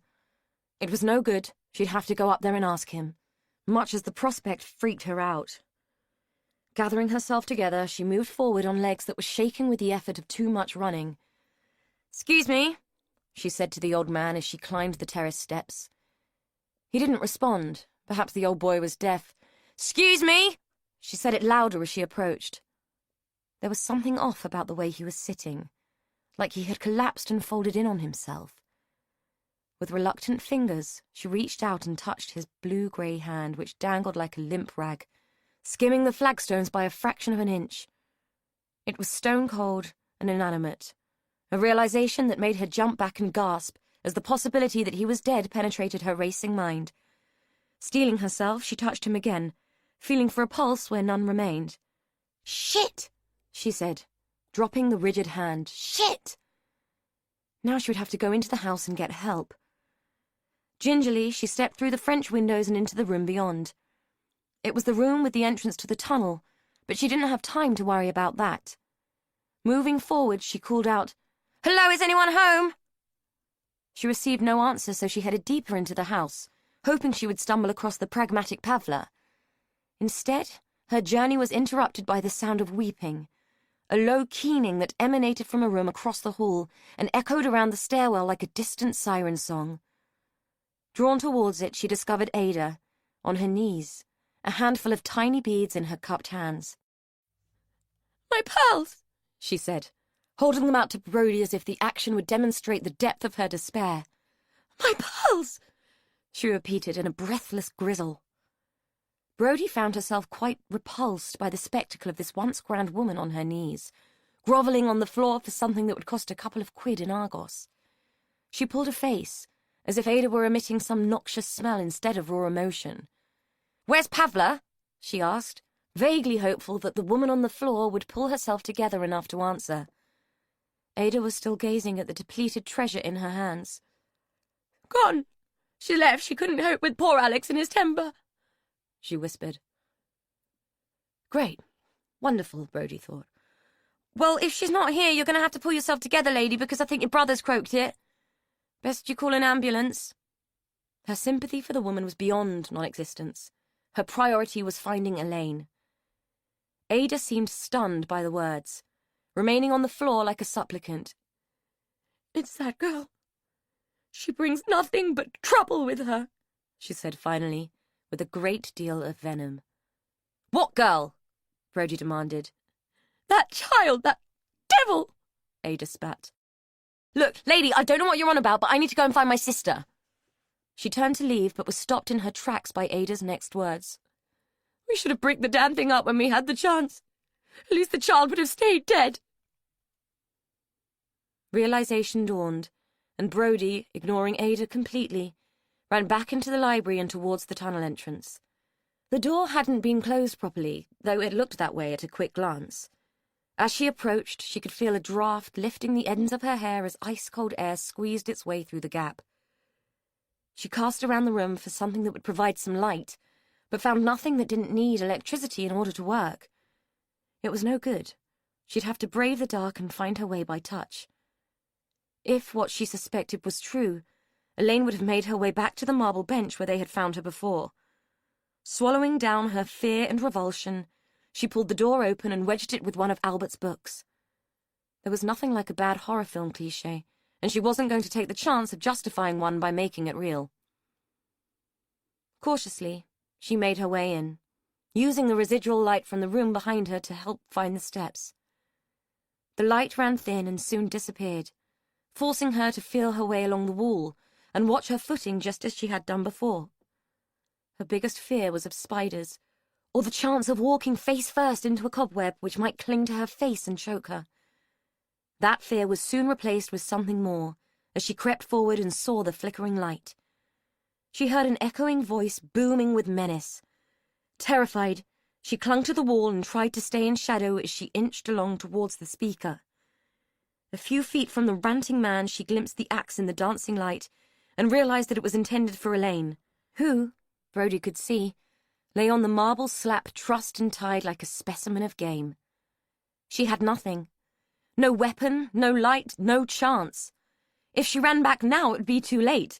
Elaine would be dead and would be coming out in a body bag for sure this time. The only tool Brody possessed was herself, and if that's what it took to save Elaine, then that's what she would use. There was no way Mandy was dying twice, not here and not now. Too damn much had been sacrificed in saving her. Doing the only thing that Brody knew how to do best, she stepped forward into the light and shot her mouth off. "Fucking hell, mate, you sound like some cliché psychopath from a bad movie. If you're going to kill her, cut the bloody bullshit and get on with it, will you? There'll be a van load of coppers down here before you finish waffling, so either piss or get off the pot." Her words ricocheted off the tunnel walls like gunshot. Alex wheeled round, his face a picture of shock and surprise as he faced the hooded, black-clad nemesis who had just ruined his finest moment. In a roar of anger and indignation, he rushed forward. With no time to raise the axe, he rammed it into her. As she dropped, he stood over her sagging form, axe raised and eyes flaring, ready to make the killing blow. From her corner on the marble bench, Elaine saw the shadow of a gigantic figure move forward and raise its arms, a deadly weapon held aloft. Brody's voice still echoed round the walls as the creature roared and brought its weapon down upon his prey. A scream of horror, which she couldn't emit because of the filthy rag in her mouth, hurtled through her, bouncing off every cell in her body and settling like a malevolent stone in her head. The weight of it called back the velvet blackness, and it curled around her consciousness in dark ribbons, like fronds of smoke from a toxic fire. Brody's scream rang in her ears, feeling like a second, echoing heartbeat as it pulsed through her. She couldn't fight the looming darkness and sank down into it, hoping that there wouldn't be time to wake before the final blow fell. Chapter 18. Dan picked up Brody's message when he stopped for coffee at Taunton Dean Services. He was already one step ahead of her, having received a call from Jack, telling him the location of Elaine's last financial transaction and what it was for. He had kicked himself for not guessing that she would go back to the beginning. Jack's call had come just as Dan and Bob were removing the last of their kit from Elaine's house. The fact that some of the kit had pulled plaster from the walls unnecessarily and had stripped out fixtures that didn't strictly need replacing was neither here nor there. If Graham Ellis did get his mitts on the property, what he didn't pay in legal fees would be more than taken up by the repairs which would be needed to make it habitable again. If Elaine could keep the property, he and Bob would put it back bigger and better than before. Along with the tools, Dan had picked up anything he thought Elaine would want to keep, mostly personal things, clothes and ornaments, and the few photographs that were in the house. God knows what Ellis was planning, but if it involved any kind of injunction, it might be the last chance Elaine would have of getting into the house and retrieving the things she valued. It felt strange to try and choose the things another person would want to keep. However, he'd done his best, and now all her worldly goods were rattling about in the back of his van on their way to Devon. Hallow's End looked like a film set that had been mothballed. Not a soul was about as Dan drove through the village. The absence of any signs of life gave the place an eerie feel, as if everyone had just walked away, leaving their kettles boiling, their dinners on the table, and their TVs blaring. Not even a dog was barking, and the trees were still. Not so much as a leaf daring to flutter or fall in case it broke the spell. Dan knew from Jack that Elaine was staying in a house near the church, so that was where he headed. Unless she had rented the rectory, there was only one other option. A small, squat house which sat next to the churchyard. The fact that her car was parked outside offered him the relief of knowing that he'd got the right place. The relief was replaced with trepidation as he walked towards the door. Much as he wanted to believe Jack when he had argued that Elaine had only left because of concerns that he would find her and Brody a burden, he was fearful that the truth was something different. He wondered if he'd pushed Elaine too quickly, taken advantage of her vulnerability and put her under pressure. If that was the case, he needed to apologize and ask her if they could start again. If Jack was right, Dan needed to convince her that it was rubbish and that she and Brody weren't a burden, they were a purpose, his reason for being. The door was ajar and swung wide open at his touch, revealing the house to be as empty of life as the rest of the village. Brody's clothes were strewn over the back of a chair, and a used cup sat on the table. Upstairs, the bed had been slept in, and Elaine's bag sat on the floor, though the only thing she had unpacked was the one-eyed, mouldering dog that had been her childhood companion. It sat on the bedside table, the remaining eye fixing down with a vacant stare. The sight of it made him feel hopeless, as if whatever he had come here to achieve would be a losing battle. It would be harsh to expect Elaine to relate to him if she couldn't even relate to herself. He was about to sit down on the bed and nurse his despair when the oppressive silence was broken by the shrill wailing of an emergency vehicle moving at speed through the village. 30 seconds later, it was followed by another. The bedroom window only gave a view of the churchyard, so Dan wasn't able to see where they were headed or know whether they were the police or paramedics. All he could see was the passing flash of blue lights announcing an emergency. Brody was finding it hard to breathe. She was convinced that the axe-wielding maniac had broken her ribs. She had no idea how long she had been there, poleaxed and waiting for his blow to fall, but it had seemed like an eternity. The fact that her scream was still echoing around the walls told her that it couldn't have been. It had been seconds at most. She tried to stand, but the pain in her chest wouldn't let her, so she was forced to lie in the dark, panting for breath. The candle had blown out, and she couldn't see a thing, but she sensed movement and it terrified her. Something was moving in the dark, grunting and huffing as it groped about. Fearful that it was the lunatic about to make his second bid, she tried to push herself back and further into the tunnel, away from the fingers of candlelight that might reveal her if he relit the flame. The movement was too much, and she saw stars as pain coursed through her like a tidal wave. She and Elaine were going to die in here, and there was nothing they could do. She heard scritching as a match was dragged across the stone. She closed her eyes before it flared, not wanting to see the coming of her own demise. It was seconds before she dared open them, compelled against her own fear to at least glimpse the Grim Reaper. She allowed a tiny crack of light to enter through her eyelids, then opened her eyes wide as she registered that the grinning face that loomed above her belonged to Derry. Tears of abject relief blossomed, bloomed, and fell as she took in the scene. The man with the axe lay prone on the floor behind Derry. What looked like copious amounts of blood seeped from his head and mingled with the dirt of the floor in a congealing, sticky mess. From where she lay, Brody couldn't see Elaine, but she could hear her moving on the marble slab. "Untie her!" she gasped, the pain in her chest booming with every breath. Derry nodded and moved out of her line of sight, so that she was left to stare at the prone body of the axeman. He didn't appear to be moving, but she couldn't be sure. Tears were blurring her vision.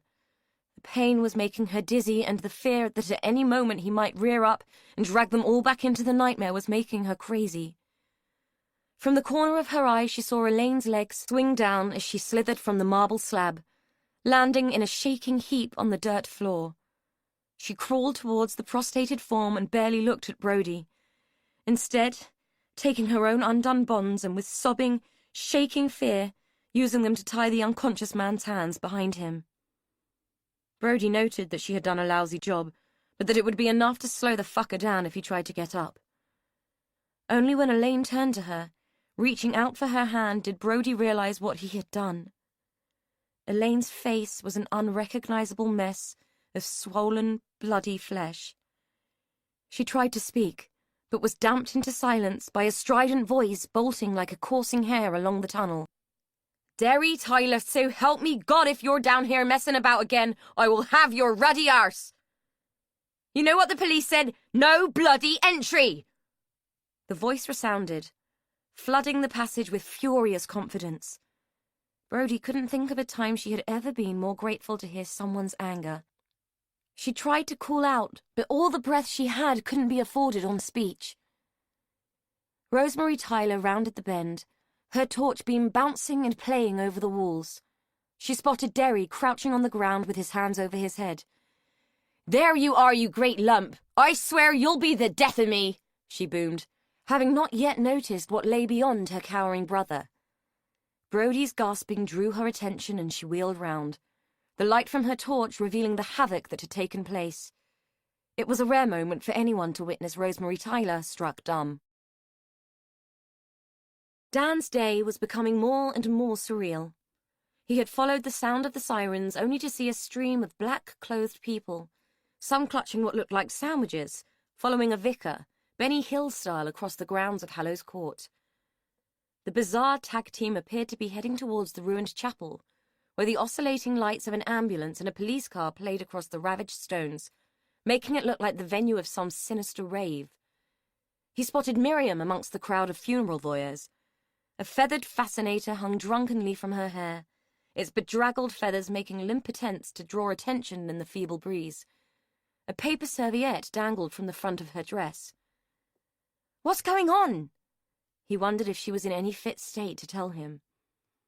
She shook her head, causing the fascinator to slide down even further, where it clung precariously, looking like it had just sprouted from her ear. "I don't know. We were having Esther's wake, and all of a sudden there were sirens blasting past the house. The vicar went out to sea, and everyone followed him. Where are the girls?" she asked, looking behind him as if he had concealed them from her sight with his large frame. He was about to shrug when he caught sight of 2 paramedics emerging from the ruins of the chapel, carrying a stretcher. Brody lay on it. He recognized her from her hoodie. Behind them, a police officer was helping a woman over the fallen stones. He saw that it was Elaine, though he wouldn't have known it by her face, which was swollen beyond recognition. Only her clothes gave her away. "Over there!" he said, pointing his finger in the same direction in which Miriam's astonished stare had been drawn. Another ambulance roared and screamed its way into the clearing, suggesting that there were more injured people on the scene and only adding to the confusion of what was going on. Dan ran forward in a bid to reach Elaine and Brody, but was held back by a burly, strident copper who barred his way in no uncertain terms. "Stand back, sir. No one is to go past this point." Dan tried to argue, to push past whilst willing Elaine to look over and call him. The uniformed protector cut him dead and shoved him back, bawling at the rest of the observers to move back and let the professionals do their jobs. Forced to just stand by and watch the scene unfold, Dan waited with the twittering throng until the second team emerged from the ruins, carrying another stretcher. No one could see who lay on it. The brace around the person's head obscured their view. Next to emerge were Derry and Rosemary Tyler. Derry had been handcuffed, and Rosemary was shouting obscenities at the 2 officers who were guiding him over the uneven terrain. She was waving a torch in one hand and held a mobile phone in the other. More police cars arrived, scattering the gathering crowd and adding to the speculation. Then, the most bizarre thing of all happened. Ada Gardiner-Hallow strolled out of the trees, carrying a shotgun nestled against her shoulder. She stalked towards the group, which parted before her as if she were Moses on the banks of the Red Sea. For Dan, everything seemed to slow down, becoming an ambiguous blur of movement. The only people he could see clearly were Ada and Elaine. The barrel of Ada's shotgun was pointing straight and true towards Elaine. Screams and shouts surrounded him, blunted and burbled as they filtered through the torrent of adrenaline that was coursing through his body. He tried to move, tensing every muscle against the sensation that his feet were made of lead and were stuck firm in a pool of thick tar. Derry moved into his line of vision, placing himself in front of Elaine like a shield of flesh and bone. He took the full force of Ada's shot, which boomed around the clearing like the retort of a cannon fired from the battlements of a castle. Everybody dropped to the ground as if their strings had been cut, all except Elaine. Ada and Derry, who hovered for a moment, looking down at his ruined chest as if surprised that he wasn't bulletproof after all. His mouth formed an O of shock as he fell forward onto his knees, his body sagging towards the earth like a sack of coal falling in slow motion. Blue uniforms flashed past like streaks of ink across the otherwise frozen scene, but it was Elaine who got there first, leaping over Derry as his life force ebbed away and wrenching the shotgun from Ada Gardiner-Hallow's hands barrel first. Ignoring the heat of the hot metal, she swung it round, bringing the stock crashing into the old lady's shoulder and felling her like a sapling.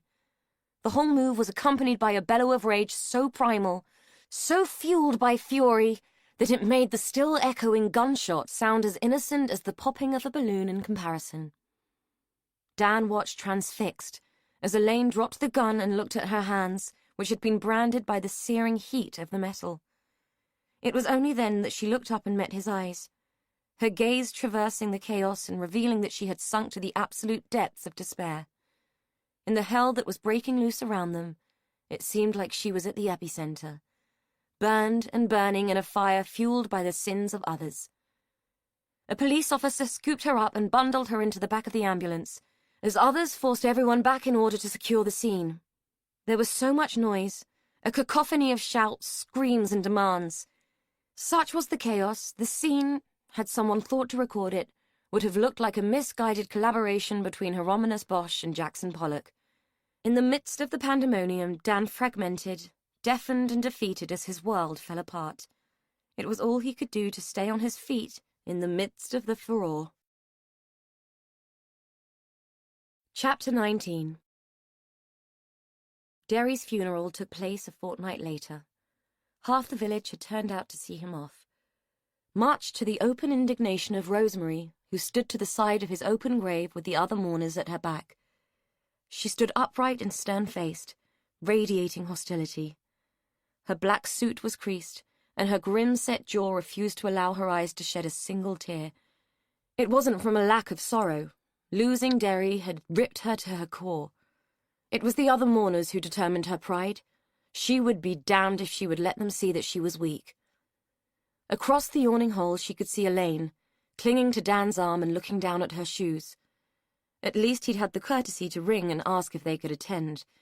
Apparently he'd been worried that she would hold Elaine responsible for Derry's death. Angry though Rosemary was at the injustice of his demise, she didn't blame Elaine. She blamed herself. She blamed Esther Davies, and she blamed Ada Gardner-Hallow. But mostly she blamed Fern Miller.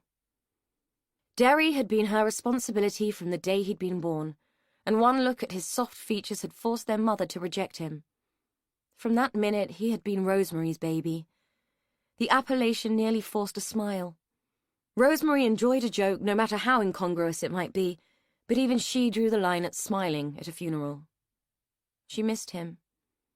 Derry's absence from her world was so painful, so acute, Rosemary felt as though Ada had blasted that hole through her own heart, not her brother's. She set her jaw more firmly. She would not cry, not in front of these two-faced bastards anyway.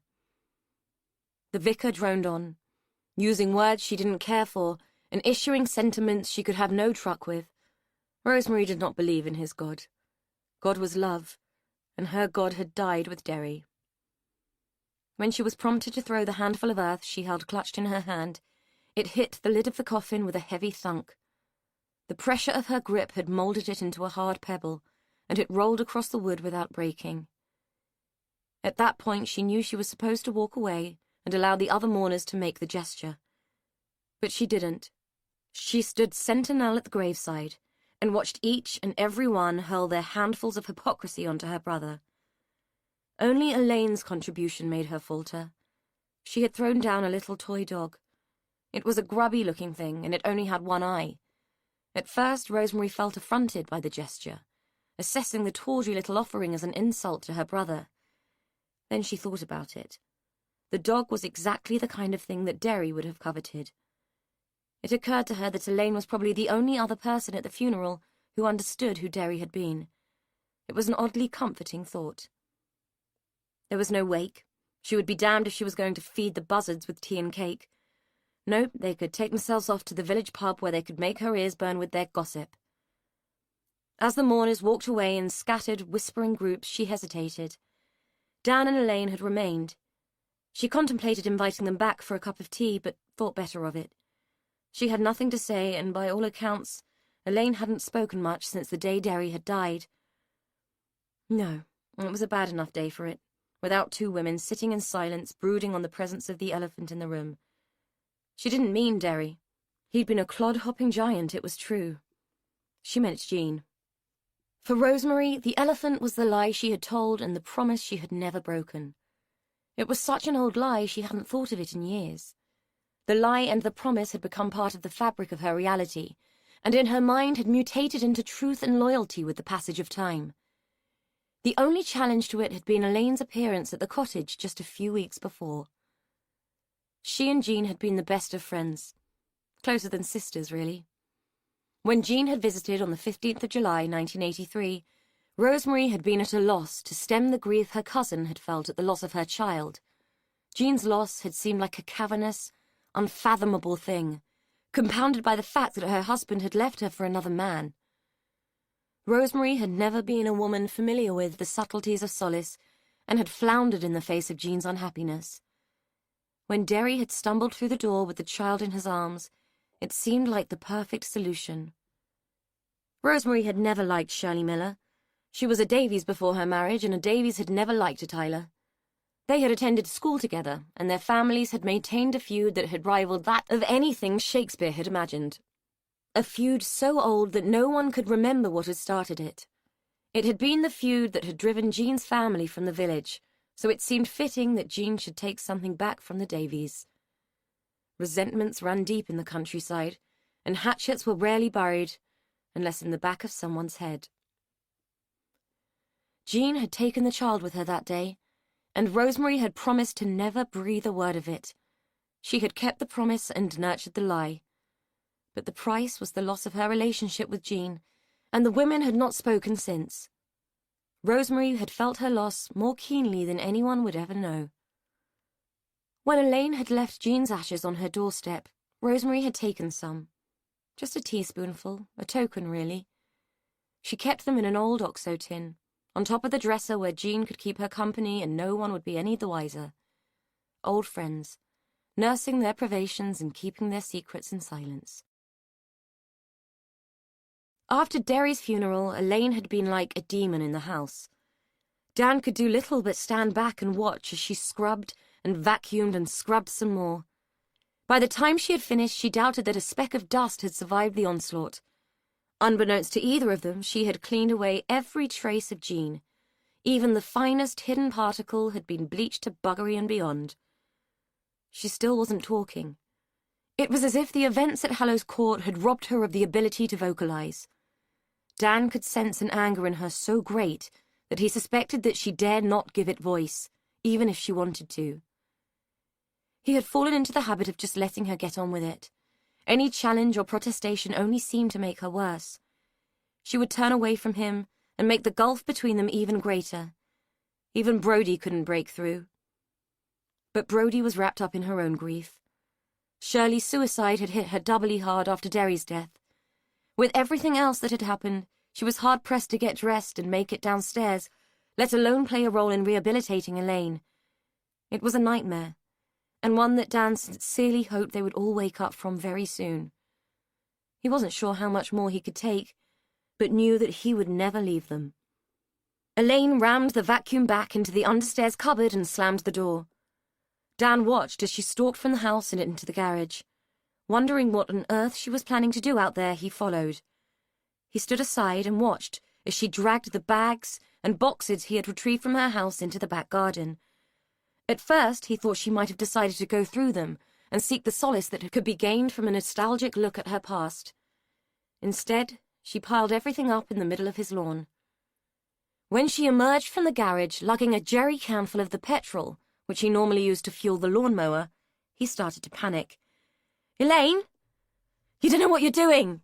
She shot him a furious glance as she slopped petrol onto the heap, even throwing on the can itself once it was empty. "Elaine, please! You're going to regret it! Don't—" His words fell on ears deafened by determination. She took a windproof lighter from her pocket, also purloined from the garage, and struck it. She looked him straight in the eyes as she threw it onto the pyre. Then she walked away. He stood agog as the flames leaped, reaching the petrol can and sending it up like a rocket as the fumes inside exploded with the heat. It landed somewhere to the rear of the house, in a field, thank God, where the only damage it caused was to frighten the retired donkey who resided there. The thing set off, running like it held first place in the Grand National. Dan winced, hoping the poor creature wasn't going to drop dead of a heart attack, and turned his attention back to the fire. Elaine's life melted and popped in a slurry of molten black plastic and smouldering cardboard. In the midst of the fire, Dan could hear glass and china shattering in the cherry-red heat. He thought about trying to put it out, but it seemed pointless. Nothing could be salvaged. The destruction would be total. He turned to find Elaine, unsure of how he should react to her wanton destruction. She had gone back into the house. In the kitchen, she had helped herself to his whiskey and was pouring out a second liberal measure. "Elaine!" He trailed off, so far out of his depth with this that even a life raft couldn't save him. She slugged down her drink, wincing at the bitterness and the heat. "Don't call me that. It's not my name. If you love me as much as you say you do, you will never call me that again." Dan stood, open-mouthed. It was the first time she had spoken more than a perfunctory word or two in weeks. He reached for the whiskey bottle and took a swig. She was shaking now, so much so that she could hardly put her glass on the table without knocking it straight back off again. Dan took her hand and tried to steady it as the shaking turned into shuddering. She started to take huge gulps of air, which mutated into sobbing. Then she sank to the floor in a tear-sodden heap. The dam she had built to contain the reservoir of her feelings had broken, and Dan had nothing with which to stem the flood. She cried like that for nearly an hour. Sometimes the tears receded only to gush out again as a fresh wave of distress washed over her. Brody had wandered in at one point, shuffling in on the quiet feet of her onesie. She had looked at them with eyes far too familiar with the grief and unhappiness that was pouring out. She hadn't said a word, just loitered in the kitchen for a moment, too tired from the constant effort of drowning, not waving. Dan's own eyes watered at times, though whether it was from emotional contagion or a reaction to the acrid smoke that billowed in through the open door, he wasn't sure. Everything was gone. Every trace of Elaine and every trace of Jean. Even the clothes she was wearing belonged to him. She looked both ridiculous and vulnerable in the huge t-shirt and shorts she had stolen from his laundry pile after the funeral. She raised her head from his chest to speak. Her breath was sour with old whiskey and dehydration. "Would you take me shopping?" He stroked her hair. "Sure. What do you want to buy?" She looked down at the clothes she was wearing. "A new wardrobe, a new life, and some grass seed. I think I just ruined your lawn." He was tempted to laugh, but it twisted and died in his throat. He felt like he had lost her. The woman he knew was in the garden, tangled in the dying embers of the fire, soon to be extinguished completely by the summer rain that had started to fall. When the three of them returned from their shopping spree, Dan could finally admit to a whole new understanding of the term retail therapy. Even Brody seemed to have cheered up from the acquisition of a few new items of apparel. The only thing that had truly suffered from the experience was Elaine's credit card, which must have been wilting from overuse. Even Dan had enjoyed it, though loitering self-consciously in women's clothes shop wouldn't have been his favourite way to spend an afternoon. He had loved the spark of life that the activity had engendered in his two favourite people. The kitchen table looked like the aftermath of a high-end jumble sale as Elaine and Brody reviewed their haul. Dan nursed his coffee and smiled at them, nurturing a flicker of hope for the future. When the clothes had been put away, the torn labels put in the bin, and Brody had made a fresh pot of coffee, Elaine spoke. "We need to talk." "About what?" Brody asked. "Everything." Brody and Dan exchanged glances that were loaded with trepidation. "When you were both at the supermarket yesterday, Tony called round. It was Fern's court hearing yesterday morning. She's been charged with blackmail and perverting the courts of justice." "Good," Brody said. Dan said nothing. "I've arranged to go and see her." "What the hell for?" Brody demanded. "I would have thought you would never want to see her again after what she did." Elaine sighed and squeezed her brow between thumb and fingers. "I don't particularly, but she's the only one who can tell me what really happened that day. I need to see her, I need to know, because we all need to put this to bed and move on." "Well, I'm coming with you," Brody said. "No, not this time. I'd like to do this on my own." Brody opened her mouth to argue, but one look from Dan and a slow shake of his head stayed her. "I still don't think it's a good idea," she muttered under her breath. "I don't think she's asking us, Brody. I think she's telling us." He'd resorted to calling her she after the ban on the use of Elaine. He felt like he was talking about the cat's mother and kept expecting a clip around the ear for saying it, just like his own mother would have dished out. Brody looked as if she was about to sulk, but seemed to think better of it. Dan was strangely heartened to see it.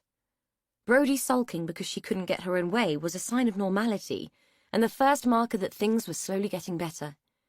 He had his own doubts about the wisdom of Elaine's decision, but under the regime of her fledgling assertiveness, he was learning not to argue. "I suppose you'll want to borrow my car," he said. She had refused to drive her own, and despite the fact that he had offered to have it thoroughly valeted, still insisted that too much of Jean still lingered. It was currently sitting at the yard awaiting sale. If you wouldn't mind. If you accept that it is a measure of my complete faith in you and see it as a gesture of absolute and unconditional love, then no, I don't mind. However, if you dent it, I will throw you out onto the street and disown you. He was pleased to see the flicker of a smile twitch at the corners of her mouth. I won't dent it, don't worry. It was probably the nearest he was going to get to a statement of undying love from her, but for the time being, it was enough. Elaine drew some strange looks from other drivers as she made her way down the M5. She was probably the only person on the planet who would voluntarily drive an Aston Martin under the prescribed speed limit. Taking unnecessary risks with Dan's pride and joy was not an option. She was still struggling to accept that he loved her more than the car, but taking care of it was her way of showing him that she was trying. One day soon she would tell him what it had been like growing up with Jean, how claustrophobic it had been, and how hard it was to identify with a sense of self and know how to be. Being the most precious object in another person's world was not all it was cracked up to be. She hoped he would understand that she loved him too, but didn't want to be consumed by his feelings as she had been by Jean's. At this stage of things, she found herself chronically averse to the concept of love. All thoughts of that were pushed aside as she approached the junction where she needed to turn off. Fern had agreed to meet her on the neutral territory of a country pub, and only a few minutes of driving remained before they were due to meet for probably the last time. Brodie had been astonished to learn that the doyens of the justice system hadn't clapped Fern in irons and thrown her into an oubliette. Elaine had carefully explained that being exponentially greedy and immoral weren't, in legal terms, capital crimes. Morally, the jury was out. Brodie had declared, "That dude who said the law is an arse was dead right." Elaine was inclined to agree, but she didn't want to save the world. Just herself, Dan, and Brodie. Fern was waiting for her at a picnic table in the pub's garden, the ubiquitous cigarette hanging from her fingers. Elaine bought herself a drink and sat down opposite, surprised to find that she didn't feel nervous at all. Fern looked worn, and 10 years older than her 44 years. "I suppose you want to tell me what a scumbag I am, and how I ought to be ashamed of myself. Well, join the queue, love, you won't be the first," Fern said. "No, I haven't come to say that. Neither have I come to let you off the hook or to forgive you. You'll have to work all that out for yourself, Fern. I came because I wanted to know what happened to me and why." Fern snorted. "Yeah, 'cause it's all about you, isn't it? No one ever bothers to ask about me, do they?" Elaine swallowed in a bid to ingest some stoicism. "I'm asking now. Tell me, how was it for you?" Fern stared at her and seemed to think about it. She stubbed out her cigarette, took a swig of her drink, and lit another. "Okay, so you want a family history lesson. Where to start? Shall I start with my mum dying when I was 7? Or shall I start with your mum getting herself up the duff so my dad would marry her? Or shall I start with the fact that after my mum died, the only thing my dad ever loved was the bottle? I could tell you what it was like for me and Tony, but you don't want to know about that, do you?" she said, bitterness dripping from her tongue like acid rain drips from broken guttering. "You seem to forget that he was my father too." Fern laughed and leaned forward. "Really? Well, that fact might be debatable, but thank your lucky stars you didn't have to know him. He fucked off and left us when you were 6 months old. Don't ask me where he went, because I don't know and I don't care. But I did care that I got stuck with Shirley, and I did care that I got stuck with you, the friggin' golden child. Everything was always about you, and it still is. That's why I left you to it that day. I could have done something, and perhaps I should have. But I didn't. And when you went missing, I kept my mouth shut. I didn't see why I should get in trouble over you. As far as I was concerned, it was good riddance. Alex fuck-face wanker had done me a favour. Do you honestly not remember what he did?" Elaine shook her head. She had snatches of recall, but nothing concrete, and it all added up to jumbled feelings of fear and panic rather than images. The only thing she could picture clearly was Ada's pearl necklace. "I'll keep it brief and spare your feelings," Fern said, her mouth twisting into a snide smile. "He tied you to a post in the stables with barbed wire. He had it wrapped round your neck. Then he tried to poison you with rhododendron leaves. When I found you, he had a penknife, and I reckon he would have cut you if I hadn't scared him off. He was gouging the eyes out of that bloody dog you used to carry everywhere, and you were screaming your head off. And you just left her. I mean, me, there. Like that. Jesus, no! Do you think I'm that much of a frigging monster? I went and got Esther and that old woman Ada. But you said you kept your mouth shut, that you didn't tell anyone. Elaine was confused. Fern had the grace to blush, a florid, blousy puce. Well, I did after. When they came, you were out of it, blood everywhere. The barbed wire was all the way into your neck, and Esther had to go and get pliers to cut it off. We all thought you were dead. Ada was freaking out, and when Esther got you free, she checked your pulse and said you were a goner. I don't know what they did then, they never told me. She said it as if it was an inconsequential detail. And you never said a word? Not to Shirley, not to the police, not anyone? Fern didn't say anything and refused to look at Elaine. Her silence seemed to stretch out into long, uncomfortable minutes.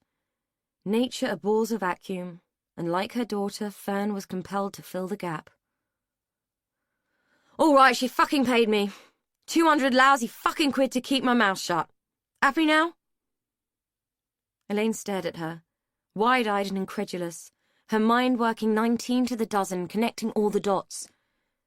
Eventually she spoke. Exactly how long were you blackmailing Ada? Fern shrugged and looked mildly shamefaced. Long enough. Put it this way, life on benefits isn't much fun, you know. You had it easy, we all did you a favour. Elaine's shout drew the curious stares of several customers. Had it easy? You left me for dead! Calm the fuck down, people are staring at us, Fern hissed. Anyway, you didn't friggin' die, did you? Elaine took several deep breaths and tried to regain some composure. She was gripping the edges of the table with both hands and felt as if she might snap the wooden plank at any second. Excuse me if I'm finding all this a little hard to take in, she said through gritted teeth. So what happened? I turned up alive and kicking and you decided to up the ante? Something like that. I figured what with him running for election I might get a bit more out of them. Not exactly short of it, are they? Turns out he wasn't as easy to scare as Ada, and there was no money left if you can believe that. If you can't get it one way, you get it another. I figured the papers would pay even more for the truth. Anyway, what's it to you? I'm getting my comeuppance. Elaine peered at her in feigned indifference. Oh, I don't know, Fern, not much, I suppose. Only that you making laughable that monster over the edge and nearly cost me and your daughter our lives. You're hardly worth worrying about, really. Though she had fairly oozed sarcasm, the whole effort was lost on Fern. You lived, didn't you? At least you aren't facing a prison sentence. Wasn't she? Not all prisons had bars on the windows and locked doors. Elaine looked at her, weighed her up, and tried to decide if it was plain old narcissism or outright sociopathy that made Fern Miller tick. Maybe it was just bog-standard stupidity, given that her greed had outweighed her sense. Either way, Elaine knew she was on a hiding to nothing. She stood to leave. One more thing. Why did you give Brodie away to Shirley, and why did you want her back? Fern seemed surprised by the question. Might as well be totally honest while we're at it. Not going to save me now, is it? I didn't want a kid, and Shirley did. It was compensation for you, I suppose. I felt I owed it to her. Stupid, really. And if you really want to know how low I'll go, I'll tell you. I wanted her back so I could get the tenancy on Shirley's flat. You can't look a gift horse in the mouth. I hope, Elaine said, that one day you'll discover that there is a special kind of hell just for people like you. In fact, you're probably already in it, but too stupid to know. She turned around and started to walk away. Fuck you, Mandy Miller! Fern shouted. Elaine just carried on walking. She had one more visit to make before she finally turned her back on the past. Miriam seemed to have shrunk from the inside. Her once plump flesh had started to sag away from her bones, as if she was folding in on herself. She had developed a tremor, evidenced by the way the cup rattled in the saucer as she handed it to Elaine. Half-filled boxes littered the room, and, like Miriam, the cottage was fast becoming a shadow of its former self as all the life was sucked from it. I can't believe they're making you move out. It seems so unfair after everything you've been through, Elaine said.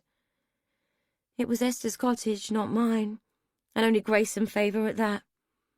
Besides, the original receivers, or whatever they call them, aren't exactly known for their sympathy.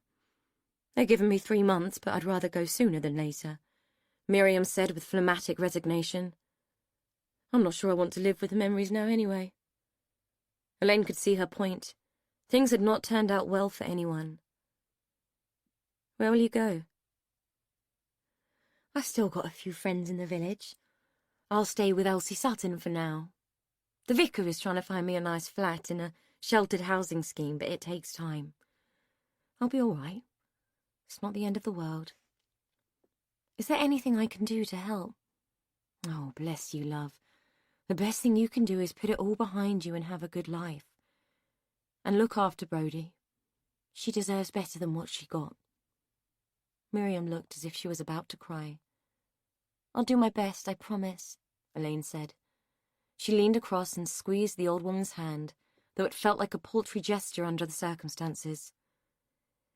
They sipped their tea and endured a moment's quiet. I met up with Fern earlier, Elaine said, casually slipping it into the silence.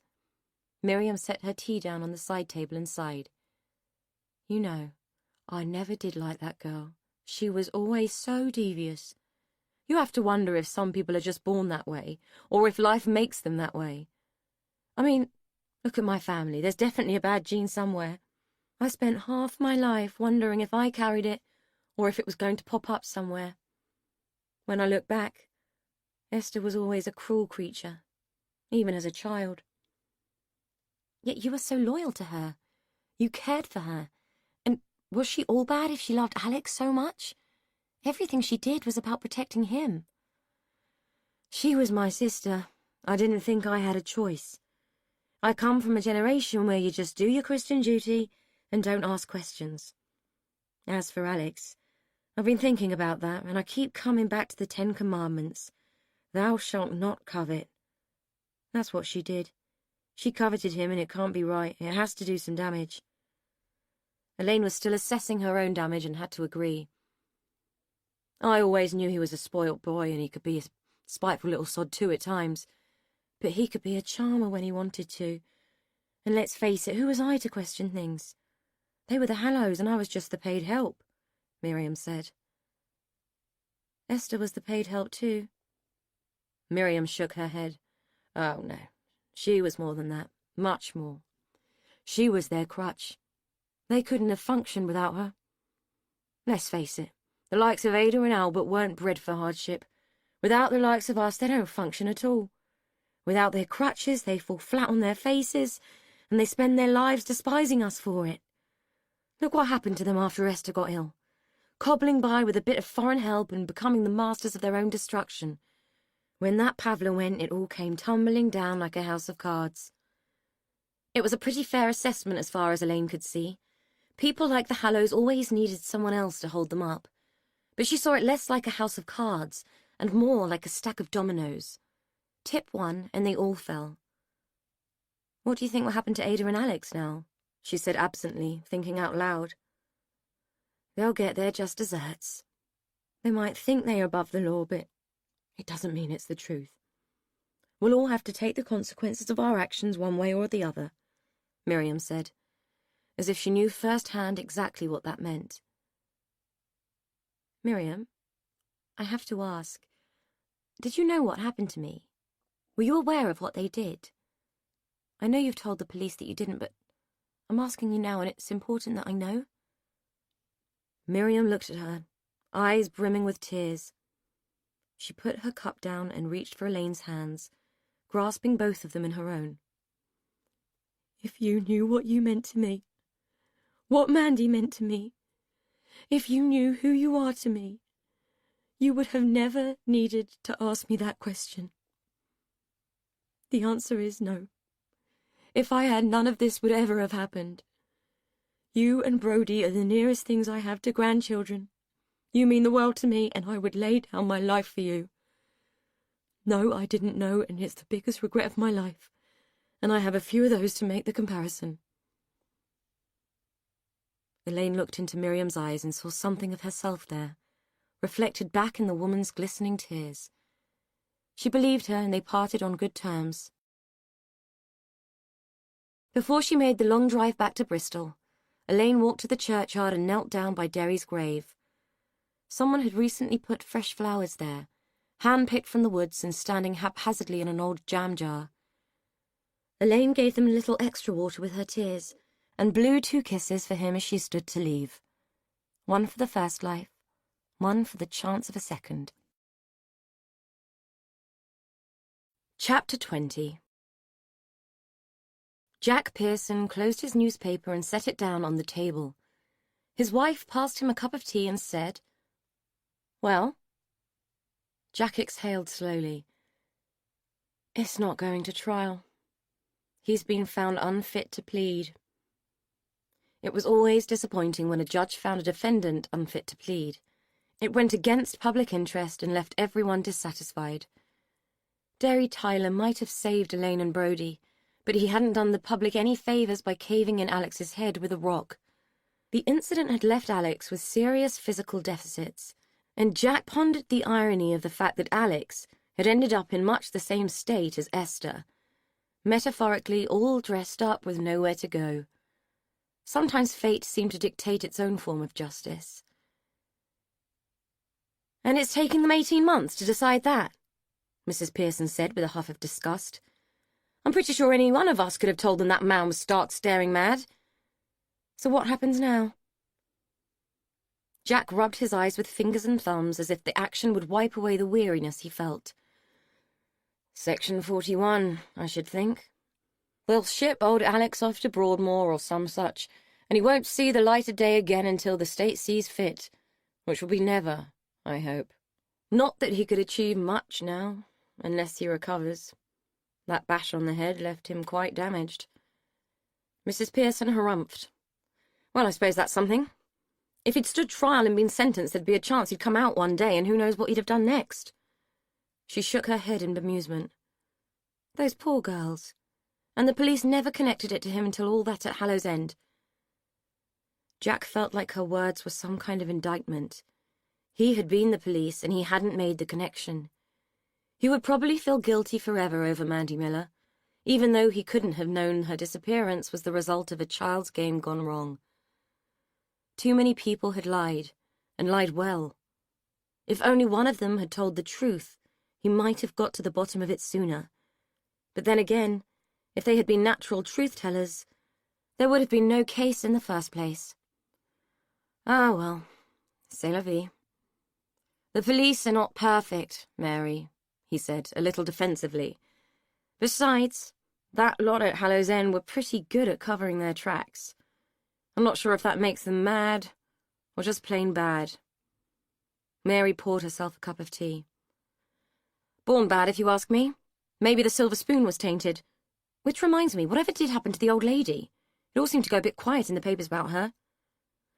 "I must admit I was a bit curious about that myself, so I did a bit of digging." He saw Mary roll her eyes. She never had accepted that just because he had retired, he wasn't dead. The machinations of the law and all it encompassed still drew his interest. Apparently she was sectioned after the to-do at Hallow's End, under the theory that no woman of 80 could possibly be in her right mind to pull a shotgun on someone. Elaine broke her shoulder, you know, when she hit her with the gun. Who'd have thought that slip of a thing would have had that in her? The words were accompanied by a wistful shake of his head. For all that had gone before, he still missed Dan, Elaine, and Brodie, even though they were a motley crew. Anyway, Ada's dead now. Died about a year ago of natural causes. Mary frowned. "Well, I know which place she ended up in, and I hope she's nice and warm down there. Evil old cow," she said. Jack wasn't so sure. Was she evil? I don't know. I always got the impression she was just out of her depth. I think she acted out of fear and confusion rather than evil. Everything had gone wrong, and she blamed the only person she could see as the common denominator. He mused. Mary let out a snort of derision. "You're too bloody soft, Jack Pearson. Life goes wrong for lots of people, but they don't go around trying to shoot people," she argued. Jack thought she might be surprised by how many who did, but didn't say so. Anyway, there was an interesting twist on what happened to the estate. It turned out that old Albert had it mortgaged up to the hilt, no doubt under pressure from Alex. It's being turned into a hotel now. Mary raised her eyebrows. Can't see many people wanting to pay for a room there, what with its history. Jack loved his wife, and even after all these years could be both charmed and irritated by her naivety in equal measures. For Mary, everything was in comforting black or white, and the only shades of grey she had ever considered were in that bloody awful book he had caught her reading. He would never have thought he could learn something new about her like that after 40 years of marriage. Ah, well, he had to live and learn, he supposed. You'd be surprised, love. I expect it will be a roaring success. People paying to see the tunnel where it all happened and all. Mary shuddered. Then people are ghouls. I would have thought they would have filled the damn thing in. Apparently it's a structure of great historic importance, Jack said. Mary was adamant. I don't care. They should have filled it in and cordoned off the site. What happened there doesn't bear thinking about, she said righteously. Anyway, changing the subject, are we still going to Weston this afternoon? If we are, I'll make up some sandwiches. We can have them on the prom. Save spending a fortune in cafes. I can't believe how much they want to charge for 2 bits of bread and a bit of limp ham, not to mention the coffee. £2.50 a cup, I ask you. I can buy a whole jar for that in Lidl. Jack smiled at her fondly. Black and white. That was Mary. He was quite partial to a nice doorstep sarnie and a frothy coffee, but he guessed he would have to let her have her way. Soggy sandwiches in tinfoil and a flask of rancid tea it would be. I'll go and pull the car out of the garage ready, he said. Jack unwrapped his sandwich and recoiled as the pungent aroma hit his nose. Why did she always have to make egg? The stench of sulphur could have knocked half the population out at 20 paces. Noticing that Mary had wandered off to look at postcards, he surreptitiously resealed the foil and wandered towards a litter bin, feeling that not even the wheeling, swooping seagulls were deserving of so unappealing an offering, though the greedy beggars would have had his hand off for it given half the chance. He shoved his lunch into the bin and looked down onto the beach, his eyes drawn to a young girl who was tickling a baby that lay on a blanket. He could see the baby giggling and kicking its legs. The hearty chuckle of its laughter was caught up by the wind and delivered to his ears, forcing him to smile at the little scene. Something about the girl was familiar, and it was a minute or two before he realized that he knew her. She looked different now, softer and more rounded. Her cheeks held a glow of health and her body was plumped out with what looked like contentment. She was wearing colour, no hint of black, and she actually looked like a girl now, not some generic little scrote who was neither Arthur or Martha. Brodie had bloomed into a pretty, diverting young woman. Jack was pleased to see it, and even more pleased to respond to the familiar voice that came from behind him. "Hello, Jack. Long time no see. How are you?" Dan said, his voice conveying genuine pleasure at this unexpected meeting. Jack turned to look at Dan, his face cracking a real smile as he greeted the other man as if they were long-lost friends, which, in a way, they were. "Bloody hell! Fancy bumping into you," Jack said, pumping Dan's outstretched hand with real warmth. "I was only thinking about you this morning." "Fancy a coffee?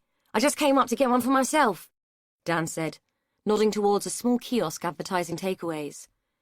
Jack scanned the promenade for Mary. She had disappeared into some shop or other. "Why not?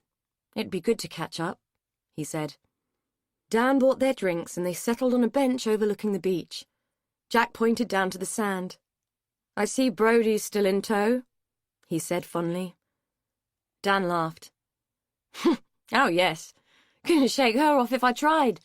She's a good kid. All that business changed her a lot, and she seems to have grown into herself now. She's got a lot of guts, that one. You know, it was her as well as Derry who saved Elaine's life that day. She stood up to Garden Hallow good and proper." Jack nodded. "I heard. I always knew that mouth of hers would come in useful one day." They both laughed, but it had a hollow ring. Too much of Brodie had been lost. "She's at college now. Wants to be a chef. I think that's why I'm getting fat. I'm the victim of her experiments." Dan patted his stomach, which was as flat as ever as far as Jack could see. He smiled. It was good to know that the kid had found a meaningful future. "I'm pleased," She deserved a break. Do you ever hear from Tony or Fern? Dan shook his head. Nah. Tony kept in touch for a while. I think he thought he had to, but it drifted. Brodie won't have anything to do with Fern, and the last we heard she had buggered off to Spain with some bloke called Gary. I can't believe she only did a year inside. Doesn't seem fair somehow. No doubt she will turn up like a bad penny one day. Jack gazed down at the girl who sat on the blanket, looking out to sea as the baby gurgled and kicked beside her. Can't help but think she's better off without them, he said tentatively. Dan gave him a slow nod of agreement. Me too, though I don't say too much. She's still a bit sensitive where all that is concerned. Not surprising. It can't be nice finding out you drew all the short straws in life, Jack mused. What's the baby called? He waved his paper cup towards the beach. You mean the centre of our universe? He who must be obeyed, adored, and worshipped? That's Derry. Cute little bugger, isn't he? Dan said, his voice oozing affection. Jack's eyebrows rose in surprise. She named him after... Yeah, she did. He was the one who saved both of them. Jack nodded his understanding. He hadn't gone to Derry Tyler's funeral, but often felt he should have. She sent me one of her pictures, afterwards. I got it on my lounge wall, Jack said, remembering Elaine. You want to hang on to it. They're going up in value all the time. All that bollocks made her famous. Good job, really, especially after Graham Ellis won his case. She was left with nothing after that. Yes, I expect it did. Jack was avoiding asking about Elaine, and hoping that Dan would furnish what he wanted to know. He knew that she hadn't been charged for the assault on Ada Gardner-Hallow. Plenty of witnesses swore that it was self-defence, though word on the inside was that it was revenge for everything that had been done to her. Jack wouldn't have blamed her if it was, and he was glad that she'd been allowed to get away with it. Justice wasn't always best served by the process of law. Sometimes it was a natural and instinctive thing. He'd been quite moved when Elaine's parcel had arrived. It was one of her original illustrations, an old one, featuring the little girl who appeared most in her work. A cherubic little thing in a pink cardigan. In his picture, she was picking flowers in a beautiful garden, while a little one-eyed dog gambolled round her feet. Jack liked to think that Elaine had sent it because she knew he loved his garden, but of course, she had never seen it. The truth was, she'd sent it because it was a picture of Mandy, though Elaine hadn't known that when she painted it. He loved the picture, and could spend hours looking at it, but sometimes wondered if it was a gift or an accusation. Until he worked it out, he would keep hold of it. So she copes all right, does she? He said, pointing at Brodie. Dan sighed beside him. She has her dark days, but she manages. I was worried when Derry arrived whether she would cope at all, whether it would bring too much back for her, but I think he helps. And looking back, it might have been a mercy, really. She was so young. Jack thought he knew what Dan was trying to say, but he had a strange way of putting it. Yes, it can't be easy taking responsibility for a baby at that age, he said. Dan laughed. Yeah, she loves him to bits, but still turns her nose up when he needs changing. It's a good job me and Mel aren't so squeamish. Jack shared the laugh, but felt a little sad. Clearly it hadn't worked out for Dan and Elaine. But whoever Mel was, she had to be a decent sort to take on Dan with Brodie in tow, and dealing with a teenage pregnancy couldn't have been an easy task. He thought he might like to meet her. Do you ever hear from Elaine, then? Jack asked, sorry that he wouldn't get to see her again. Not really. She doesn't make much of an appearance these days. After the incident, she just sort of disappeared. I used to think it was a bad thing, but I'm not sure she could have coped with it all, really. Things had to change with little Derry in the picture. A woman, who Jack had spied earlier, standing on the shoreline, was walking up the beach towards them. Even at this distance, Jack could see that she was pregnant. The wind had pulled the fabric of her dress tight across her stomach, revealing a burgeoning belly. As he looked, he saw her put a hand up and wave.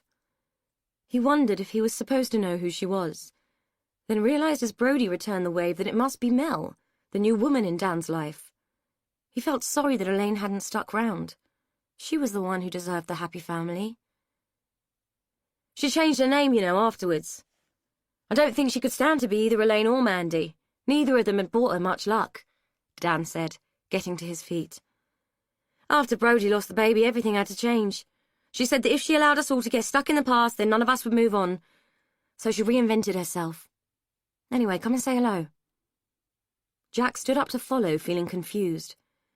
The woman on the beach had reached the blanket where Brodie and the baby lay, and she was standing looking at them both, with one hand on her swollen belly.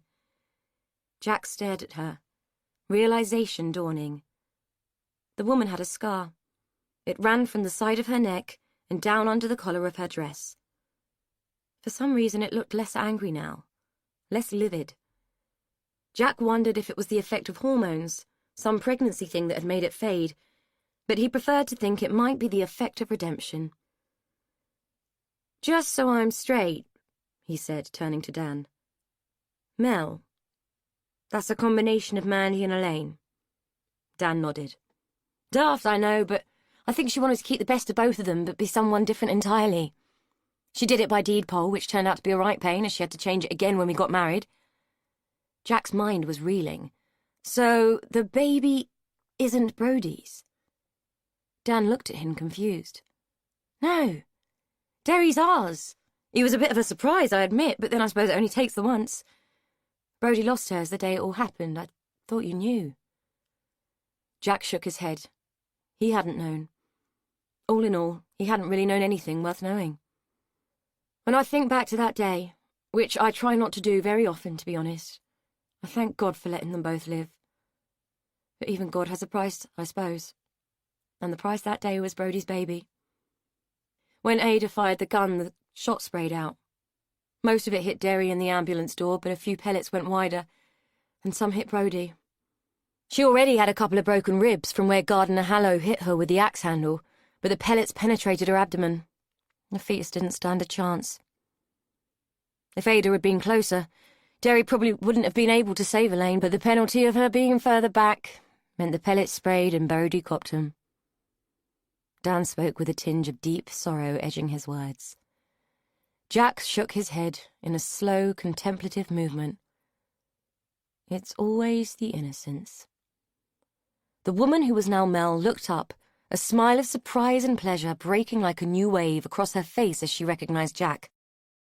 He raised a hand and saluted her. To his amusement, she grinned and took a bow before pointing to her tiny son and Brodie, who treated him to an impish grin. Then the girl poked her tongue out at him, showing that the Brodie of old was still alive and kicking. Jack laughed, the sound of it rising from his belly and resonating in his chest until it erupted as a bay of pleasure. Some things never changed, and the knowledge of it pleased him greatly.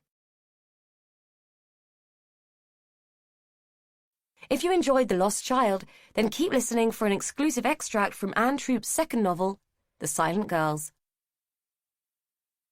Prologue. Tuesday, 8th of September, 1964.